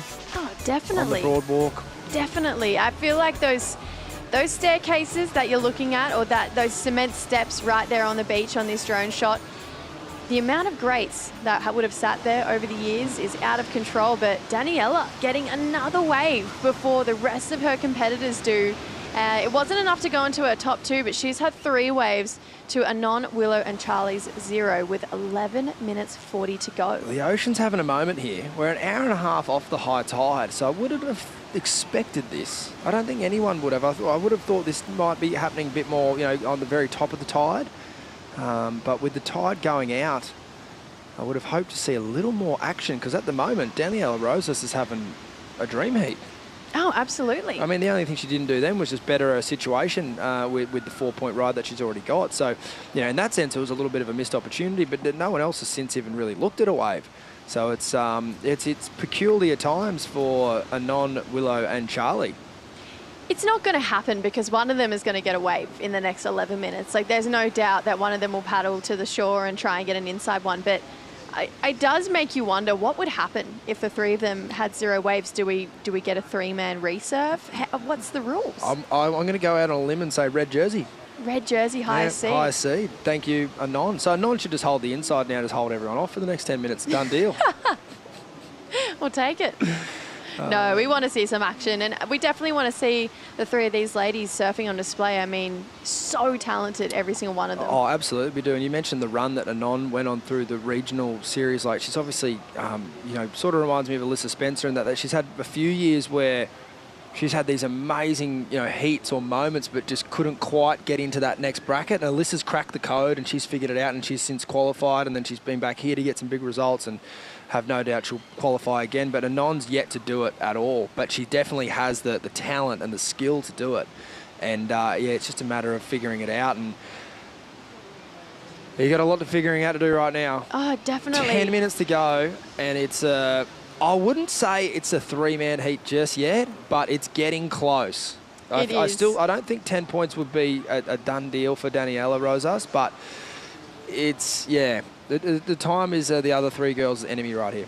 And the confidence you would have right now with 9.5 minutes for Daniela Rose. I mean, crazy things have happened, right? And with the talent that we were just talking about, it is very capable for the 3 of those ladies to be able to get a wave. But also, what does it mean for ladies like Leilani on your screen where they're watching this going, well, where have the waves gone? I thought I was going to sit there, but I haven't seen a wave break there in 20 minutes. Maybe I'm not going to sit there, That's what's going through their heads. Talia Swindle on your screen as well. What do you reckon she's listening to? Bit of Beyonce, Chris Brown, I reckon. Okay. More on that later. Action out the back. All surfers in motion here. It's essentially surfer closest to the inside of the peak with priority because the other 3 surfers have not stood up yet. Only Daniela Rosas has to give way here. The rest of them, it's just a good old-fashioned position yourself closest to the inside of the wave, as we'll see, no doubt, a bit of a tussle go down here. Yeah, looks like Anon not far enough in. Neither is Charlie Haitley. Wow, so these waves going underneath them right now. At what point do you make the decision to move in and try and get an inside one and just try and get a score? Then is a wave going to come throughout the back? There's so many decisions, but by the time 22 minutes has gone past, the plan probably has to change. Yeah, I think it's about now. Because I think, as horrible as this might sound, I think a 2.5 and 3rd and 4th priority being established isn't the worst thing in the world, because you can then put the pressure on the other surfers to make a decision on a wave. Because right now it's still 3-way tie for first priority, so there's sort of that paddle battle kind of doesn't hold as much weight because you can paddle and pull back. But once 3rd and 4th priority are established, the 2 surfers have priority and 2 surfers don't, so the chances of you holding someone off are obviously greater, and you'll get called on a block. Yes. Whereas at the moment, this is just between these 3, to my understanding of the rule. Yes. Which I think is right, but I could be wrong. More on that later. But I think it's important for these surfers to get going, and I think that, try and get some scores on the board, and we'll see that here with Charlie Haitley. She gets her board moving on this wave. I think, all of us can expect this won't be a huge score, but in the context of the heat, a very important one. And now she can start to structure a heat from here and start to make some decisions rather than just sort of being out the back and sort of being a sitting duck and waiting for the clock to just evaporate. She just fit 4 turns in a very short span of that wave. That was really impressive for the young 15-year-old from Burleigh Heads. And I mean, let's take a look at this Stone and Wood slow-mo and really start to break this one down. Pressure was on. She was down to under 8 minutes, had to convert on this wave.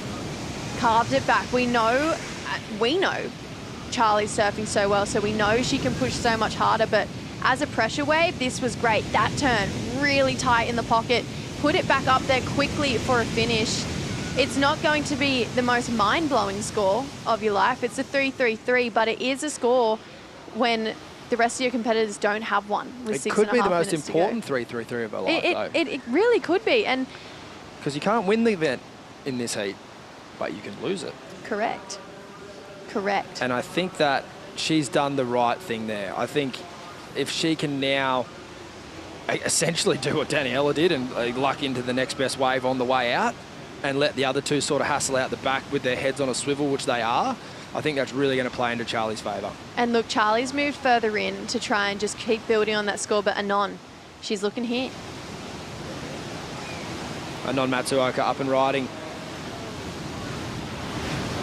And here we go. Charlie Haitley kind of won the battle there with Anon. It's going to be a battle of these tiny scores to this point, and now it's really up to Willow. And this is where the decision gets really tricky. And you just hope the decision's really easy, which it might be coming up. Yeah. She might have the easiest decision of her life right now.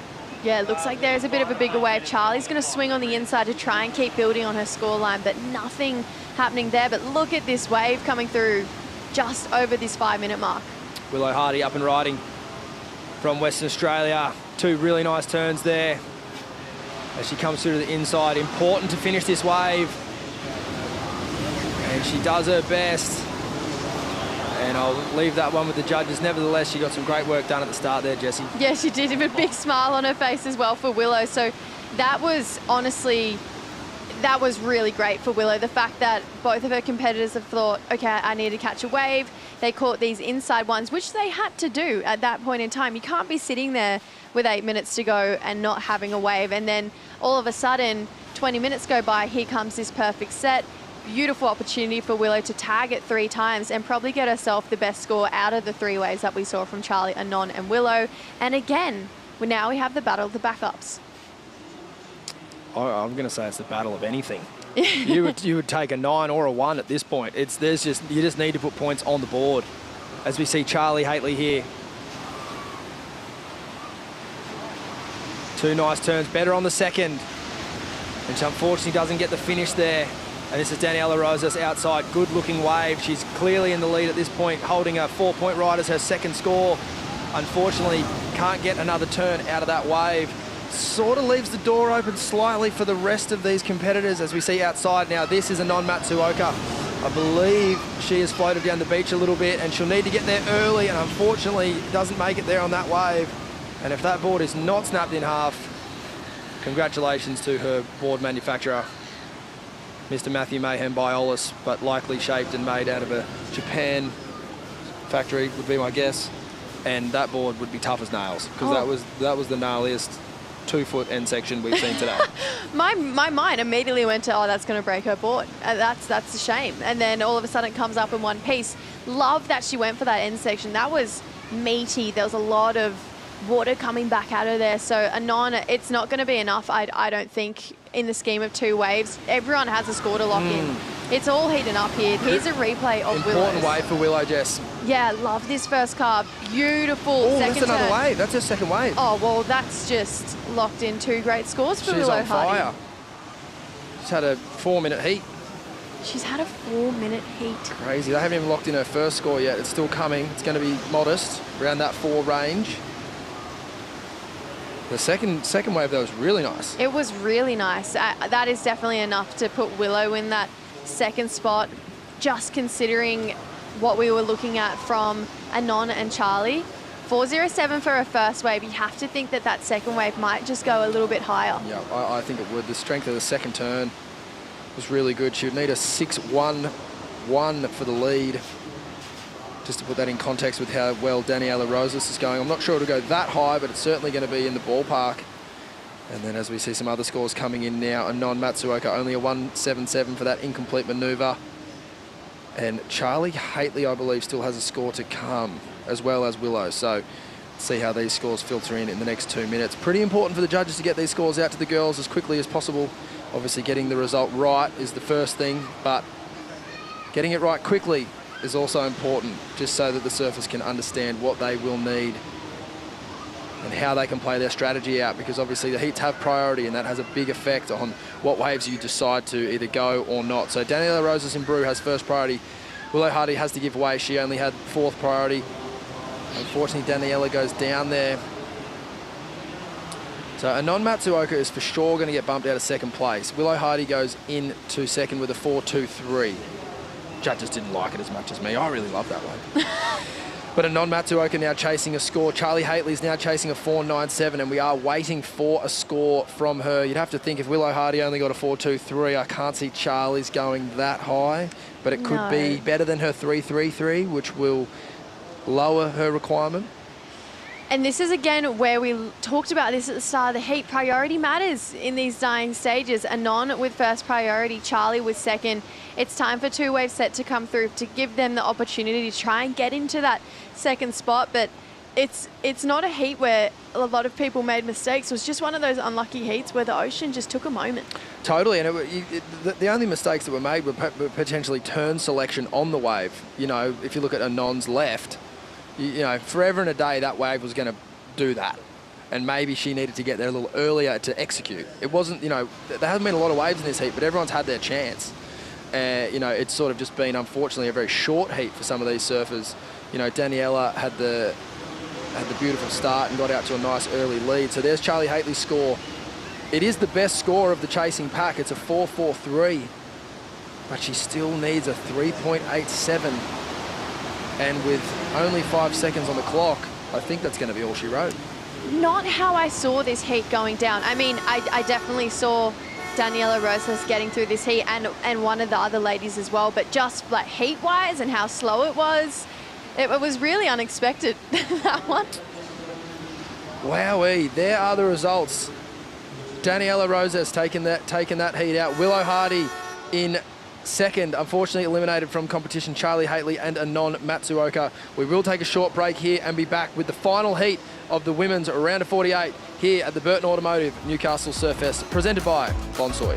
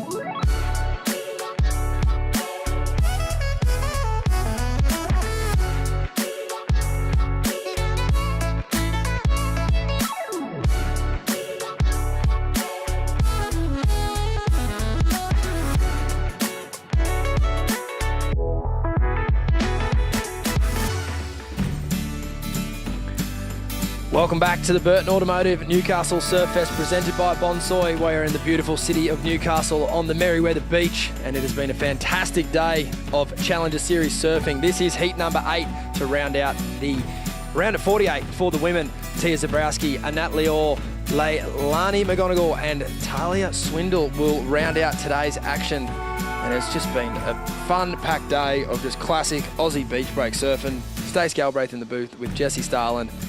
And after seeing that City of Newcastle ad, I'm fired up to eat. Fired up, not to go surf, not to go, you know, enjoy a nice afternoon in the Sternwood Bar, no, to eat. I'm going straight to eat.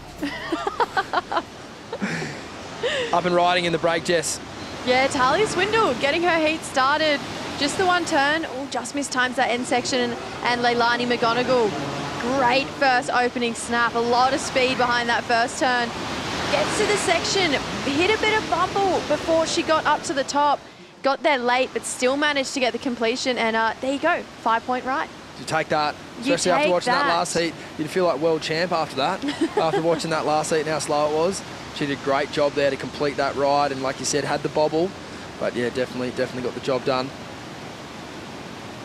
Sorry, I nearly stumbled on Leilani's name because I've been hanging out with the magnificent Leilani all week.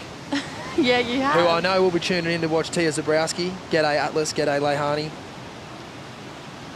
Shout out to her and her mum. They just took out the Aussie Indigenous titles at Bells. Mum-daughter combo, thanks for coming. Back to this heat in the water though. And Natalie Orr there with a quick start. And I think all the surfers in this heat, obviously, were watching that last one and they're going, I do not want that to happen to me. Oh, absolutely not. But guess what? It hasn't, because we've had 3 surfers catch a wave. But in the first 5 minutes now, just leaving Tia Zabrowski out the back with first priority. Score to beat so far is Leilani's 5-point ride. And, you know, Leigh's been coming here for a while. She competed here for a first time back in 2017. But she's always had really high seeds in the first round. This is when she was building her profile, building her score. It was people like Coco Ho, Caroline Marks, Isabella Nichols. But now she's here fighting to get through this round. Tia Zabrowski up and riding. If you don't know much about Tia, you have been living under a rock. This is one of the best surfers in the world, bar no one. And at only 13, she's an absolute superstar, and you can see that on display here this afternoon. Beautiful surfing as we see Talia there behind her, looking to add to her start. Sick Larry to finish. How's the style? What an absolute treat there to watch the surfers in red and green, Jess. Yeah, great first wave, and then straight back into the paddle battle here between Talia and Tia. Loved those first 2 turns. Tia picking up exactly where she left off from her first Challenger Series event in Portugal last year. Who goes in their first Challenger Series and gets a second at 13 years old? Crazy. Who does that? So wild. That is unheard of. And now she's here and just looks even more fired up. She looks stronger than she did last year as well. And she's definitely one that I picked out to be a standout in this event just for her pure attack mentality. Yeah, she's definitely got a great approach and just really, really nice style. Such easy to watch surfing, but what she's doing isn't easy. Super dynamic, turning really hard and in the lip, and I think they're the kind of scores the judges just go, thank you. We've been writing 4s and 5s down now for a couple of heats. This is benchmark surfing to me, even with the fall. No, I agree. I really loved that last wave of Talia's swindle as well. I felt like there was great moments on that wave, considering that there was a bit of lump and bump, and she got a really big moment at the end. But Tia, taking a look at these first wave scores, they're going to be pretty big. The judges, just about unanimous decision there, 185, the rest are 8, so it's average out at an 8-point ride there for Tia Zabrowski. As we see Leilani here trying to add to her total. She had a great start, a 5-point ride. And gets to the end of that wave. Unfortunately, probably didn't get as much out of it as what she was hoping for. The wave kind of just died off on the sandbar there. Let's take a look at the replay here, Jess. 8 points, excellent surfing here. So much street speed, straight into it, just belts it in the most critical part of the wave, kicks the fins out the back on that next one. Gets so close on that section, just a bit of an avalanche hitter on that, but Tia is just textbook surfing, and she's not holding anything back either, Stace. It's just straight to the pocket, most critical part of the wave, on a set wave. That is a judge's bread and butter to give excellent scores. Scrap dinner, I want to go surf now. After watching that replay. Food's gone. Food's gone, surf's in. Surf's in. Nah, surf's not in. There's going to be 60,000 ripping young Challenger Series surfers out there after this. I will go to dinner, and I'll continue to feast on that good surfing. Just like the second turn, how tight and beautiful style, and just everything. Like, she's basically Judge 1's giving that a 10 if she makes that last turn, which, probably not going to agree with that judge. Disagree, excuse me. It was just fantastic surfing. Oh, it was. It was beautiful. And we've been talking about it all day. That's the surfing that you get excited to watch, and it makes you feel good. AJ McCord with the winner of the last heat, which was one of the most interesting heats we've seen all event, AJ. I think it was interesting for us to watch it unfold, but Daniela, I don't think interesting is the word that you would use to describe that heat. Stressful, I think, is one of the ones that you were saying as you came up here. Just talk me through how that heat all unfolded and how you kept your cool. Well, it was pretty slow heat. I was so nervous. I was so anxious before my heat. I was like looking at all the waves with my coach, and I was like, it's ripping. It's nice. It's nice. There's a good waves, a lot of good opportunities, and I was like, okay, just stay calm, be present, and all the time just keep focus on myself. And yeah, I was happy to get this one through. There's I think one of my first hits that I passed here in Australia. I'm really happy and grateful and proud of myself and my coach, because we've been doing a lot of strategies some days, and yeah, I'm happy. Yeah, speaking of strategy, coming into this year on the Challenger Series, what is the way you're approaching it to set yourself up the best to be one of those 7 women that are going to qualify for the tour? I'm just trying to stay present. That's the only thing that matters to me. With my psychologist, I am always like looking forward and everything for all the events. So now I'm just trying to do better every hit, every step. It's great. Every step are better, and just trying to put myself out there. And yeah, happy to make it through. First step, a good one. Congratulations. Thank you very much. Thank you, AJ. Congratulations, Daniela. And yeah, it's quite a common theme, quite a common word that gets thrown around, but it's easier said than done, particularly in heats like that.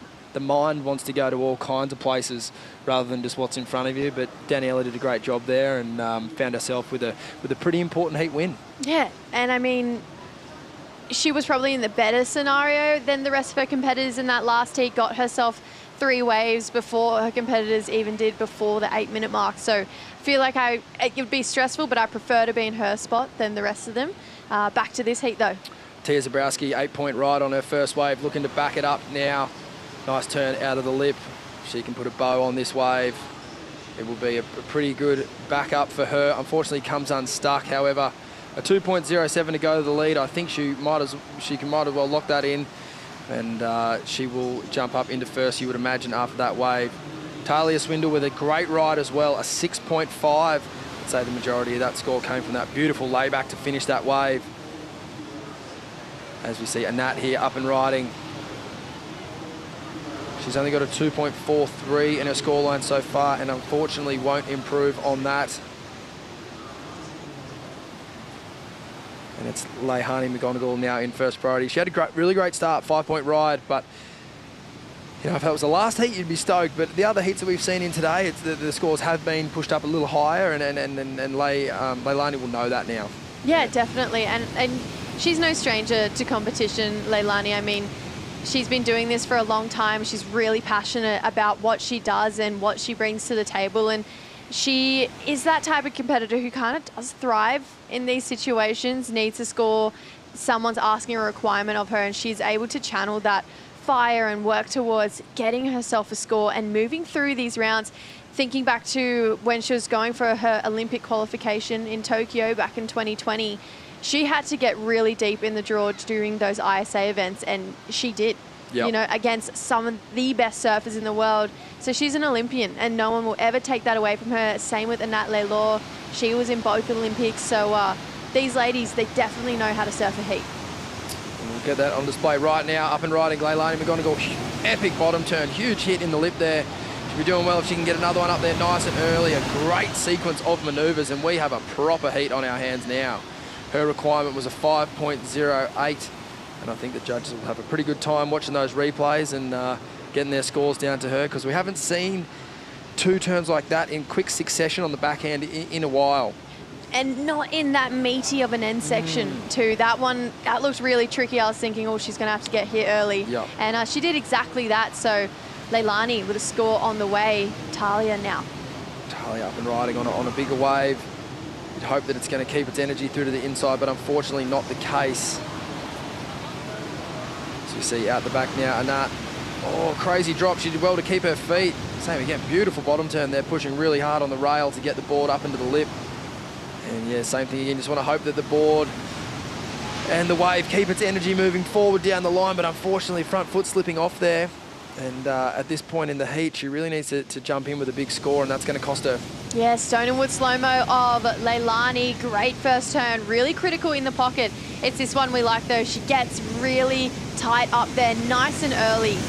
Falls down through the lip, gets out in front of the foam. So definitely a ride out there for Leilani McGonigal. Maybe didn't have that big click spark moment that we've seen, but in a big wave, in a chunky section, she able to navigate that turn, get the ride out in a lot of water moving on that section too. I think with the bulk of the points from that wave are going to come from her bottom turns. How strong and how hard she was pushing, how hard she committed to her rail to get the board up there. Unfortunately, like you said, she was just a little early on the last one. Didn't quite get that crazy impact, but nevertheless, she was fully committed to that turn. And, you know, she was rewarded accordingly. It's not a huge score, but it is enough to get her up into second place of 5, 6, 7, which is, again, even better news for her. It's her best wave, so she can look to continue to build on that. It's now Talia and Annette looking for a wave here. A 4-point ride for our surfer in green and a 7.54 for Annette if they want to get up into second. And it's the young surfer, Tia Zabrowski, well and truly out in the lead. She's got an 8 and her backup score at the moment is only a 3.2, Jess. So you'd have to think you're going to see some more fireworks on this next wave. Every now and then in a generation, you get that surfer who comes through that you just know is going to have a career. Thinking of Stephanie Gilmore, Tyler Wright getting her first CT win at 14, Katie Simmers, Molly Picklum. Tia feels like that. Erin Brooks, Tia gives that exact same energy that it's not a question of if, it's just a question of when. When she decides she wants to fully commit to it, which I don't know personally or if you've spoken to her, but is it this year? I would love to see her this year because I think with surfing like that, it does translate to the championship tour. Oh, massively. She charges. We know that for sure. She has a progressive game as well. She doesn't really have any weaknesses. Not that we've seen so far, that's for sure. She's got strengths and she's got plenty of them. While we're going to take a little break in the action here, we're going to have a Bonsoy latte. Jess, you and I, Bonsoy brew break. We'll be right back.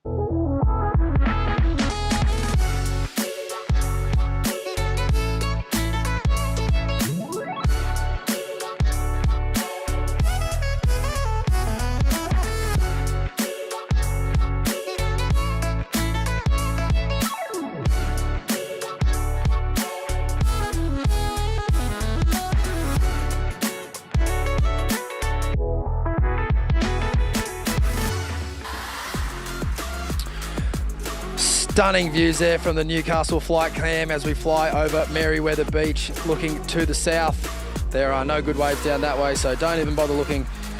Here at Merewether on the rocks, absolutely sensational. We've had an amazing first day of surfing here at the Burton Automotive Newcastle Surfest presented by Bonsoy, and still plenty of action to come in this heat. A Nat chasing a score here. 7.54 is a requirement. A lovely turn in the lip there, however. We've seen some pretty big combos already in this heat, and I'm not too sure that single manoeuvre is going to go too high. And it has been a thrilling day of action. Always good, Jess, when you roll up to a comp and day one, you bang out 16 heats of great surfing. And 16 really fun, contestable heats too. We've had plenty of waves today. The only heat that I can put anything on wave-wise was at that last heat. It would just happen to be the 1 20-minute lull of the day. And that's a win for me. I think there's so many heats, so many highlights from today. Looking forward to the post-show coming up after this heat. And I think, yeah, like you said it perfectly, what a way to start this event, but what a way to start the Challenger Series. Fully. 2025, if you've missed the news already, there's been a massive announcement this morning. Pipeline will be welcomed, and Hawaii will be welcomed back to the Challenger Series, which is where these, you know, these competitors need to have a go, and they will now, and it's going to be great. And then we'll finish the year back here in Newcastle. So it's going to be 7 events. You'll keep your best 5. And, you know, for the first time in a long time, I think we can say the series now has amazing variety. We will get to see a bit of everything on the tour, and it's going to be so good, and it's going to help the competitors so much that eventually do qualify for the tour. The first time they paddle out at Pipeline in a jersey won't just be a brand new experience for them. They will have had that experience. Oh, it is game changing, and it really is the pathway, and to get to that championship to a level and to have that announcement of Pipeline being there, I mean, it's huge. It really is, and it's a massive leg up for all of these competitors and for the people who qualify for the 2026 Championship Tour, not to mention surfing heats out there. And then if you qualify to surf heats again at the end of the year, it's just going to be so beneficial for them. Back to this heat, though. Talia Swindle up and riding. She's chasing a 4.17. Unfortunately, that wave didn't show too much promise after the first turn. Still plenty of time, though, on the clock. Back in the barbed wire. Rail spray there. Tough as. Maybe Beyonce wasn't the best call. Oh, I could just see her having some, like, heavier. just like... Bit of sass? Bit of sass, Yeah. hype-up music. That's what I could imagine. But she's had a good score. 6.5 is really nice. Looking for a 4.17. She's no stranger to competition here. Actually fell short of qualification, so she also got a wildcard call up into this event. And just by watching her surfing on that 6.5, definitely believe that this is the stage she belongs on. Spent a lot of time on the Aussie treble with one of her best mates, Bella Kenworthy, just supporting her, and we'll see her back on the championship tour for 2026. And Talia, she wants to be there with her. Did I see Bella in Newcastle? Yeah. But she's not surfing the comp, eh? No. Bung knee. Yes. Getting better. Yes. Perfect. Good on you, Bella.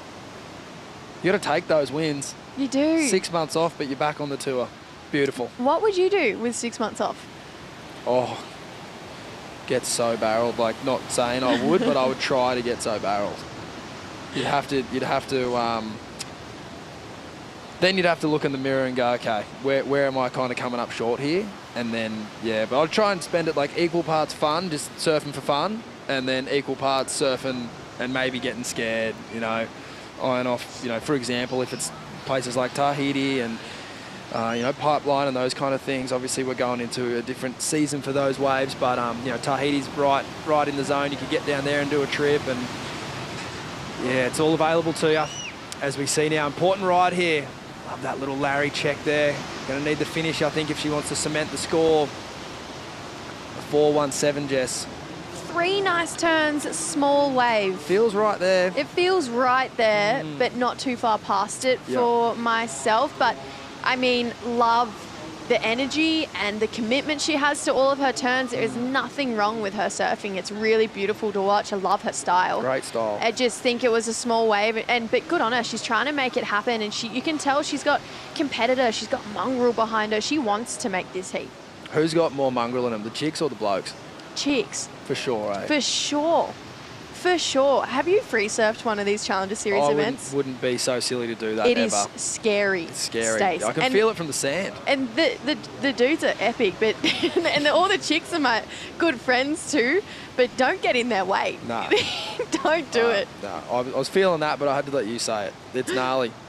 It is. They are so competitive with each other, and then they get on the beach and they'll have coffee together. Just under 7 minutes now. We are waiting for a very important score here. Talia Swindle was a well-surfed wave. Just the size of the wave is the only issue here. She needs a 4.17. It was nice surfing. While we wait for that, what would you do with 6 months off if you were Bella Kenworthy? If if I was Bella Kenworthy, I would definitely get that knee better. Well, let's first of all tick that off, and then you've got you've got 4 months left maybe. And I then, would definitely go surf. Yeah. And just like reimagine different lines and try and go surfing with some of my idols. Yep. I think, and just Mate, your idols are going to be busy on the tour. You've got 6 months off. no 6 months off, as in like if it was me, You're talking I would like say LA and I would say, hey Steph, do you want to go to Mexico together Yep. and just go Yeah. surf? Yep. You know, hey Malia, Yep. should we go to Morocco? Yep. You know, just Yeah. go surf and watch how they do it, because they're the people you look up to your whole life, and guess what? They've been where you are, so you can pick their brain at the same time. I love it. I love it. That's what it's all about, picking the brains and also picking the scores apart. 4.3 for Talia Swindle there. Important score at this stage in the heat. Leilani McGonigal has surfed a great heat. However, she has been bumped into third. And Nat Leor has got a 3.13 in her scoreline, but if she wants to get through this heat, she's going to have to get rid of the 3.1 and replace it with a 7.67. You see Bella cheering her friend on there. Good on you, Bella. Yeah. Straight off the tour, onto the support crew. That's what it's all about. Definitely. And I mean, Talia did it for Bella over the last 3 months here in Yep. Australia, so she's shown the love back. I think these two are really good friends and great, our future just there. Sierra Kerr, Ellie Harrison, Luca Elder, very knowledgeable in the surfboard world, particularly CI surfboards. Hey, Ellie. El Harrow. Got the family up here. Reigning champ. Defending champ, I like that. Bit bigger school this time around though. It is, but she fits into that school She really does. well. Oh, absolutely. She's the principal. She could be taking this thing out, no worries. No worries. She, it's funny talking to Ellie. She's one of the most humble people you'll come across, and down here at the event site, there's a big poster of Ellie holding her trophy up above her head, and she would never in a million years ever flaunt anything like that. And she walked past it, she was like, oh my goodness. Straight away. Didn't know it was going to be there. Important wave here for Leilani McGonigal. Requirement is a mid-5. Crazy bottom turn, amazing turn in the lip there. That's her best turn of the heat, and this is her best wave of the heat, without a doubt in my mind. 2 huge turns back to back. 5.14 is the requirement. It's getting late in the day, and I'm going to stick my neck out there. Do it. It's out. It's She 100% gets that score. out.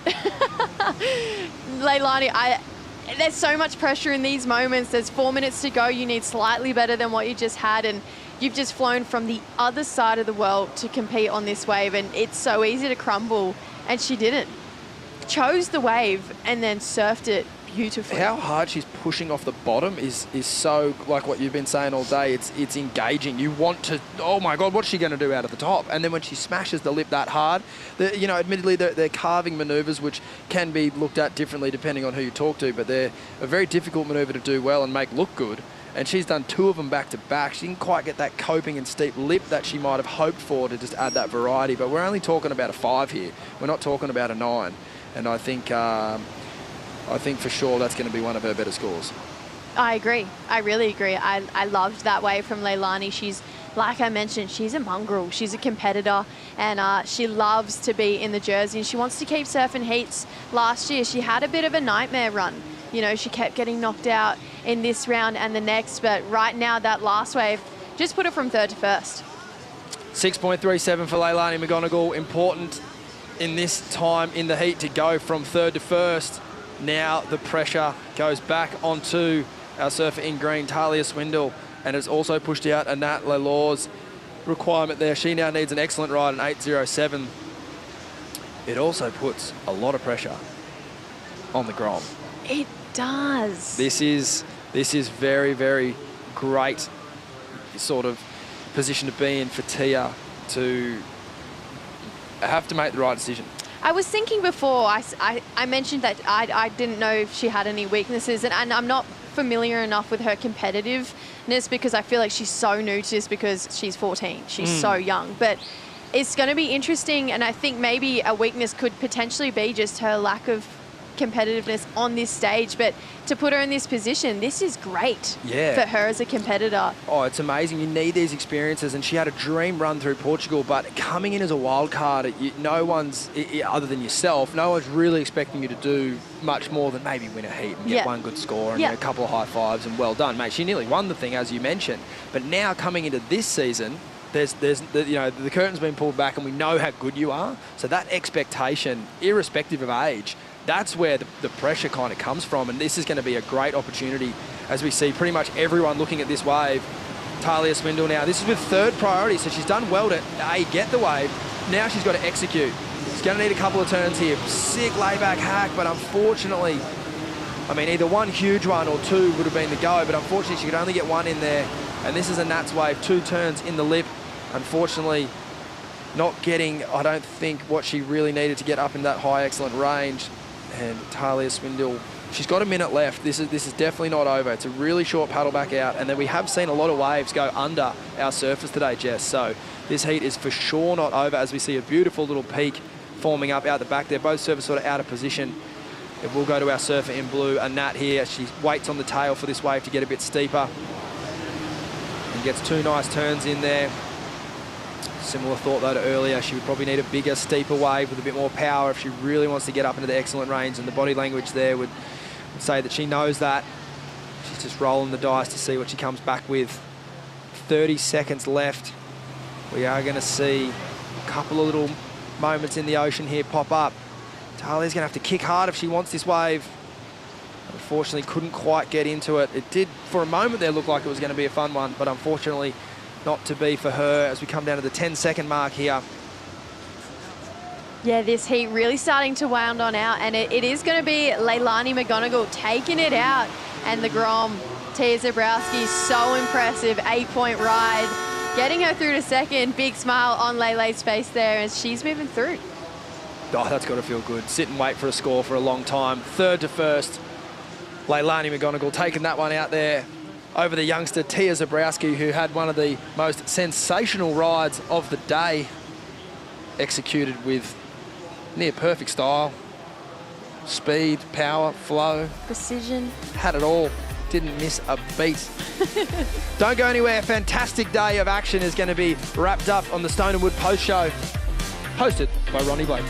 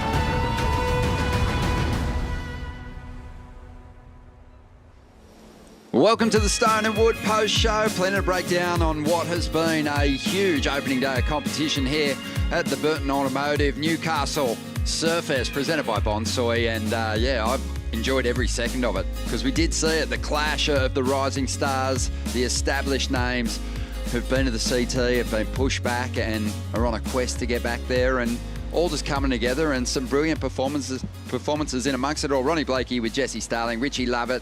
What kind of stood out for you as one of the big takeaways from today, Jesse?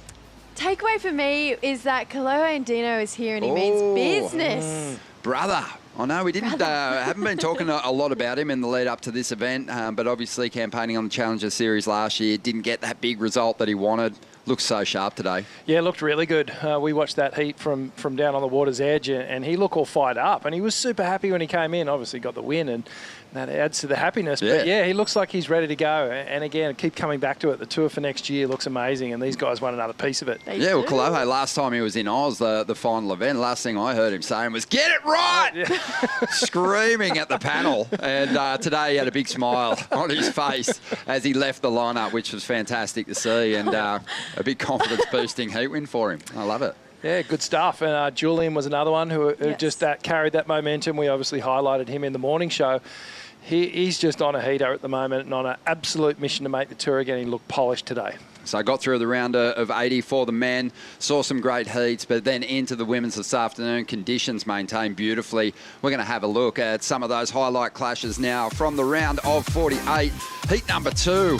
Solagire, she looks so sharp. I loved her attack on the end section. Yeah, wow, so switched on from Sol. I mean, she has been on the Challenger Series for a while, but she met us with some energy today. She sure did. And she had a tough draw too. Manea Nanaka, she had some fantastic moments. But I just think the commitment to those finishing turns for Sol is what got her the big scores, Rich. Yeah, she put in a really polished performance here. And for me, the standout was how much variety she brought. You can see just mixing things up, taking those little layback hacks with some big open face carbs. But really polished performance from both these women in this heat. Jesse, don't you just sense that there's a wave of Challenger Series competitors who've been at it for a few years now, and they've just had an absolute gutful of not making the grade, and they look ready to show up, blow up from day one. Oh, absolutely. And this is the year. I mean, considering that we have 7 women who can qualify this year, we have 4 women who usually would have fallen off back to the Challenger Series, not be here. So you're minusing 4 championship tour surfers. This year is the year to qualify. Yeah, the expanded field joining a huge collection of campaigners next year in 2026. Of course, we're only just through the very first day of the Challenger Series schedule, which has been elevated. 2 events added to the mix, and that announcement came through earlier today, which, received a round of applause from all the Challenger Series campaigners. Yeah, I was chatting to Alyssa Spencer actually earlier, and she was so excited to go to Pipeline and just have a wave that is going to throw a little bit more variety into the Challenger Series schedule and really show the people who put the time in those bigger, scarier waves. Yeah, the locations on the Challenger Series schedule are fantastic, and they've given us some great moments over the years, but kind of missing a reef break, and it has been added, and not just any reef break, the most consequential wave, the most iconic wave on Earth, Pipeline, and it's all going to go down in January, and then we're going to be back here at Surfest figuring out who is going to be graduating to the Championship Tour ranks for next year. Yeah, that's going to be really exciting because then we kick off the Championship Tour in Australia down at Bells Beach after that deciding number 7 Challenger Series event. But Pipeline on the schedule, it's a special one. In years past, we had to surf in Hawaii. We had to qualify in those big events.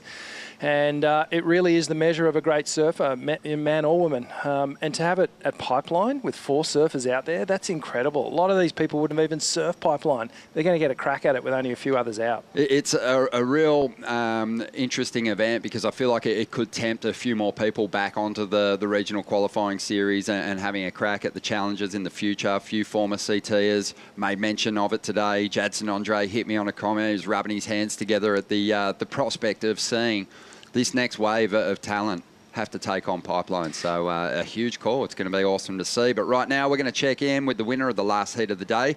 Take it away, AJ. Ronnie, somebody else who is rubbing their hands together, excited for the new Challenger Series schedule. Leilani McGonigal, it's so fun to see you. We've seen clips of you in barrels and throwing yourself over the edge. How excited are you to get to showcase your skills at Pipeline? Oh yeah, I mean, I don't have a lot of experience at pipe, but I'm super excited. I really like barreling, especially left. So it's something I've been working on as well. So I'm really stoked to have that opportunity at the end of the year, well, at the beginning of next year. But yeah, I'm just really pumped. If you see me like going head first, it's because what I like doing, at least. Well, to get to Pipeline, it's one heat at a time, and we know you have big dreams this year, being one of the 7 women to qualify for the championship tour. That one, you waited until the very end to find the wave. Talk me through just how you're mentally approaching this year on the Challenger Series. Well, yeah, I already had like 2 mid-range scores like in the 5s, and I knew that if I wanted to make that heat, I needed to wait to better those scores, and all the girls are so good, so I knew Talia was going to get the score, and I just was going to need to improve that. And thankfully, I waited, and I was telling myself, you've cried so many times over making those priority mistakes, so don't make them again or the tears will be on you. So, lesson learned, lesson executed. Congratulations. Great start to the year. Thank you so much. Solo quiero decirle hola a todos en casa. La verdad, los estoy llevando en mi corazón con todo lo que está sucediendo en Pavones, y le mando un gran abrazo a todas las familias que han perdido mucho. Pura vida. Felicidades. Congratulations. Thank you. Well done. Cheers, AJ and Leilani. A big heat win over one of those massively hyped superstars on the Challenger Series last year. Big confidence boost for her. Oh, definitely. And Tia kicked off with an 8-point ride. So to keep her cool and to maintain that for 30 minutes and then get herself her highest wave score on her last wave, huge props to Leilani McGonigal. Absolutely. Well, we're going to have a look at the Boost Mobile heat of the day, and it does feature the 2025 highlight reel himself, Julian Wilson, competing here in front of family and friends and looking as sharp as he did up there at Burleigh Heads on his way to a second-place finish. He's done everything right in 2025. You know, he's won the event here, the 1-star, went up, won the trials event, got a wild card into the championship tour event, went all the way to the finals. So there was maybe a little tiny question mark about how he was actually going to perform once he put the Challenger Series jersey on. But geez, he stood up to the challenge and surfed so well, in total control of this heat from start to finish. And just looking as sharp as ever. So, you know, Jules, we've been talking about him, and rightly so. He is one of the men to beat in this event. Yeah, Tenshi, he had the single highest scoring ride of the heat, that's 7.5. Only had a 3.77 to back it up, and it was just enough to hold off the fighter of Connor Schleipen and Wesley Leche. And it's going to be really interesting to see how some of those surfers bounce back. I guess the big thing for them is they're going to have a couple of extra events to do it, but just enjoying just that incredible strike rate that Julian's got with the airs at the moment. And I don't know, it's just an observation, but it feels like he's sharpened up again. I mean, he looks so good on the Gold Coast. He almost won the bloody contest, Rich. But he's turned up here at Newcastle, and I don't know, it just looks like he's really starting to refine his game and gearing up for a massive run at this Challenger Series. Yeah, well, we talked about speed as being the Achilles heel when these surfers step away from the tour and they're not around it all the time. And Jules has just turned up the volume on it a little bit. He looks incredibly fast. He looks bigger, but he also somehow looks lighter and more nimble on his feet. So, yeah, tapping into the power when he needs to. Obviously, the above lip game is incredible. Yeah, I think the nerves from the early rounds at Burleigh Heads, they're kind of gone now, and he's clicked back into the competitor that's seen him win a Pipe Masters. Maybe no one's tail wagging harder than Julian Wilson's at the thought of getting to chase down a big result in the Challengers at Pipe.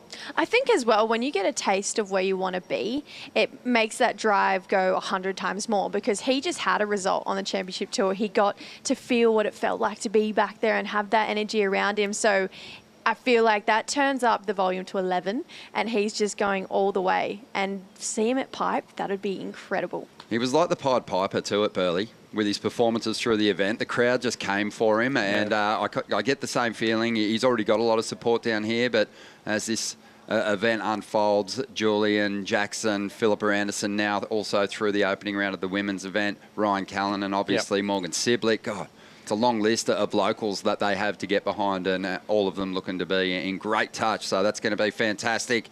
The Surfline forecast was A1 today, spot on. We had really clean, fun size conditions. Tomorrow looks like it might dip off a little bit, Rich, but we got a lot of swell coming our way.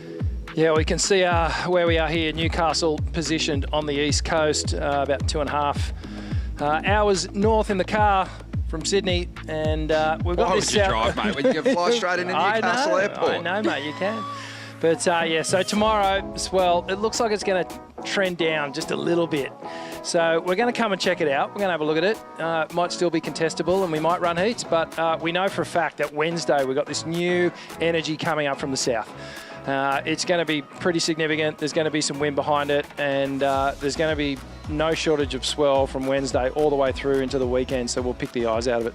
Yeah, during the Aussie treble at different stages, the competitors sort of got to ramp up into the event window, and it's been no different here on the East Coast. A lot of competitors who did make the drive up from down south tapped into great free surfing sessions before they got here. We saw some of the free surfing yesterday before the contest started today. And it just feels like we're going to see an exceptionally high level of performance throughout this window. I was thinking about that before, actually. I was like, there was so much talent and so many highlights just from day one, and we're not even into the seeded round yet. So imagine what we're going to see in the next couple of days of competition, because that was so exciting, and we were only in the first round. Could be ridiculous. Let's get stuck into those highlights now. It's time for the BioGland Daily Dose, coming in at number 5, looking super sharp on the 20. Our old mate Josh Kerr. Geez, he looked really strong today. Oh, absolutely. And I mean, to do it on a 20 as well, we're looking at highlight clips on a thruster, but he's back and looking great and fast on this twin fin. Belt that end section. Always good when someone with all the airs just keeps that board in the water. It gives you a good indication of where their confidence levels are at. And Kersey and Sierra both strong today and surviving the opening round. Yeah, absolutely. Really, well-managed heat for Kersey. And number 4, Kaloa Andino, he's sort of back. Brothers just come back with a new energy, firing up. And just pick the eyes out of the sets and just bring in this real frenetic style of surfing that we're used to seeing from him. And really invigorated approach here from Kalohe. I think Kalohe would have taken, obviously, some inspiration from what Julian was able to do. Same generation, Rich, throwing big airs himself, looking sharp. Mentioned that big smile on the face as he came up the stairs. Good to see him back, feeling confident. And then moving into the women's event, we saw some great surfing.